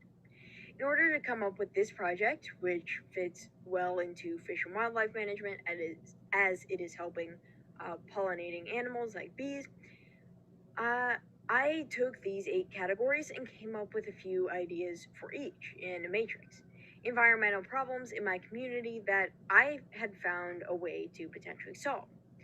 I then took these ideas to different organizations based on what I thought needed to be changed, like the idea for a rain garden with the local forest preserve and the idea of invasive plant species control with the local park district. My community partners on this project were the local nature center where the project took place, Troop 32, which is my scout troop and is an excellent place to source volunteers from, and the Science Olympiad and Math Counts teams at my school. The choice of these two teams as volunteer sources is important because these are STEM-related clubs, and service like this, where you get to go out and take actual action and put things that you learn about earth science, etc., into practice, is an excellent way to connect young scientists and kids interested in STEM to conservation, and that's part of how I got into it. So then we actually made the bee houses. I designed these houses based on careful research because I wanted the habitats to be safe and effective for the bees. The pollinators that these houses were built for include sweat bees, mason bees, carpenter bees, leaf-cutting bees, and plasterer bees. There are two different designs used in this project because different types of bees have different habitats. Some burrow in soft wood, like the carpenter bee, as shown here with these pre-made burrowing holes. These holes, the fascinating thing is they'll end up getting filled with small materials like sticks and mud rather than staying open, because this is where the larvae of bees will end up going over the winter.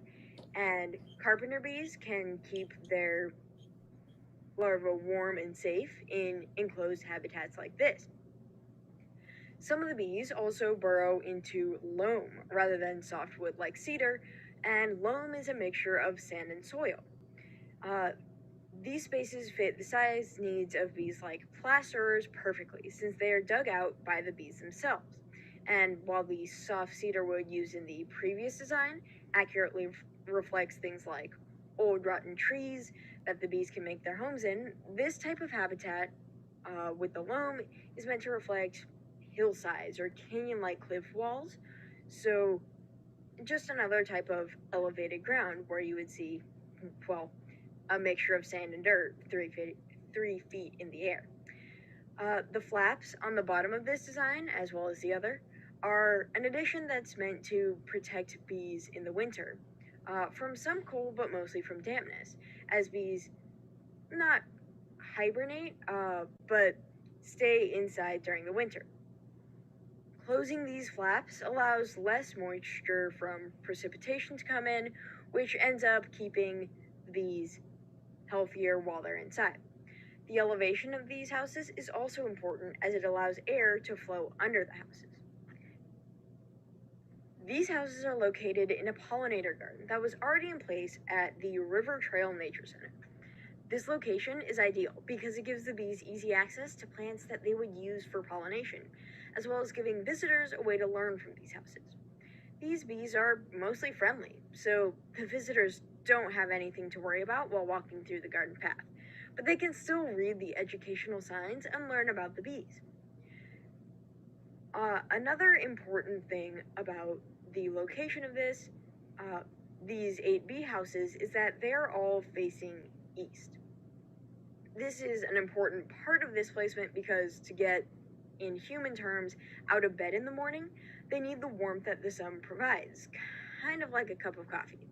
If they don't face the sunrise, then they aren't alerted that, oh, it's time to get up and start pollinating, because the bees can remain unaware that the day has begun since there's no distinct temperature change when there's less direct light. And this is why the fronts of these habitats are all facing east. This project took place, well, during a pandemic, and so a creative solution was needed to get these houses built by volunteers. And as you can tell by some of the more winter-like trees in the background, this was actually done in spring, and there were lots of quarantine and separation rules in place, so we ended up getting creative. I wrote detailed instructions with digital models of the houses and then passed out kits to volunteers with the plywood, screws, and instructions to make a bee habitat. And they were sent home, and these volunteers were given 4 weeks to build the house, then bring it to the worksite. The impact of this project is that 8 bee habitats were created for the safety of pollinating bees, who will help the plants in the surrounding forest grow. Visitors will learn about pollinators and their protection when they go to the Nature Center. 27 volunteers put a lot of hard work into this for a service project that involved 130 service hours. And because of the hybrid and pandemic nature of this, some of those service hours were at home and some were outside, which is just another great thing about nature-related service. This project also inspired others, which was great to see. A local cub pack saw the impact that was made and wanted to take action as well.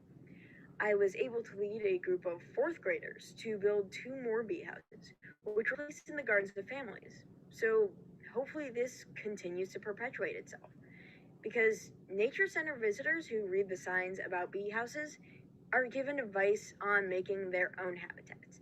And an amazing side effect of any project is seeing it cause a chain reaction like this.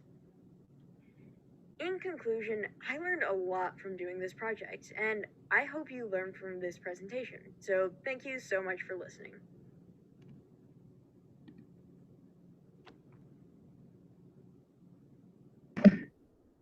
Yeah, that was a great presentation, Madeline. Are you willing to take some questions? Yeah, of course. Okay, feel free to ask anyone. That was awesome. How did you, what did you use to design your actual hives with? You said you had a digital version of it? Yeah, just on Fusion. Oh, nice. Is just something that I've used in school and applies here as well. Yeah, no, that's great. I think it's really impressive. Remind me, I'm on the floor. We're all painting right now. Yeah, that was really impressive. Well done. And how many hives did you get done? 8, and then an extra 2 with a younger group. Awesome. Well done. Well done. Looks like we have a question from the chat from Olivia. How do you think your idea could be adopted to a school environment? Well, I think that something like this is very versatile and that it can kind of go anywhere where there's open land enough for a bee house. And again, as long as you have the materials and the designs, it's fairly easy to like share with students and things like that, and just have them be, I guess, the producers of something like this.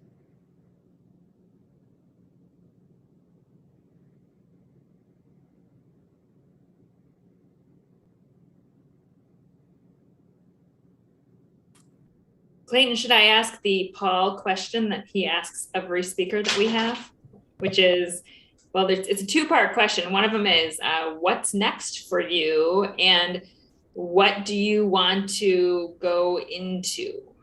Do you have any ideas of, do you want to go into this as you get older? Well, for what's next, I have a project involving book production I'm planning to do, where it'll be writing children's books and then using reused covers of cereal boxes as the book covers, and then using that to, I guess, educate like elementary schoolers about things like conservation. And then in the future, I plan to go into law, which has environmental applications, of course. So. We have environmental lawyers at the EPA, so keep that in mind in the future. I have a question for you. So obviously you understand the environmental importance of bees, but for some people there's negative connotation, which is unfortunate. I think that comes from their wasps and hornets. How would you suggest spreading the information more on what bees actually do for people, so we take more effort into protecting them? Yeah, I mean, with things like the bee houses that are very approachable and like something that you would see on a walk in a nature center, having things like informational signs can help with that, as well as just generally things on like social media or in the news that talk about the like very large benefits versus things that are maybe scare people about bees.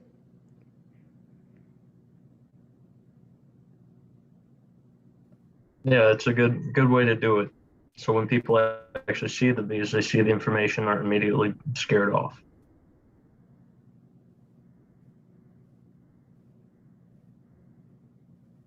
Any more questions?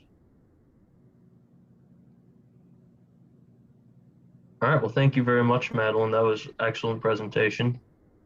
I really like to see more focus on bees. I took a class earlier in school, completely focused on it, so it's really cool stuff. It looks like at this point, we are scheduled a 15-minute break. Are we going to take that now? Yes.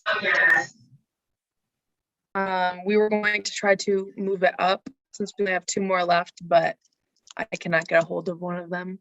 So yeah, we will meet back here in 15 minutes. Thank you everybody for coming and watching so far. Yeah. Can we take a shorter break, like a 5 or 10 minute break, and we can show the pre-recorded one, and then hopefully Faith will come a few minutes early for her presentation. So I know for some of us, we're wrapping up, and for those of you, it seems like a lot of you have been with us for the afternoon, or if not longer. So what does everybody think? A 5 or 10 minute break versus 15? What do you think? Which Molly, one? how you doing over there, Molly? I'm doing fantastic. All right, good. Good. Okay, 5 minutes. 5 minutes. Okay. Olivia has spoken. Olivia has spoken. All right, You want to show your video, back at Molly? 6:20.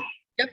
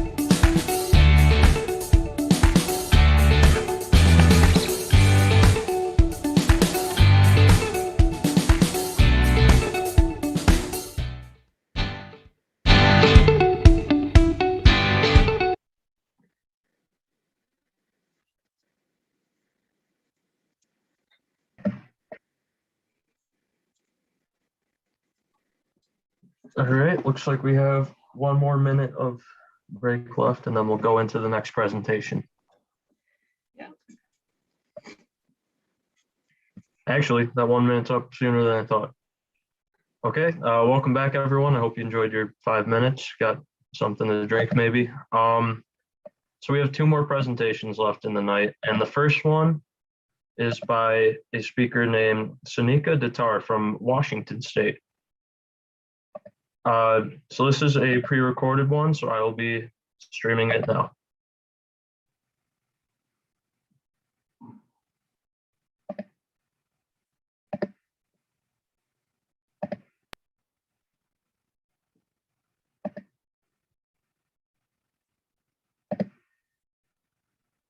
Hi everyone, my name is Sunika Datar and I live in Kirkland, Washington, and I go to Inglemoor High School.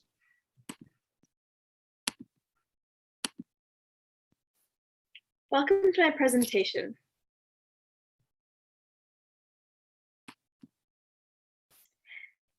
Imagine a utopian world where the earth is thriving and full of vibrance, and families are happy, kind towards each other, and are coming together as Earth citizens. Now, here is the world we are in, plagued with the current problems of the 21st century. These are problems that we have created for present and future generations. As Victor Hugo said, change your opinions, keep to your principles. Change your leaves, keep intact your roots. Now, there is a very strong message here. Problems that exist today have to be tackled at their roots. The values that are instilled in young children should be the anchor that nurtures, nourishes, and shapes the world for a better future. Just like a sapling that is well nourished stands tall amidst adversity, youth who have the core universal values grow to be resilient change makers. I deeply believe that building awareness among youth is fundamental to growth, since the children of this generation are our future leaders. Growing up in the Pacific Northwest, I've enjoyed camping and spending time outdoors with my family. At my middle school environmental and adventure school, I learned to appreciate the advantages of outside the classroom learning and the ability to positively impact our community in the simplest forms. As a student at EAS, we participated in community stewardship projects, such as building signs for park facilities, environmental cleanness, and signboards about native plants near trails. For example, we created signboards with information about invasive species and local flora and fauna for Salmon Creek Trail. What was evident to me was that you don't always need to make a large change in your community to make a difference. Being environmentally conscious from a young age is more relevant in today's world to raise their awareness towards sustainable goals for our planet. I believe children who are consciously raised to be environmentalists and taught to be empathetic can unite for a common goal by being kind and working together as Earth citizens.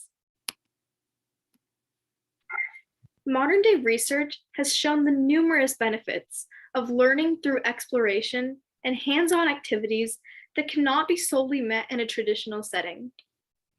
Now, let's understand why this is effective. Hands-on learning better engages both sides of our brain. Listening and analyzing processes occur in the left hemisphere, but visual and spatial processes are handled on the right. By combining multiple styles of learning, the brain forms stronger overall connections and reinforces what was learned. Let's take an example. Instead of looking at a recipe or watching a cooking video, taking out the ingredients and actually cooking helps you better learn and remember how to cook the meal.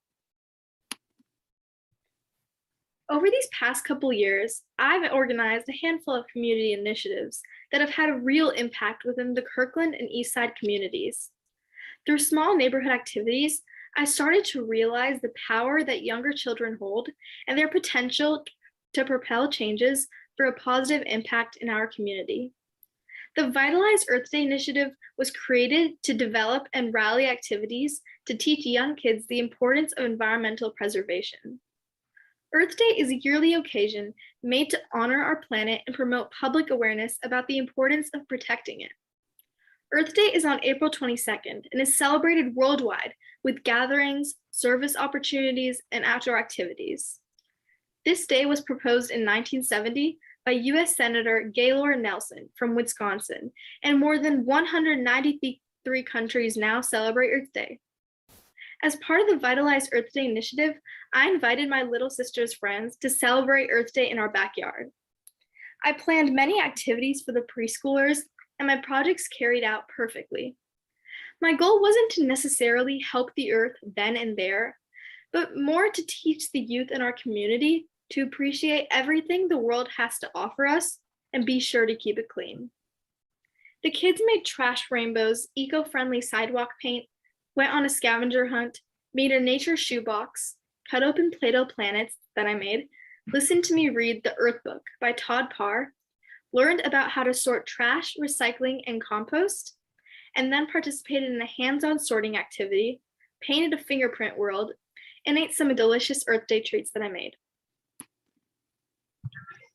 I'd like to elaborate on some of the activities that we undertook that highlights how the children learn to become environmental enthusiasts whilst participating in these activities and having fun. The first activity that we had was making trash rainbows. While participating in the activity, we spoke of ways we can minimize producing trash, have a minimalistic lifestyle, and the tiny house global movement. The next activity that we had was going on a scavenger hunt in Big Fin Hill Park. I gave each preschooler a mini notebook with all the tasks they could do, such as find 3 pieces of recyclable items next to the evergreen tree. After the scavenger hunt, the kids made a nature shoebox. The children found leaves, sticks, pine needles, acorns, flowers, rocks, and more. This activity taught the preschoolers that art can be found everywhere, including nature. The next activity was cutting up Play-Doh planets. I made the outside green and blue for the continents and the ocean, and if you cut it in half, you can see the different shades of orange, yellow, and red to teach its preschoolers that there are different layers inside of the earth. Then we read The Earth Book, which was about taking care of our planet and how it's important to recycle and compost and try not to put out greenhouse gases, such as carbon dioxide and methane, into the atmosphere. Then I told the kids about the 4 R's: reduce, reuse, recycle, and the new one, recover. Next, we painted a fingerprint world. As you can see, the sole purpose of most of the projects that I coordinated was not only to help the environment, but to educate the kids that it's important to give notice to the various things that the world provides and keep Earth sustainable. I also taught them how to plant trees, and with the help, the kids made an impact towards King County's 1 million trees goal. This goal was initiated by Dow Constantine in 2015 in order to reduce carbon pollution and improve the health of neighborhoods and habitats. Overall, the children enjoyed their projects, learned and experienced firsthand how they can make an impact in many ways, and gained a much deeper understanding of their world than what would be possible in a traditional class setting, and the importance of taking care of our planet. At a personal level, planning Earth Day activities, helping with King County's 1 million trees initiative, building signs for a trail, volunteering to clear out poison ivy, and helping maintain my school's plant beds and greenhouse helped me gain invaluable community service experience and develop a newfound passion for environmental restoration, and helped foster a love for service work. No matter how big or small, making an impact in your community can be rewarding. I also had a unique opportunity to contribute some of the ideas for my project into American Girl's January edition, Love the Earth, a book about girls making a difference for the earth with lots of fun illustrations to encourage younger kids. I believe that if you made an impact on even a single person, it's all worth it. Through small incremental civic engagements, we can create a culture of change makers and begin a renaissance of a global curriculum to create mindful Earth citizens. Thank you. All right, that was a great presentation, and it looks like the speaker's in here with us right now, I believe. Is that you, SD? Yes, actually, sorry about not being able to chime in earlier. We are traveling at the moment. I had messaged Miss Molly and Mr. Paul Ritter that we happen to be traveling for midwinter break, but I just wanted to make sure we called in for her segment. Thank you so much for your platform. And this is Sanika and her mom here. Together, we watched the streaming and we are incredibly grateful for the platform and the Yes Summit for allowing this opportunity to share the ideas. And we'll be sure once we get back in town, Seattle, that's where we are from, that we'll watch the event stream live. Thank you so much. It was really, thank you. Really well done. What grade was she in, or is she in? Yeah, I'll let her speak. Thank you. What grade you're in? I'm in 9th grade. All right, and did you do all that stuff while you were in 8th grade?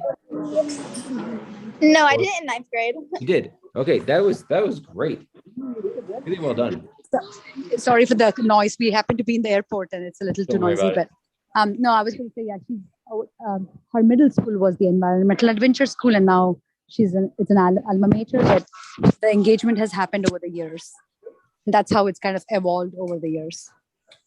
Yeah, I'm not sure if you guys have a moment, but we have a question in the chat for you guys. Olivia is wondering, are you wanting to work with young kids when as a profession or something else? Just a second. We are so impressed that you're even calling in while you're traveling. We had a different youth event when we had somebody her parents were driving in a snowstorm and she wanted to participate so bad that she was in the back seat giving her presentation in a snowstorm. So it is very appreciated that you were at the airport participating. We're beyond impressed. No, I appreciate it. And like I said, if we knew this before, we would have planned it in such a way it didn't conflict, but it was unfortunately a conflict. I'll let Sanika chime in for the response there. Yeah, so honestly, I'm not really sure, but it's mostly for the Space for Youth organization. I'm planning on building on it over time. It's engaging local youth in Kirkland and Greater East Side communities of Washington. And we have enough organizations within Kirkland where we kind of can, gain momentum with the youth. And again, she's a high school student, so she has her regular commitments, but because of, we have had success and we've seen that, it's been very rewarding over the years. So every year, these kids look forward to the same activities that kind of happen. Like this summer, Sanika, I want to speak about the Kirkland Children's Fair this summer. Yeah, so the Kirkland Children's Fair we held this summer had a lot of people coming to it, and we had the youth doing their own projects and selling their different things, and it turned out to be a good success. And we have one coming this year. And we also have one that's going to come this summer. That is wonderful. That's wonderful. Did that answer the question Olivia had? I'm sorry for the noise. Yeah, absolutely, it did. Consider me impressed being so young and educating even younger people. That's very cool. Thank you. I guess the biggest motivation is we have a younger student, like Sanika's sister is only 5. And so it's kind of really stemmed from having her get involved in all of these activities and kind of grow from there. So, and the EAS experience of her middle school definitely was the fundamental factor in this. Sure. Well, do we have any more questions?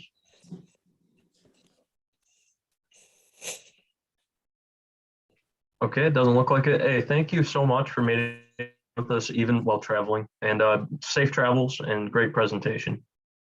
Thank you. Thank you all. Thank you so much. All right, looks like we have one final presentation by Faith Blackhall joining us from Florida. Thank you for showing up a little bit early for us too. Yeah, of course. Can you hear me okay? Yeah. Okay, do you want me to go ahead and get started, or are we waiting? I know I am ready whenever you are. Okay. Well, thank you guys for letting me speak today. As you said, my name is Faith Blackhall. I live in Florida in the United States. I'm honored to be presented with the opportunity to speak with you all today. So a little bit about me before we kind of jump into it is most of my work is dedicated to wildlife conservation and habitat restoration. gotten to work alongside, for me at least, a few legends in the conservation community. Cindy Irwin, Jeff Corwin, Wyland, Guy Harvey, just a few of them. And while I have been fascinated with predators and breaking the stigma attached to so many of these larger apex predators, my work started in sea turtle conservation. From here, I partnered with an incredible organization off the coast of Juno Beach and Loggerhead Marine Life Center. From here, I was a 2-time nominee for the Go Blue Awards and the recipient of the International Environmental Excellence Award with SeaWorld Busch Gardens and the Australia Zoo. And I work every summer at SharkCon, which is a big event here every summer in Tampa, which is dedicated to shark conservation. So I kind of float around a little bit between some of these different species of working with. And my most recent role lies with Earth Echo International as a Water Challenge ambassador. I work in the US division, and as an ambassador, we're presented with challenges and lots of opportunities to get to monitor water and test water. We go out every month. We sometimes organize events, host lectures, participate in lectures. I've personally pioneered a holiday-rooted education program that ranges from ages low elementary to college graduates, specifically for different holidays. Christmas, Valentine's Day, St. Patrick's Day is coming, but just the environmental effects that aren't really shed light on. And this is all just in the past few months. It's one of the largest and most beneficial things for our planet, for me at least, is the water conservation, as it takes up such a large role in our waterways, us in the planet. And I would not have been half as successful as I've become without the support that I've gotten between all of my projects and everything. That in the conservation community, whether you're interested in habitat restoration or wildlife conservation, advocacy, energy, solar, doesn't matter. A win for one of us is a win for all of us. And we're all fighting for the same thing here. So every small action has an even enormous impact.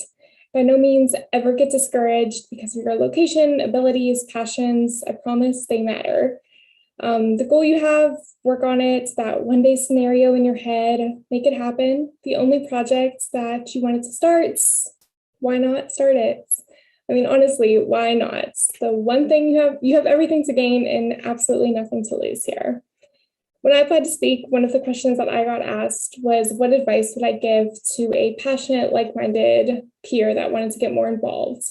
And to this, I would say that society has cultivated such a reaction of fear and romanticized staying in your routines and inside of your little comfort zone. We live in a world rich of rejection-based anxiety.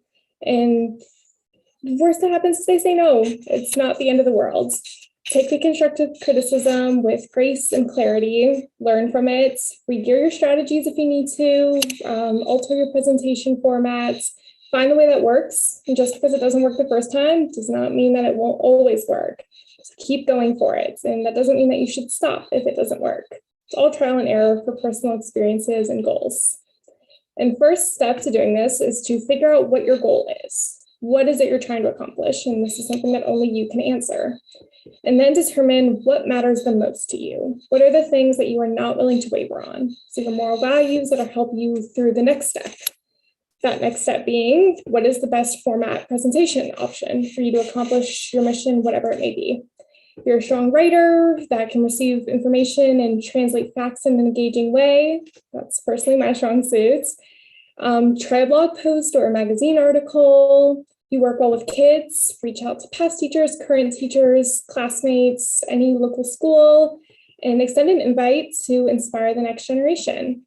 Get them enthusiastic about your discussion. If public speaking is your strong suit, apply to anything and everything. Do not wait for the opportunities to come to you. Go out and find them. Just the more platforms that you can get your voice on, the better. Be eager.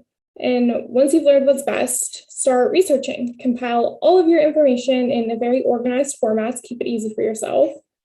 Make certain that you're prepared for anything and everything that you might get asked, especially when presenting with a younger demographic.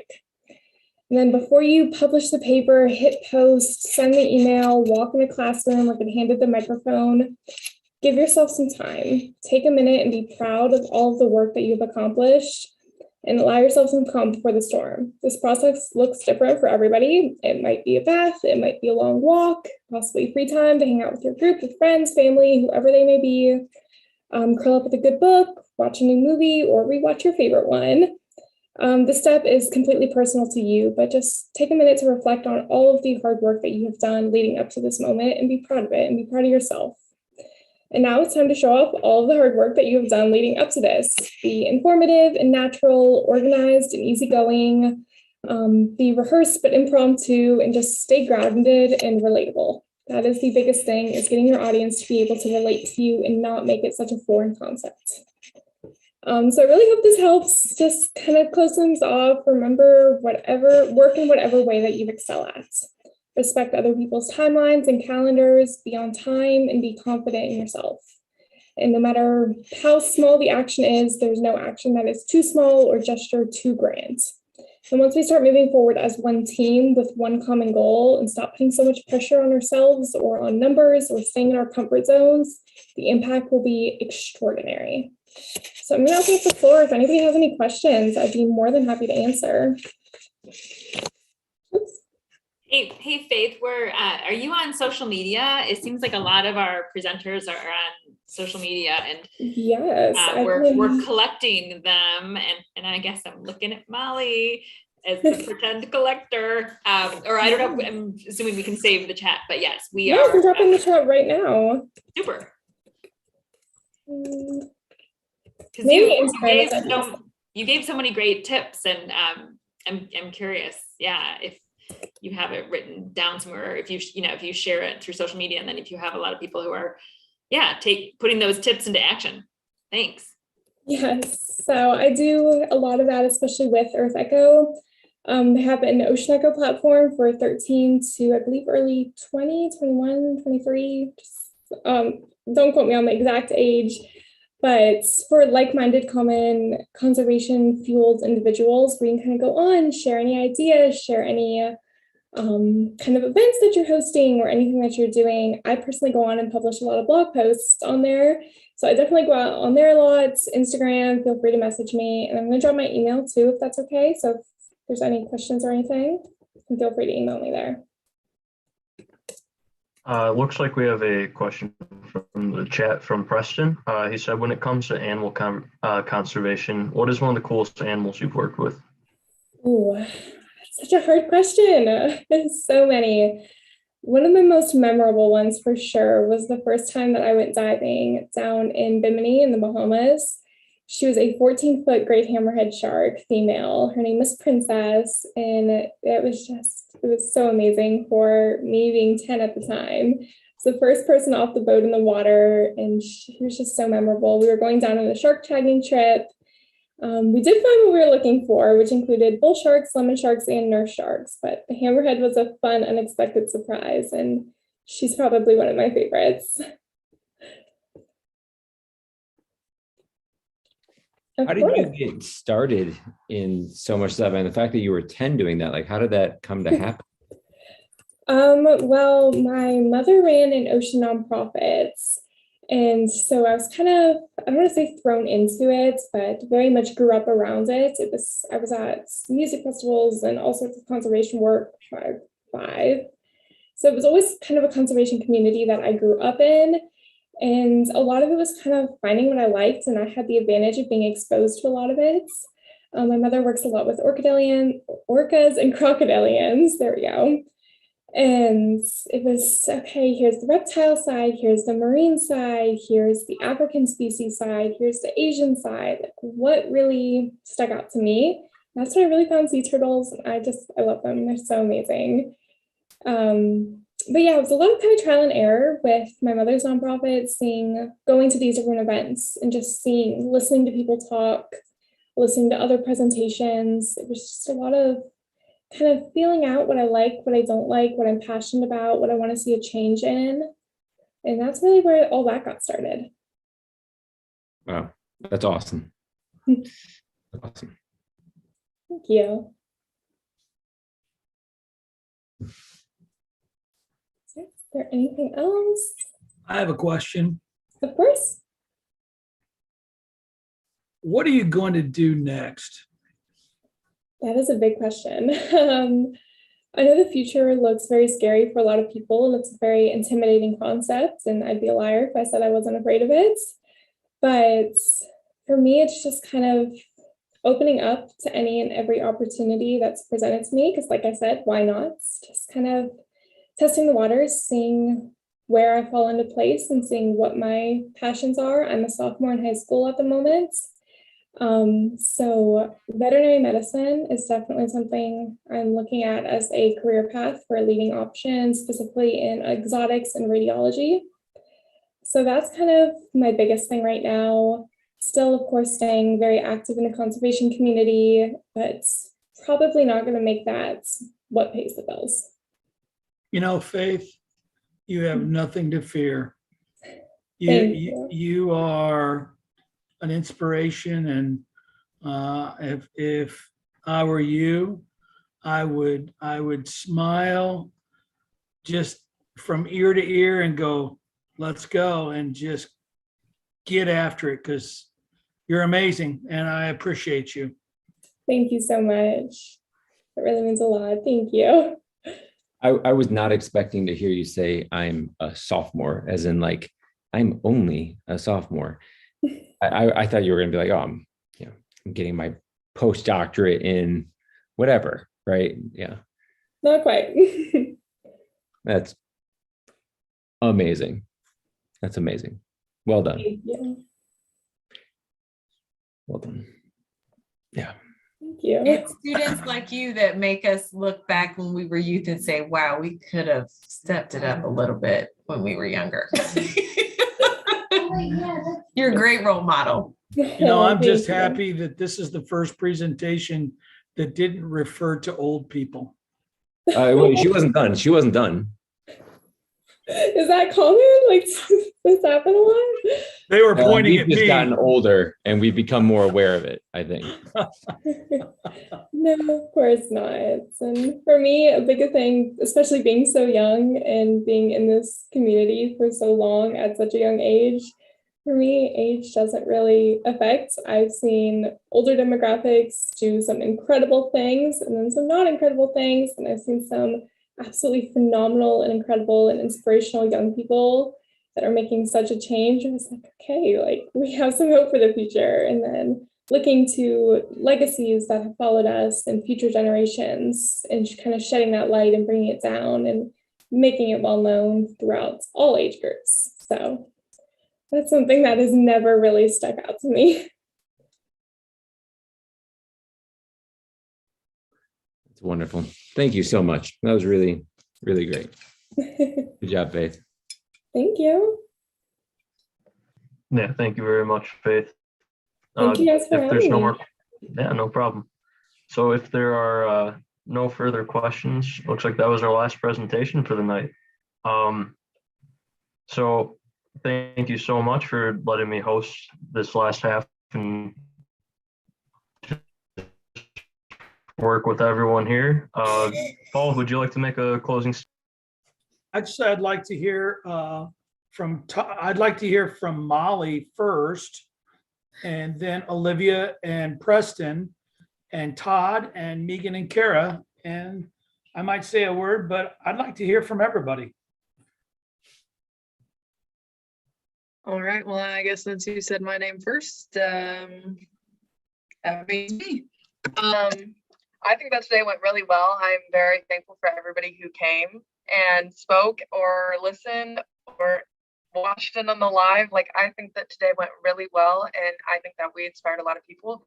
And I hope to our viewers that we inspired you to go out and make this change, or that this inspires you to start some change. This has been a huge eye-opener for me. So I hope it had the same effect on you guys. Thank you. Hey, why do you say it was an eye-opener? Just hearing all the different talks and some of the things I just never even thought about, like the bee houses, and just, I mean, like, I've heard of Bailey's store, like, at the beginning, but I don't know, I just never really thought of that being like a thing. Like, a completely plastic-free store sounds like impossible almost. So to hear that there's somebody out there doing that, and there's multiple other people who are doing things like that, so I think that's super cool. And then also just to see like the little kids, the 10-year-olds, Jack and Nicolina and her group, that was crazy. That was awesome. Yeah, I'm kind of going to piggyback off what Molly said there, because I think that like the biggest inspirational part for me was seeing like kids that are like basically half my age doing the most that they can. I think that's just like so cool. And then we're bringing together so many different sides of so many different things that I never even would have thought of, because I think there's the go-tos when it comes to environmental work that kids can do, and that wasn't what we saw here today necessarily. And I think that that's really cool. And I think that I don't think we could have been any more successful in that regard for what everyone laid out here today. Preston?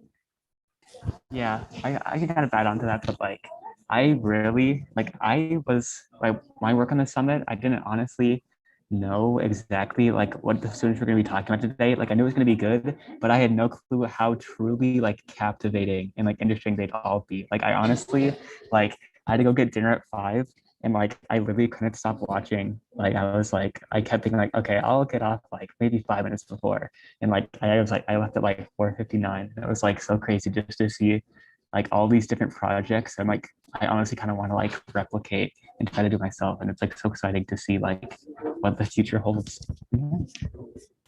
Kara? Yes, mine will be very brief. Listening to all of you amazing young people and all the speakers before, I work at the Environmental Protection Agency, and you make me want to work harder at what I do. I mean, you inspire me. I want to make this earth so much better for you. And just when I get frustrated with the bureaucratic process, I'm sure Megan can attest, when I hear you all speak, it just makes me just let it just roll off my back and just keep moving. So thank you. Megan? I love the variety of presentations. I love the different styles. Some people used videos, some people used PowerPoints. You know, Faith, you just spoke, but you were very well prepared. And I don't know if you were using a script, but I loved that it wasn't everybody's doing the same thing. And so that did keep me engaged for the entire day. I'm also beyond impressed. I mean, Todd, you're super impressive as well, but with our facilitators, the interns, the college interns, and then the high school students who facilitated this, you know, we kind of hinted, prepare and ask questions and engage the speakers, and you all really stepped up. I was hoping you would, but I'm just really blown away with the questions that not only the participants came up with, the audience members, but also the facilitators. I mean, it wasn't just, what do you want to be when you grow up? It was very thoughtful questions. So yes, I am inspired as well. I can't wait till the 24th. So thank you, everybody. Yeah, just it was a lot of time, a lot of work to get here.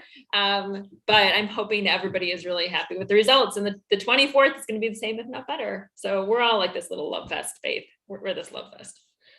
Join the party. TK? First, thank you so much, like Molly and Preston and Clayton, like for your help in getting this stuff and putting it here. Like, thank you. That was awesome. Olivia, you've been here the whole time, and it was, I did really like was it Jack, the redhead orangutan? Olivia, I was watching you because like I had my phone in front of me, and like it was like me, you, and then Jack, and that was all I could see. And like you were like cracking up with this kid the whole time. And that just like that was so fun to watch. You know, and it's been a long day. So thank you all for being here. You know, Velvet, I know you're on, which Velvet's one of my rock stars, who's got some really fantastic ideas and stuff that she wants to implement. And when you talk about the bureaucracy that we deal with in environmental stuff, or in, you know, at our school, you know, in our district, like it's hard and it's tough. It's tough, but yet to see all these kids who've done this, it's like, you know, this is why, because you see some of these kids, Faith over here, I'm a sophomore, like that's, some of it is, with help from, but it's like people like you, Velvet, or it's people like, all of you who've helped to create this, obviously Paul, I think one of the, wait, Olivia, it was you again. Did you say that you were, you'd go to bug Paul, right? You'd go to do that all the time. And like, you just like bugging him and hanging out over it with him, like, at his classroom, or whatever, like that's huge. How do you do that? Ritter is amazing. And it was great. It was great. I think the other piece out there is, Paul, there's like a lot of people like us out there, right? We got to find them. Like we got to glom together, because I think that's what will ultimately help so many of these kids see their visions, their bigger visions of what they think the world can become into a reality. But I think it's like, how in science, every answer leads to more questions. It's like every one of these that we do leads to more work that we have to do just to get these other people. And there's a lot of these teachers out there. There's a lot of these other people out there. So I think we have our work ahead of us, and I think it's well worth it. But I'm just glad we had the interns, because you all were rocking awesome and to make this all happen. Yeah. So all of you, great job. I've never been more humbled in my life to watch so many amazing kids. This was a project that was developed with them, through them, by them. And every step of the way I have learned. My daughter said, Dad, you're going to learn a lot in this one. I said, Bailey, I can't wait. And what we saw today and what we'll see next week is the future of our world now. I have never been more impressed. I have never been more thankful. And I can tell you that the work of this team to put this together, I am truly humbled that I get to be with you, because each day I learn so much and I'm inspired by you. I can tell you that when we went into this, I never realized how much work it would be. At the same time, there wasn't 1 second of any of those days that wasn't worth its weight in gold. To be able to watch the people come together, and this is just the beginning, you're right, but to watch the people come together, if every person in the world could have seen each of the people who spoke today, our world would not be where it's at. And it's my goal, my mission to work with this team and allow myself the awesome opportunity to follow Molly and Olivia and Preston and Clayton and Faith and Velvet and everybody who made this possible. It's a dream come true for me. I can tell you, yes to me is just the beginning. And every day that I will wake up, I'll think of yes, and I'll know it's going to be great. The world's going to be okay. These are the kids who are going to make it happen. And so for that, I thank you all. And it is truly a privilege to know and work with each of you and all the kids who are on here today and all the people who made this happen. And it was a long day, but it was the best day. So I appreciate you all and thank you so much. Great job, everyone. Have a good night.